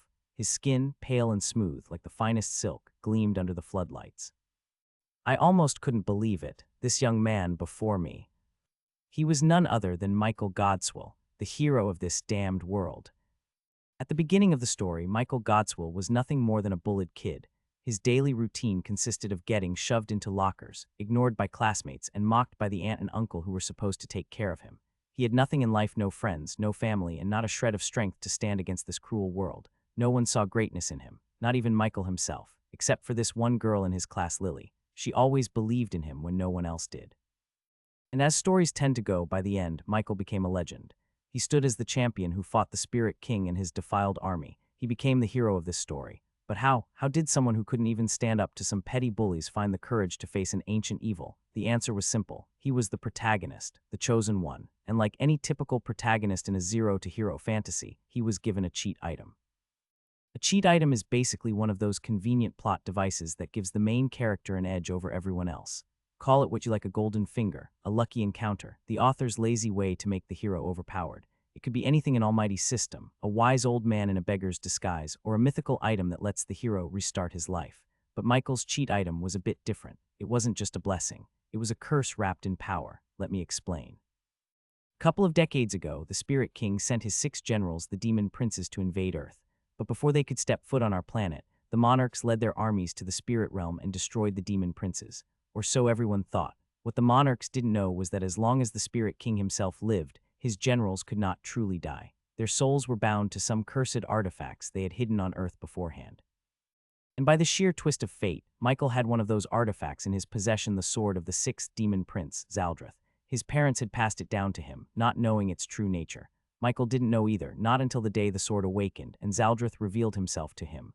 Michael's first instinct was to throw the cursed thing away, but Zaldrith was a great demon. He was cunning, silver-tongued, and deeply manipulative. He knew exactly what to say to a boy who had always felt small and weak all his life. Power. It was the one thing Michael craved more than anything, yet never had. Why had he been born weak? Why, when he had the heart to do what was right, was he the one left to suffer while scum like his bullies were blessed by the heavens? Why? It wasn't fair. None of it was fair. Michael had sworn that if he ever gained power, he would use it for good. He would fight for those who couldn't fight for themselves, for people like him. But the heavens remained indifferent to his pleas. So when Zaldrith offered him the power to change his fate, Michael, desperate to escape his miserable existence, reluctantly accepted. The cursed sword awakened his origin card, fortifying his soul and filling him with spirit essence beyond what he thought was possible. However, that power came with a cost: Zaldrith's constant presence. The demon couldn't manifest in the physical world since Michael wasn't strong enough to channel the sword's full power. Not yet, so Zaldrith could only appear as an apparition in Michael's vision. A specter, a ghost, a phantom. No one else could see him. No one else could hear the honeyed words and tempting whispers of power he fed to Michael day after day. He promised to be his ally, his only true friend. And Michael, all alone and yearning for power, believed him. After all, Zaldrith had given him everything he'd ever wanted. But of course, the demon had his own plan. He was waiting. Waiting for the moment when Michael could unlock the sword's full potential. Thus, to help him grow, Zaldrith taught him the brutal arts of combat, revealed ancient knowledge, and even shared the dark secrets of alchemy and crafting. That's how Michael became strong. Strong enough to stand here now. Strong enough to block my sword. Clang. His blade met mine, stopping me from eliminating my target. Ah, the girl I was supposed to backstab turned at the sound and saw us both standing there. She yelped in shock and immediately fled. The protagonist and I remained standing, staring at each other, our expressions turning serious after the initial shock faded. After a moment, a stray smile found its way on my face. Michael, I greeted, my tone laced with exaggerated sweetness, like I was reunited with an old friend. How are you? I made a show of looking him up and down. Wow, did you lose some weight? That's good. No offense, but you used to look like a sack of potatoes before. What the hell? Why did I say that? Seriously, why on earth did I say that? Michael's nose scrunched up in disgust as he gritted his teeth and swatted away my sword with his own. Then a dark grin spread across his lips. So you passed the interview, huh? He muttered, his voice full of bitter amusement. I suppose it's to be expected from the great Samuel Bane. I'm glad. Now I can beat you senseless without any consequences. Before I could even blink, he shot a kick at my chest, and I barely managed to dodge it by a hair's breadth. Damn, he was fast. That kick came out of nowhere. How was he still moving this quickly? We'd been fighting for the same amount of time, yet he did not look exhausted at all. Well, I knew how. Whoa. I raised my hands in mock surrender. Why are you attacking me, man? I swear I saw a vein pulse on Michael's forehead. You're asking me why? His voice practically erupted. Where do you get the audacity? You made my life a living hell. He swung his longsword again, and I quickly parried it with my Mia Dao, stepping back to create a safe distance between us. Hey, you stole my girlfriend, I shot back. Huh? Michael tilted his head, his face a canvas of anger. I didn't steal anyone. She didn't love you to begin with. I doubt even you did. I shrugged. I mean, he wasn't wrong. Lily and I had only been together because of our elite backgrounds. Had there been a girl at school with a higher status, I would have been with her instead. It was a shallow relationship, but that's just how things worked in higher society. It wasn't that I didn't like Lily. I did, just not romantically. Or maybe, I don't know, it was all confusing. But still. Anyway, I shook my head. Didn't you already beat me up? I was in a coma for a day, dude. Isn't that enough? Fuck you, he snarled. That's not nearly enough to make up for the physical and mental trauma you put me through. Arg, I groaned, rolling my eyes. This was going nowhere. Michael was the perfect protagonist, kind-hearted, generous, compassionate, morally righteous, selfless, all that goody two-shoes crap. But if there was one thing he wasn't, it was forgiving. He didn't just hold grudges. He nurtured them, let them fester and grow. That was one of the things that irritated me about him. He was always so emotional about the most trivial things. Someone hurt you. Okay, move on, man. Life's too short for petty revenge. In fact, I never really understood the whole revenge thing. Just live and let live. Sadly, not everyone could share my infinite wisdom. I sighed as Michael raised his sword again, clearly ready to strike. But before he could move, I yelled at the top of my lungs, Julie, I'm in a situation here. A little help. Michael's face twisted in confusion. He frowned, probably about to ask what I was doing, when suddenly a swarm of people attacked him from all sides. Wow, she worked fast. Without wasting a moment, I turned and ran. I didn't look back, never look back. A rule every tactician lives by when making a strategic retreat.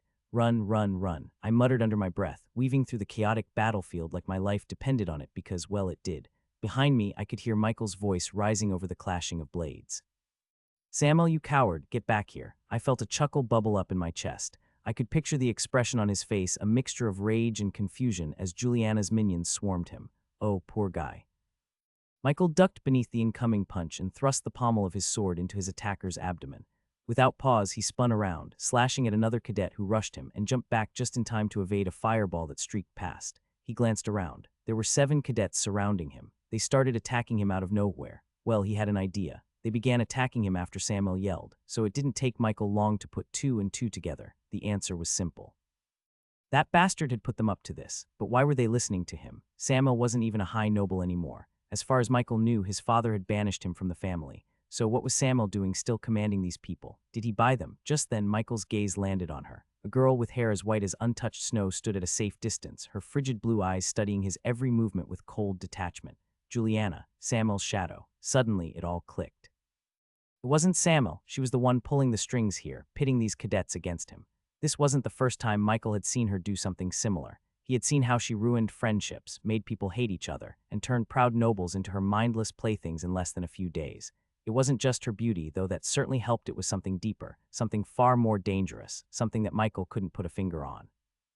There was an ethereal quality about her, something that drew people toward her like moths to a flame, and by the time they realized they were caught in her web, it was far too late. They were already burning. Michael had to admit, even he'd felt drawn to her when he first saw her, until he witnessed what she did to others. It was impressive and terrifying. She was dangerous. Tusk, he clicked his tongue and dodged 2 more fireballs before darting toward the girl who was breathing them. In a quick motion, he slipped behind her and knocked her out with a chop to the back of her neck. Turning around, he then deflected a dagger aimed at his chest and grabbed the assailant by the collar. Without a second thought, he lifted him up and threw him. He threw a person, straight at Juliana. Michael understood her game. She was using these cadets as pawns, bait to distract him so she could move in when his guard was down. After all, he was one man. If several people attacked him all at once, his back would be turned to one of them. It was a clever plan, but not if he turned her own tactics against her. Not if he started throwing these baits at her instead. Juliana's eyes widened upon seeing a boy come flying at her. She dodged just in time, moving out of the way and letting him crash to the ground behind her. But before she could recover, another body came hurtling toward her, then another. Michael threw the cadets one after another, giving her no room to breathe. She barely managed to avoid each one, her usual grace disrupted by the sheer force of his relentless assault. And when her balance was off for the briefest moment, Michael was on her. He appeared in front of her in a blur, his leg whipping through the air in a sharp arc. She attempted to block his kick with her rapier, but the impact still sent her staggering sideways. Her blade broke and one of her orbs shattered. Juliana coughed, spitting blood, then wiped her mouth with the back of her hand, the crimson smearing across her lips. She straightened, her composure never faltering, and smiled. It was a sharp, dangerous smile. Sorry about your sword, Michael said, walking up to her but keeping a cautious distance. He wasn't foolish enough to drop his guard around her, not even for a second. Juliana's smile sharpened even more, like the edge of a blade. Oh, don't worry about it, she replied, her tone darkly amused. It wasn't even my main weapon. As if on cue, an item card manifested above her shoulder, shimmering in the air before a short sword appeared in her left hand, formed from a whirlwind of light sparks. It was a curved, single-edged blade forged from black steel with a mesmerizing wave pattern that seemed to glow faintly. The hilt, made from polished dark wood, looked darker than the blade itself. It was a wakizashi, but Juliana wasn't done yet. A second sword appeared in her dominant hand, similar in looks but this one slightly larger. It was a katana. Michael narrowed his eyes. Dual wielding. This was his first time seeing something like this. Dual wielding required precision, balance, and almost inhuman coordination. One wrong move and your defenses would be wide open, and it didn't grant much offensive prowess either. A single sword with 2 hands could deliver devastating power in each strike, but with 2 swords. Each hit was weaker and less controlled. That's why even master swordsmen often avoided this style despite having the skill for it. So why did she choose this? Did she think she could pull it off? Was she that confident? Juliana pointed her katana at him with a slight smirk on her red lips. This isn't just any dual wielding. The technique I'm about to show you is called two heavens as one, she declared. By the way, I don't think we've been properly introduced. I'm Juliana Vox Blade, and you. Usually Juliana couldn't care less about her opponents. They were just obstacles, temporary challenges to be dealt with and forgot. But this guy, he was different. In the few seconds she'd faced him, she could sense it his strength wasn't normal. He wasn't just strong, he was a monster. The exam had started in the morning. It was now edging into evening. By this point, even the strongest cadets were flagging. Everyone was exhausted after hours of continuous combat, but him. He still had enough strength to spare to throw people around like ragdolls. How was that even possible? Michael's voice broke through her thoughts, his tone dry. What do you mean, you know me? I was in your class. Juliana blinked, genuinely taken aback. No, I don't forget faces. Michael's mouth fell open. I sat behind you in bio every day. For a moment, silence stretched between them. Then, in a rare display of emotion, Juliana's eyes widened and she gasped. Wait, why you're Michael? But you were so, she trailed off, staring at him. What the hell happened to you? Michael shrugged, now half embarrassed. I awakened. Juliana couldn't believe it. She remembered him. She remembered everyone in her year. This guy used to be short, round, with dark circles under his lusterless eyes. But now he was tall, lean, and good-looking. Sure, people changed after their awakening, but not this much. Juliana shook her head and smoothed her expression. Ah, forgive me for not recognizing you. You look good. Listen, I'm not in the medical field or anything, but I'm pretty sure shredding that much weight that fast can't be healthy. What do you mean that much weight? Michael shot back, clearly offended. I was just a little chubby. Nah, Juliana said, tapping her chin thoughtfully. You were like, how do I put this nicely, like a sack of potatoes? Michael was at a loss for words. It took him half a minute to find his voice back. What the hell is wrong with you and that bastard? Are you guys fatphobic or something? Huh, do you hate fat people? Juliana scoffed. Excuse me, that's incredibly rude. How could you accuse me of something like that? I don't just hate fat people, I hate everyone equally. Why you? Michael massaged his eyebrows, trying to ward off the creeping headache. What an insufferable girl. How could Samuel tolerate such a shadow? But then again, Samuel was far more insufferable than she was. Whatever, he muttered and raised his sword, taking a deep breath to rein in his temper. Look, I've got nothing against you. Just stop blocking my path and let me deal with your master. Juliana sighed dramatically. Oh, I wish I could, but I've got orders to keep you exactly where you are, so no, you're not moving past me. Michael let out a small laugh, shaking his head. I don't think you can stop me. Before another word could be exchanged, Michael shot forward. The ground beneath his feet cracked under the sheer force of his launch. His speed was alarming, so fast that Juliana's eyes struggled to follow his movement. Clang, but she still blocked his attack. Her wakizashi clashed against his longsword. Sparks flew as their blades locked in a bind, and before Michael could press forward, she pivoted and slashed low at his knees with her katana. Michael leaped back, narrowly avoiding the strike, but Juliana was relentless. She closed in and unleashed a storm of blows, each attack faster and wilder than the last. Her strikes were chaotic and unpredictable, a whirlwind of steel that would have overwhelmed anyone else, but Michael kept up, albeit barely. He wasn't simply defending, he attacked too. They exchanged violent blows in rapid succession, but neither of them could land a solid hit on another. It was a stalemate, one strike answering another in perfect time. Michael found himself genuinely impressed by Juliana's swordplay. No, it wasn't flawless by any means. Her technique had gaps while her strikes lacked overwhelming power, but her speed and unpredictability were nothing short of ridiculous. There were no discernible patterns in her assault, no obvious intent, just an onslaught of erratic blows. She fought like a hurricane, her blades slicing through the air like a torrential downpour. She used her wakizashi to deflect, block, and engage in close quarters, while her katana struck with precise, mid-range cuts. Her battle style was unconventional but highly effective. On any other day, Michael might have struggled to take her down, but today. Today, Juliana was already exhausted by hours of relentless fighting, and while they were currently locked in this stalemate, Michael knew he had the upper hand. He was stronger, faster, and his mind was clear. On the other hand, Juliana was slipping. Bit by bit, she was giving ground. Her movements were growing sluggish, and her attacks were losing their edge. Then she made a mistake, a small one, but enough. She reacted just a fraction too late, and Michael took his chance. He moved around her, thrusting his blade into her exposed side.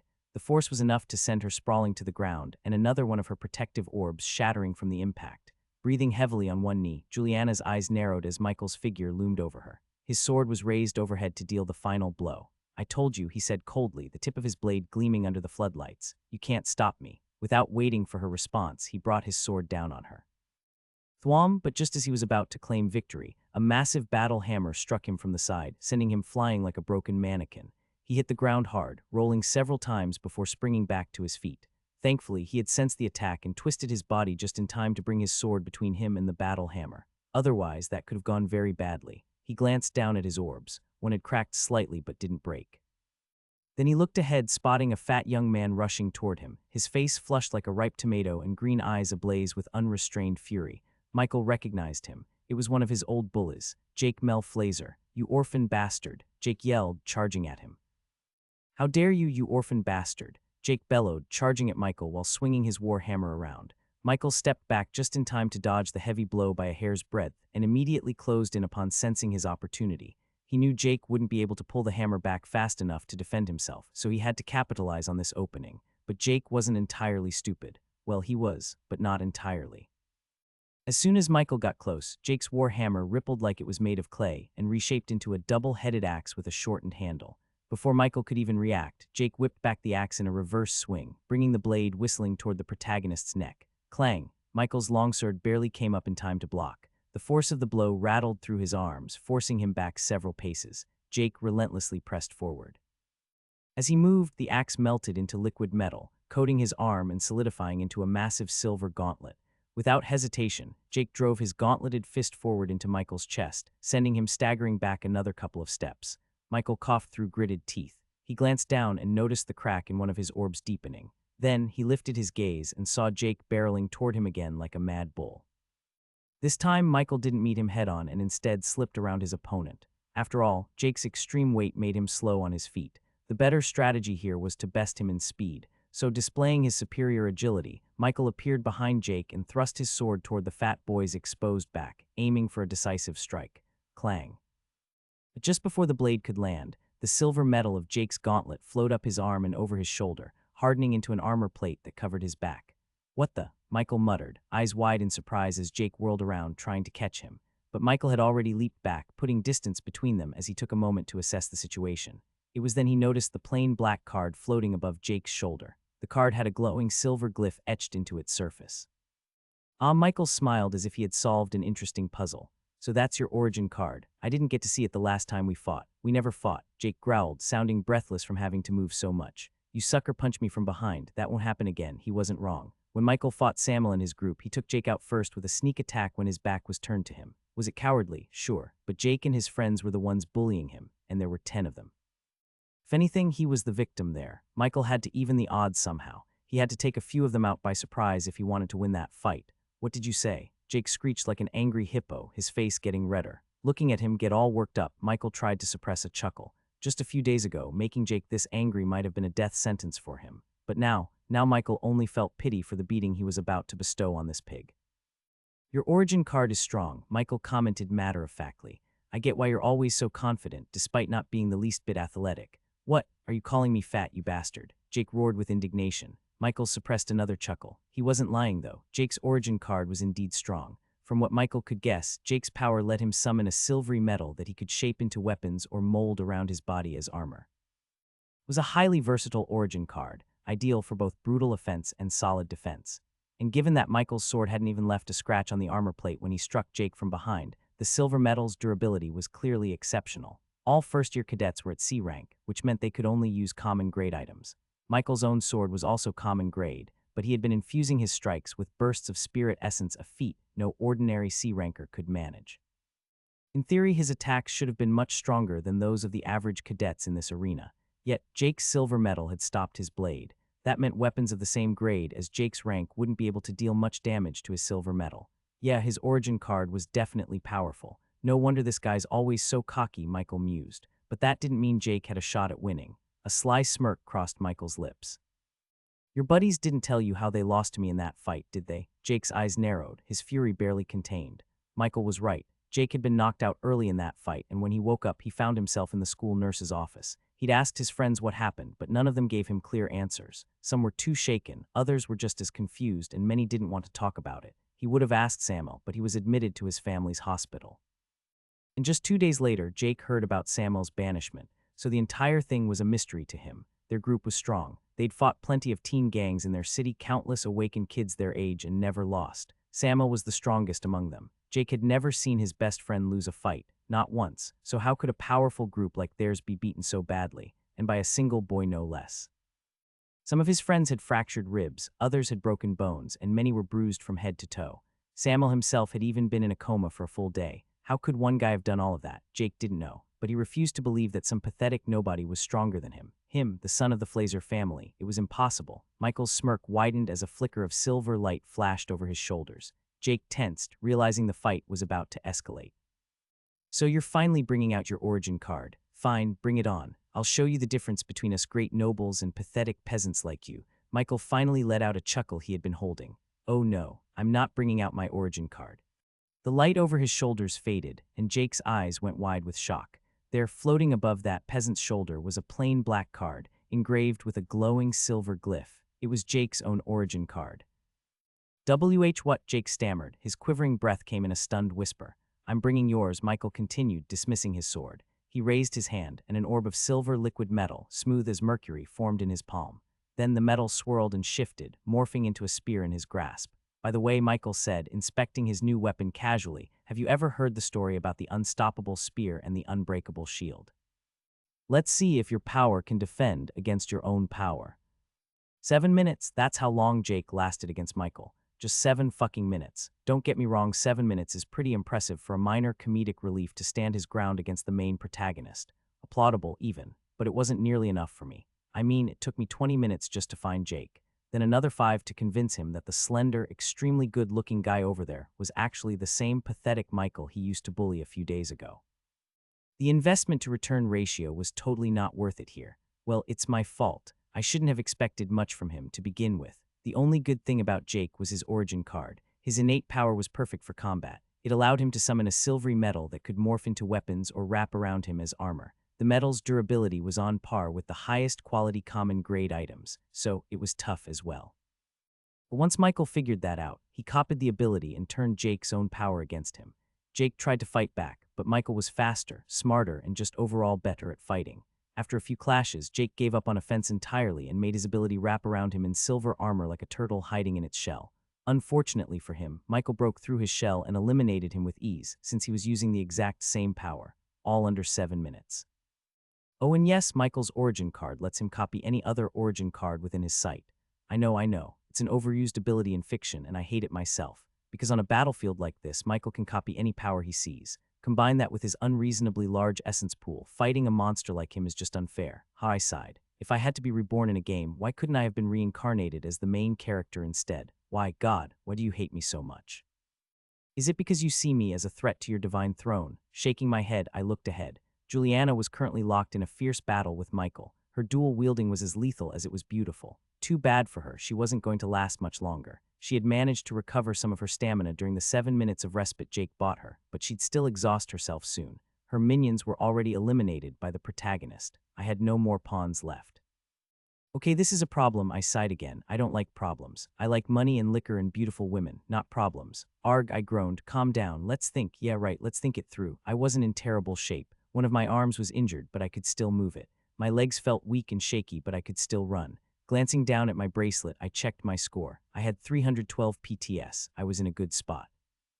Even if I lost an orb right now, I was confident I could still make it into the top 10, maybe even the top 5, but I didn't want that. I wanted more. I wanted first place. I wanted to start this term as the ace of the first years. If I remembered correctly, Michael had become the ace with 621 PTS. I doubted he had racked up that many already. There was still more than an hour left in the exam, but knowing him, I couldn't take any chances. So I had 2 options now. 1, ignore Michael and hunt the remaining cadets, hoping he'd forget about me and not come after me like the petty maniac he is. Or 2, do the unthinkable, eliminate the protagonist. Well, if not eliminate him, then at least break 2 of his orbs so 50% of his total points gets deducted. Is it even doable? I mused. It seemed possible. Jake had been a disappointment, but he had managed to crack one of Michael's orbs. With a bit of luck, a lot of planning, and enough determination, I could definitely break 2 of his orbs. After that, I just need to stall him for the rest of the exam. An hour. Stall the strongest awakened in our year for a full hour. Difficult? Yes, but definitely possible. I exhaled slowly, steadying my breath. Sword in hand, I dashed toward Michael, who was still engaged with Juliana. He was about to deliver her a decisive blow when I aimed a kick at his side. But the bastard must have sensed me coming. He moved just in time, blocking my leg with his blade.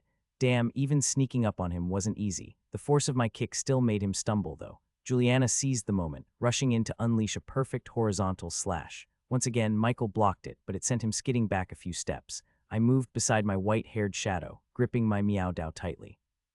"So nice of you to finally assist this lowly servant of yours, young master," Juliana said in a hoarse voice, a strained smile barely touching her lips. I shrugged. "I sent reinforcements to help you." "Your reinforcements didn't last long," she retorted, jerking her chin toward Michael. "What kind of monster is he? Why isn't he slowing down? And what was that strange origin card? It lets him copy any other origin card in his sight," I muttered, watching as Michael casually dusted off his clothes.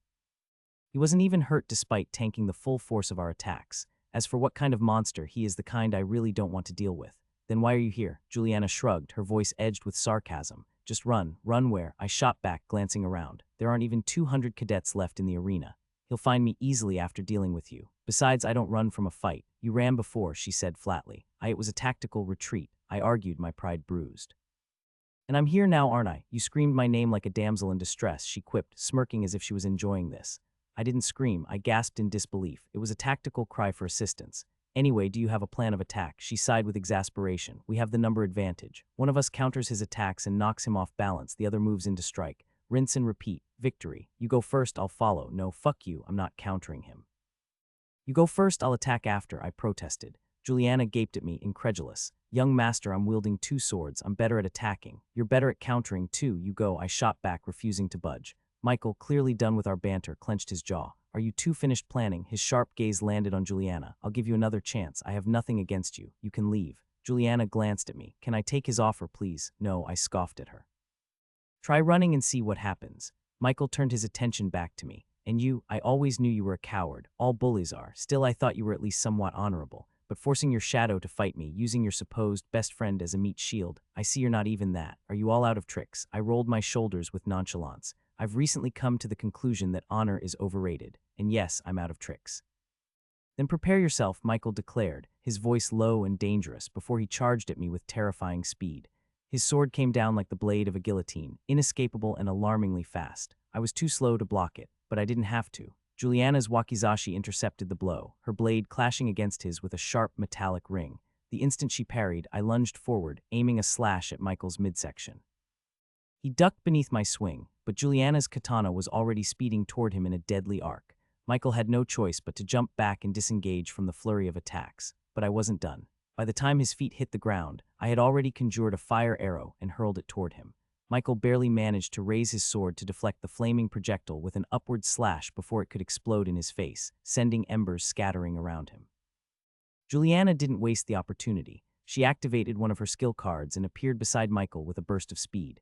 She then swung both her swords in a vicious cross-slash aimed at his torso. Michael, however, had enough of our back and forth. He vaulted over Juliana's attack and whipped his leg through the air in a spinning kick, striking her square in the jaw. The impact sent her sprawling across the ground, crashing with a dull thud. By the time he landed, I was already on him. But Michael was prepared. Using the momentum of his fall, he dropped low, almost hitting the ground.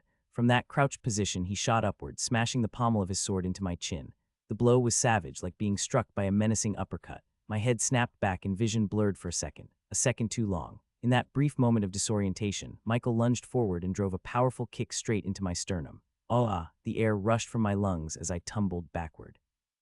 Pain shot through my chest, but I forced my legs to hold steady. I couldn't afford to fall, not here, not now. I knew if I hit the ground, it was over. "What's the matter, young Master Theosbane?" Michael taunted with a dark grin. "Not going to use that origin card of yours that you're so proud of? Or are you afraid I'll copy it?" "Yes, actually." I nodded, still panting, my chest heaving from the kick. "That's the problem with fighting you. For some reason, you don't seem to be running low on essence, and if you copy my origin card, you'll use it more boldly than I can, since my essence pool is mostly depleted. If that happens, I lose." For a split second, Michael's smug expression faltered, clearly surprised by my blunt honesty. He hadn't expected me to set aside my pride and assess the situation logically. But then he shrugged, his confidence quickly returning. "You'll still lose," he said, looking around as a glowing red card appeared over his shoulder. "Because if not yours, then I'll copy someone else's powers." "Hey, hey, hey," I exclaimed, slowly walking back as Michael copied a random origin card from a cadet nearby. "That's not fair." He shot me an amused glare. "You and your friends used to gang up on me. Every day you all made my life hell. That was not fair." "Oh my God," I cried out. "Just let it go, dude. You were bullied." "Oh, boohoo, everyone's got a tough life. Move on." I saw an eyebrow twitching on his face. "So you're not even going to take accountability for your actions?" "What accountability?" I screamed, I never bothered you until you kissed my girlfriend. In all honesty, I'm the victim here. Michael's jaw dropped. He looked like he was too stunned to speak. First, your girlfriend kissed me. And second, as I said, you guys didn't even like each other. What does that matter? I argued. What's mine is still mine. You were in the wrong for taking something that didn't belong to you. Listen to you. Using words like belong, taking, yours, do you see people as nothing but objects? I was about to make a joke, but before I could, he aimed an open palm at me and a fiery explosion erupted from his hand. I reacted just in time, stepping back as the explosion sent dust swirling all around me. With my sword raised, I was ready to act. Just then, Michael shot out from the cloud of smoke in front of me, his blade moving too fast for me to block. I quickly used flash step to retreat again, but the protagonist had already anticipated it. He extended his arm behind him and unleashed another fiery explosion from his palm, using the force of the detonation to propel himself toward me like a rocket. My eyes went wide, but I managed to roll out of the way in time. Springing back to my feet, I cast a fire arrow and threw it at him. Michael once again deflected the arrow with the flat of his blade and closed in before pointing an open palm at me. Wait a second, I thought inwardly. I know this power. I did indeed. If I wasn't mistaken, the origin card Michael had copied was Explosion.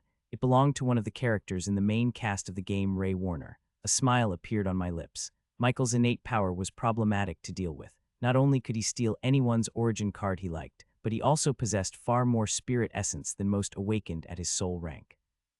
So if he copied your power, he could use it longer and more recklessly than you since he didn't need to worry about depleting his essence pool. However, his ability also had a downside. When he copied a power, he also inherited its flaws, and what he couldn't steal was the owner's understanding of their ability and their skill to use it.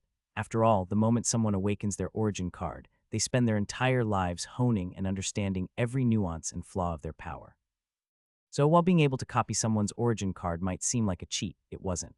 You only get a general grasp of the ability, but you miss the finer details, like how Michael didn't know that he could only use 3 explosions in quick succession before there comes a 15-second cooldown. I knew that because, well, I know everything that was told in the game. So when Michael unleashed another explosion, I wasn't deterred. Instead of backing down, I charged headfirst, moving around his arm.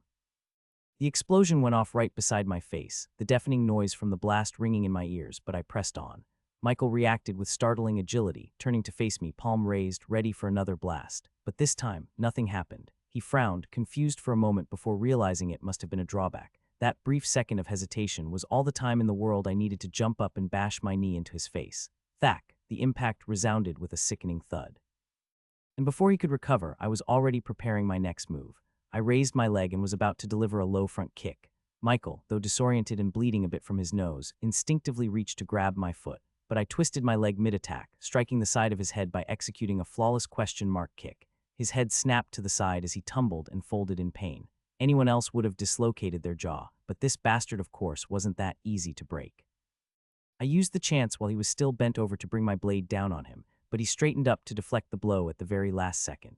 Our blades clashed a few more times, sending flying sparks in the air, but none of us could deal a decisive blow. Since I was using a Miao Dao, I had a longer reach than Michael's longsword. I was able to keep him at bay and not let him get too close. Michael, however, was able to block and parry all my attacks with inhuman precision. As he deflected another one of my slashes and pushed me back on my feet, I gritted my teeth and grunted, "How did you even get this better at fighting? Just a few days ago, you couldn't even throw a punch." Well, I knew how he got better. The demon prince living in his head, Zaldrith, gave him the method to create a new kind of mindscape drug. Mindscape drug is a type of alchemical pill or potion that alters your consciousness and places you in a lucid dreamlike state where you can access a personal mental plane that belongs to you alone. It's like a private dream space that's entirely under your control. There, you can recall almost anything from the depths of your subconscious. It could be something as trivial as a random online article you skimmed over this morning, or a fleeting moment in your childhood that you couldn't remember quite well. What makes this drug extraordinary, though, is its ability to greatly distort your perception of time. In the mental plane, time moves at a much slower pace than in reality. While only 1 hour passes in the real world, you could spend up to 3 hours in that dream state. This means that every time you take the drug, you effectively gain 2 extra hours for every real hour. It may not seem like much, until you consider that you'll get an extra 12 hours every single week. Over a month, all that extra time adds up to 60 additional hours. In theory, if used for only 1 hour daily for a year, you'd gain the equivalent of 45 extra days. 45 extra days in a year that no one else in the world experiences but you. 45 extra days to practice new skills, learn new knowledge, explore your creativity, or even hone your combat skills. Sure, you won't improve your muscle memory and reflexes, but you could refine your battle arts and techniques. Because of all these implications, the Mindscape drug became an instant hit as soon as its formula was perfected and it was launched into the public market. Obviously, there were a few downsides to it. For example, you could get addicted to it, hence the word drug in the name. Secondly, people weren't happy with so little time distortion. They wanted more. Of course they did. People are greedy. And lastly, they complained about being all alone in their mindscapes. While you could conjure anything using your imagination, as long as you subconsciously know about it, items, books, and even people, none of it was real. Even the people were just a figment of your imagination. But the drug was still new, and there were already multi-billion companies trying to create a united consciousness space so that people could dream together, like a very realistic VR MMO game. Some pharmaceutical and alchemical companies were also trying to perfect the drug even more, trying to enhance and alter its effects. But they didn't know someone had already done that. And that person was right before me. Michael, with the help and guidance of the sixth demon prince Zaldrith, had already enhanced the Mindscape drug's formula, boosting the measly 300-time distortion to 3,000. That meant for every 1 hour in the real world, he could spend 30 hours in his Mindscape. For one full real day, he would be living 30 days in the dream. So on his way here to the academy, Michael not only enhanced the Mindscape drug, he also spent many dream months being trained by the great demon prince, Zaldrith himself. Oh yes, since the ancient demon practically lives in his head, Zaldrith also shares Michael's dream space. But of course, a drug that distorts the user's perception that much takes a toll on their psyche, so Michael couldn't train as much as he wanted to, but Zaldrith still made him a skilled fighter. Skilled enough to hold his own against Matthias Bane, a noble who had trained all his life. And if that wasn't all, Zaldrith was also helping Michael in battles by telling him what to do and how to counter attacks, enhancing his battle IQ far more than what should have been possible for a boy his age to possess. So in reality, I wasn't just dealing with the main character here, but also an ancient demon much older and terrible than myself. Was this fight unwinnable then? No, it wasn't. Sure, a great demon was helping him. Sure, Michael was much stronger than a normal C-ranked awakened, possessing more essence than most. And sure, his innate power was troublesome. But at this point in the story, Michael was not undefeatable. I could still pull it off. Clang. Another clash of our swords forced me back, and I realized I had nowhere left to retreat. Behind me, 2 groups of cadets were locked in their own battle, blocking off both my right and left flanks. If I stepped back, I'd be caught right in the middle of their skirmish and get trampled by both sides. Michael noticed my brief hesitation and didn't waste the opportunity, driving his boot into my chest and shoving me with a kick. Before I could fully regain my footing, his palm was already raised, ready to unleash another blast. He must have figured out that the cooldown on his Coppet ability was over, and with all my escape routes cut off, I had nowhere left to run. He stood just out of reach 2 arm lengths away, far enough that I couldn't close the distance without risking a blast to the face. I was effectively trapped, and for a moment, it looked like Michael had won. All he had to do was fire. As expected, a scorching explosion erupted from his palm, but at the last possible second, I stepped forward and kicked his raised hand skyward. The explosion shot into the air, and the recoil from the change in the blast's direction knocked Michael off balance just a little. That was all I needed as I darted around him and brought my sword down toward his neck. The blade hit his form-fitting barrier with a crack and shattered it like glass. His orb shattered a split second later, and Michael collapsed to the side. I moved to finish him, but he rolled and jumped back to his feet in a single fluid motion. Then his gaze dropped. His eyes widened in disbelief. I know we're in the middle of a fight and you hate me, but would you mind telling me what's your total score tally now that I've broken one of your orbs? Michael didn't even register what I said. He kept looking down at his belt where one of the 3 orbs were missing, already shattered into obsidian shards. Then he clenched his jaw tight. You're dead, he whispered, his head hung low and dark eyes shrouded in shadow. I tilted my head. Sorry, what was that? I didn't hear you. I'm asking what's your total score now. You're dead, Michael roared, snapping his head up and glaring at me with burning fury. Oh, was all I got to say before the card hovering above Michael's shoulder flashed in a blinding green glow and changed. He had copied another origin card. Suddenly, countless thick vines shot up from the ground under my feet and wrapped around my legs, shackling me in place. I tried freeing my legs by cutting the vines with my blade, but I was only able to break free a single leg by the time Michael was upon me. I raised a knee just in time to block his kick to my gut. It still hurt, but it gave me a chance to free my other leg. Because of that, though, I was slow to react when the protagonist shot a quick roundhouse kick at my skull and sent me reeling to the side a couple of steps. I crashed into the ground hard, but quickly sprang back up to one knee. I frantically glanced up to see Michael's card had changed again, this time turning dark brown with an orange glyph engraved on its surface. Once again, I didn't have a chance to dodge as a glowing whip of light came swinging at me. I was, however, able to raise my sword to block the attack with the flat side of the blade. By the time I was on my feet, Michael's card had changed one more time. His new copied power gifted him the ability to engulf his right arm in searing flames, capable of burning things with a touch. Since it looked like a close-quarter ability, I immediately retreated and conjured a fire arrow in my grasp before hurling it at him. But this time, instead of deflecting or blocking it with his sword, Michael caught the arrow with his burning arm, spun, and threw it back at me. I clicked my tongue and moved out of the way of the incoming arrow as it struck the ground and exploded on impact behind me. By then, Michael was once again face to face with me, his flaming fist rocketing toward my jaw. I pulled my head back, evaded the blow, and took a single step back before countering by thrusting my sword at his ribs. The protagonist responded by grabbing my blade with his burning hand. I tried to yank it off his grip, but he didn't let go. The flames surrounding his arms surged, and the spot where he grabbed my meow dao began glowing red hot. No, no, no, leave the sword, I shouted in a panic. I just stole it, I just got it as a generous gift from a kind young man. Michael, unfazed by my ranting, raised his sword and brought it down upon mine, hitting the exact point where the steel had turned incandescent from the incinerating heat of his flames. Predictably, my meow dao snapped in two, dissolving into a burst of sparks just like the item card that had given it its form. Ah, damn it, I groaned. You know, the kind young man who gave me that sword has a sister with a chronic illness. His father took out a loan to get it. What am I supposed to tell him now? That I broke his sword? What will happen to his family when they hear this news? I'm telling you, Michael, if something happens to his sister, it'll be all your fault. You're disgusting trash, Michael spat with a flat expression and charged at me again, swinging his flaming fist. I dodged easily and stepped back, but he followed up with a sword slash aimed at my chest. I ducked under it, but it was a mistake. All of a sudden, a fist enveloped in blazing flames shot at my face. Everything went black for a second. The fist collided with the bridge of my nose, the agonizing impact aching through most of my forehead. My face felt hot, and I think my eyebrows and eyelashes were scorched.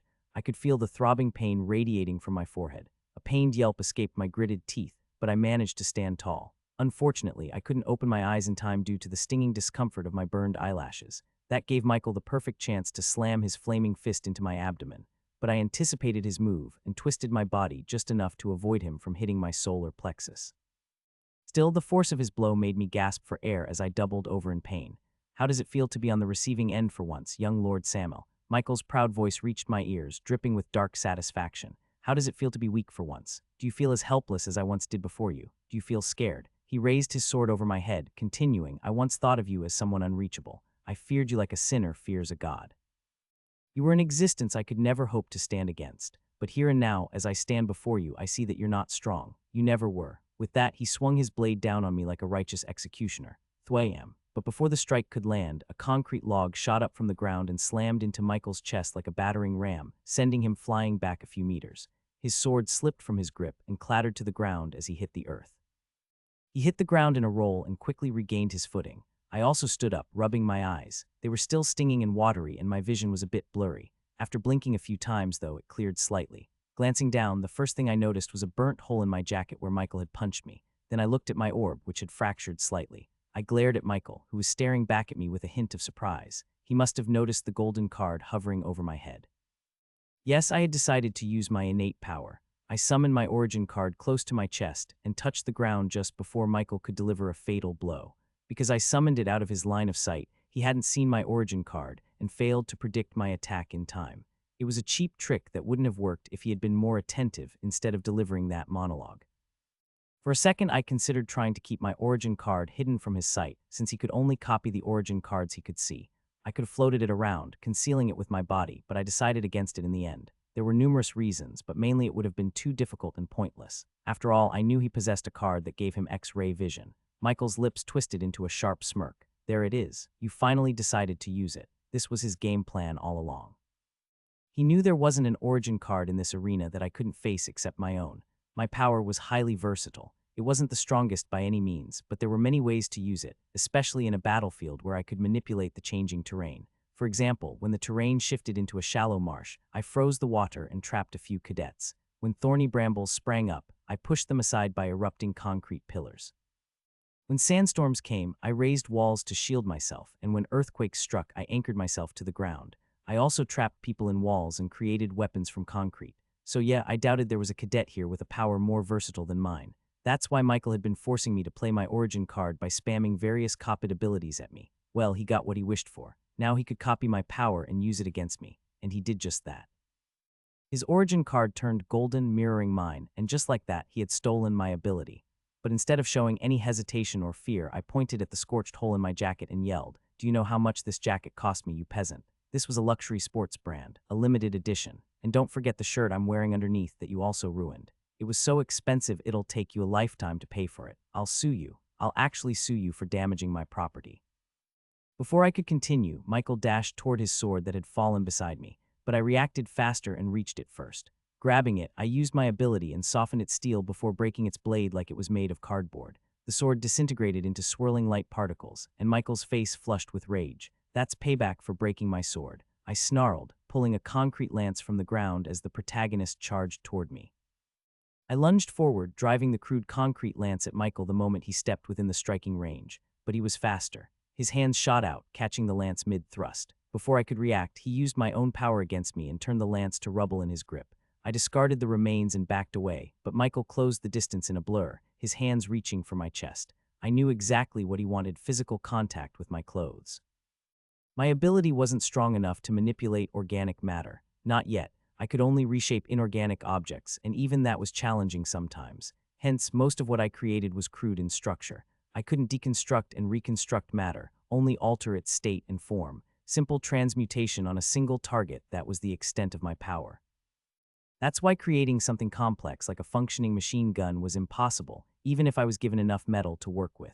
My power had limits, but it was still unfairly strong. A touch to an open wound and I could boil someone from within. A brush against skin and I could freeze the moisture in their flesh. And if I gripped their clothing, I could turn the fabric into needles sharp enough to pierce flesh. But each transmutation required a lot of focus and a bit of time. In fact, transmuting a moving target was even difficult. It was still doable, but I needed 3 full seconds of physical contact. And in a battle where you could die in the blink of an eye, 3 whole seconds felt like an eternity. Michael knew this, yet he was confident he could hold me long enough for his ability to work, and I feared he was right, so I leaped back, creating space between us. "Coward," Michael screeched, eyes blazing with unrestricted fury. "All you've done is run from me." "I thought you were brave." I dropped to one knee, my palm touching the ground. "But I'm not stupid." The earth rippled like disturbed water, and the concrete surged forward in a tidal wave before hardening into a towering wall. But the wall shattered almost instantly, exploding into a storm of dust and shrapnel that forced me to shield my eyes. Michael emerged from the chaos and dropped to one knee, touching the ground just like I did. The earth groaned beneath us again as another wave of concrete rose, this one even lather than what I had created. And this one was coming toward me. I gritted my teeth and crossed my arms, bracing as the wave solidified and crashed into me with the force of a moving mountain.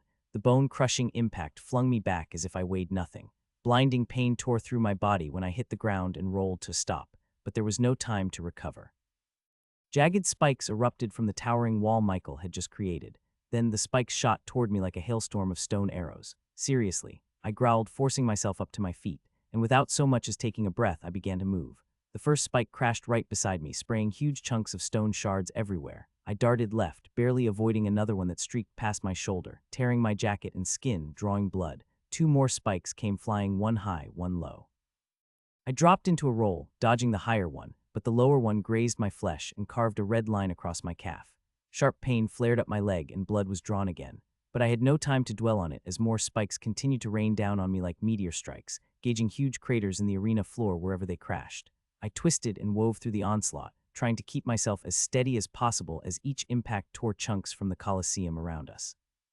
Concrete dust rose and filled the air, suffocating and obstructing, while razor-sharp fragments whizzed past my ears. Michael was as unyielding as his attacks were unforgiving, each one aimed at me with utmost precision. I knew what he was doing. He was waiting for my exhaustion to slow me down even more, waiting for me to make that one crucial mistake, waiting for me to slip up, but I refused to give him the opening. I kept moving and dodging as best as I could. I didn't stop. I couldn't. Another spike struck just behind me, the impact nearly tripping me forward. The massive wall that Michael had created was thinning, its bulk transformed into his relentless barrage of spikes. Finally, the wall crumbled altogether. Through the falling debris, Michael stepped forward and hurled one last giant stone spear at me. I moved to evade the incoming projectile, and suddenly felt the ground beneath me turn soft. I immediately understood what was going on. After all, this was my favorite trick. Michael had turned the earth under my feet mushy in order to disrupt my balance.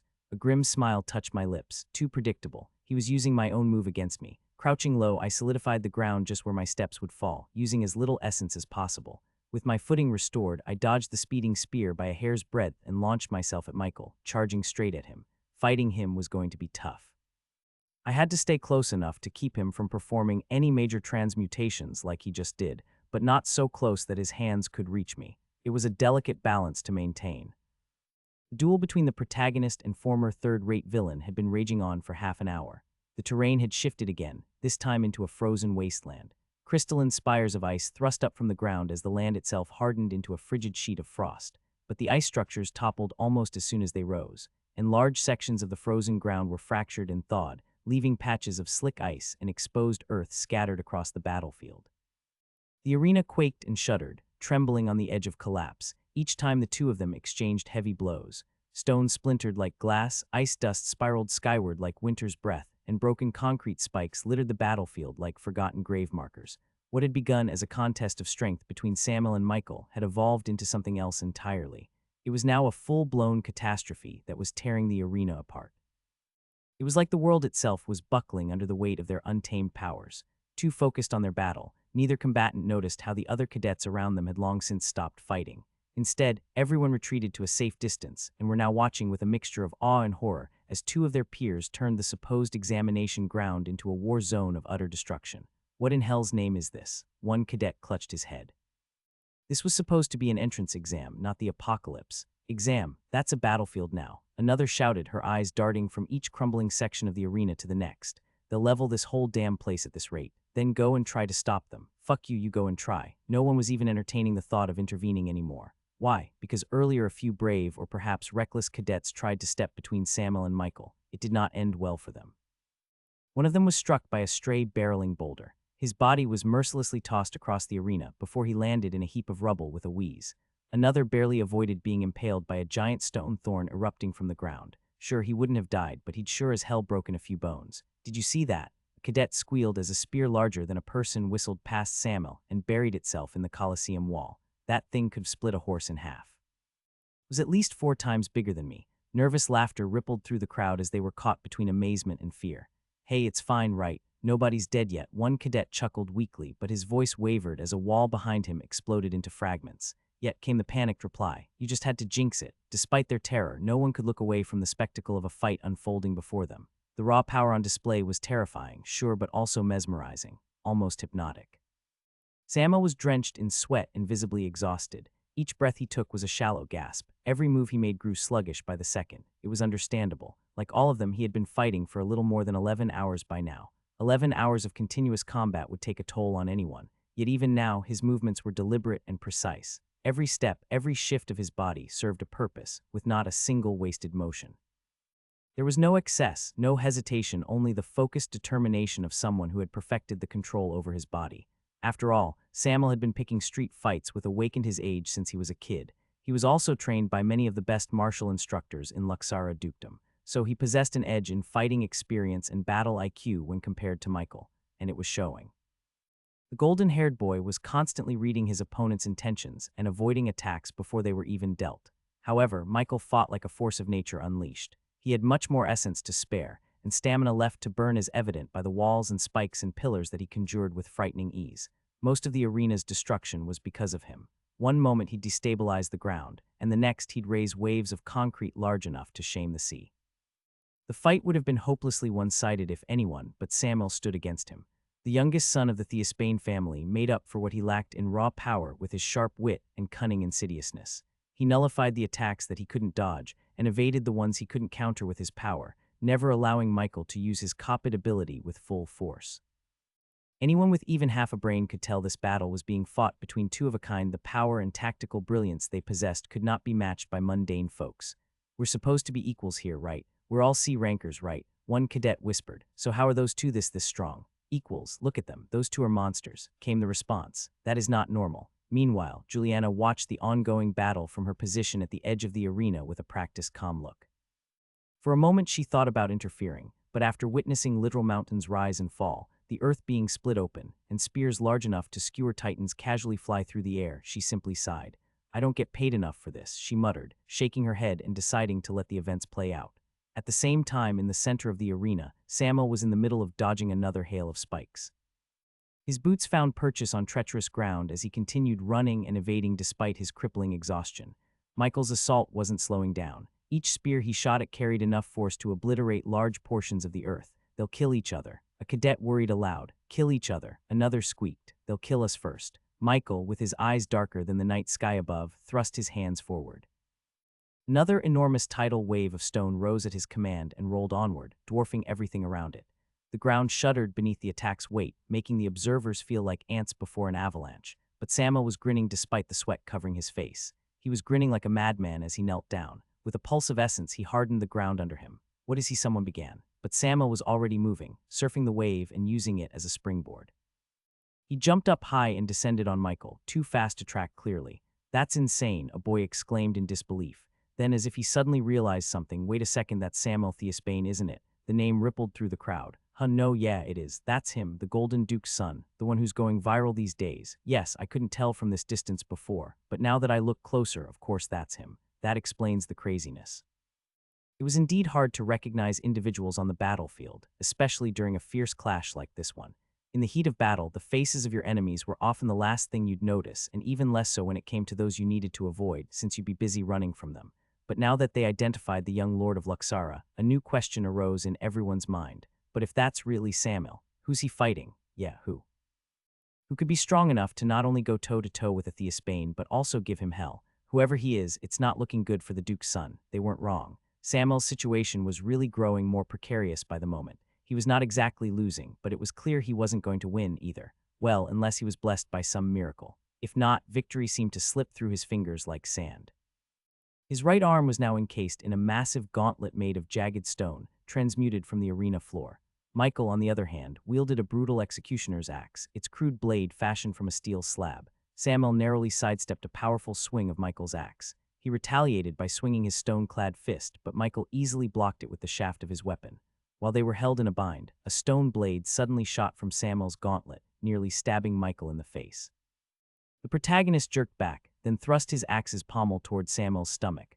From this distance, it looked like they were talking, probably throwing insults or threats at each other, but their voices were drowned out by the murmuring crowd and the clangor of stone and steel. Just when it seemed they had reached a standstill, Michael planted his fist into the ground. The entire arena convulsed once again as cracks split the earth and deep fissures snaked across the field. Cadets scrambled back in panic, nearly tripping over each other in an attempt to get as far as possible from those two psychos. It was then, when everyone was frantically trying to run away, someone pushed their way through the crowd and began walking forward. She was a petite girl, small in height, barely reaching up to the shoulders of those around her, wearing an oversized black jacket that fell to her knees. Bright orange hair framed her doll-like face in slight curls, stark against her pale skin.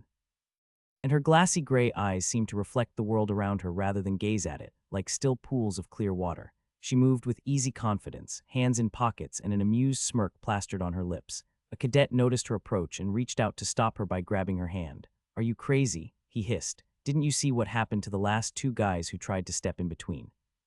But he didn't get to finish as the girl turned around, hooked her arm under his, twisted her body, and flipped him over her shoulder. The boy was slammed hard into the ground. A dazed yelp escaped his lips as he lay there flat on his back, staring at the stars, still trying to process how he went from standing straight to sprawling in the dust. Other cadets were equally horrified as the girl reached the battlefield's center, where Samuel and Michael were about to clash once again. Michael swung his axe in a lethal arc while Samuel punched forward with his gauntlet, but before their attacks collided, she slipped between them, caught Michael's axe mid-swing and wrenched it from his grip. Within a heartbeat, she spun, using the momentum to slam the axe's shaft into Samuel's gut and sending him skidding backward. She completed her turn and drove Michael stumbling back as well with a sharp kick to his chest. In just a single move, she disarmed one and floored the other, tossing them both aside like unruly children. The two boys straightened up and stared in shock at this girl who had dismissed them with almost bored ease. With a cocky smirk, she crossed her arms and shouted, her voice dripping with a mix of disdain and delight. "Hey, boneheads, can't you see you both are bothering other people? And how dare you two hog all the spotlight when I'm here? Hey, boneheads, can't you see you both are bothering other people? And how dare you two hog all the spotlight when I'm here?" I blinked. So did Michael, and everyone else present here to witness this bizarre scene. No one moved, no one spoke. No one knew who this girl was and how she managed to just casually swat aside two of the strongest cadets on this battlefield. Of course, they didn't know, but I did. Just one look at her, and I instantly recognized who she was. It was as obvious as daylight. She pointed a finger in our general direction as she berated us, but her eyes never met ours. Instead, she was looking down. It was strange. For someone with such a blood-boiling, confident smirk, practically radiating arrogance, refusing to make eye contact while trash talking, the reason was simple. She was blind, but that blindness meant nothing.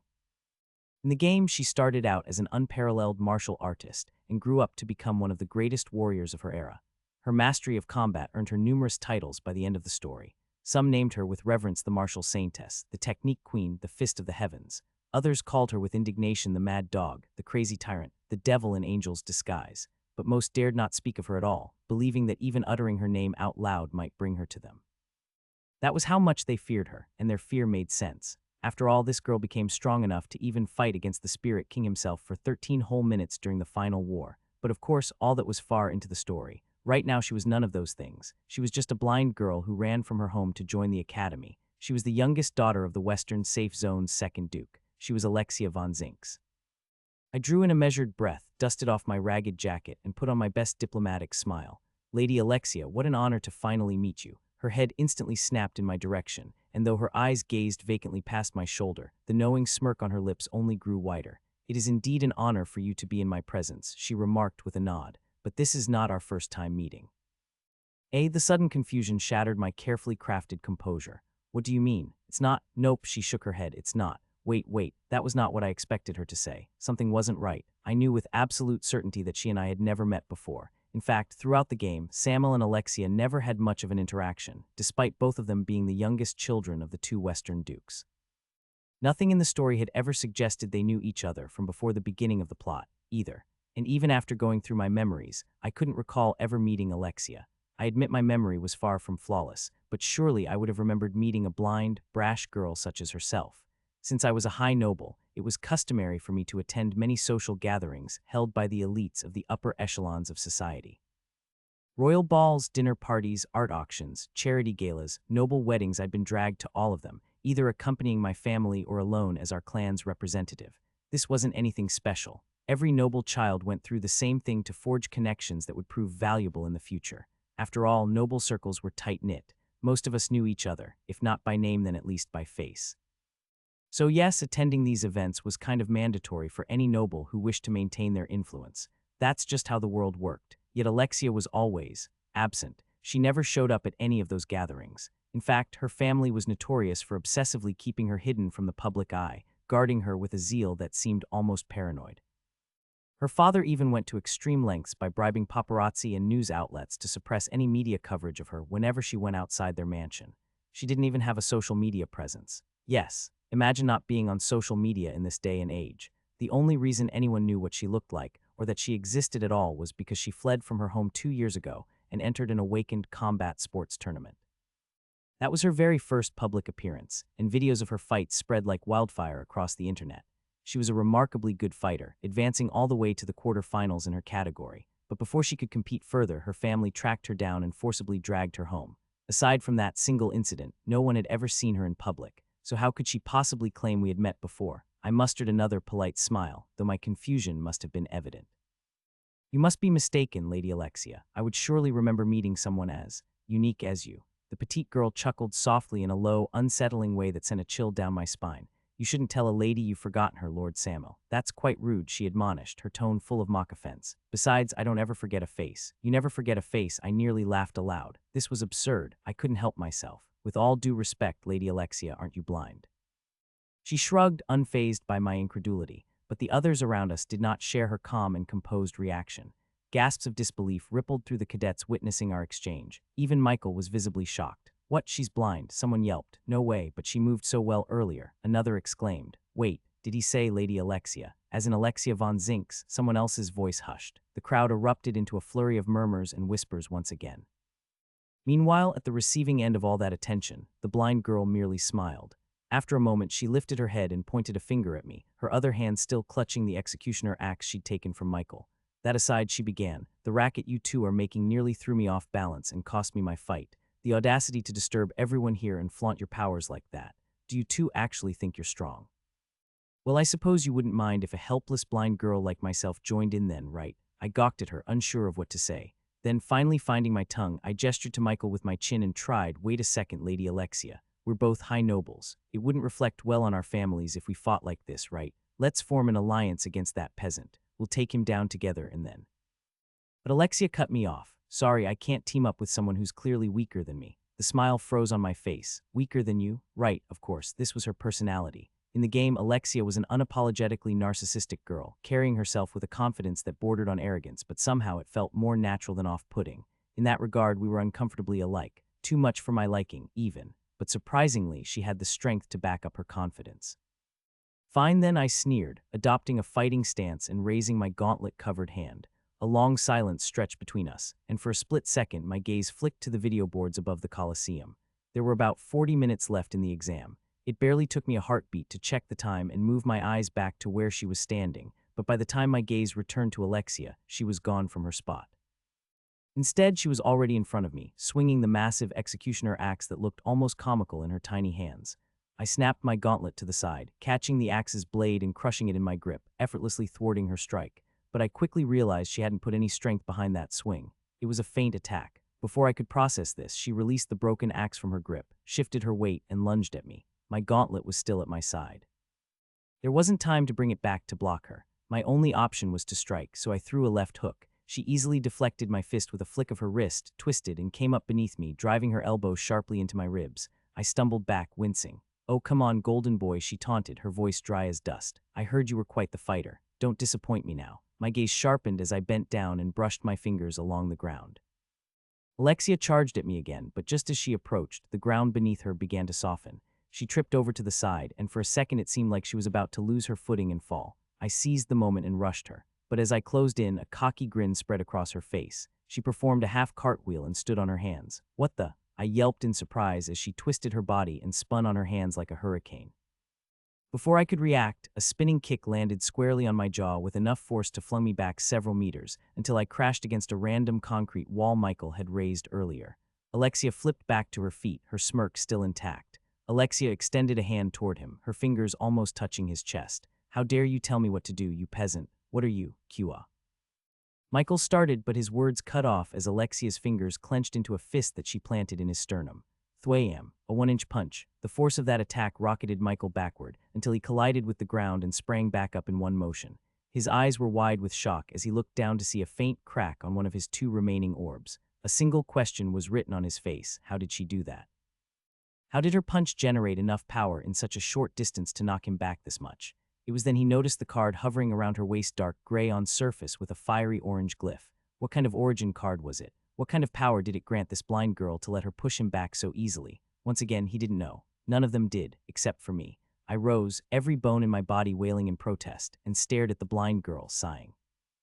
Her origin card gave her the ability to sense the auras around her and control her own aura to a basic level, enhancing her physical abilities. She'd mastered her powers so well that she'd even developed her own martial arts, targeting pressure points and blocking aura pathways or Kai points to temporarily paralyze her opponents. So close quarters combat with her was dangerous. But with my essence running low, I didn't have a choice. I sighed again, louder this time. Alexia turned her head toward me, the smirk on her face still as infuriating as ever. "What's the matter, Lord Samuel?" she teased in a sing-song tone, not up for the challenge of facing me. "Thinking about running? Please," I chuckled. "I don't run from fights." As I said that, Michael used this time to dash toward Alexia. Startled, she turned to him. With her back to me, I began closing the distance myself. What had begun as a duel between 2 cadets soon transformed into a breathtaking 3-way dance of destruction. The protagonist was still like an unstoppable force of nature unleashed upon the world to bring its end. The former third-rate villain moved with calculated restraint. His movements were slow and measured. He preserved his strength like a desert wanderer rationing water, letting the major attacks slide past him and never exerting his full strength. And then there was the blind, noble girl who turned the battlefield into her stage. She wove between the 2 boys with the unpredictable grace of a flower petal drifting in autumn wind, impossible to get a hold of and a sight to behold. Their fight was mesmerizing. No cadet could tear their gaze away. The sheer skill, tactics, and power on display were nothing short of awe-inspiring, or so it appeared from the outside. For the 3 in the battle, it was pure chaos. They didn't just attack each other, they had to defend against 2 opponents as well. Michael had lost the edge he had when he was facing Samuel alone. He couldn't get close to him without taking the risk of Alexia flanking him, and if he tried to keep the petite girl at a distance, Samuel would exploit the slightest distraction like a hyena on a hunt. But things weren't easy for Samuel either. He now had to fight two foes with monstrous stamina, while he himself was on the verge of falling down with extreme exhaustion any moment. Alexia, unlike the boys, seemed relatively at ease. She moved seamlessly between attack and defense, allowing them to clash before interrupting at crucial moments. She was keeping up with them, yet even she had no real advantage in this fight. In simple words, it was a stalemate. Each of them was searching for a way to break it, but none of them could find an opening. Their only chance lay in two teaming up to take down the third, yet none of them was willing to make that alliance. Something needed to change, and fortunately, it soon did. The countdown hit the last 30-minute mark, and the terrain shifted for the final time. Deep fissures split open the ground, and molten lava surged up, filling the chasms like a fiery lake. The heat that suddenly descended upon the Colosseum was almost unbearable. Yes, the last shift in terrain had created a sea of lava, with small islands of solid ground floating atop it. Some cadets failed to move in time when the ground cracked open and fell into the molten Red Sea.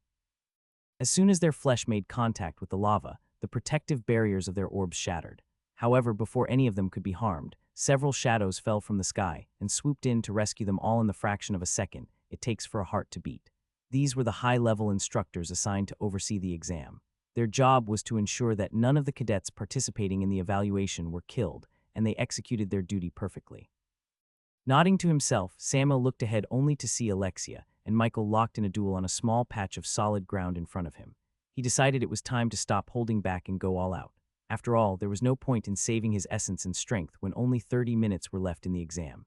In front of him, Michael charged at the petite girl again, summoning stone obelisks that shot toward her, their jagged edges aimed at her sides. But Alexia danced around the spikes with ease, weaving in and out as if the stones were moving in slow motion. She then leaped forward, slamming a spinning heel kick against one of Michael's stone walls and shattering it like glass. The impact sent chunks of debris shooting toward Michael, who had to raise another wall to block them. Alexia seized that moment to jump over the wall and descend on the protagonist with an axe kick. Luckily, he was able to move away in time from the spot where Alexia landed her kick, creating a net of cracks on the ground. How were her attacks so powerful when she was so small and weighed next to nothing? Michael would never know, but he knew this was his chance, so he rushed forward again. At the same time, Samuel also decided to jump in on the action. Alexia smirked as though she was finding all of this very amusing. In fact, it was amusing, entertaining even. She felt so free being far away from her home and out of the suffocating influence of her father, doing what she loved most, beating her opponents senseless. She giggled as she danced between the two boys, effortlessly dodging their combined strikes with a playful ease. Her movements were so efficient that it looked like she wasn't even trying. She ducked beneath a roundhouse kick from Samuel, spun away from Michael's oncoming fist, and twisted her body to deliver a brutal knee to Samuel's ribs. In one spinning motion, she flicked Michael in the forehead with a quick jab that knocked him back a step. But Samuel didn't back down. Instead, he launched a mix of feints and direct attacks, shifting between fists, elbows, and powerful kicks that would have put any ordinary opponent on the ground in seconds. Even Alexia was finding it challenging to dodge and block his blows now. She was being pushed back in hand-to-hand combat, but for some reason, she was enjoying it. "Oh, now this is good, golden boy," she exclaimed with palpable excitement. "You had been holding back on me earlier, huh?" Alexia had met Samuel a long time ago when they were kids. Although he didn't seem to remember their meeting, he left quite a terrible impression on her. And although she was not the one to hold grudges, she always thought the boy wouldn't amount to much in the future. That was until she recently heard about him. She learned that he had fought his father in a duel. And though he lost, that didn't change the fact that he had the courage to face his father. She would never admit it aloud, but that news didn't just spark her curiosity. It also compelled her to look him up and see what the youngest son of the Theospanes had been up to all these years. As it turned out, she discovered that he was a pretty skilled fighter. Not on the same level as her, of course. Let's be honest, no one was like her. However, he was still very impressive. If rumors were to be believed, Samuel had suppressed all the awakened teen gangs in his city. It was even said that he rarely ever lost a fight. Now that she was facing him head-on, she understood why. Samuel's fighting style was rough and unrefined, almost too crude and easy to predict. He never bothered hiding his intentions and relied solely on his strength to overwhelm his opponent into submission. However, that didn't mean it was easy to break through his defenses. In fact, Alexia might just have met her match in close-quarters combat. Samuel's attacks were precise, and each blow he dealt carried incredible power. He never masked his intentions, as he never felt the need to. So what if you knew he was about to throw a right jab followed by a low kick? Even if you blocked his punch, you would still feel the heavy impact behind it. That would stun you enough for him to land that low kick. Moreover, he was highly observant. His hand-eye coordination was beyond exceptional, allowing him to follow attacks right to the last second. It was nearly impossible to catch him off guard. He knew how to take a hit and minimize the maximum damage possible as well. This battle style of his was honed on the streets, not in some fancy dojo where he would never feel threatened for his life. Truly, he was impressive. However, he wasn't the only one who had been holding back all this time. Alexia tilted her head back to evade a hook from Samuel, then jumped back and landed a couple of strides away, as light as a feather. Michael approached her from the left, and the blind girl twisted her body just in time to avoid being skewered by a lance he had fashioned from the concrete. Using the momentum of her spin, she slammed an open palm against the lance, shattering it in one hit. Come to think of it, this guy was also very good. Alexia didn't know his name, but she could tell he was a peasant. Yet his fighting style was as refined as any noble trained by the finest martial arts instructors, but he lacked certain skills. From what she had deduced, he was fairly proficient in using weapons, but he wasn't much of a bare-handed fighter, so once he was disarmed, it was easy for her to deal with him. That's why she lunged forward and struck the side of his ribs with a quick jab. Michael grimaced and reached out with a hand to grab her head, but Alexia ducked low and landed a few loose punches on Michael's outstretched arm from beneath it. Michael couldn't help but frown. That did not hurt as much as her other attacks. In fact, it did not hurt at all. What happened? Was she out of strength? Did she fully exhaust herself? But how? Michael's train of thought came to a sudden and terrifying halt as he felt his arm go limp. He couldn't feel or control his hand at all as it fell flaccidly to his side. He froze for a second, and it was a second too late for him to dodge the boot that came crashing into his face, sending him flying back a few paces. Alexia was about to gloat when she felt the aura right behind her shift. She sidestepped just in time to let a fist pass by her. Without any hesitation whatsoever, she turned around and delivered a chop to the boy who had sneaked up on her, aiming to strike the side of his neck.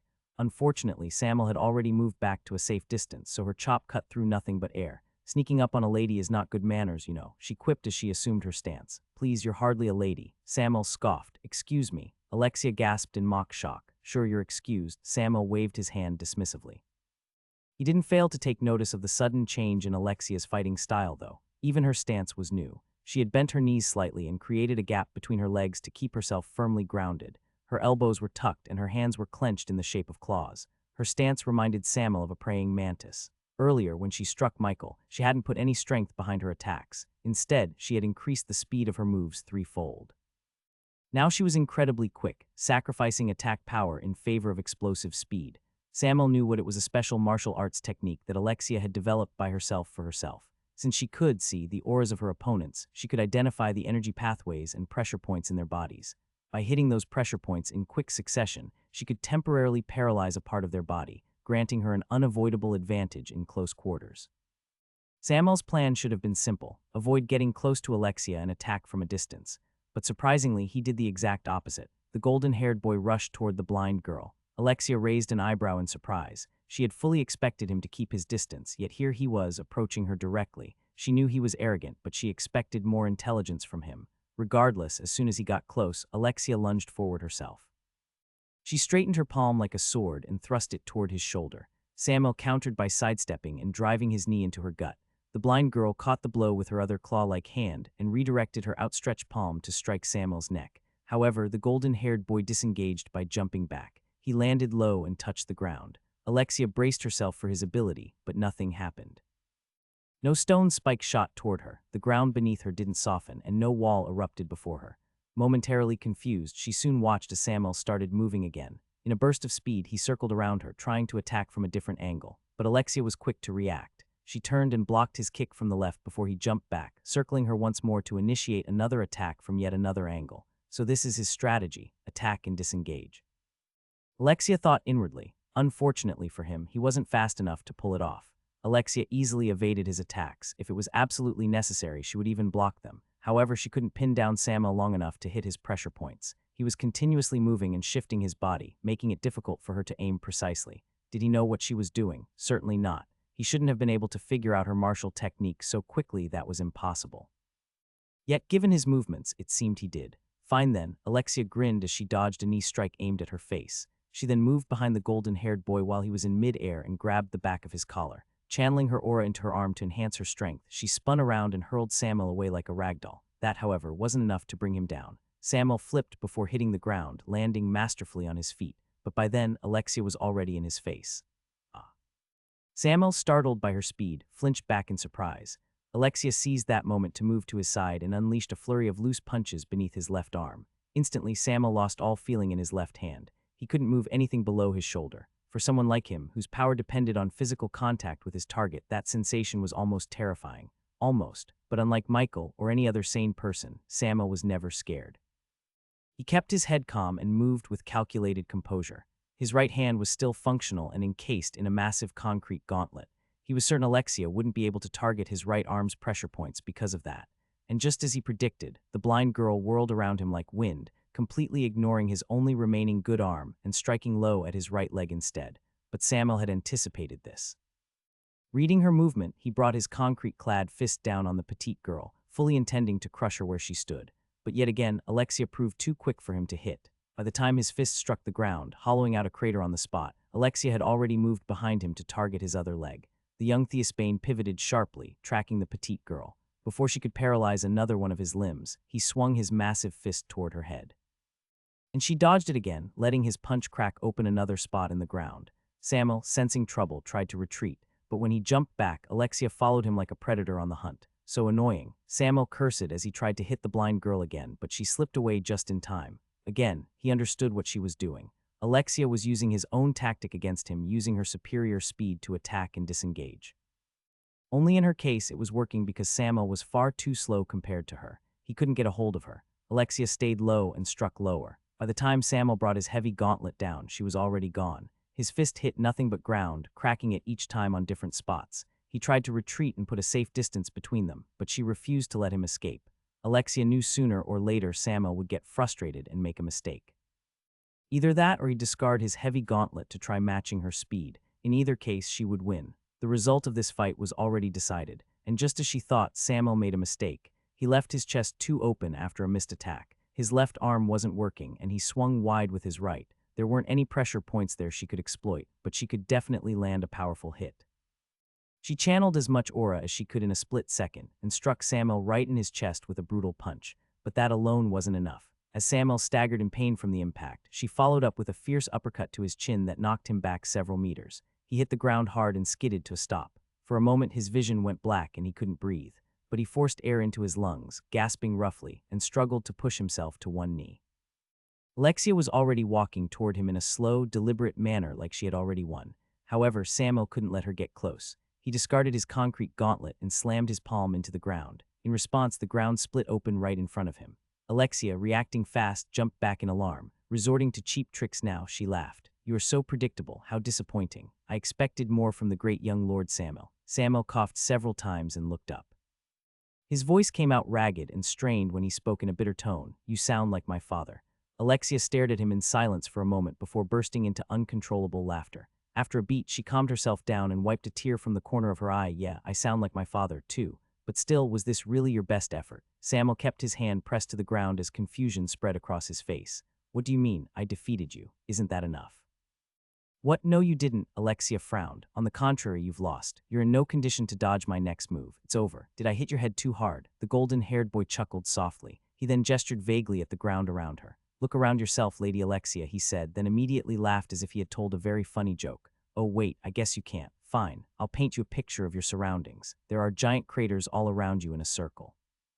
They are the spots I targeted while dodging your attacks. With just one command, I'll split open the ground under you and you'll fall into the lava. As I said, I defeated you." Alexia's eyes widened. She could sense anything with an aura within a certain range around her. But inanimate objects didn't have aura. She had been able to sense the incoming spikes and attacks due to the disturbance in her own aura field, but she couldn't possibly have noticed the cracked ground around her. Chilling sensation of dread grasped her heart. In that moment, she felt what she had not felt in a long time, the crippling disadvantage of her blindness. Quickly shaking off that thought, she tried to move back from her spot before Samuel had even finished speaking. However, she suddenly found herself unable to. The ground had reached up around her legs and shackled her feet, rooting her in place. She acted instantly, frantically pulling her leg up with all her strength. She managed to free one of her legs. But it was already too late. A sinking feeling hit her gut as she understood her mistake. Samuel, that guy, he had revealed his plan to her because he needed time to shackle her in place. He knew she was fast enough to avoid falling if the ground under her cracked open. Now, though, with one leg still stuck, there wasn't enough time. A deep line of fissure cracked around her, joining each crater Samuel had so carefully dug out, until the very earth under her feet crumbled. In the next moment, she found herself in free fall, plummeting into a pit that felt like a furnace. When the heat became suffocating, all her orbs shattered together. But before she was burned by the lava, a staff member, probably swooped in and whisked her out of the grounds. Just like that, Alexia von Zinks was eliminated from the evaluation exam. Samuel drew in a shuddering breath, the scalding air nearly burning his lungs as he forced himself to stand. His left arm dangled uselessly to his side, and his chest was throbbing as if he'd been trampled by a stampede. He was still reeling from the bone-rattling uppercut Alexia had landed on his chin, but he managed to shake off the worst of the dizziness. Before him stretched a vast pit of bubbling lava he created to eliminate Alexia, and across that fiery pool stood the protagonist himself. Michael's face was a picture of reluctant shock and violent aggression, his dark eyes fixed on Samuel with a simmering hostility. "All right, one down. Time to put the other in his place," Samuel muttered, wincing as he clutched his bruised chest. Alexia's hits had left him worse off than he cared to admit, especially that last blow. His chest ached so painfully that it was hard to stand straight. If he hadn't closed in at the last moment to soften the impact and minimize the damage she dealt to him, he was certain her punch could have cracked his orb and maybe a rib or two. So yeah, it was painful, but he had no time to dwell on it. Deep fissures spread across the shrinking island of solid ground beneath them. Moments later, both Michael and Samuel were forced to leap back onto separate patches of land as the rising lava swallowed the ground they'd just been standing on. Samuel glanced at the video boards around the Colosseum. 6 minutes remained until the exam was over. Alexia had done her job well. One of Michael's 2 orbs was badly damaged. Just a few good hits would shatter it completely. But the problem was that she had done her job on Samuel too. One of his own 3 orbs was in an even worse condition than Michael's, so delicate that a stiff breeze might destroy it. Once again, Samuel was now faced with 2 choices. He could try to run, hoping to stay clear of the protagonist for the remaining 6 minutes, or he could stand his ground and fight.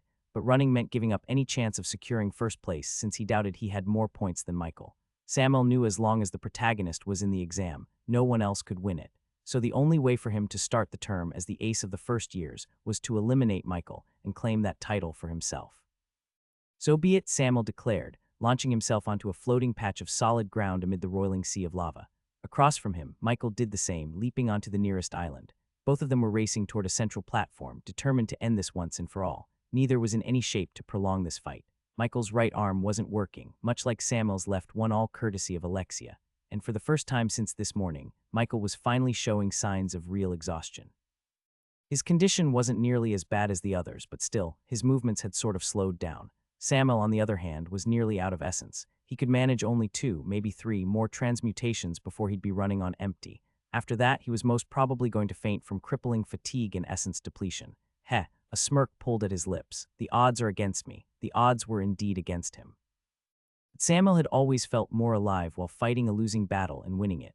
He reached the center platform first, with Michael landing opposite him a second later. They stared each other down in taut silence. Then, without a word, they both lunged forward. Thwayam. The patch of ground they were on trembled under the impact of their clash, the force of which sent Samuel staggering back. Predictably, the protagonist's strength pushed him off balance. Michael didn't waste the advantage. He pounced forward and grabbed Samuel's shoulder, seizing his jacket in a tight grip. Knowing he couldn't match Michael's strength, Samuel wriggled free, slipping out of the jacket and leaping back. Michael tossed aside the tattered cloth that was left in his grasp and charged after him again, this time aiming to grab Samuel by the shirt. Samuel tried to dodge, but he wasn't nearly fast enough this time. Michael caught up, slamming his palm into Samuel's gut and grabbing hold of his shirt. Samuel gasped, the breath knocked out of him by the blow. Before he could even collect himself to push Michael away, he felt a sudden, sharp pain. The fabric in Michael's grip convulsed, hardening into a needle that stabbed inward at Samuel's stomach. Only the protective barrier from his orbs saved him from being skewered, but that protection came at a steep price. One of Samuel's 3 orbs shattered, but Michael still wasn't ready to let go. He kept trying to push the hardened fabric spike deeper, as if determined to break another orb. With no other choice, Samuel activated his ability, ripping his own shirt to tiny shreds and escaping Michael's relentless hold. With his upper body now bare, Samuel tottered back, but Michael lunged at him again, landing a brutal kick to his chest. Samuel stumbled as the air escaped his lungs in a single, ragged gasp. His vision blurred, the pain in his ribs throbbing in time with his heartbeat. Michael dropped to one knee, pressing his palm to the ground, and summoned a jagged stone dagger from the rocky floor. Before Samuel could even regain his balance, Michael was already before him, dagger in hand, slashing forward with blinding speed. The blade sliced through the air, closing in on Samuel's chest with a swiftness that seemed almost impossible to evade. He barely had any time to process the attack, let alone try to dodge it. The stone blade was moving too fast, too inescapable. It was over for him. With this next move, Michael would shatter Samuel's second orb, and before giving him a chance to retaliate, he would crush the third as well. 2 moves, that was all it would take to end Samuel. It was unavoidable. Michael was faster than him, and his condition was also better by far. On the other hand, Samuel was barely moving. Honestly, a broken scarecrow with no legs had better chances of dodging Michael's attack than him. This was checkmate. Time seemed to slow as Michael's dagger neared Samuel's chest, the sharp tip mere inches away from piercing flesh. Michael could already taste his victory, taste his revenge. Oh, how sweet it all was. He was going to win. He was going to humble this arrogant bastard and finally put him in his place. He was going to show weight. Something was wrong. Time was literally slowing down. The speed of his dagger through the air began to lag, like it was moving through some sort of thick, resistant liquid. Michael's eyes widened as he realized something. It wasn't him. It was the dagger. Somehow, the jagged stone blade wasn't following through with the same speed he was thrusting it. But why? Its weight was the same. Its mass was also the same. Nothing had changed. So what was the problem? What was happening? Then out of the corner of his eye, Michael saw her. On a patch of ground across the fiery river of molten lava stood a girl. Hair as white as freshly fallen snow, eyes blue like the endless expanse of a frozen ocean, and skin so flawlessly pale that she looked like a porcelain doll brought to life, untouched by the warmth of the sun. Michael's eyes snapped down to the origin card floating around her waist, its surface pure white with a radiant green sigil glowing at its center. Juliana had finally decided to use her innate power. He didn't know what her ability was exactly, but somehow she was slowing down the speed of his dagger. Unbeknownst to him, his assumption was only half right.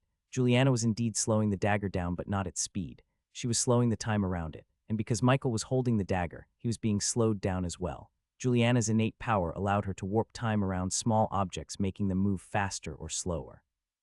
All this happened in the span of mere seconds. Realizing the threat, Michael let go of the dagger, watching it fall to the ground in slow motion. But by then, Samuel had already seized his outstretched hand. Before Michael could react, Samuel yanked him in, spun around, and released his grip, sending him stumbling forward. That's when Michael saw the edge of the floating platform drawing near. He stopped himself just in time to avoid falling over into the lava and turned to face Samuel, who was already crouched low, hand on the ground. Michael knew what was coming. Samuel was going to split open the ground and make him fall into the lava, just like he had done against Alexia. But unlike Alexia, Michael wouldn't give him enough time to pull that off. He lunged at Samuel, determined to end this before the golden-haired boy could use his ability. But maybe because of his tunnel vision, he failed to notice that Juliana had crossed over to them, and she was now charging toward him herself. By the time he did notice, her shoulder had already slammed into his ribs, tackling him with such force that both of them toppled over the edge, plummeting toward the lava below. Haya! In that final moment, Michael understood the insidious cunning of Samuel's plan. That bastard had kept his focus locked solely on himself, baiting Michael with a false sense of danger to give Juliana enough time to close in. By then, no matter what Michael might have done, he was already lost. Why? Because if he hadn't noticed Juliana rushing him like he didn't, she would have tackled him over the edge just as she did, and he would have lost as he was about to. But even if he had spotted her in time and tried to fight her off, Samuel would have seized that momentary distraction to rupture the ground beneath them, sending both of them plunging into the lava. In truth, that vile scoundrel had planned to sacrifice his shadow from the start. Michael's gaze dropped to the white-haired girl, her arms wrapped tightly around his waist as they fell toward the molten lava together. He felt a twinge of pity for her. This truly was checkmate for him. I kept kneeling there on the ground, watching them both topple over the edge. A split second before the scalding lava could touch them, a pair of shadows fell from above, blurring past me. They grabbed Juliana and Michael, whisking them out of harm's way in the blink of an eye before vanishing from the grounds. It was over. I looked down at my score and grinned weakly. 236 PTS. Originally, I'd had 312 PTS. After earning 3 more by eliminating Alexia, I'd lost an orb to Michael, causing a 25 reduction to my total score. But now, with Michael out of the game and his score cut down by 25 3 times, my points should be enough to secure first place. I hadn't gotten those 2 last points from him because Juliana was the one who eliminated Michael and herself in the process. I agree, it was a reckless strategy, but it was the only way I could have won against Michael. I won because of 3 things. First, unlike him, I wasn't fighting alone. I still had a pawn to sacrifice right until the very end of the game. Second, once the terrain shifted to a sea of lava, I no longer had any real reason to challenge Michael with brute strength. I knew I couldn't defeat him in a contest of raw power. Not yet, but I didn't need to. All I had to do was knock him into the lava just as I had done with Alexia. And lastly, third, I had the knowledge of what was going to happen. The game had been very vague about the details of the evaluation exam arc. I didn't know all the terrain shifts, but I knew the last one. I knew the final terrain would be a fiery sea of lava, and I'd planned everything around it. All I needed to do was survive until then. That's why I had been trying to save my energy as much as possible until the final 30 minutes, and in the end I did it. I won.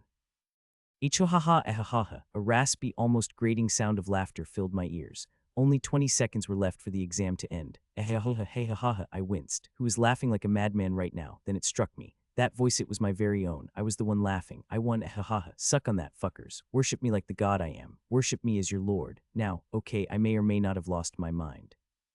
The countdown clock hit 0, and the sea of lava hardened into glossy obsidian. The video boards above us sparked to life, and Vareshia's face appeared on them, announcing the end of the exam and telling us to halt all combat. But by then I had already fallen face first onto the ground. My vision turned dark, and my heart pounded so hard in my chest that it was painful to breathe.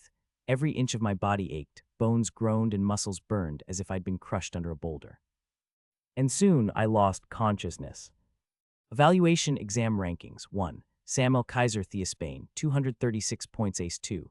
Ray Warner, 189 points survived 3. Vince Cleverly, 177 points survived 4. Michael Godswill, 177 points eliminated at 115,935 5. Catelyn Throne, 99 points survived 6. Lily Elderwing, 97 points survived 7. Alexia Von Zinks, 96 points eliminated at 115,309. It had been 3 days since the evaluation exam. According to the Academy, over 1,100 cadets participated in it, but around 500 of them failed to survive the first 4 hours. They were all expelled immediately. This meant only 600 or so cadets were now officially enrolled as first years. It was still a significant number, especially given how harsh the requirements were for passing the interview stage and the evaluation exam. To be honest, I had expected even fewer people to make it through, though there were still more applicants waiting to join the Academy. Scions of prominent families, including those from monarchical and ducal clans, as well as the children of alumni, did not have to undergo the selection process. If their parents sent a letter of recommendation for them, the Academy would admit these kids without requiring any sort of test. The downside was that they could not participate in the evaluation exam and compete for the title of ace. It was only fair. Still, being able to join the Academy without going through that hellish enrollment process seemed like a deal I wouldn't pass up. That's why I was jealous of my sister. She was set to join today since our father had very generously sent a recommendation letter for her. Many other high-born nobles and royals would be joining today as well. Lucky bastards. The Academy had granted us 3 days to rest and recover from the grueling toll we had taken by fighting for such a long period of time. 12 continuous hours of undisciplined and ruthlessly violent combat had strained our minds and bodies far beyond what was healthy. So doing nothing but sleeping, stuffing our faces with food, and soothing our aching muscles these past 3 days was sincerely welcomed. But like all good things, our vacation had come to an end today. Right now, all first-year cadets were summoned to the Academy grounds. We stood in neat lines, shoulder to shoulder, like soldiers prepared to parade. The expansive Academy courtyard stretched around us, lit up with festive decorations as colorful streamers, paper buntings, and Academy banners fluttered overhead. Well-manicured emerald grass swayed in the morning breeze, framed by marble walkways and a towering, majestic fountain at the far end. The sheer size of that fountain was breathtakingly impressive, its water flowing gracefully around a raised circular stage of polished white stone at its heart. Arching streams of water sparkled in the rising sun's light, creating a beautiful scene to look at. Ah yes, the sun was still climbing the horizon. Last night, all first years were given an online notice to be here in this courtyard today by 6 in the morning. For what? For our orientation, of course. Yes, today was our orientation. And it was starting soon. The cadet council members and captains of most of the prestigious societies had taken their places on the central stage atop the fountain. Vareshia Morrigan, the council president and the third-year ace, was all set to deliver her speech. Her long silver hair gleamed beautifully under the first rays of the dawn, and her crimson eyes shone with their usual dangerous intensity, though she did appear to be suffering from slight sleep deprivation. Not much of a morning person, I guess. While all the other cadets had been wearing the standard Academy uniform, an elegant black coat with silver buttons and trim, a plain black shirt, and tailored black trousers paired with matching leather boots, Vareshia's attire was slightly different. In fact, my own uniform was different as well. Our coats had golden seams and buttons instead of silver. We also had a golden chain attached to the left lapel of our coats, giving us a more regal look. Vareshia also wore a flowing white robe, its back emblazoned with a cursive ace in golden thread. I was going to receive a similar robe soon, as well as a cloak. Oh yes, a cloak. The thought of wearing a cloak and walking with flourish and flair filled me up with glee. Hee hee, I stifled a hysterical giggle from escaping my lips, trying to be mindful of where I was standing. But just then, I felt the intense gazes of my fellow cadets weigh down upon me. Actually, from the moment I'd come to stand in the line, people around me had been staring at me nonstop. Their gazes carried a complicated mix of emotions like wariness, annoyance, fear, amazement, and so on.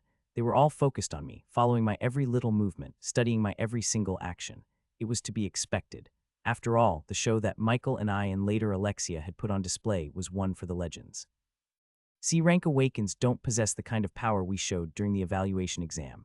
I mean, most of it was Michael. But Alexia and I went toe-to-toe with him and held our ground in a three-way match. In fact, it was Alexia who gave us both a bit of a challenge. And after all that, I was the one who eliminated them both. So in the eyes of the rest of the cadets, the three of us were nothing short of monsters.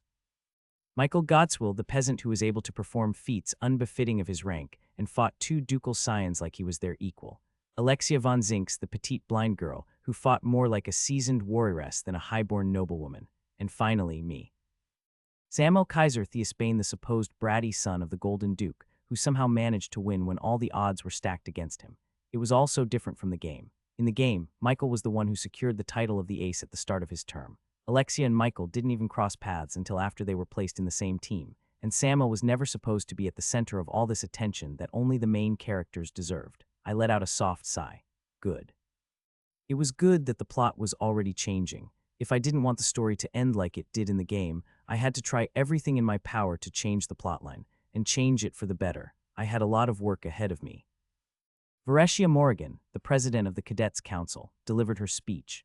Everything she said was concise and straightforward. She covered several rules that were already outlined in the Academy guidebook we received the day before and gave us a few encouraging words. After that, she told us about the Code of Honor and the Code of Conduct. It was basically how we were expected to behave both on campus and out there in the world now that we were officially cadets of the Apex Academy. After she was done, the captains of some of the most renowned and prestigious academy societies took the microphone to deliver a few more speeches. The Dueling Society emphasized the importance of courage. The Scholarly Society stressed the value of knowledge. The Alchemical Society highlighted that human curiosity is the drive to true power. And the Strategic Command Society stated that intelligence is mightier than the sword, and so on. By the end of their speeches, it practically felt like they were competing amongst themselves to impress as many of us first years as possible. Honestly, it was kind of boring and pathetic. Of course, I was the only one who felt that way. In our world, hunters, those who are awakened and venture into the spirit realm or combat the spirit beasts that cross into our world through portals, are celebrated as heroes. In fact, some of the more powerful awakened are even worshipped in some distant parts of the world. My own father had several cults devoted to him, filled with zealous followers who would gladly lay down their lives for him if he just wished for it. That's the level of fame and reverence a hunter could achieve. The captains of these academic societies, including Varesia Morrigan, were among some of the best rising hunters in the world today. They have been sent to numerous missions by the Academy and built their reputations. In fact, the media promotes these rising stars from the Apex Academy as the next generation heroes of our world. Some of them even have fan followings in the millions. So it's no surprise that most first-year students recognized them and felt excited to hear from their idols. Except for me, I couldn't care less. If anything, I was just waiting for it all to be over, and eventually it did. Finally, after the captains of the academic societies had finished speaking, one of the Grandmasters took the stage to present the awards and share a few closing words. The Grandmaster who approached the stage was a tall man with broad shoulders. He was draped in an austere black robe, and his face was hidden behind a golden mask fashioned to resemble a fearsome, single-horned demon, with the number 1 engraved beneath its chin. And as he stepped onto the stage, an oppressive aura crashed down upon us like the weight of the world itself. Some cadets swayed under his presence, many struggled to breathe, and others seemed on the verge of collapsing to their knees. I myself had to rely on my sheer willpower to stay upright. After all, I was the ace now. I couldn't afford to appear weak. But just as suddenly as it had come, the oppressive aura vanished, granting us mortals a moment of respite. A wave of murmurs swept through the crowd. A venerable, it's a real venerable. Wow, this is my first time seeing one. Yeah, same. They weren't visible in the questioning hall during the interview. But why is he wearing a mask? Oh, maybe he's really ugly and doesn't want us to see his face. You idiots, Grandmasters keep their identities hidden. That's what makes them so scary. They could be anyone from a strong instructor to a lowly janitor. They're always watching and you'll never know it. That's common knowledge. That was indeed common knowledge, not overly common, but still. You'd have a better chance of winning 3 lotteries in a row than uncovering the identity of the venerables. All anyone knew was that they were considered to be the strongest of all the instructors at Apex Academy. That in of itself was a bold claim, considering that the staff roster was filled with some of the most seasoned and powerful hunters our world had to offer. In fact, their identities weren't revealed in the game either, although there were numerous fan theories about who they might be. I had a few theories of my own, but they were just unfounded guesses. Anyway, the Grandmaster took his position in front of the microphone stand as his golden mask glistened in the brightening sunlight. The twin holes in the mask where his eyes were supposed to be were full of suffocating darkness, like a gateway to the abyss. So when he scanned the crowd, most of the first-year students shuddered involuntarily under his ominous gaze. Then, the Grandmaster took a deep breath. When he started speaking, his voice resonated like a choir of angels singing chillingly melodious, yet commanding our undivided attention. Not so long ago, the world was an unforgiving place much more merciless than you can imagine today, and far more cruel than you're used to. Thousands upon thousands of people perished every single time there was a portal break. Twisted and ravenous corrupted spirits used to cross over into our world to spark chaos and bloodshed without end. He paused, allowing the somber silence to settle over us as the weight of his words sank in. Then he continued in a tone edged with both sorrow and defiance. And why did such suffering continue to reign? Because there was no one to stand against it. No champions to tame those portals. No warriors to rise and protect the people. It was a world devoid of heroes. And so, it was a world filled with anguish and despair and darkness. A heavy sigh escaped him as if he was heartbroken for an era that was already lost to ruin. And that is why the predecessors of my predecessors, the first Grandmasters, founded this institute. This place is not a sanctuary where you'll be coddled or protected like other hunter academies. Here, you will not be sheltered and cared for. This is a crucible where you will be forged into true heroes. His voice lifted, full of unwavering intensity. Here, your limits will be shattered and your fears cast aside, for only those tempered by fire can wield its might.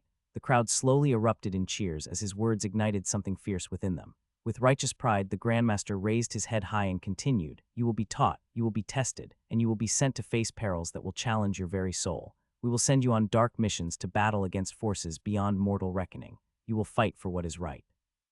You will fight for the glory of humanity. In doing so, you will earn the right to carve your name into legend, to rise as hunters whose strength will shape the ages to come. All of you will become some of the greatest heroes this world will ever see." The cheers and applause from the crowd were almost deafening. Some were moved to tears, while others threw their hands up in the air, crying out in booming excitement. While I scoffed looking at the cadets around me, why were they overreacting so much? To be fair, that speech was indeed awe-inspiring.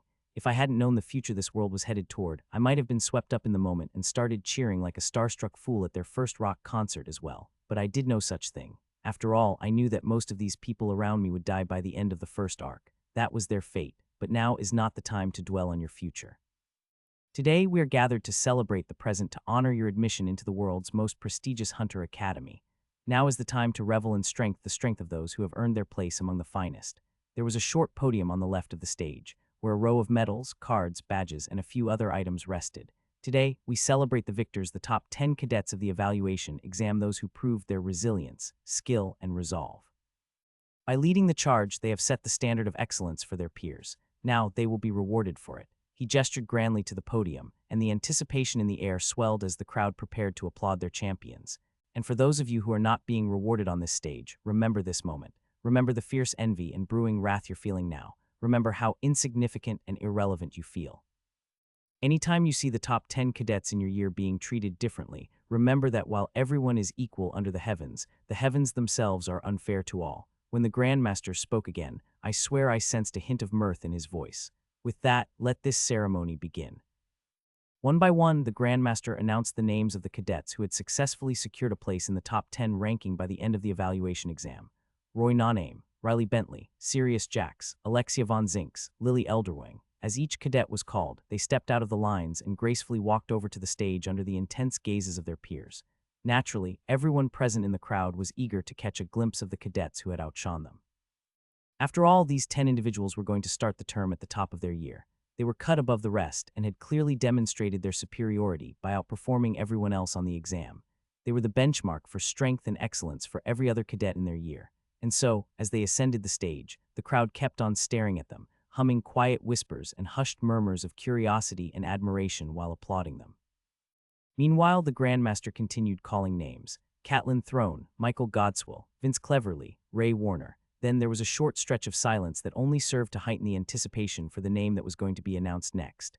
The Grandmaster leaned closer to the mic and lowered his voice just enough to make it sound dramatic. And finally, please welcome your ace, Samuel Kaiser Theosbane. The crowd's breath caught. A collective silence blanketed the courtyard as the last name echoed through the microphone like a thunderclap. For a single heartbeat, the world seemed to freeze. Then the sound of applause rolled through the gathered crowd. But this time, there was a weight to it as their eyes locked onto the golden-haired boy who was stepping forward. Few have had the misfortune to face the youngest Theosbane on the battlefield, and even fewer had seen him in person. He had been a headline sensation recently. He fought his own father, the Golden Duke, before coming to the academy and then claimed the title of first-year ace by ranking highest in the evaluation exam. From what was known about him, he was supposed to be an obnoxious, foul-mouthed, entitled brat, a troublemaker who had been involved with the teen gangs in his city, faced multiple public arrests, and made a scene in every noble gathering he ever attended. He was a high noble, undeserving of his birth title as a duke's son. He was nothing but a disgrace born in a family of heroes and legends. But the Samuel Kaiser Theosbane who approached the stage was both precisely the same and somehow very different from the person everyone expected him to be. Tall, sharp, and striking, he walked with a poise that was almost regal, each step exuding the kind of confidence that suggested he was above every other living creature in existence. He had an air of untouchable superiority surrounding him that made people want to back away when he passed them by. His golden eyes gleamed under the sun, scrutinizing the cadets present in attendance all around him, as he moved with calm indifference. Only old nobility moved with such conceited arrogance, like they genuinely believed everything in the world existed solely for their pleasure, like they owned the very earth under their feet and the people beneath their gaze. The rumors painted Samuel as unrefined, careless, and more like a street hooligan than the son of a duke. The expectation was that he'd be crass, loud, and disrespectful an eyesore among the nobility. However, the Samuel who stepped forward defied these superficial aspects while embodying the core of his reputation. His presence wasn't loud or chaotic. Instead, he possesses a quiet confidence, as if he didn't need to follow the spotlight, but the other way around. There was no visible defiance or disorder in his appearance or movement. Instead of an unruly delinquent, he appeared as a composed, almost regal figure. Sure, he did appear to be arrogant and self-centered, as implied by the rumors, but in a more subtle, almost aristocratic way. Just his presence alone was enough to hold everyone's attention. The shift in his nature wasn't anything too big, but it came as a shock, really, especially for the people who knew him prior to this day. One of those people was Lily Elderwing, standing on the stage with calm violet eyes and long strands of ash blonde hair cascading down her slender back. She was ranked 6th in the exam. Lily and Samuel had been old friends turned couples turned she didn't know what they were now. Definitely not friends. He had been ghosting her and she understood why. Although they were never serious about each other, she broke his trust and as a result, shattered whatever bond they once shared. A fact that she regretted deeply. She of all people knew Samuel wasn't a bad guy. He was troubled and had his own demons, but he was not a bad person. She had tried to help him change, to steer him away from the bad influences he surrounded himself with. But it was like he didn't even want to try. Yet, despite everything, she'd believed in him. She'd considered him a true friend, someone worth sticking by. That's why she didn't want things between them to end in resentment. And that's why she felt a flicker of surprise seeing him today. He looked so calm, so put together, nothing like the Samuel she remembered. When he ascended the stage and walked past her to stand in the center, she almost took a step forward. Sam, she started, but her whisper was cut off as a white-haired girl slid smoothly between them, blocking Lily's view with a cool, indifferent stare from her piercing azure eyes. At the same time, Michael, who stood right beside Lily, took her hand and pulled her back. "Leave him," he muttered, his voice dripping with unfiltered disdain. Lily glanced at Michael, then back at Samuel's retreating figure before letting out a sigh. Yeah, Michael was right. Talking to Samuel wouldn't change anything. He wasn't the type to forgive and forget, especially towards someone who violated his trust. So whatever they once had, well, that was history now. They were never going to be friends again. Lily was about to sigh one more time when a high-pitched squeal interrupted her thoughts. She turned her head to see a short girl with fiery orange hair giggling with excitement, her hands covering her mouth and her gray eyes sparkling with delight. "Ooh, I smell drama," Alexia sang out, practically bouncing in place as she pointed at Lily, then back at Michael. "So let me guess, was it a love triangle? You both were endgame and Samuel was heartbroken. Now things are sour between you three. Am I right? Am I?" "Shut up," Michael snapped, clicking his tongue in obvious irritation. But just then a boy standing a step behind the blind girl growled murderously at Michael. "Hey," the boy snarled. "Watch your tone when speaking to the young mistress of the Zinks family. It's your honor to even be in her presence." Michael blinked, caught off guard by the hostility. He took a moment to assess the boy. Late teens, about his age, with a rough, almost wild edge to his appearance. His cerulean eyes gleamed with an unsettlingly feral intensity. His hair was as white as cotton, and his canines seemed sharp like a wolf's. He looked more than ready to tear Michael's head off right then and there. But before anything could happen, Alexia casually raised a hand in front of the boy with a smug little smile on her doll-like face. Now, Kang, she cooed, let's not cause a scene. We're all friends here, aren't we? Michael opened his mouth, ready to retort, but he couldn't find the words. He wanted to ask how she could shamelessly call herself his friend after paralyzing one of his limbs during the exam, but after considering it for a heartbeat, Michael decided to swallow his argument. He made a mental note to stay as far away from this crazy girl as humanly possible. She could keep her friendship, preferably at a great distance. I came to stand at the center of the stage. My eyes were as calm as a still lake on a quiet winter night, and my face was a mask of polite confidence. Usually I'm more expressive, wearing a smug smirk or a shameless grin, but Juliana had suggested no, insisted that I act neutral for once, like how high nobles such as myself were supposed to behave. After all, the role of the ace came with certain expectations. Everyone in my year was supposed to look up to me now. So I had to at least try to act like a model cadet, and try I did. I walked with a detached elegance while looking around at the world like it was natural for me to be at the center of it. But even as I kept my composure and acted as gracefully as I could, I was screaming inside in complete panic. Was that Lily I just passed by? Why was she approaching me? Why did I ignore her? She's the female lead. Should I turn back? No, that would look ridiculous. Just keep looking forward, Sam. Keep looking forward. And it was not like Lily and I were on friendly terms anymore anyway. I hated her. Well, I hated her once before I regained my memories. Now I felt nothing for her or what had happened between us. After all, I'm a firm believer in forgive and forget. Besides, my past life memories gave me a fresh perspective. I could see now how poorly I had treated her when we were together. I used to talk down to her just because I was of higher birth, disregard her feelings most of the time, and treat her more like a trophy than an actual girlfriend, all to appear tough in front of my so-called friends. She was one of the nicest people I knew, kind to all, and going out of her way to help anyone she could.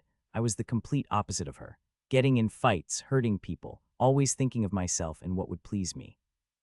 Well, I guess I didn't change in that regard even after regaining my memories, so to be honest, I couldn't blame her for leaving me. But to be even more honest, I couldn't care less about high school drama and teen romance, because right now my sole focus was on surviving the upcoming first arc of this story, and to do that I had to get stronger, fast. The award ceremony resumed smoothly. The Grandmaster called each of the top 10 cadets forward, one by one, and handed them a set of prizes.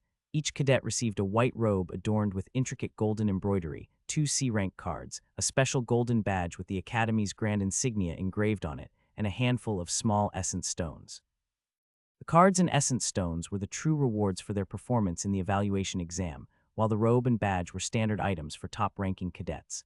The robe was mostly symbolic, setting them apart from the rest of the cadets in their year. It was a symbol of status, but the golden badge, now that was the real prize. With it, you could access nearly any part of the Ascent Isles, even VIP areas that were off-limits to regular cadets. Nearly was the keyword, of course. The scale of the discount depended on how high the badge holder ranked in the top 10. For instance, the 10th ranked cadet would receive a 10 reduction on tuition and a 10 discount on purchases. Meanwhile, the 2nd ranked cadet would enjoy a whopping 90 discount on all their monetary transactions. This meant they would only have to pay 10 of what they bought out of their own pocket. Best part, the badge worked outside the Academy too. Yes. We could spend this money anywhere in the world, and the Academy would pick up the tab on the discount. Aside from that, the badge would also allow us to get into exclusive training facilities and gyms that regular cadets couldn't access. And yes, it would even let us bend a few rules, like skipping classes or leaving the Ascent Isles on very short notice without needing to inform the Academy of where we'd be going. There were even more perks to being one of the top cadets, but listing them all would take up the whole day. Anyway, after the Grandmaster finished handing out the rewards, badges, robes, and medals, he invited each honoree to say a few words. By now, the sun had climbed high, and the crowd's patience with speeches was wearing thin, so the cadets kept it short. Finally, it was my turn. The Grandmaster extended his hand to me, and I shook it with just the right level of enthusiasm, smiling calmly as he put a medal around my neck. He then handed me my robe, a cloak something no one else had received, and finally, my golden badge. I had to resist the urge to drool over that thing right then and there. As the ace of the first years, my discount on all transactions was going to be a complete 100. Yes, I could spend all the money I wanted without actually spending my own money by the courtesy of the Academy. Okay, there was still a spending cap, so it wasn't literally infinite wealth, but still. I could once again live in luxury now. No more living in that tiny excuse of a dorm room on Zephyros Street. No more eating food meant for lowly peasants. Mr. Theusbane, would you care to address a few words to your peers? I allowed a smug grin to spread across my face. Mr. Theosbane. Mr. Oh yes, my luxurious life in a fantasy world was about to begin. Samuel Theosbane, the Grandmaster's booming call dragged me out of my daydream and I snapped to attention. He watched me expectantly, his golden mask catching the light of the sun while his eyes remained shrouded in dark shadows. Yes, I stammered. Your speech, he said. Would you like to say a few words to your peers? Right, I nodded, handing my new treasures to Juliana for safekeeping. Then I stepped to the mic, cleared my throat, and pulled out a folded slip of paper from my pocket. Originally, I'd planned to give a cocky speech full of phrases like, "You're all so weak," or "In your face, you suckers." I didn't have a reason for it, really. I just wanted some chaos. Well, that and maybe because I wanted to offend a few people so they'd train harder and not end up dead by the first arc's finale. Mostly because I wanted chaos. Unfortunately, Juliana Forever the Killjoy asked me to rethink making the entire academy my enemy. She then wrote a better speech for me. I looked down at the slip of paper in my grip. It read, "Fellow cadets, today we've proven that hard work and grit pay off. This badge isn't just an achievement, it's a reminder of our strength and a key to greater opportunities. Let's all do our best, push our limits, rise together, and make the most of this year." I cringed inwardly. What was this? A speech for some naive, goody-two-shoes, wannabe shonen protagonist? Rolling my eyes, I clutched the paper tighter, preparing to recite what was written in it word for word. But then I looked up at the crowd and saw a sea of faces gazing back at me with a mix of boredom, anticipation, and scrutiny. I paused, took a deep breath, and crumpled the paper in my hand, tossing it aside. I could practically hear Juliana sighing from behind me as she realized I was about to go off script and make my speech a bit more memorable for our batch. I grinned, leaning into the mic. I was going to talk about myself at first, but today I'd rather acknowledge the hard work of everyone standing here. I gestured broadly toward everyone standing in front of me. A murmur rippled through the crowd. A few raised their eyebrows, others blankly stared, all waiting to see where this was going. One cadet tried to give a supportive thumbs up but ended up looking like he was signaling a plane for takeoff.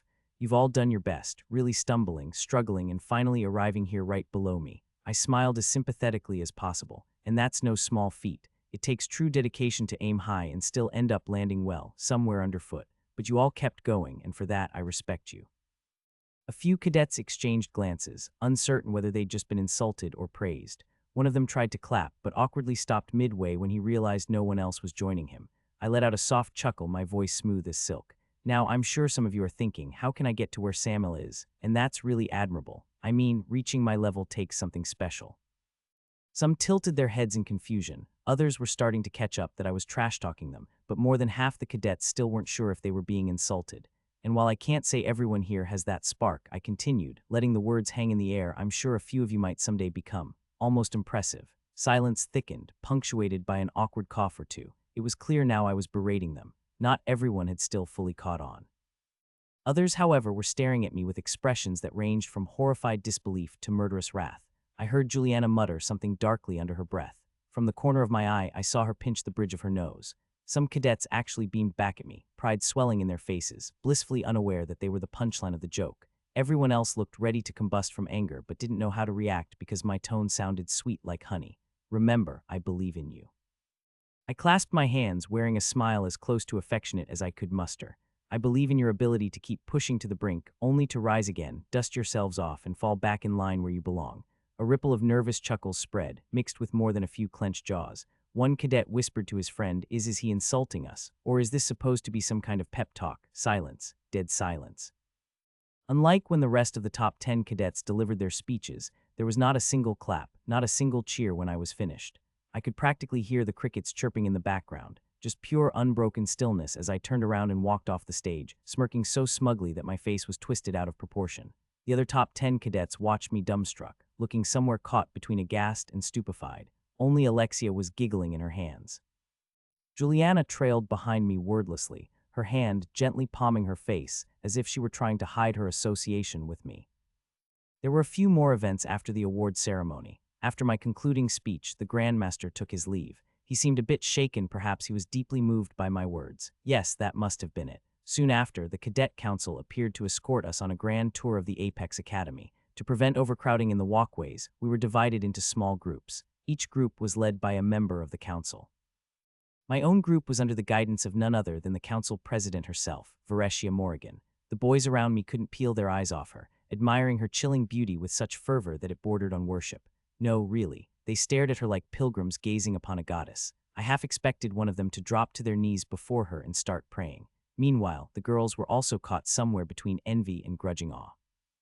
They wanted to hate her but just couldn't bring themselves to. But regardless of their feelings, everyone in her presence seemed tense.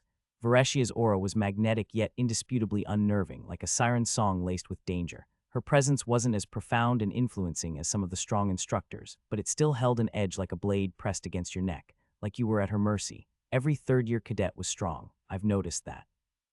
After all, they had gone through countless missions and slayed numerous abominations to reach their final academic year. But Vareshia Morrigan was just on a different level. Everything about her, from the graceful way she walked to the sharp confidence she carried herself with, screamed authority and elegance.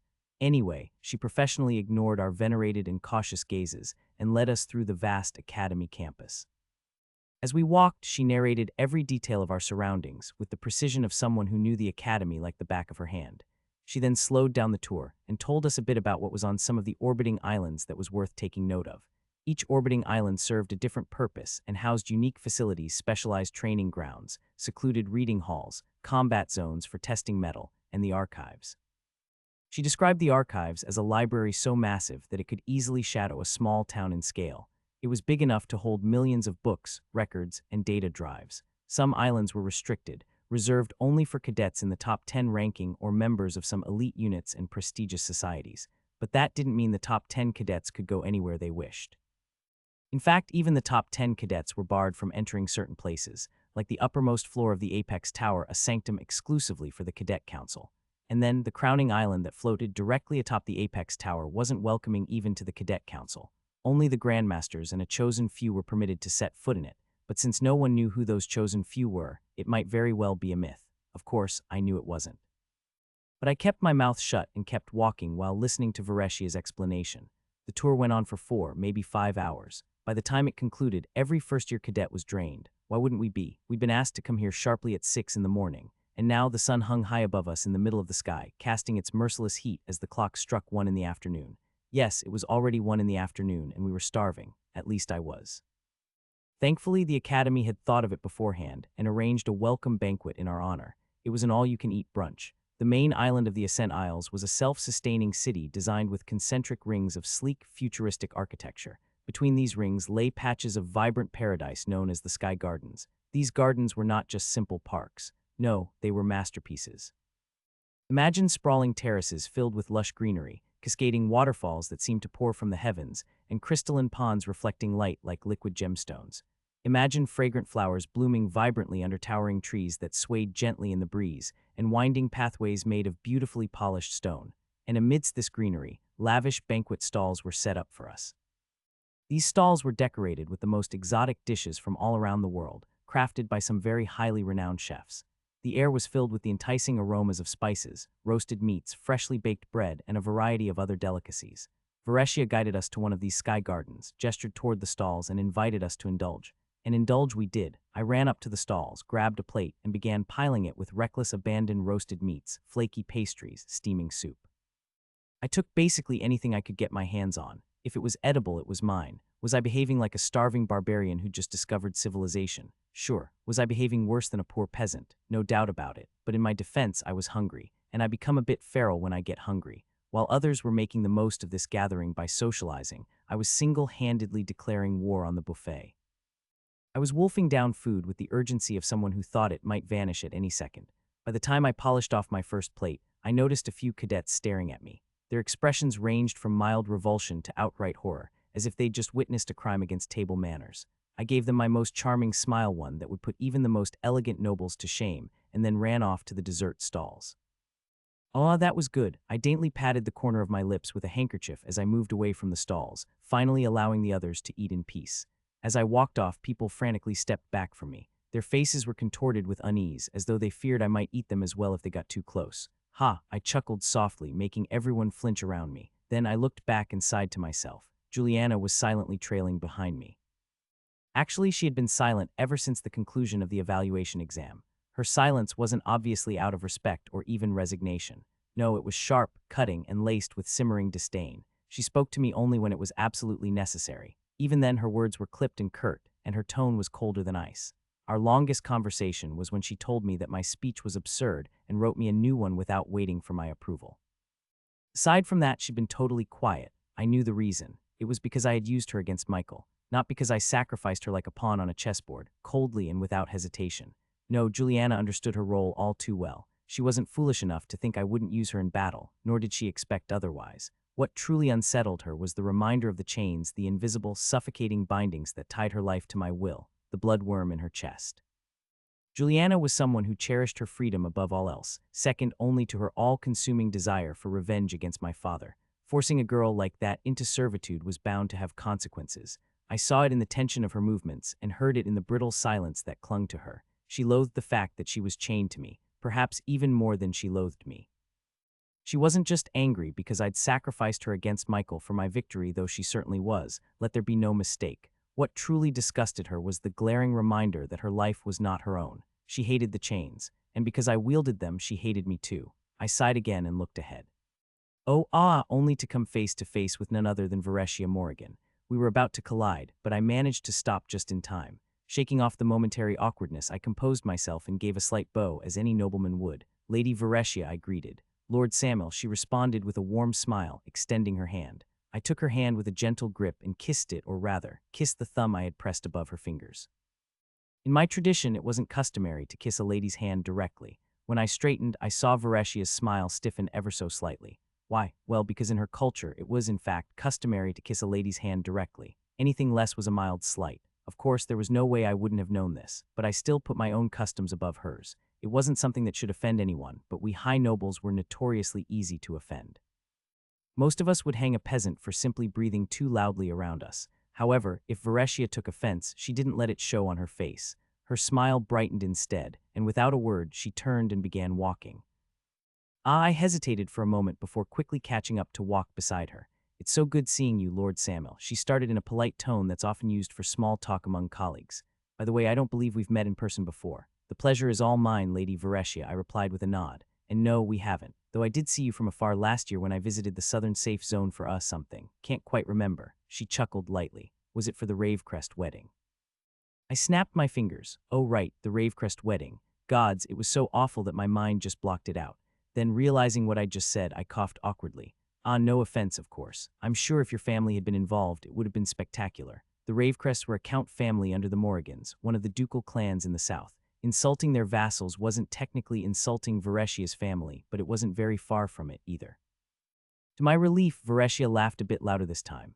Oh, the rumors about you were so true and so off at the same time. I frowned. Was that a compliment or an insult? Before I could press her on it, Varesia pulled something from her pocket and held it out to me. I stared at it, puzzled. It was a key, a perfectly ordinary key. What's this? I asked, taking it from her grasp. What does it look like? She replied, her lips twitching as if suppressing a smile. A key, I said flatly. Exactly. I gave her a deadpan look, and this time she couldn't hold back her grin. It's the key to Dining Hall 12B, she explained. As the ace of the first years, it's your job to organize a freshers' party for them. Tonight, since classes will commence starting tomorrow. Tonight, I blurted out. Wait, I think I remember Michael having to do something similar in the game. Yes, she said matter-of-factly. The rest of the gentry, nobles, high nobles, and alumni children will arrive this evening. Some have already started arriving. They'll be attending this event, so make it good. She patted my shoulder reassuringly. I'll have my shadow send you a list of caterers and party managers we have in Ascent right now. Don't worry about funds go all out. As she walked off, she added over her shoulder, oh, and isn't your twin sister joining the academy as well? She'll be there too, so really make it good. I stood frozen for a moment. Then slowly, I turned around and lobbed the key toward Juliana. She caught it with half-lidded eyes and an unimpressed expression, as if waiting for me to throw this responsibility on her face like I always do. Do something, Julie. And don't embarrass me, I said without breaking stride, already walking away. After all, I had more pressing matters to attend to than managing a boring freshers' party like moving my luggage into a luxurious dorm. Since I had so kindly asked Juliana to organize the freshers' party in my stead, I was left to handle the task of moving to my new dorm by myself. Fortunately, I hadn't unpacked much in my old dorm room, knowing this day would soon come, so packing my belongings was quick and simple. The dorm halls were eerily quiet. Even the streets outside were mostly deserted, since almost everyone was still occupied at the banquet. Most of the second and third year cadets were still away on vacation, enjoying their term-end break. Only a handful remained on campus, including the cadet council and a few senior cadets who were tasked with welcoming the incoming batch of us first years. So aside from them, the only people visible on the city streets right now were the ones who had just started arriving, the high nobles and their servants. Once again, I felt a pang of envy seeing those bastards. Because unlike me, they didn't have to go through the grueling evaluation exam to get into the academy. But then again, I was also quite enjoying my title as the ace. Lugging my belongings, I made my way to Alarin Street, where I found myself a nice dorm. After a brief check-in and some financial transactions, I acquired a room on the topmost floor of the building with an exceptional view, and when I entered the so-called room, my jaw nearly fell to the floor. Whoa. It was one of the most expensive rooms money could buy in this city. No, it wasn't even a dorm room, it was a penthouse. Enormous, luxurious, and fully furnished, the space was breathtaking. There was a grand fireplace in one corner with a spacious sitting area at the center, complete with a round pillar supporting a massive mounted TV. To the left of the room was a balcony with a private plunge pool that was also a jacuzzi, and to the right was an open kitchen paired with a bar area. At the far end of the living space was a flight of stairs that led to an expansive bedroom upstairs. Yes, it was a duplex, and the best part, the entire opposite wall was a single, seamless pane of glass, offering a stunning panoramic view of the cityscape. I stood there, momentarily speechless and grinning like a fool. The difference between this dorm room, if it could even be called that, and my previous one was like night and day. It couldn't be compared. In fact, it was even better than the apartment I had lived in during my past life. Ah, my past life. I dropped my luggage down in the living area and wandered upstairs, eventually sitting on the edge of my new king-sized bed. A wistful sigh escaped my lips. Even though I retained the memories from my past life, they felt distant and detached, like it was just a vivid dream that I had somehow managed to remember after waking up. But the emotions. The emotions I experienced in that life were still painfully real. The joy I felt when I bought my first bike, the crushing sadness when my mother left us, the hollow ache in my chest when my father died, all of it was still there, buried somewhere deep within me, hauntingly real. And amongst them, one single emotion loomed larger than the rest: regret. The regret of living a wasted life. The regret of realizing in my final moments that I would die having achieved nothing. I would die forgotten. I would die a nobody. I wasn't afraid of death, I was afraid of dying an irrelevant death. Every wrong choice I took in life, every time I failed, every mistake I made, they all piled up, suffocating me under their weight just as my life came to an end. So yes, I had way too many regrets when I died, but the one that haunted me most was getting expelled from my college. I had worked so hard to get in, only to throw it all away because of my misguided sense of justice. That single mistake derailed everything. I was unable to secure a job and struggled to make ends meet. I got caught up in some pyramid schemes, lost all my savings, and even found myself locked up for scamming people. It was a pathetic existence. Some days I went hungry. Some nights I shivered in the cold. In those bleak times, I dreamed of everything I now possessed. Lots of money, a nice place to live, and a bright future. A solemn smile crept onto my lips as I thought of those days. I guess I made it, I whispered to the empty room. I had everything I'd ever wanted. But as I sat there, that smile slowly faltered. I can't afford to lose all this, not again. The weight of that truth settled over me and my shoulders suddenly felt heavy. I had to change my future. I had to make sure that this life shouldn't end in regret. It couldn't, it wouldn't. After setting up my things in my new dorm room, I decided it was time to get ready for the party. Yes, I know I called it boring, and I still believed it was, but unfortunately I didn't have the luxury of skipping it. As the ace, I was expected to personally welcome the late entry cadets, meaning the high nobles and legacies. Legacies is the term for the children of alumni cadets whose parents once attended this very academy. They often hail from noble families as well, which explains their status. On the other hand, high nobles are the rulers of the upper echelons of society, the ducal and monarchical clans. Below them are the low nobles, which include counts and knight families, and beneath even them are the gentry, government officials, and other elites. While not technically nobles, they were still considered far above the general populace. Now, low nobles and gentry didn't have the privilege to write direct recommendation letters for their children. Instead, they often rely on their high noble patrons to pull strings for them. For instance, Jake's father, who was a count, could have requested my father, a duke, and his acquaintance to write a recommendation for Jake. Of course, that didn't happen. Why? Because his father didn't think Jake was worth such a big favor. Anyway, the point is, late entry cadets are from influential families, and it was my job to greet them. So here I was, forced to make an appearance. With a resigned sigh, I got dressed. I put on a crisp white shirt, a black vest paired with a matching tie, tailored black trousers, and polished boots. To finish the look, I threw on a striking red blazer and some gold jewelry. Not to sound narcissistic, but gods, I looked amazing. After admiring my reflection in the mirror for a few long minutes and clicking some selfies to later post them online, I smirked and left my room to head for the Apex Tower. It took me around half an hour to get there, but instead of heading directly to Dining Hall 12B, where the party was being held, I made a little detour. I entered the Apex Tower and took a lift to get to the underground floors, the Academy Vault. The vault was an expansive underground chamber, spanning 2 entire floors beneath the apex tower. Here, the Academy stored some of its most prized possessions, powerful cards and artifacts that were either forged by the Academy's artificers or confiscated by the cadets during their missions. It was essentially a treasure trove. And as the ace, one of the many privileges that were given to me was selecting 9 cards from this vault. Yes, 9. The rest of the top 10 cadets were only rewarded 2 cards, but I could personally choose any 9, and if I ever lost a card or it broke during a fight, I could even come back to get more. Honestly, being the ace really had its benefits. I might still be a little jealous of those who didn't have to pass the entrance exam to get in, but at this moment, I was almost over it. Almost. Should I get this one or that one? In front of me, there were at least a dozen glass displays mounted on a large wall, showcasing all kinds of glimmering cards. In fact, all I could see around me were cards and a few artifacts. This was just one small section of the vault, where hundreds of common grade cards and a handful of low-end artifacts were stored. Rumor had it that the sections housing legendary or even supreme grade cards were at least 5 times larger, packed with thousands of items. Those sections even used spatial storage artifacts to cram in more cards, saving space. But for now, I was stuck choosing from this section, and it still wasn't easy. Why? Because as I said, there were hundreds of cards. Hundreds. It would probably take me an entire day just to go through them all, and I'd still miss a few. Thankfully, I had found myself a vault manager to help me out. Dude, can't you do all this tomorrow? Unfortunately, she wasn't exactly thrilled about the idea of assisting me, because it's my last day of break today, and I just want to sit in my room, eat ribs, and binge a sitcom or something. I turned to look at her, giving her the long, unimpressed stare she deserved. She was a little older than me 2 years, give or take, with big round glasses perched on her nose and long, messy dark hair that looked like it hadn't seen a brush in days. Her brown eyes glared back at me with the energy of someone already halfway done with life. I mean, currently it was just 8:45 in the evening, and she was already dressed in pajamas. Introverts are more outgoing than her. That sounds lame, I told her flatly. Oh, shut up, Mr. Hotshot, she shot back, rubbing her face in frustration. Not everyone's life can be as happening as yours. I rolled my eyes. Aren't you on the cadet council? There are parties happening all over campus tonight, and you've got access to every single one. Go enjoy yourself instead of staying at home.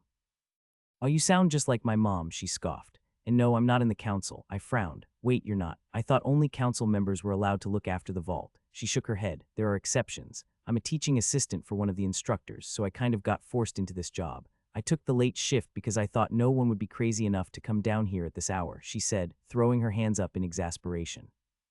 But here you are proving I can't make a single good decision in life. I smirked, leaning casually against one of the glass displays. What can I say? Greatness doesn't clock out. She groaned and flopped into the nearest chair. Greatness better pick a card before I fall asleep right here. I chuckled and gave her another look. She said she was a teaching assistant to an instructor. Huh? Interesting. At the academy, instructors aren't just simple underpaid teachers, they're renowned hunters, each a fabled figure in their own right. Officially, they're not allowed to take personal pupils during their time at the academy to avoid favoritism. Officially, that is. Unofficially, though, they take on teaching assistants. On paper, a TA's job is to help with academic work, grading papers, organizing lectures, that sort of thing. But in reality, being a TA means something far more significant: personal mentorship from an exalted hunter. It's a rare opportunity to be trained directly by one of the best. And instructors don't just pick anyone. You'd have to be someone exceptional, strong and capable, and brimming with potential. Yet here she was, slumped in her chair, yawning while scratching the back of her neck like she'd just rolled out of bed. She doesn't look strong or capable. Oh well, shrugging off that thought, I held up 2 cards before flipping them back and forth as if examining their non-existent weight.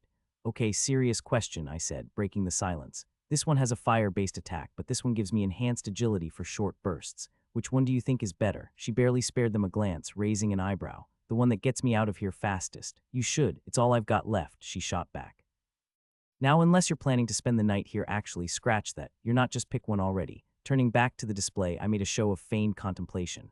You know, this is your job. You're supposed to help me pick a card. Her patience, already hanging by a thread, snapped. My job is to supervise you while you're here. She practically screamed those words, then almost began to cry. Now, for the love of all that is holy, just pick your cards and leave.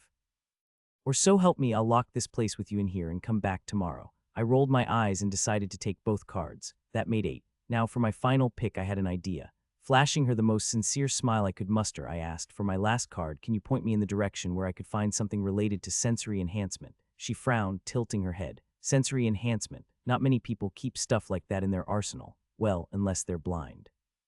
My smile widened. Exactly. It's a gift for someone, or, well, more of an investment, really. Since I already had 2 cards in my soul arsenal, I added 7 more, filling all 10 available slots, including my origin card. The last 2 cards I grabbed from the vault went into my coat's inner pocket. To be honest, I'd gotten some solid cards. The Academy's vault was far better stocked than my clan's, but that was to be expected. The 9 cards I'd chosen were Quick Strike, which boosts the user's attack speed for the next 3 melee strikes. Steelhide temporarily hardens the skin, reducing incoming physical damage for 10 seconds. Piercing Bolt, allowing the user to fire a small energy projectile that can pierce through light armor.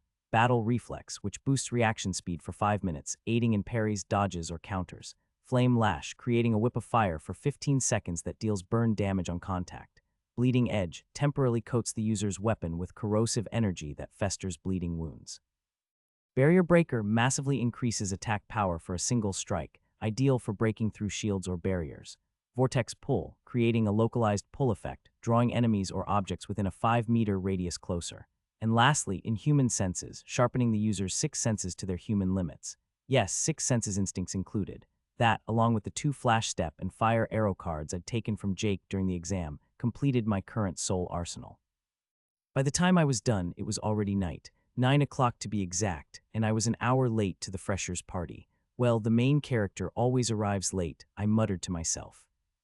The grandeur of Dining Hall 12B, with its high vaulted ceilings decorated with silver constellations that shimmered softly against the light of crystal chandeliers, was simply breathtaking. Each faux star on the ceiling shifted ever so slightly, casting faint patterns of light across the hall. At the center of it all stood a towering fountain made of crystalline glass, glowing gently with a silver light. Around it were large banquet tables set up in perfect arcs, their silk coverings embroidered with golden trims and the sigil of the Academy. Each table was a feast in itself, laden with a variety of exotic dishes and goblets of wine. A well-known band was playing trendy songs at the far end of the hall. They had been hired on extremely short notice and were paid 3 times their usual fee for it. Fortunately for them, they were doing a good job. The room was filled with murmurs. In this setting, it was easy to distinguish between the nobles and the commoners. The nobles and gentry moved in small clusters, dressed in lavish outfits and adorned with ornate jewelry. Their laughter was loud and sharp, as if they belonged at this high-class event and knew it. The commoners, on the other hand, stood with wide eyes and mouths agape. Their dresses were not as extravagant, their jewelry not as expensive, and most of them moved with a stiff awkwardness. Regardless, the party was lively. In formal events like this, there are always a few individuals who stand out among the crowd, the center of everyone's attention. Such was the case here as well. A few noble guests had effortlessly drawn everyone's eyes to them. The most noteworthy among them were the royal twins Willem Vic, Draken and Alice Vic, Draken. They were the children of the central monarch, Seraphina the Flame Queen. As genuine, pure-blooded royalty, the twins were surrounded by a throng of admirers. Those not gathered around the twins swarmed the next closest thing to royalty, the heir to one of the western ducal houses, Thalia Kaiser Theosbane. She was a young woman with long, dark hair that fell to the curve of her back, styled in a high bun held in place by golden ornaments that glistened like embers in the dim light of the hall. Her features were sharp, and her face was so enchantingly perfect that it seemed sculpted by the hands of the gods.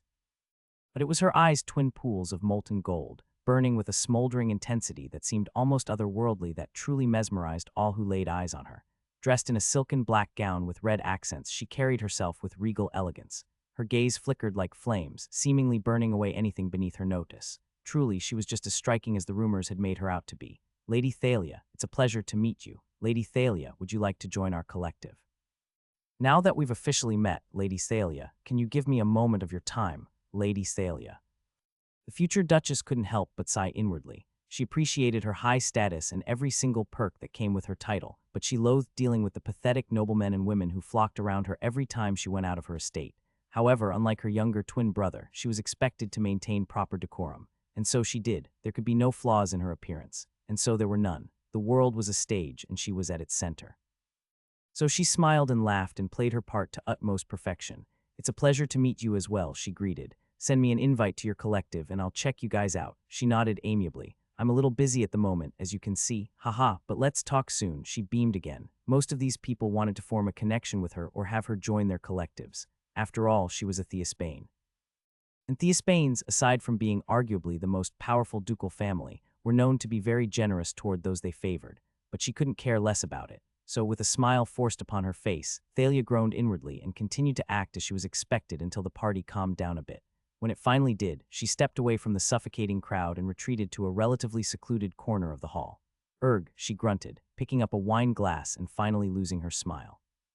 So boring, all these high-class events were tedious. She would never admit it out loud, but she missed her twin brother in situations like this. There were many things Thalia disliked about Samuel, but he certainly knew how to create a scene at a party and make it entertaining. She was about to sigh again and return to the party when Leah, a familiar voice, called out to her. Thalia turned to the sound and spotted a striking young woman standing just behind her. With long red hair, piercing crimson eyes, and draped in a flowing vermilion ball gown, the young woman looked like beauty personified. Right beside her stood a young man whose sharp features were undeniably similar to hers. His fiery hair was artfully tousled, and his intense red eyes sparkled like gems. Dressed impeccably in a tailored suit with a glass of wine resting casually in his hand, he exuded an air of effortless charm. Thalia recognized these two almost immediately. The Draken twins, Alice and Willem. "Oh, it is you," said Alice Draken, the red-headed beauty. "I saw you from afar and thought I should come say hi." Thalia smiled one of her perfect smiles, though she couldn't hide the exasperation in her eyes. "Right, Ali, how are you? And you too, Will. It's been so long since we met."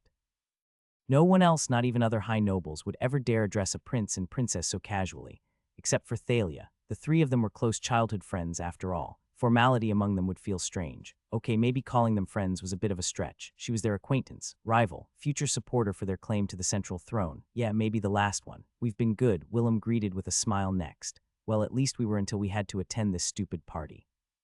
Thalia rolled her eyes and dropped her smile again. "I've been surrounded since the moment I stepped foot in this hall. I thought that with you two here, people would come to you instead of me." "You're underestimating yourself then," Alice chuckled. "It would have been a bit calmer if the ace had been here. Speaking of which, where is your brother?" Her brother. Thalia couldn't help but grit her teeth. Her brother had secured the title of the ace. When he dueled with their father, Samuel promised he would rank first in the entrance exam. He promised he would reclaim the honor he had lost. He stood by his words. He proved he was worthy of being called a Theosbane, and it irked her to no end. "Who knows?" she shrugged. "He's probably late as usual." "Right, not a very responsible man is he these days. I heard he turned up to be quite a troublemaker. Who would have expected? He was so innocent back in the day." A light smirk twisted on Alice's lips. But honestly, even if he won the evaluation exam, how could the Academy award the title of the ace to delinquent? Isn't that right? But instead of joining her, Thalia merely glared at her with unspoken ferocity. After a moment of sharp silence, she said, "We are not children anymore. Do not berate my family in front of me." The smirk on Alice's face grew wider. "Aw, you always look so cute when you're angry. Anyway, it doesn't matter. Your brother won't hold the title of ace for very long. I'll take it from him soon enough." Now was Thalia's cue to smirk. "Yeah, sorry, princess. You'll have to wait in line because I'm ahead of you on that." Once again, silence settled over the trio as the two young women continued to glare at each other. The air between them snapped with tension and the sound of Willem sipping on his drink. The bastard was enjoying the show. Unfortunately, before their little bickering could escalate into a real argument, a commotion spread through the hall because, "Oh look, he's here, so he's really the ace. My goodness, he could have never earned that title if I had participated in the exam. He's a thief, the ace is a thief. He stole my sword, and my dignity." Samuel Kaiser Theosbane finally made his appearance. The dining hall grew silent as soon as Ace of the first year stepped inside. The air thickened and the atmosphere turned almost oppressive. Conversations halted, replaced by an uneasy tension that spread like wildfire. It was as if the world itself was bowing to his presence. And as everyone froze in their spots, the ace strode in with the comfortable confidence of someone who owned the place. Draped in a crimson coat over all black attire, he pulled off the perfect balance between mystery and sophistication. His golden hair gleamed under the chandeliers like ethereal threads woven from sunlight, and his bright eyes held a captivating glint to them that wouldn't allow you to look away if you met his gaze. His gaze itself wasn't piercing, it was dismissive. It was the gaze of someone who genuinely believed to be above this lowly world, like a king in a court of jesters. He walked with such effortless arrogance that it felt as if the ground itself was worshipping him for being graced by his footsteps. And yet, despite the air of superiority that hung around him, no one could bring themselves to hate him. How could they? His striking features and enigmatic aura left people captivated. They were entranced by his mere presence. They didn't see arrogance. No, they saw divinity. After all, who else could be so beautiful if not an angel descended from the heavens? That was what they all thought at that moment, or at least that's how I imagined it would go. The reality, well, it was disappointing. The commotion didn't die when I entered, it just grew louder. "Boo, we hate you. Samuel, go back. Samuel, go back. I'd sacrifice my firstborn just to see the Golden Duke rearrange your smug face again. Your firstborn, I'd sacrifice my girlfriend. I'm his girlfriend and I agree to be sacrificed." Wow, they really hated me. I couldn't help but wonder why. Oh well, shaking that thought out of my mind, I ignored all the boos and the increasingly creative insults being hurled my way. I held my head high, shoulders squared, and moved toward the banquet tables with the dignity of a king walking to his throne. Well, that's what I told myself. Look at him. He's pretending we don't exist. No, that's not it. He's used to this kind of hatred. Is it bad that I kind of respect that? I didn't flinch. I didn't falter. After all, what kind of self-respecting ace lets a mob of overzealous amateurs ruin his night? Only when I reached the tables did I finally glance at the crowd, arching an eyebrow as if saying, "Your opinions are beneath me." It worked sort of. Half of them grew quiet. The other half started chanting again. I sighed and reached for a plate. No one could believe their eyes. The ace was booed and insulted. But instead of acknowledging the crowd, retaliating, or even reacting in his usual coldly superior way, he simply started stuffing his face with food. Not just nibbling either, full-on feasting. When the crowd realized their provocations weren't getting the dramatic response they'd expected, they grew silent and eventually drifted back to the party. Samuel, however, remained entirely focused on his plate. He kept shoveling food into his mouth. "Oh God," he moaned softly and rolled back his eyes in exaggerated bliss. "This food is simply delicious. Can you not eat here?" came an irritated voice. Samuel glanced up lazily, his mouth still half full. "I'm sorry, did you arrange this party or did I do it?" "You didn't do anything. Your shadow did. She did it on my behalf," Samuel countered, punctuating the point by licking his fingers. Arg. The frustrated young man trying to shoo him away was none other than Michael Godswill, the protagonist himself. The black suit he was wearing looked cheap and rented, but it still didn't tarnish Michael's natural charisma, much to Samuel's annoyance. The protagonist looked quite good. "Yeah, you orphan bastard." A third voice cut in, dripping with venom. "If you have a problem, you move from this spot." The foul-mouthed guy who had yelled all that was Jake Mel Flazer, Samuel's so-called childhood best friend. Dressed in a pristine white tuxedo with a black bow tie, he looked slightly less ugly than usual. "I did move," thrice Michael snapped, "but he keeps following me around for some reason." "And why the hell are you sticking your nose in here?" Jake gasped. "What did you just say to me, you pig?" Michael crossed his arms. "Take a good look at yourself in the mirror, Jake, and see the irony of calling me a pig." "Okay, you two idiots, shut it." Samuel finally stepped in after finishing whatever he was eating. "This is a high-profile party. Act accordingly. Maintain decorum." And Jake stopped cursing. Sorry, Sam," Jake mumbled, instantly chastised. Michael, on the other hand, flushed red with anger. "You can lecture me about decorum when you're done eating like a slob." He wasn't wrong. Samuel's lower face was covered in gravy, crumbs clung to his tailored coat, and he had practically licked his plate clean. "Ah, right, where are my manners?" Samuel said, suddenly straightening up. He dusted himself off, wiped his face with a napkin, set his plate aside, and casually grabbed a glass of wine. In mere seconds, he was back to looking like a highborn prince straight out of a fantasy story. Alexia, who had been standing by the table along with the three of them, let out a soft sigh. "Boys," she said, her voice full of exasperation, "I'm flattered you're all keeping me company on this lovely evening, but could you all go bicker elsewhere?"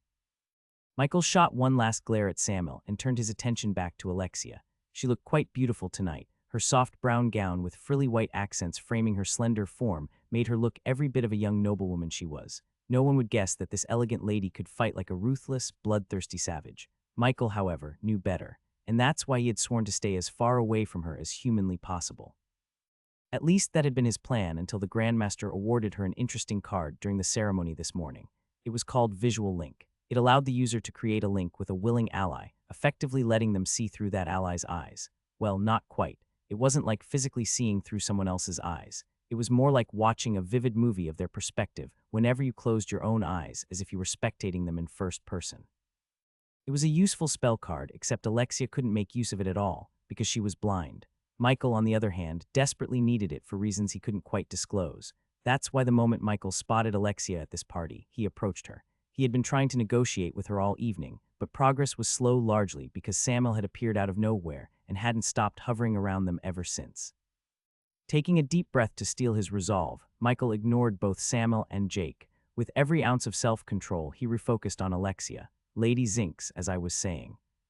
"Don't call me that," she interrupted sharply. "Lady Zinks is what people call my mother. Just use my name." Michael clenched his jaw, lingered for a heartbeat, then nodded. "Right, Lady Alexia, as I was saying, the visual link card is of no value to you. In its place, I'll offer you both of my cards I received this morning. How about it? 2 cards in exchange for one. 2 same-grade cards in exchange for one that was practically useless to its holder. Honestly, it wasn't a bad deal."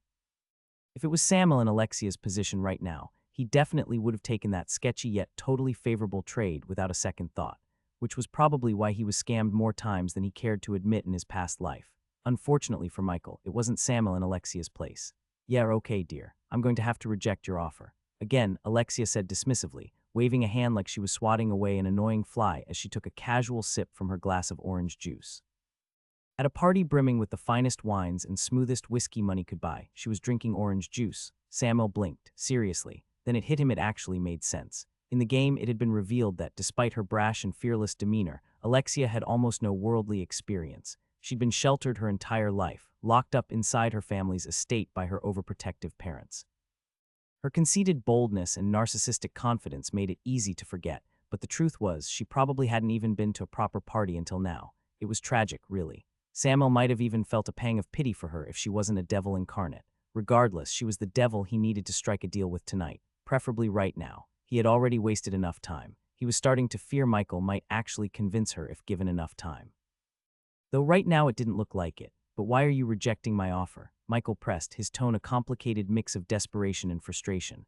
Alexia didn't bother looking at him. Because I don't need more cards. I've already got enough to build 5 decks. I know what cards you received at the ceremony, and let's be honest, they're nothing I don't already own. Her tone was so casual, so indifferent, it was practically a slap in the face. Samuel seized his chance. Stepping forward, he cut off whatever pitiful argument Michael was about to make. Offering Alexia his hand, he said, "Lady Alexia, this party is beginning to drag. Would you care to join me for a walk outside? Some fresh air might do us both some good." Alexia turned her head toward his voice, lingering for a moment before shrugging. "Sure, it's starting to feel a bit stuffy in here anyway." Without so much as glancing at his extended hand, she brushed past him, leaving Samuel to stand there awkwardly. He frowned before it dawned on him. Right, she's blind, she didn't see my hand. Sighing, he followed after her, but just as he moved, Michael's voice snapped from behind him. "Hey, I was talking to her, you asshole." Michael took a step forward, intent on following them, but Samuel subtly gestured to his friend. Jake understood his cue immediately and stepped in front of Michael to block his path. "You've been acting way too full of yourself lately, Godswill," Jake said, folding his arms. Michael scowled. "I don't have time for this." "Move." Jake smirked and slapped his own chest. "Make me." The bickering erupted into full swing, giving Samuel the perfect opportunity to step outside with Alexia. Sometimes, he thought as he followed her, having friends like Jake really pays off. The Academy City looked even more dazzling than usual tonight. Festive decorations adorned every corner, the streets sparkled under the glow of fairy lights, and the hum of celebrations filled the very air. It was as though the city itself had come alive, shining brighter than ever. Oh, and there were parties, plenty of them. The seniors were hosting their own gatherings, marking the start of their new academic year with drinks and games. Most dormitories were buzzing with various social events, while the collectives held private parties that were accessible only to their members. A collective was essentially a posh club for cadets belonging to rich and elite households who shared common interests and ambitions, like a college fraternity or sorority, with an extra layer of entitlement. After his stunning victory in the evaluation exam, Samuel was bombarded with invitations from numerous collectives begging him to pledge to them. Naturally, he ignored them all. Joining a collective sounded like a lot of work: endless meetings, tedious fundraisers, mandatory bonding activities, and pretending to care about their cause. Worse, if you join a collective and receive a mission from the academy, you could only go on that mission with your fellow collective members. Yes, you couldn't ask anyone else to accompany you, but the real deal-breaker. Every collective thought that being in their group was a privilege, and so they treated outsiders like lesser beings. Samuel had no patience for such nonsense. Only he alone had the right to act superior to others. And well, Samuel was lazy. Very, very lazy. Anyhow, most academic societies were also hosting their own recruitment parties, inviting cadets to join them. Because of that, it truly felt like some kind of a festival. Every corner of the city seemed to be glowing as the night had turned into a labyrinth of light. Amid this radiant chaos, Samuel was walking alongside Alexia with her origin card hovering near her shoulder. In her soft brown gown, curly orange hair framing her doll-like face and unfocused gray eyes reflecting the sparkle of the city lights, she looked undeniably beautiful. Then, as if sensing his gaze, Alexia turned toward him. "Deep in thought, Lord Samuel?" she asked, raising an eyebrow with a smirk. "Yes," Samuel replied with a steady gaze. "That gown suits you. You look good." Samuel was about to flash her a smile in return, charmed by the unexpected compliment, when he suddenly froze. His eyes narrowed at the blind girl. Her shoulders were trembling and her face was turned slightly away as though she was trying to stifle a laugh. "You can't see me," Samuel muttered through gritted teeth. And just like that, Alexia burst into laughter. Damn it. Even with her origin card floating right there, it was very too easy to forget she was blind. Right, sorry, my bad, Alexia said, still laughing, but I believe you look good. I've heard some girls talking about you, and let's just say you're someone they'd hate date. You know, the guy they despise so much they'd date just to argue better. Samuel groaned, pinching the bridge of his nose. Hate date, that's oddly specific. Alexia shrugged with a grin. Hey, I'm just relaying the gossip. Someone called you a human volcano smoldering hot but guaranteed to ruin their lives. Samuel crossed his arms and kept his expression flat. Well, at least they admit I'm hot. Alexia nodded, mock serious. Oh, absolutely. Too bad it's the kind of hot that comes with a warning label. As Alexia burst out laughing again, Samuel shook his head, deciding it was time to change topics. He casually gestured toward her floating origin card. By the way, can I ask you something? How much can you actually see with your innate power? Of course, Samuel already knew the answer. He had played the game as her, after all. She was one of the main playable characters. But getting her to talk about her powers suited his agenda, so he carefully steered the conversation in that direction. Alexia tilted her head, twirling a few loose strands of her orange hair between her fingers. Ah, my aura sense. Curious, are we? Or just fishing for weaknesses? Samuel raised a brow, his lips curling into a faint smirk. Would you blame me if I was? She chuckled softly. Not at all, but don't get your hopes up. I'll enjoy watching your face when you realize how little of an advantage over me you actually have. By all means, Samuel scoffed. Enlighten me. Her origin card glowed faintly, lazily orbiting around her as she began to explain. Here's the thing I can't see at all. What I can do is sense the aura of anything alive, people, animals, plants, anything with a heartbeat or some kind of life force. To me, they shine like stars in an endless black void. Each living thing has its own unique rhythm, its own fingerprint, if you will. She tapped a finger to her temple as if emphasizing her point. Your aura, for example, is strong, sharp, and bright like a blazing sun. Most people's auras are softer, more muted. The farther away they are, the harder it is for me to see them.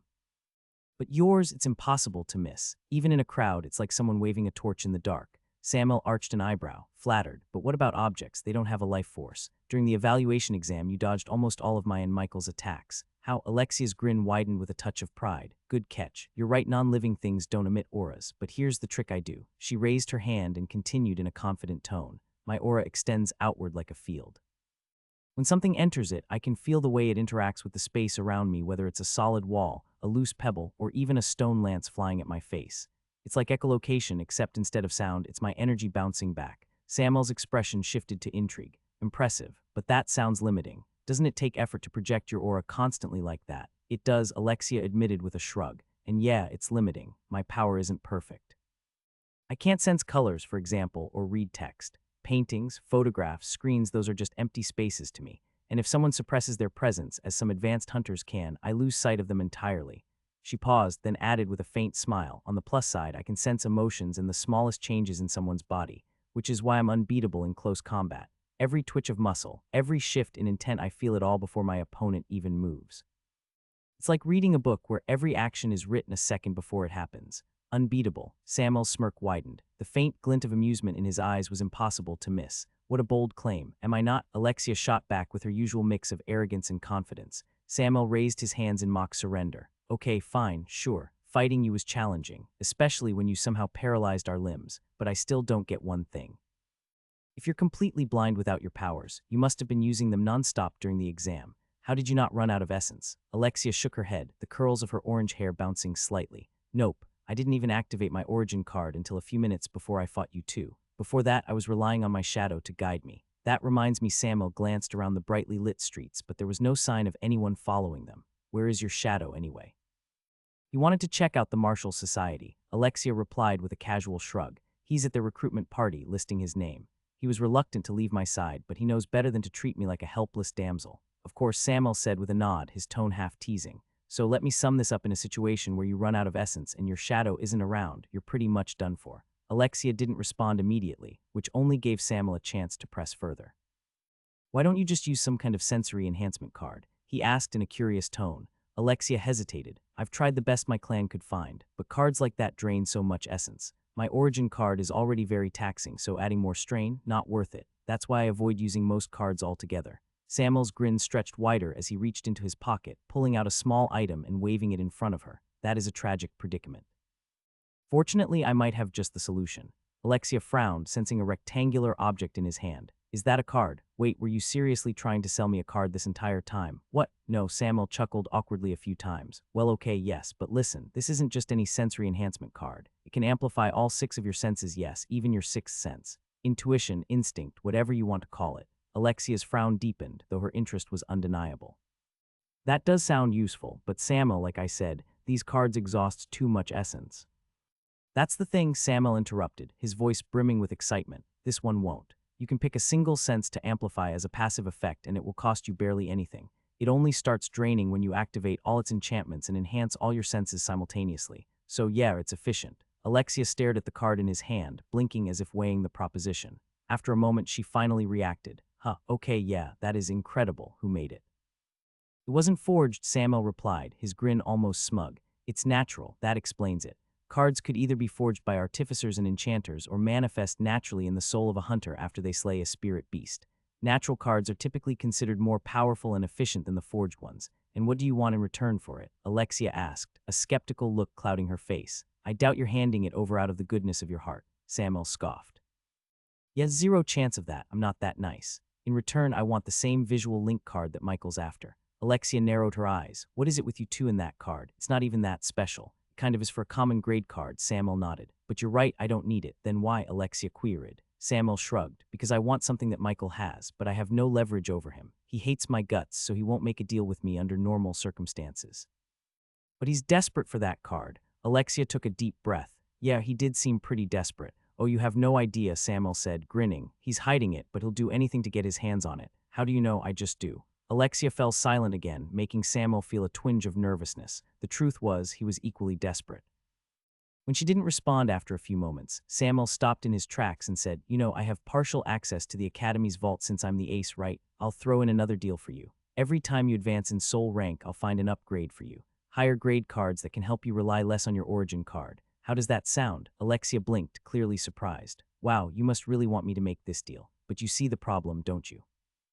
This promise of yours is only valuable if, and that's a big if, you manage to stay the ace until I break through my rank. What if someone dethrones you before that? What if I dethrone you before that? Then you lose nothing. Samuel countered quickly. In fact, you have nothing to lose if you take the chance. Look, I don't gamble much. Much, Alexia interjected with a smirk, but I can tell you, you have more to gain here than to risk. Alexia seemed to ponder the deal for a few more moments, then finally nodded and took the card from his hand. You know, you've changed a lot. Samuel looked at her with questioning eyes and exclaimed, You say that like we've met before. I told you we have. Alexia replied with the same energy. When? I racked my brain trying to remember, but I can't.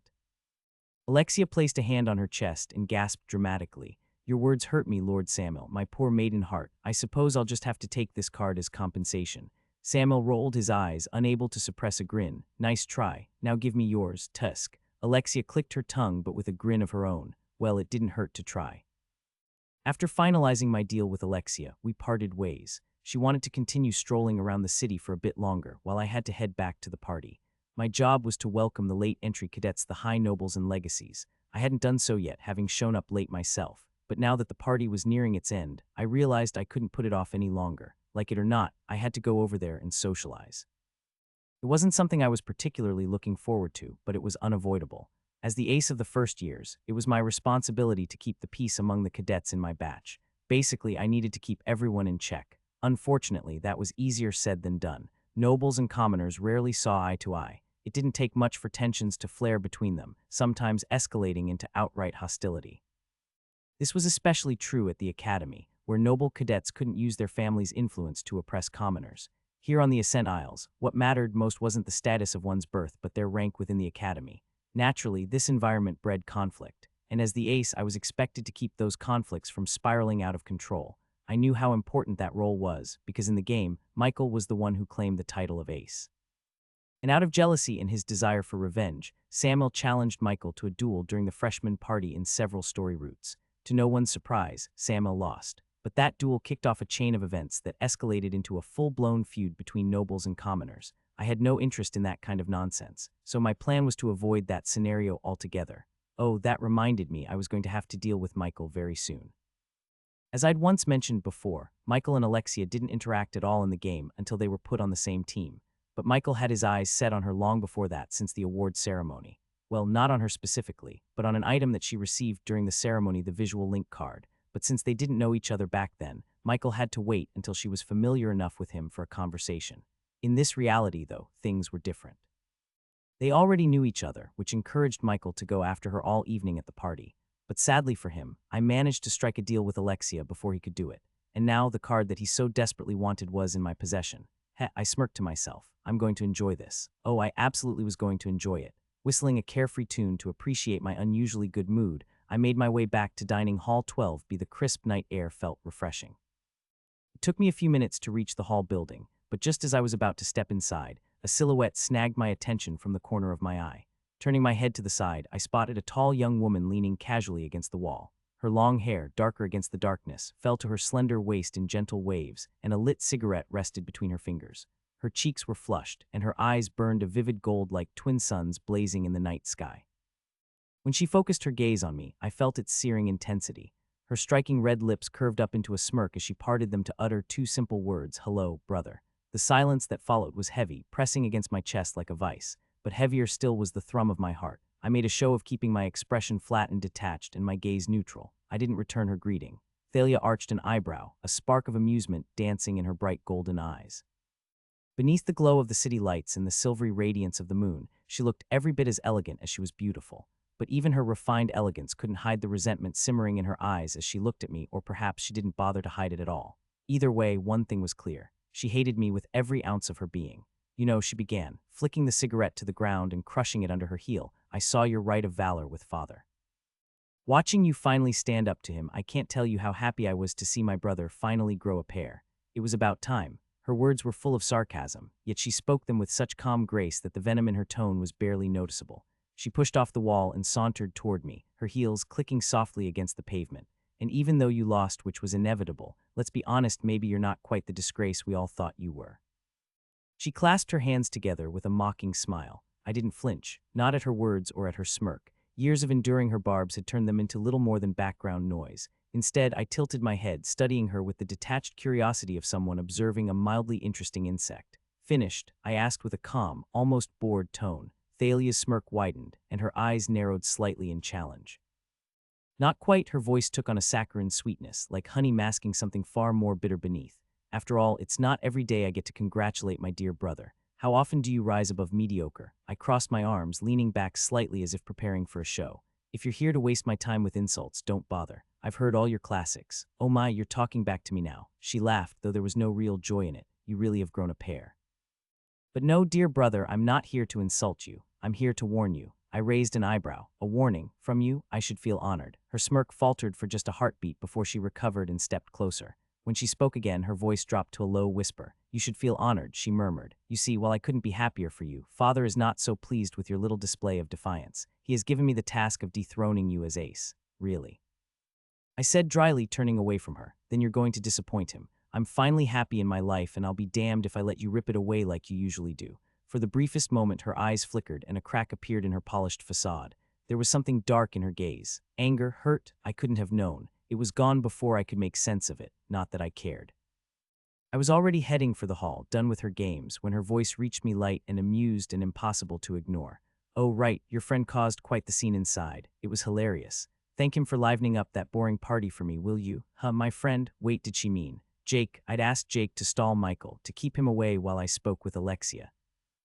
"Oh no, no, no, no." Cursing under my breath, I rushed inside, hoping that idiot hadn't created a mess.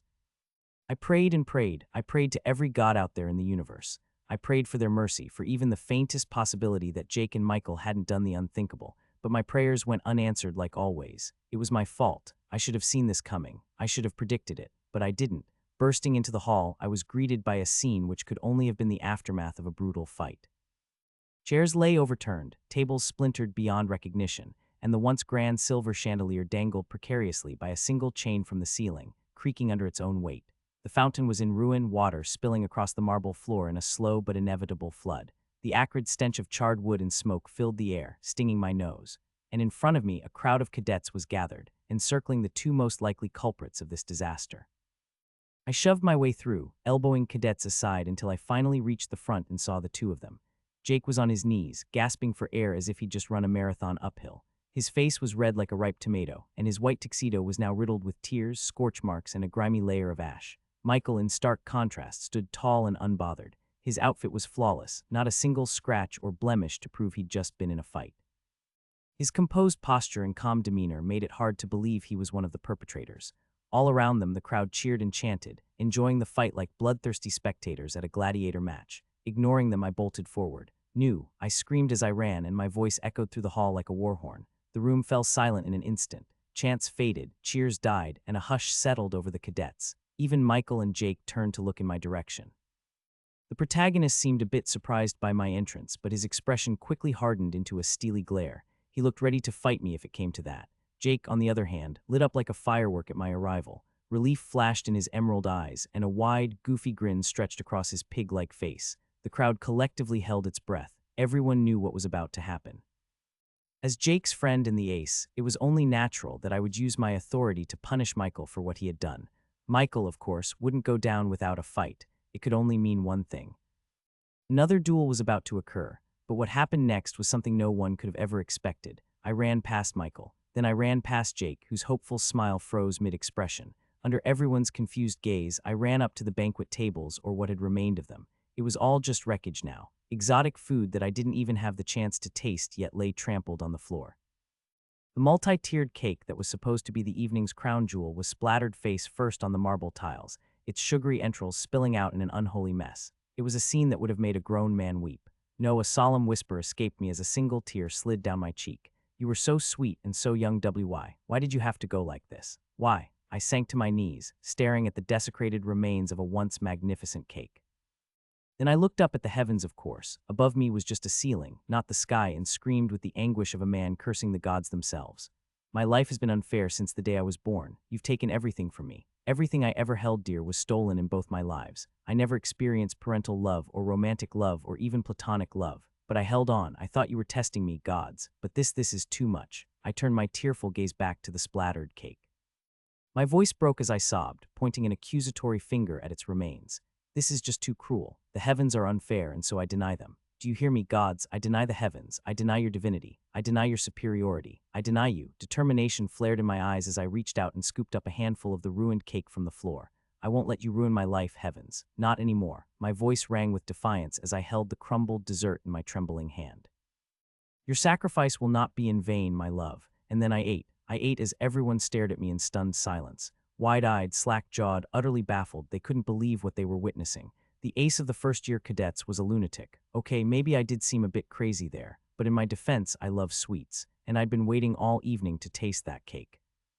What happened last night at the party was unfortunate, and no, I don't mean the cake. That wasn't merely unfortunate, that was downright tragic. What I meant was the fight between Jake and Michael. Don't get me wrong, I knew they'd end up fighting, but I didn't expect them to even lack the decency to take it outside, far away from all the food. And honestly, I didn't think it would happen so quickly. I mean, what was Jake even thinking? He'd already fought Michael twice before and lost.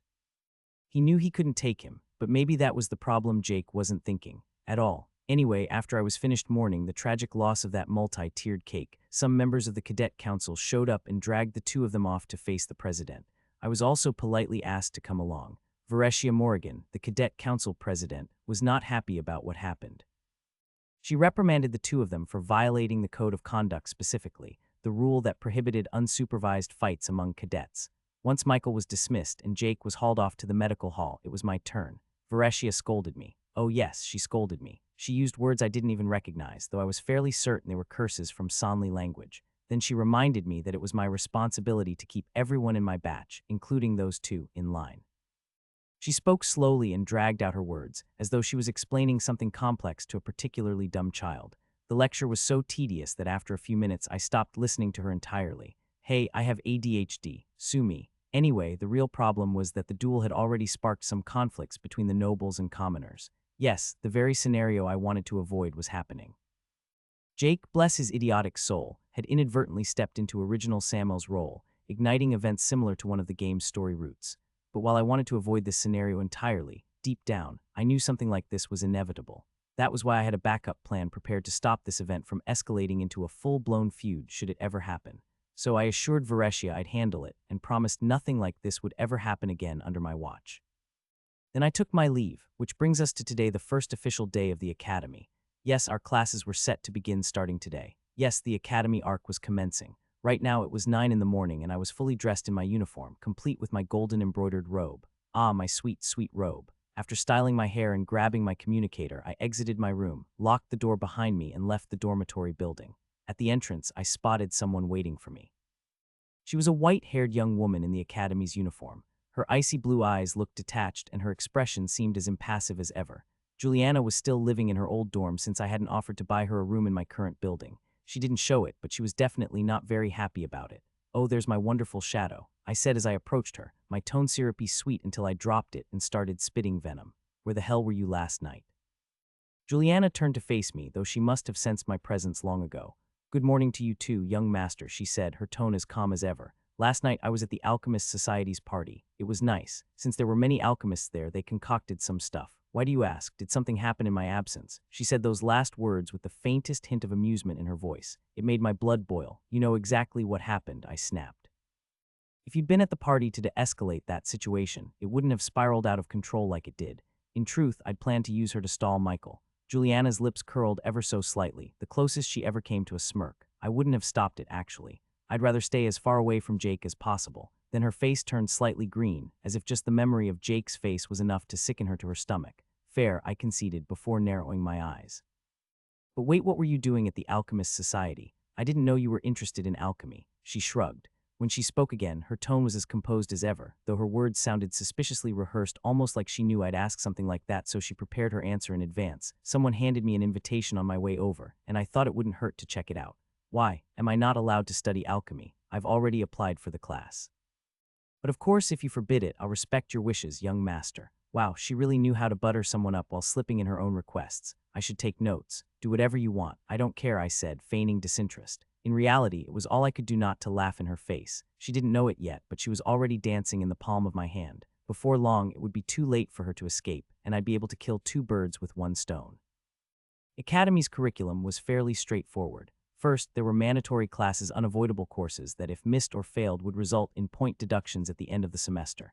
Next were optional classes. While attending these classes wasn't strictly required, you still needed to pass them to maintain your standing.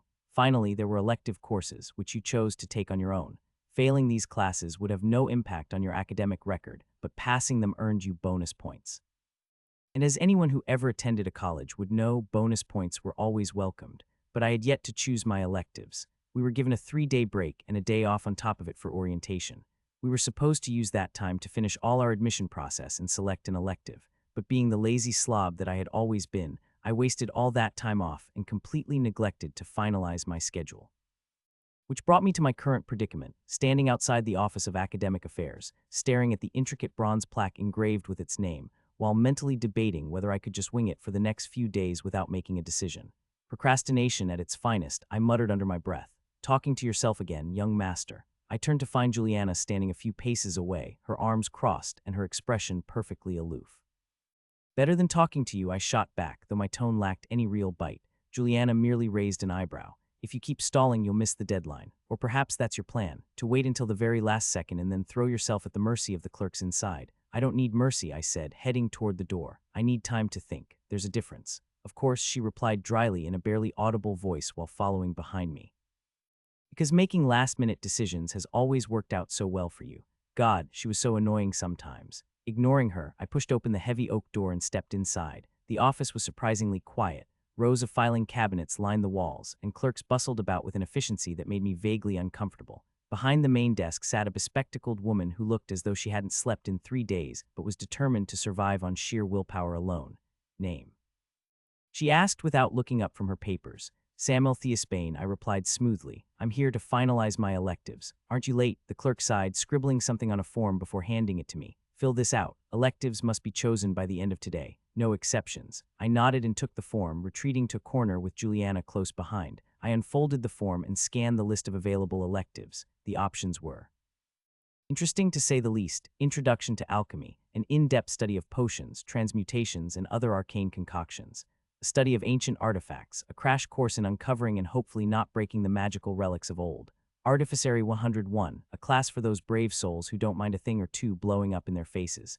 Mindscape Theory, a guide to exploring the realm within the mind. The list went on for a few more pages. Each choice was more intriguing and potentially more disastrous than the last.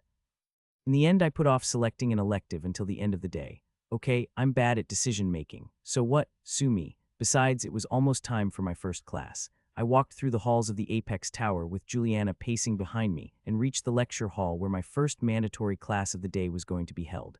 The class was called Hunters Dynamics. While everyone knew what hunters were, they were the backbone of today's society, after all, and what their job was. This class was supposed to teach us more on the topic now that we were on the path to becoming hunters ourselves. All the boring stuff, basically like awakened ethics, restrictions, impact on society, industry's inner workings, and so on. I entered the lecture hall and scanned the room. It was already half full. Cadets were scattered across the rows with varying levels of enthusiasm. A group near the center was whispering excitedly among themselves about the curriculum, while a guy 2 seats away from the front was already dozing off. The lecture hall itself was grand, with rows of amphitheater-style seating stretching upward in a perfect semicircle. In the center of that semicircle was a lectern set up on a raised dais. Each seat was equipped with a holographic interface and enough legroom to make you feel slightly less like cattle. The walls were adorned with holographic displays flickering with the Academy's crest, while the cool air smelled faintly of disinfectant and lavender. As soon as I stepped through the doors of the classroom, the buzz of conversations fainted and every single cadet turned their eyes to me. Ignoring them all, I climbed a few rows and plopped myself into an empty seat near the back. Some cadets shot me jealous looks, others glared with quiet indignation, but most just kept staring with cold hostility. Thankfully, Juliana drew more attention than me. Before long, almost everyone went from resenting me to quickly admiring her, then back to whatever they were doing. Typical NPCs. We didn't have to wait long before the side doors swung open, and in strode Professor Theodore Vale. Theodore Vale was a legend in the hunter community, the kind of figure whose name carried the weight of countless victories in gruesome battles most of us hadn't even heard of. And he looked exactly like how you would expect an experienced awakened to look like a storm-given form. He was tall and broad-shouldered, and his presence commanded the room before he even spoke. His short, curly black hair coiled around his neck like restless serpents, and his dark eyes resembled bottomless chasms that had been hardened by the cruelty of this world. A vicious scar ran down his strikingly handsome face, cutting across a cheekbone. It looked jagged and older than most of us in the room. Without any preamble, Vale came in and tossed a heavy folder onto the lectern. Its sound echoed like a judge's gavel and silenced everyone. He turned to face us, giving us a stern look. "Good morning, cadets," he greeted, his gravelly voice resonating off the walls. "You all know what hunters are. The question is, do you know what it means to be one?" No one dared to answer. A faint smirk tugged at the corner of Vale's mouth. "You think you know," he said, his tone laced with something between amusement and pity, "but you don't. Not yet. By the end of this course, some of you still won't, and those of you will die in the field." A ripple of unease swept through the room like a chill breeze. Vale began pacing around, his boots tapping fully against the tiled floor. "Let's start with the basics. Someone define a hunter for me." Several hands shot up, but Vale pointed at a random boy in the front row. The boy stood up in his spot and recited his answer like he was reading it from a book. "A hunter is a licensed professional tasked with neutralizing threats beyond normal human capability." "Correct," Vale said, though his tone made it clear he wasn't satisfied. "But that's the broad strokes. Hunters are soldiers, spies, diplomats, bounty hunters, and when the situation demands, we're glorified exterminators." A few nervous chuckles rolled through the room. "Our primary mission is simple: protect humanity by any means necessary. That includes slaying rampaging spirit beasts, stopping rogue awakened, and uncovering ancient relics capable of annihilating entire cities." His gaze swept the room, sharp and unyielding. "We may be seen as heroes, but we are bound by laws. Break those laws, and it doesn't matter how skilled or powerful you are. The monarchs will come for you, and no one, and I mean no one, cadets, escapes the monarchs." The room fell into a heavy silence, the kind that clung to the air like smoke. Vale strode back to the lectern and tapped a button. The holographic display behind him flickered to life, displaying symbols onto the wall. "Now let's talk about classifications," he said, gesturing to the images. "Hunters are divided into 6 job classes: brawlers, sentries, casters, summoners, scouts, and supporters. You've all read about them in books, seen them in holovids, maybe even idolized them. But what you think you know and what they actually are, those are 2 very different things." He paused, then turned sharply to face us. "Brawlers aren't just muscleheads who break things. They're the vanguard, the ones who take the hits so the rest of their squad doesn't have to. Without them, your squad crumbles the moment things go wrong." He moved to the next symbol. "Sentries are the last line of defense, the wall between your team and annihilation, but a wall doesn't move. A good sentry knows when to stand their ground and when to adapt." The third icon lit up. "Casters are your big guns," Vale continued. "They rain hell on your enemies with long-range attacks. Without them, you're a sitting duck waiting to be picked off." He pointed to the 4th symbol. "Summoners," he said, his voice sharpening. "They bring spirit beasts, raise the dead, or just summon ethereal creatures to the battlefield. They are versatile and powerful, yes, but far from invincible." The 5th icon appeared.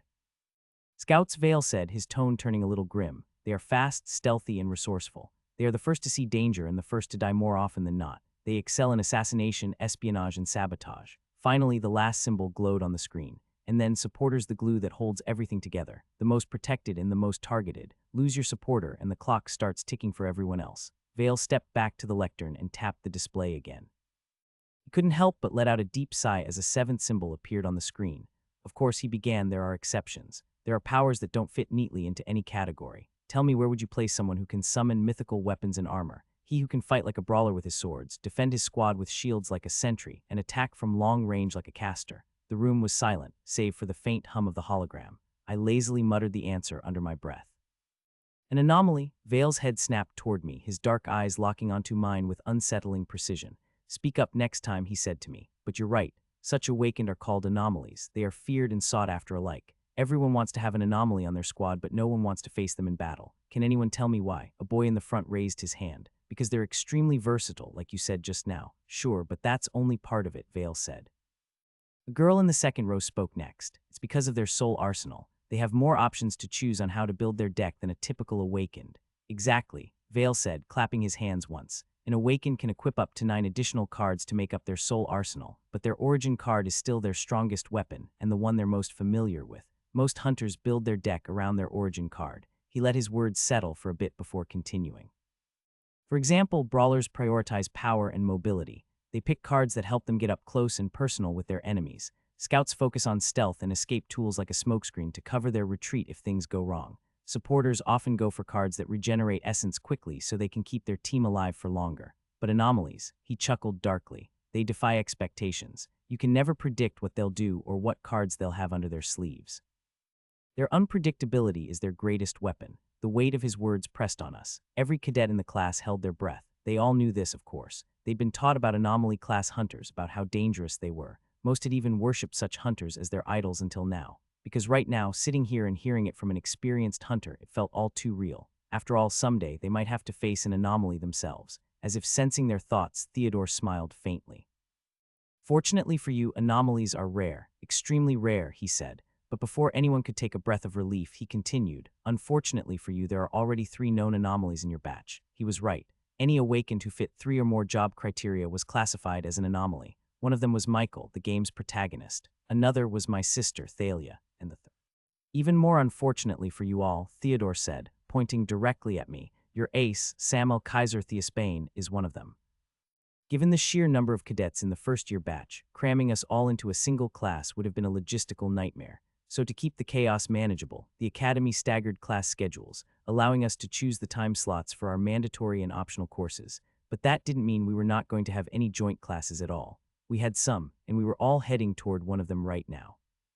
Hunter Dynamics, my first mandatory class, had just finished after an hour of dense lectures and boring lessons. My mind was already fried. Now it was time for physical conditioning, my second mandatory class of the day. I was starting to regret my decision to choose those 2 courses next to each other first thing in the morning for my schedule. The first class had already drained me mentally, and now I was expected to physically burn off what little energy I had left. By the time the third class would roll around, I'd probably be too exhausted to even stand. Maybe I should have picked an easier course for my first slot of the day. What was I thinking? Oh right, I wasn't thinking. I had asked Juliana to make my schedule. She was the one who actually put those classes together. But why? Why would she do that? I mean, I knew she reveled in my misery, rightfully so.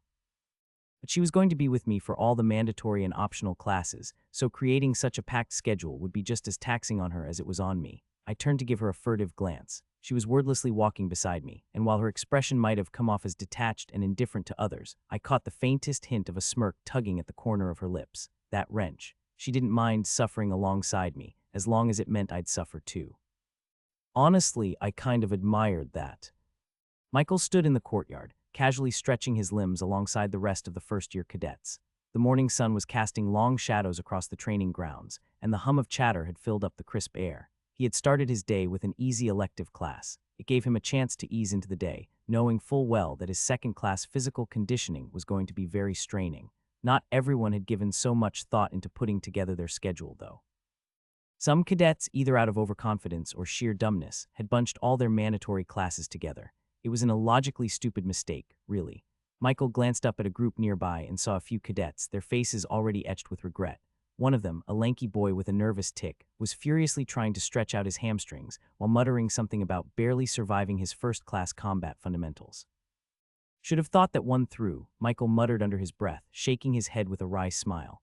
Then he swept his eyes across the courtyard and saw Samuel standing with Juliana in the distance, the two of them drawing their fair share of glances from nearby cadets. Samuel looked unbothered as ever, his expression a mix of nonchalance and disdain, while Juliana was gazing at the crowd like she was silently assessing who might collapse first. Michael's mood soured instantly upon seeing that insufferable golden-haired bastard, but before he could curse him, a sharp whistle blew, its piercing shrill cutting through the murmur of voices. The instructor strode into the courtyard, a tall man with a commanding figure and an air of brutality surrounding him. "Listen up," the instructor barked, silencing the crowd instantly. "I'm your physical conditioning instructor. My name is Kine Reichert, and I don't care about yours. All I care about is my job, which is to make sure you maggots are in peak human condition." The instructor's eyes scanned the crowd, stopping briefly on each of the top 10 cadets, including Michael himself. "Let's see what you're made of. Everyone, 100 laps around the field. Now, and if I see anyone using their powers, I swear to monarchs I'll break your legs." Michael groaned inwardly but pushed himself forward. Around him, cadets were already breaking into uneven sprints, their morning energy levels varying widely. Some had already run off at full speed to impress the instructor, while only a few like him were content with a slow jog. "Idiots," Michael muttered under his breath. "They should be conserving their energy." And he was right. Every cadet here was awakened even if they were only C rankers. Their strength, stamina, and endurance surpassed that of regular humans by leaps and bounds. Yet most of them had grown so accustomed to their superhuman condition that they tended to forget this simple fact. It had become their new normal, blinding them to the reality of their own limits. But Michael hadn't forgot. How could he? He had only awakened a few weeks ago when he stumbled upon that cursed sword. Before that, even running a mile without collapsing was impossible for him. But now he could fight for 12 hours straight and still have enough energy to keep going. Of course, even among the awakened, Michael was an exception. His stamina and endurance were leagues ahead of everyone else. But still, 100 laps around the field shouldn't be a challenge for anyone here. This could only mean one thing: Instructor Reichert had something far worse planned for them. And this was just the warm-up. So Michael conserved his energy and kept a steady jog even as others around him picked up their pace, eager to finish their laps faster. But then, eventually, he found himself shoulder to shoulder with someone who managed to infuriate him without even trying. Samuel Theosbane. Michael's jaw tightened. As if it wasn't bad enough just seeing Samuel out of the corner of his eye, what really sent his blood pressure skyrocketing was the sheer indifference radiating off the guy. Samuel wasn't even looking at him. Not a glance, not an acknowledgement, nothing. It was as if Michael didn't even exist, so infuriating. Michael gritted his teeth and kept jogging, thinking Samuel would pass him sooner or later. But he didn't. 15 minutes and 30 laps later, Samuel was still there, running right beside him, matching his pace like he was doing it intentionally. "What is his problem?" Michael screamed internally. He shook his head, trying to focus on his breathing. "No, don't react. Just keep your head straight. Ignore him and he'll go away. I can do this." So he did, and yet another 15 minutes passed and Samuel still didn't go away. Finally, Michael's patience snapped. "Oh my God, what's your problem?" he blurted out, turning to face the golden-haired bane of his existence. Samuel frowned, his expression one of pure innocence. "What are you talking about? You know exactly what I mean." Michael barked. "Why are you running next to me?" "I'm preserving my energy," Samuel said simply, tilting his head as though genuinely confused by the accusation. Michael clicked his tongue, holding back a string of curses. "Don't play dumb, Samuel. I talked to Alexia this morning. I know you exchanged a card with her, the card I wanted." Samuel shrugged, the gesture as casual as it was dismissive. So, you only did that to piss me off." Michael's voice rose despite himself. "You went out of your way to make a deal with Alexia for a card you had no interest in. Then you sent your lackey, Jake, to provoke me into fighting him. You wanted me to create a scene, to damage my reputation before the cadet council. Admit it, you did all of that just to get at me." Samuel stopped mid-step, placing his hands on his hips. He turned to Michael with a look that was half amusement, half exasperation. "Michael," Samuel began in a tone dripping with mock sincerity, "I'm starting to believe you think the universe revolves around you, but trust me, I have better things to do than plot your downfall. If you're mad about the card, maybe blame yourself for not acting sooner." Michael's face turned red with fury, but before he could respond, Samuel raised a hand to silence him. "Oh, and as for Jake," Samuel's lips curled into a sly grin, "that was just a bonus. I don't control his actions, but I admit, watching you acting scared in front of the council president was delightful." Michael seethed, his fists clenched so tightly that his knuckles turned white. "You." "Save it for the laps, Michael," Samuel interrupted, already jogging ahead. "You've got 99 problems, and I'm not even one of them." Yet, Michael glared after him, his frustration reaching a boiling point. But before he could retort, Samuel spoke again in an annoyingly calm tone. "Oh, but if you want that card so much, I'm willing to make a deal with you," he said with exaggerated generosity. While Michael stammered, but the words died in his throat as Samuel effortlessly picked up speed and left him behind. "Talk to me after class if you're interested," he called over his shoulder, and just like that, he was gone. Physical conditioning class was hell. I wish I was exaggerating. If hell on earth existed, it would have taken the form of that class. Instructor Reichert, in all his sadistic glory, ordered us to run 100 laps around the field. To be fair, that part wasn't too bad. Most of us breezed through it without even breaking a sweat. But it was what came after that turned us into unwilling participants in his personal sadist Olympics.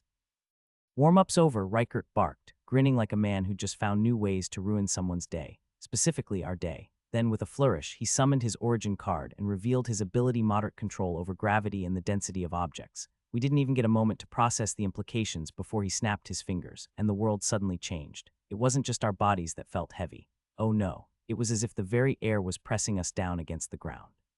Had the field been anything softer than concrete, our feet would have sunk so deep that we would have had to claw our way back up like worms after rain. A single push-up now felt like trying to lift a mountain on our backs. Some of the weaker cadets collapsed within minutes, their faces plastered to the dirt like they were trying to kiss the world goodbye. "Come on," Reichert's voice boomed over us like a battle cry. "This is only 10 times the Earth's gravity. You'll thank me for this later."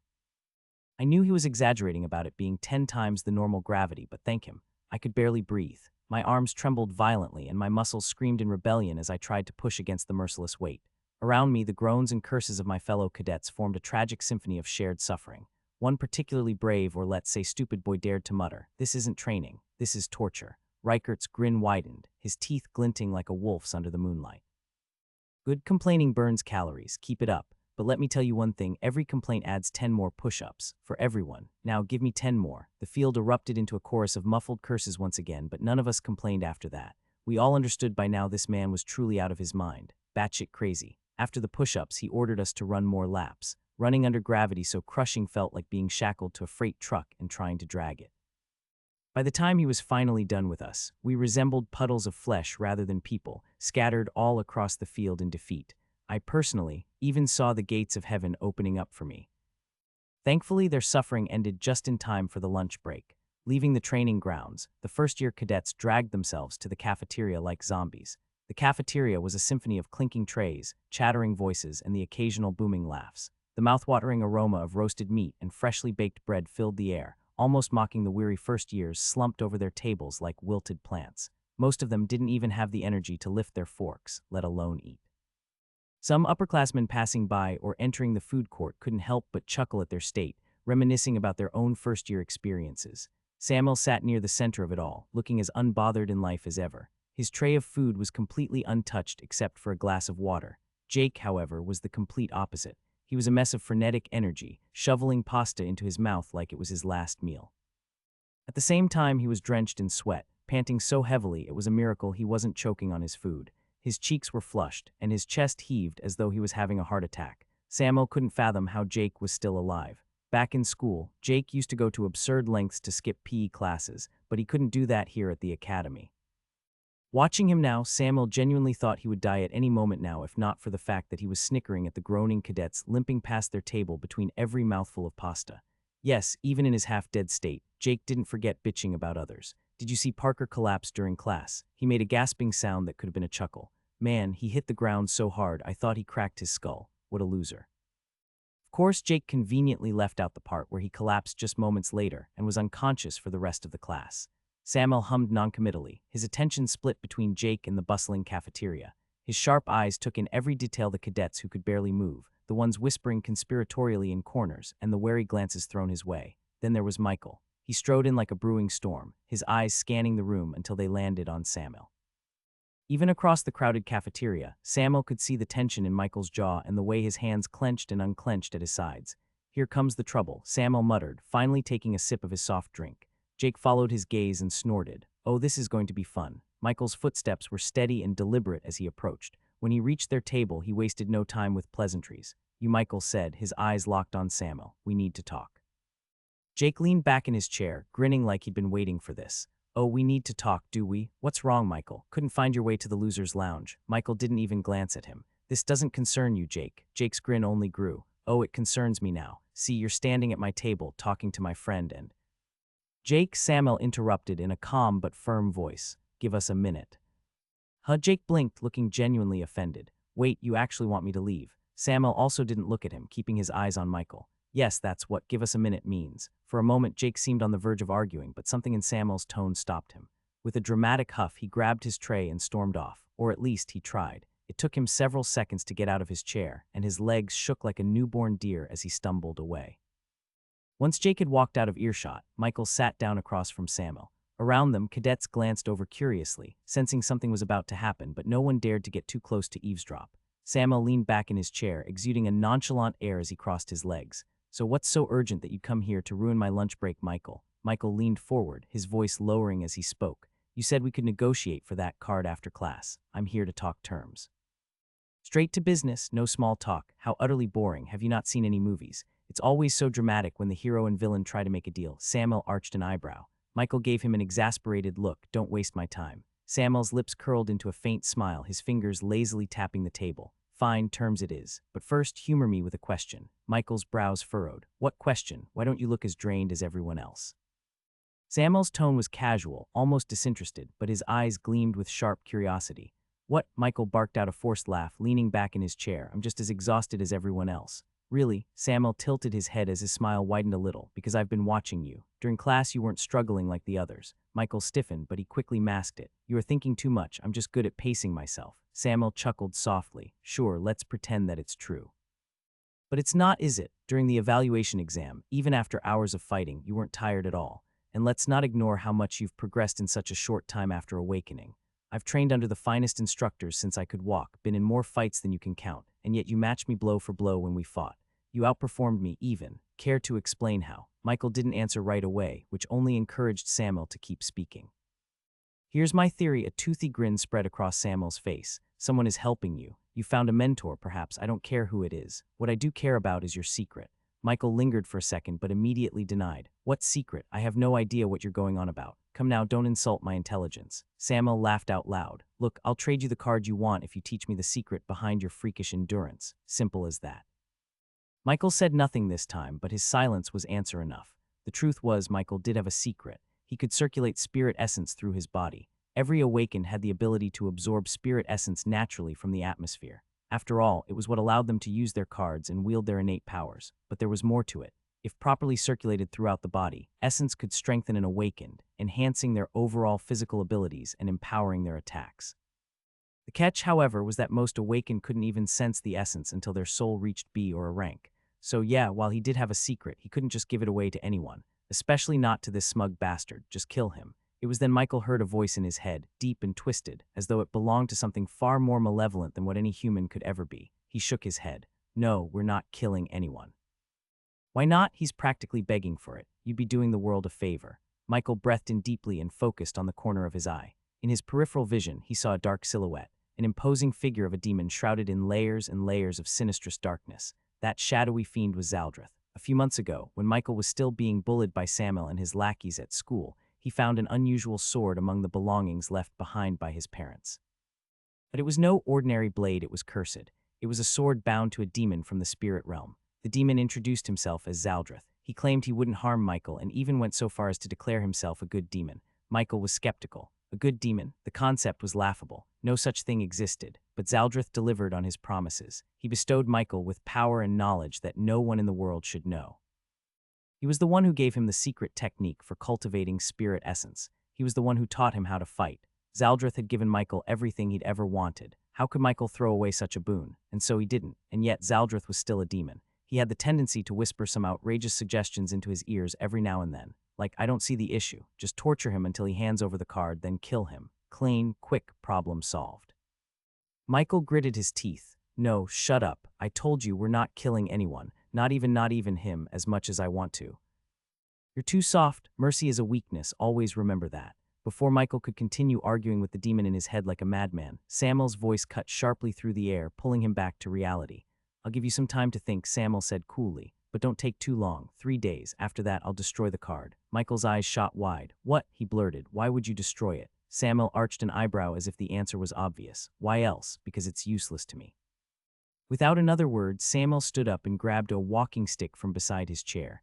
As he walked away, his legs trembled like those of a frail old man. That bastard. Michael sat frozen in disbelief. He'd rather destroy the card than let me have it. The afternoon classes after lunch weren't particularly difficult. What they were, however, was exhausting. I had no energy left to focus on them, so my attention kept slipping like sand through my fingers. I wondered, was this how it was going to be until the end of the semester? The timetable was different for each day of the week, but there was no doubt in my mind that Juliana had arranged my schedule with all the malice she could find in her heart.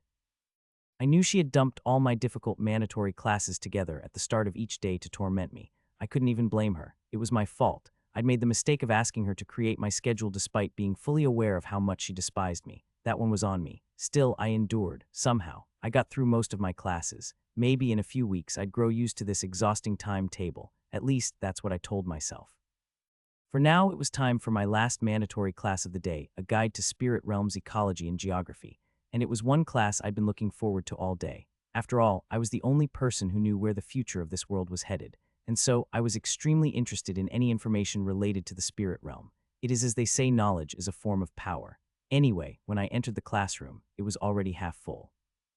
As this was one of our joint classes, the lecture hall was grander than most, with tiered rows designed to fit a large number of people. Groups of cadets were scattered throughout the room, chatting animatedly with each other. It didn't take long for me to notice that cliques were already beginning to form among the first years. The nobles and commoners were still divided into their usual factions, but even within those groups, smaller circles were starting to emerge, coalescing around specific individuals. Some of these circles revolved around the top-ranking cadets, while others gathered around prominent high nobles like my sister, Thalia Kaiser Theosbane. And of course there were the royal twins Willem Vick, Draken and Alice Vick. Draken, wherever those two went, they were surrounded by cadets eager to bask in their presence. That made me wonder why wasn't anyone swarming me. While disowned, I was still technically a high noble. To top it all off, I was also the highest-ranking cadet in my batch. I was their ace. I looked to my left, no one. I looked to my right, no one. I glanced behind me, okay, Juliana was there. But that was it. Why were they not surrounding me? Why were they not appreciating my greatness? Why were they not worshipping me already? Shaking my head, I made my way to the back of the classroom. Jake was waving at me from his seat, probably asking me to join him. I ignored him and headed straight for the window seat instead. There was already someone sitting there. Move, I said casually. The cadet looked up at me, his expression shifting as if he was about to argue. But the moment our eyes met, he froze. His mouth opened and closed a few times, his confidence crumbling right before my eyes. Without another word, he grabbed his things and ran off, leaving the seat empty. By that time, the last few cadets had already trickled in. Soon after that, the professor walked through the door. He was a man in his mid-20s, dark hair framing his face and light hazel eyes gleaming with a touch of humor. His soft features and cheerful appearance gave him a youthful yet undeniably handsome charm that could disarm anyone with a smile. I couldn't help but smirk. That man was Rickserd Cronwell, the most brilliant alchemist alive today. He was also known as the Concoctor. While he wasn't particularly known for his strength in combat, Rickserd possessed a mind unlike any other.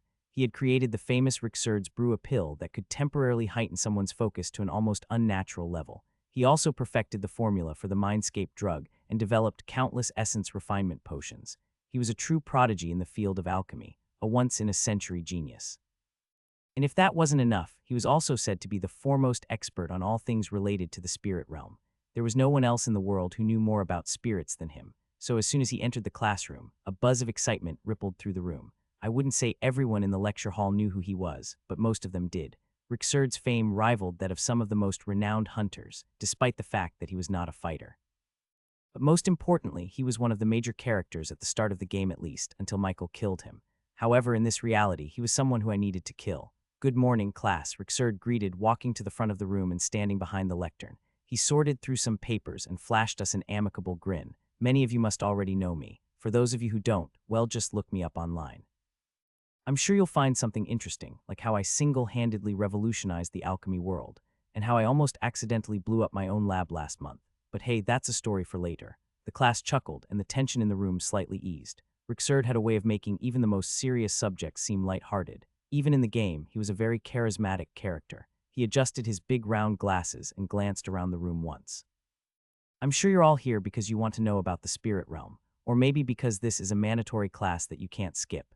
Well, regardless, lucky for you, I'm the expert, but don't go around telling people that. You don't want to be the person who claims to know everything about a place that could swallow you whole if you sneeze in the wrong direction.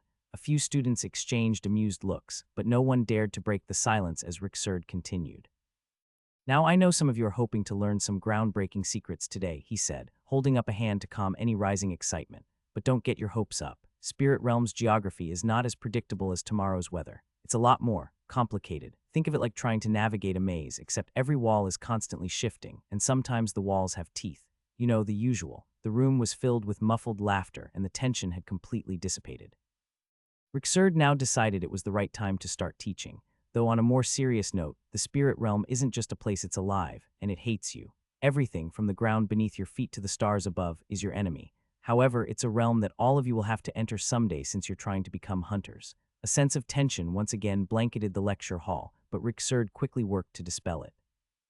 That's why the Academy has made this class mandatory and assigned me to prepare you for its dangers. So, since today is your first day, let's begin this class by discussing a lighter topic, something that isn't out to take your life in that godforsaken world. He turned and gestured to a massive map pinned to the wall behind him. It was unlike any map I had seen before. It was a patchwork of distorted shapes and colors that seemed to shift when you looked at it for too long. This, Rixerd said, pointing at it, is a map of an area in the spirit realm as understood by our most skilled cartographers. It is imperfect, incomplete, and often outright deceptive. You'll learn why as we progress. For today, however, we will focus on learning about the sanctuaries. These are the safe zones, territories conquered by humanity and ruled by hunters, but not all sanctuaries are truly safe. As he spoke, a projection appeared above the map, showcasing a three-dimensional rendering of a jagged mountain range. For example, this region is called the Black Fangs, he said, gesturing to the peaks. It's a sanctuary surrounded by hostile zones. These mountains form a natural barrier, protecting the valley within from the ravenous spirit beasts. However, the valley itself is home to a creature known as the Eclipse Stag. It is harmless if left undisturbed, but lethal if provoked. A lesson in caution, everyone. Just because something looks beautiful doesn't mean it isn't dangerous, much like my ex-girlfriend, for whom I had to get a restraining order. Chuckles rolled through the cadets, and the mood in the room lightened once again. Rixerd laughed with us before continuing his lecture. He taught us about some of the most notable sanctuaries and how conquering those regions impacted humanity's progress in exploring the spirit realm. Some cadets were furiously taking notes, while others sat with their jaws dropped. Much of what Rixerd shared was not public information, so it came as a surprise to many of us. Finally, after an hour, the class came to an end. Okay, everyone, class dismissed. I know you want me to keep talking, but unlike you, I have a life to get back to for 30 minutes before my next class. Most of us packed our things and left. However, many stayed behind to discuss the class with Professor Rixerd and ask him questions. To my astonishment, one of those people was Juliana. But that wasn't the strange part. The strange part was that Juliana and Rixerd were talking casually, as if they knew each other well. She didn't look anywhere near as cold and indifferent as usual. She was smiling and laughing more than I had ever seen her laugh. Huh, I scoffed, before leaving the classroom. A few minutes later, Juliana exited the lecture hall as well with the rest of the cadets who had stayed behind. She looked a bit surprised when she saw me waiting outside. Her expression returned to one of casual detachment. So I began, what was that about? What was what, young master? She tilted her head, her face as passive as ever. Professor Rixerd, and you were talking like you knew each other. I raised an eyebrow. Do you? Oh, it isn't like that, she shook her head. I told you I attended the Alchemy Society party, right? He was there, we talked a bit, and that's it. Right, I nodded. Well, I'm going home. Our last class of the day was supposed to be our elective, but since I still hadn't submitted my application form, I had nothing else on my schedule. The problem was that even if I submitted the form now, it would take the academy at least a few hours to process it, so I was free to go home. Right, Juliana nodded. I have my alchemy elective, so I'm going down to the lab. Alchemy is also taught by Professor Rixerd, right? I asked. Juliana paused for a moment before nodding again. Yes, is that a problem? I continued to look into her icy blue eyes, and after a few heartbeats, I shook my head. No problem. Then I fished the application form out of my pocket and handed it to her. But after your class, could you submit this form for me? Today is the last day for choosing an elective, as you know. Juliana took the form from my hand and gave a brief bow. I turned around and walked off, barely holding back a smile. Everything was going just as I had predicted.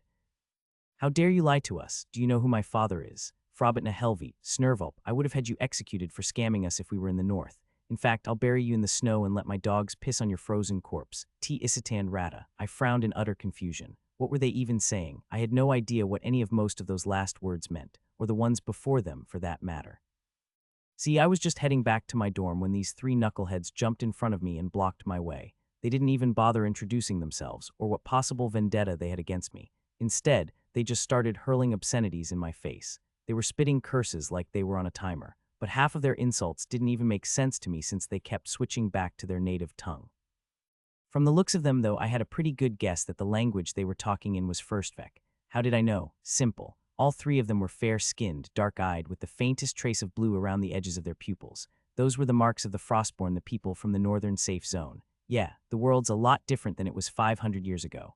After the Third World War, when the portals appeared, Earth was never the same. The Awakened emerged soon after, and the strongest hunters of that era built safe zones to protect humanity from the spirit beasts spilling out of the portals. It was the darkest time in human history. Humanity was caged into 5 major safe zones, cut off from one another for decades. No one dared step outside the safe zones, because beyond lay nothing but radiation-filled nuclear wastelands and eldritch horrors. It was hell on Earth. Surviving outside the safe zones was impossible unless you had the power to fight those monsters. So humanity raised huge walls and huddled together. They stayed within those walls for a long time. It took numerous generations of strong hunters to clear the outside world and establish a proper contact between the 5 safe zones. However, during the dark times, it was discovered that the Earth had undergone physical changes as well.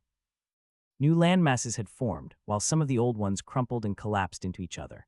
The portals had influenced the geography of the world, reshaping it in unexpected ways.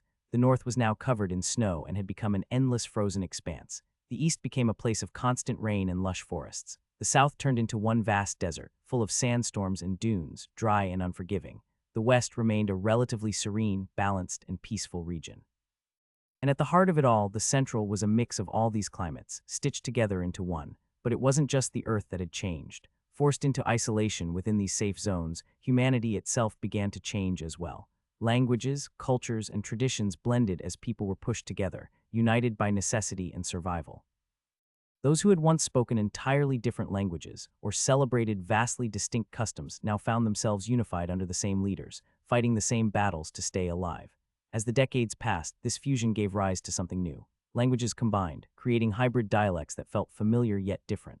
Traditions intertwined, forming fresh practices that carried hints of the past while still being something entirely new. Take the Frostborn, for example. They still held onto fragments of their Nordic roots, but centuries of mingling with other displaced groups in the north had transformed their culture into something unique.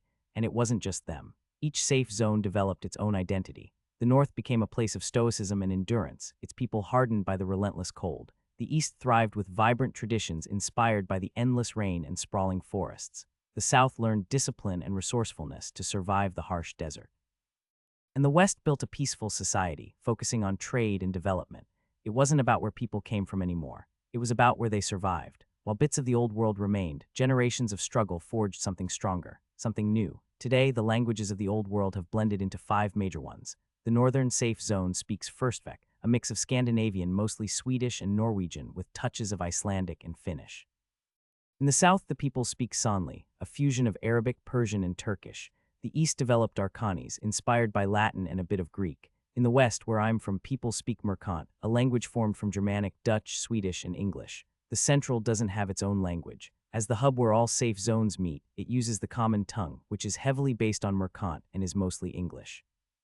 Common tongue was the language we used daily, and the only one officially allowed at the academy, which honestly was probably for the best. I had serious doubts anyone here could keep up with the linguistic gymnastics if everyone decided to speak their own language, like this Frostborn trio in front of me. Are you listening to me, you? All right, stop, I interjected, cutting off the tall, aristocratic boy before he could keep cursing me like I'd just kidnapped his family. Who the fuck are you people? And what exactly did I do? The 3 of them exchanged baffled glances. After a few seconds, one of them, a girl with strawberry blonde hair, blinked several times before speaking in that throaty accent of hers. You don't remember us. I frowned. Why would I remember a bunch of lunatics I've clearly never met? Lunatics.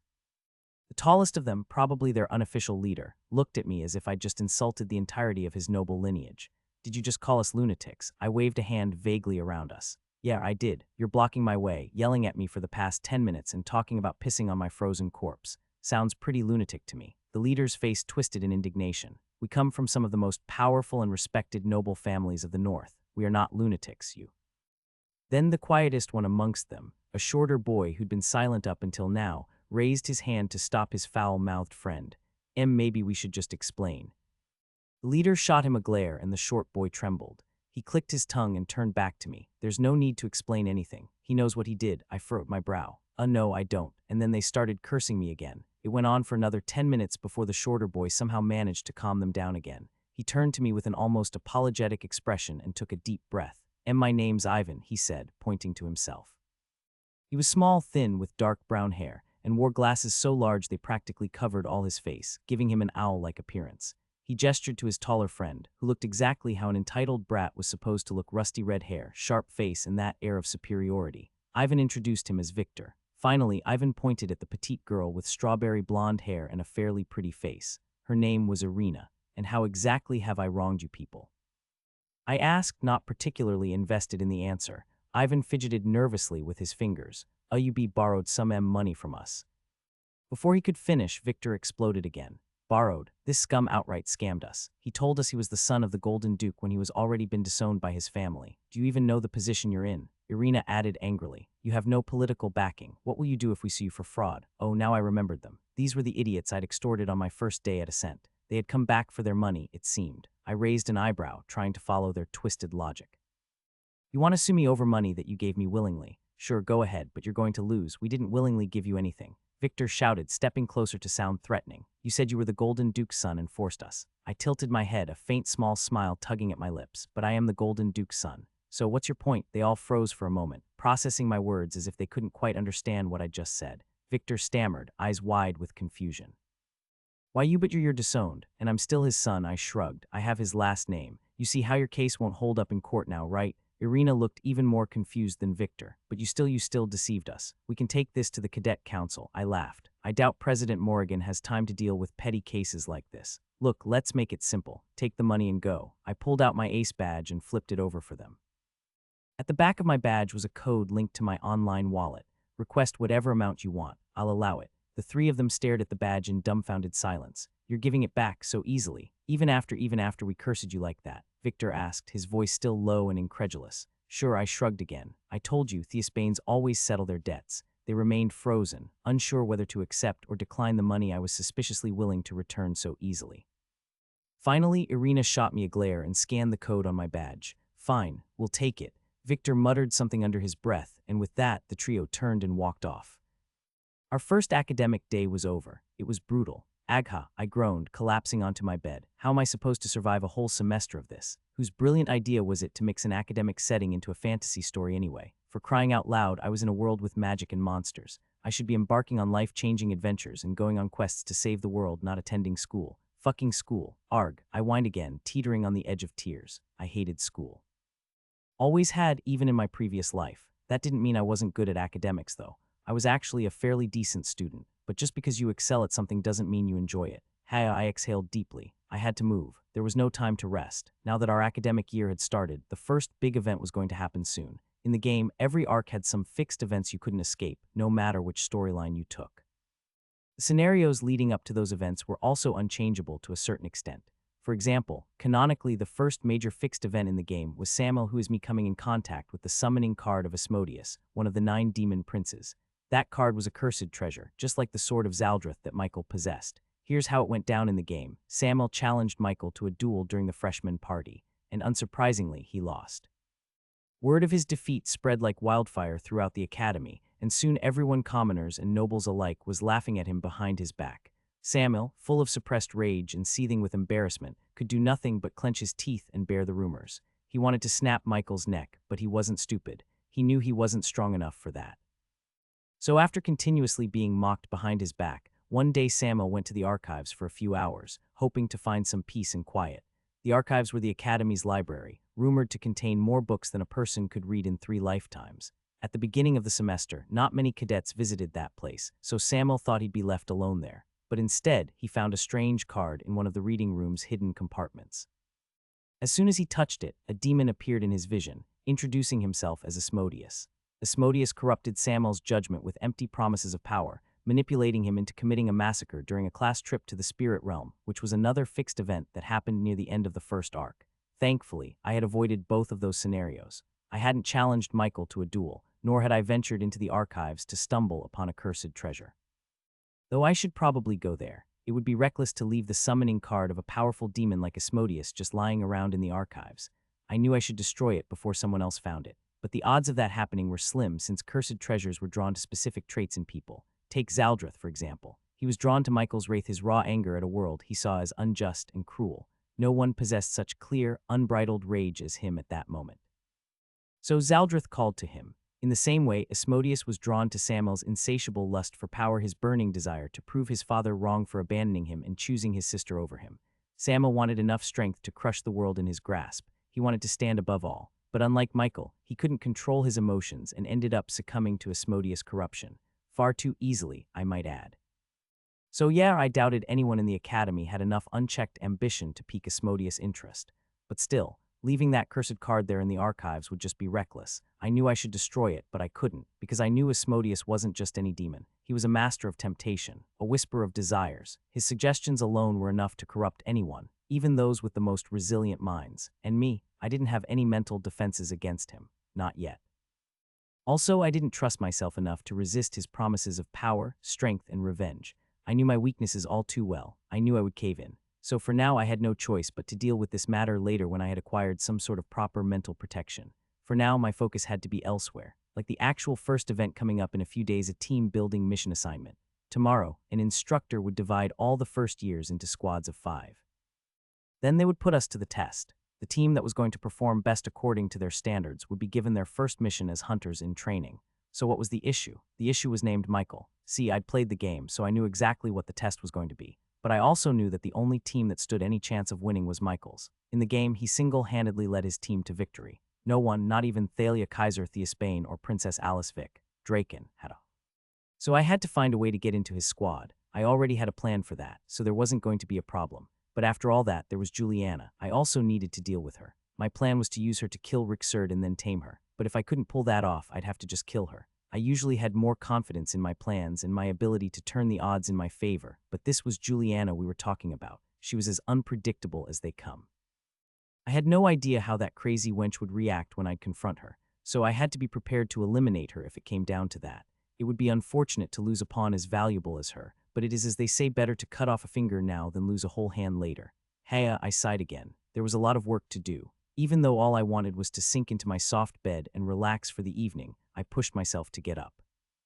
Let's start with getting into Michael's squad, I murmured to myself as I headed out of my dorm room. But before I could even leave my bed, I heard a knock on my door. I frowned. Who would be visiting me at this hour? Juliana, perhaps. To my surprise, when I went to open the door, it wasn't someone who I expected waiting for me there. In fact, I didn't recognize this person at all. It was a boy about 2 heads shorter than me wearing glasses that covered most of his face. There was a faint blue tint to his eyes, and he shifted nervously from foot to foot. Can we talk?" he stammered.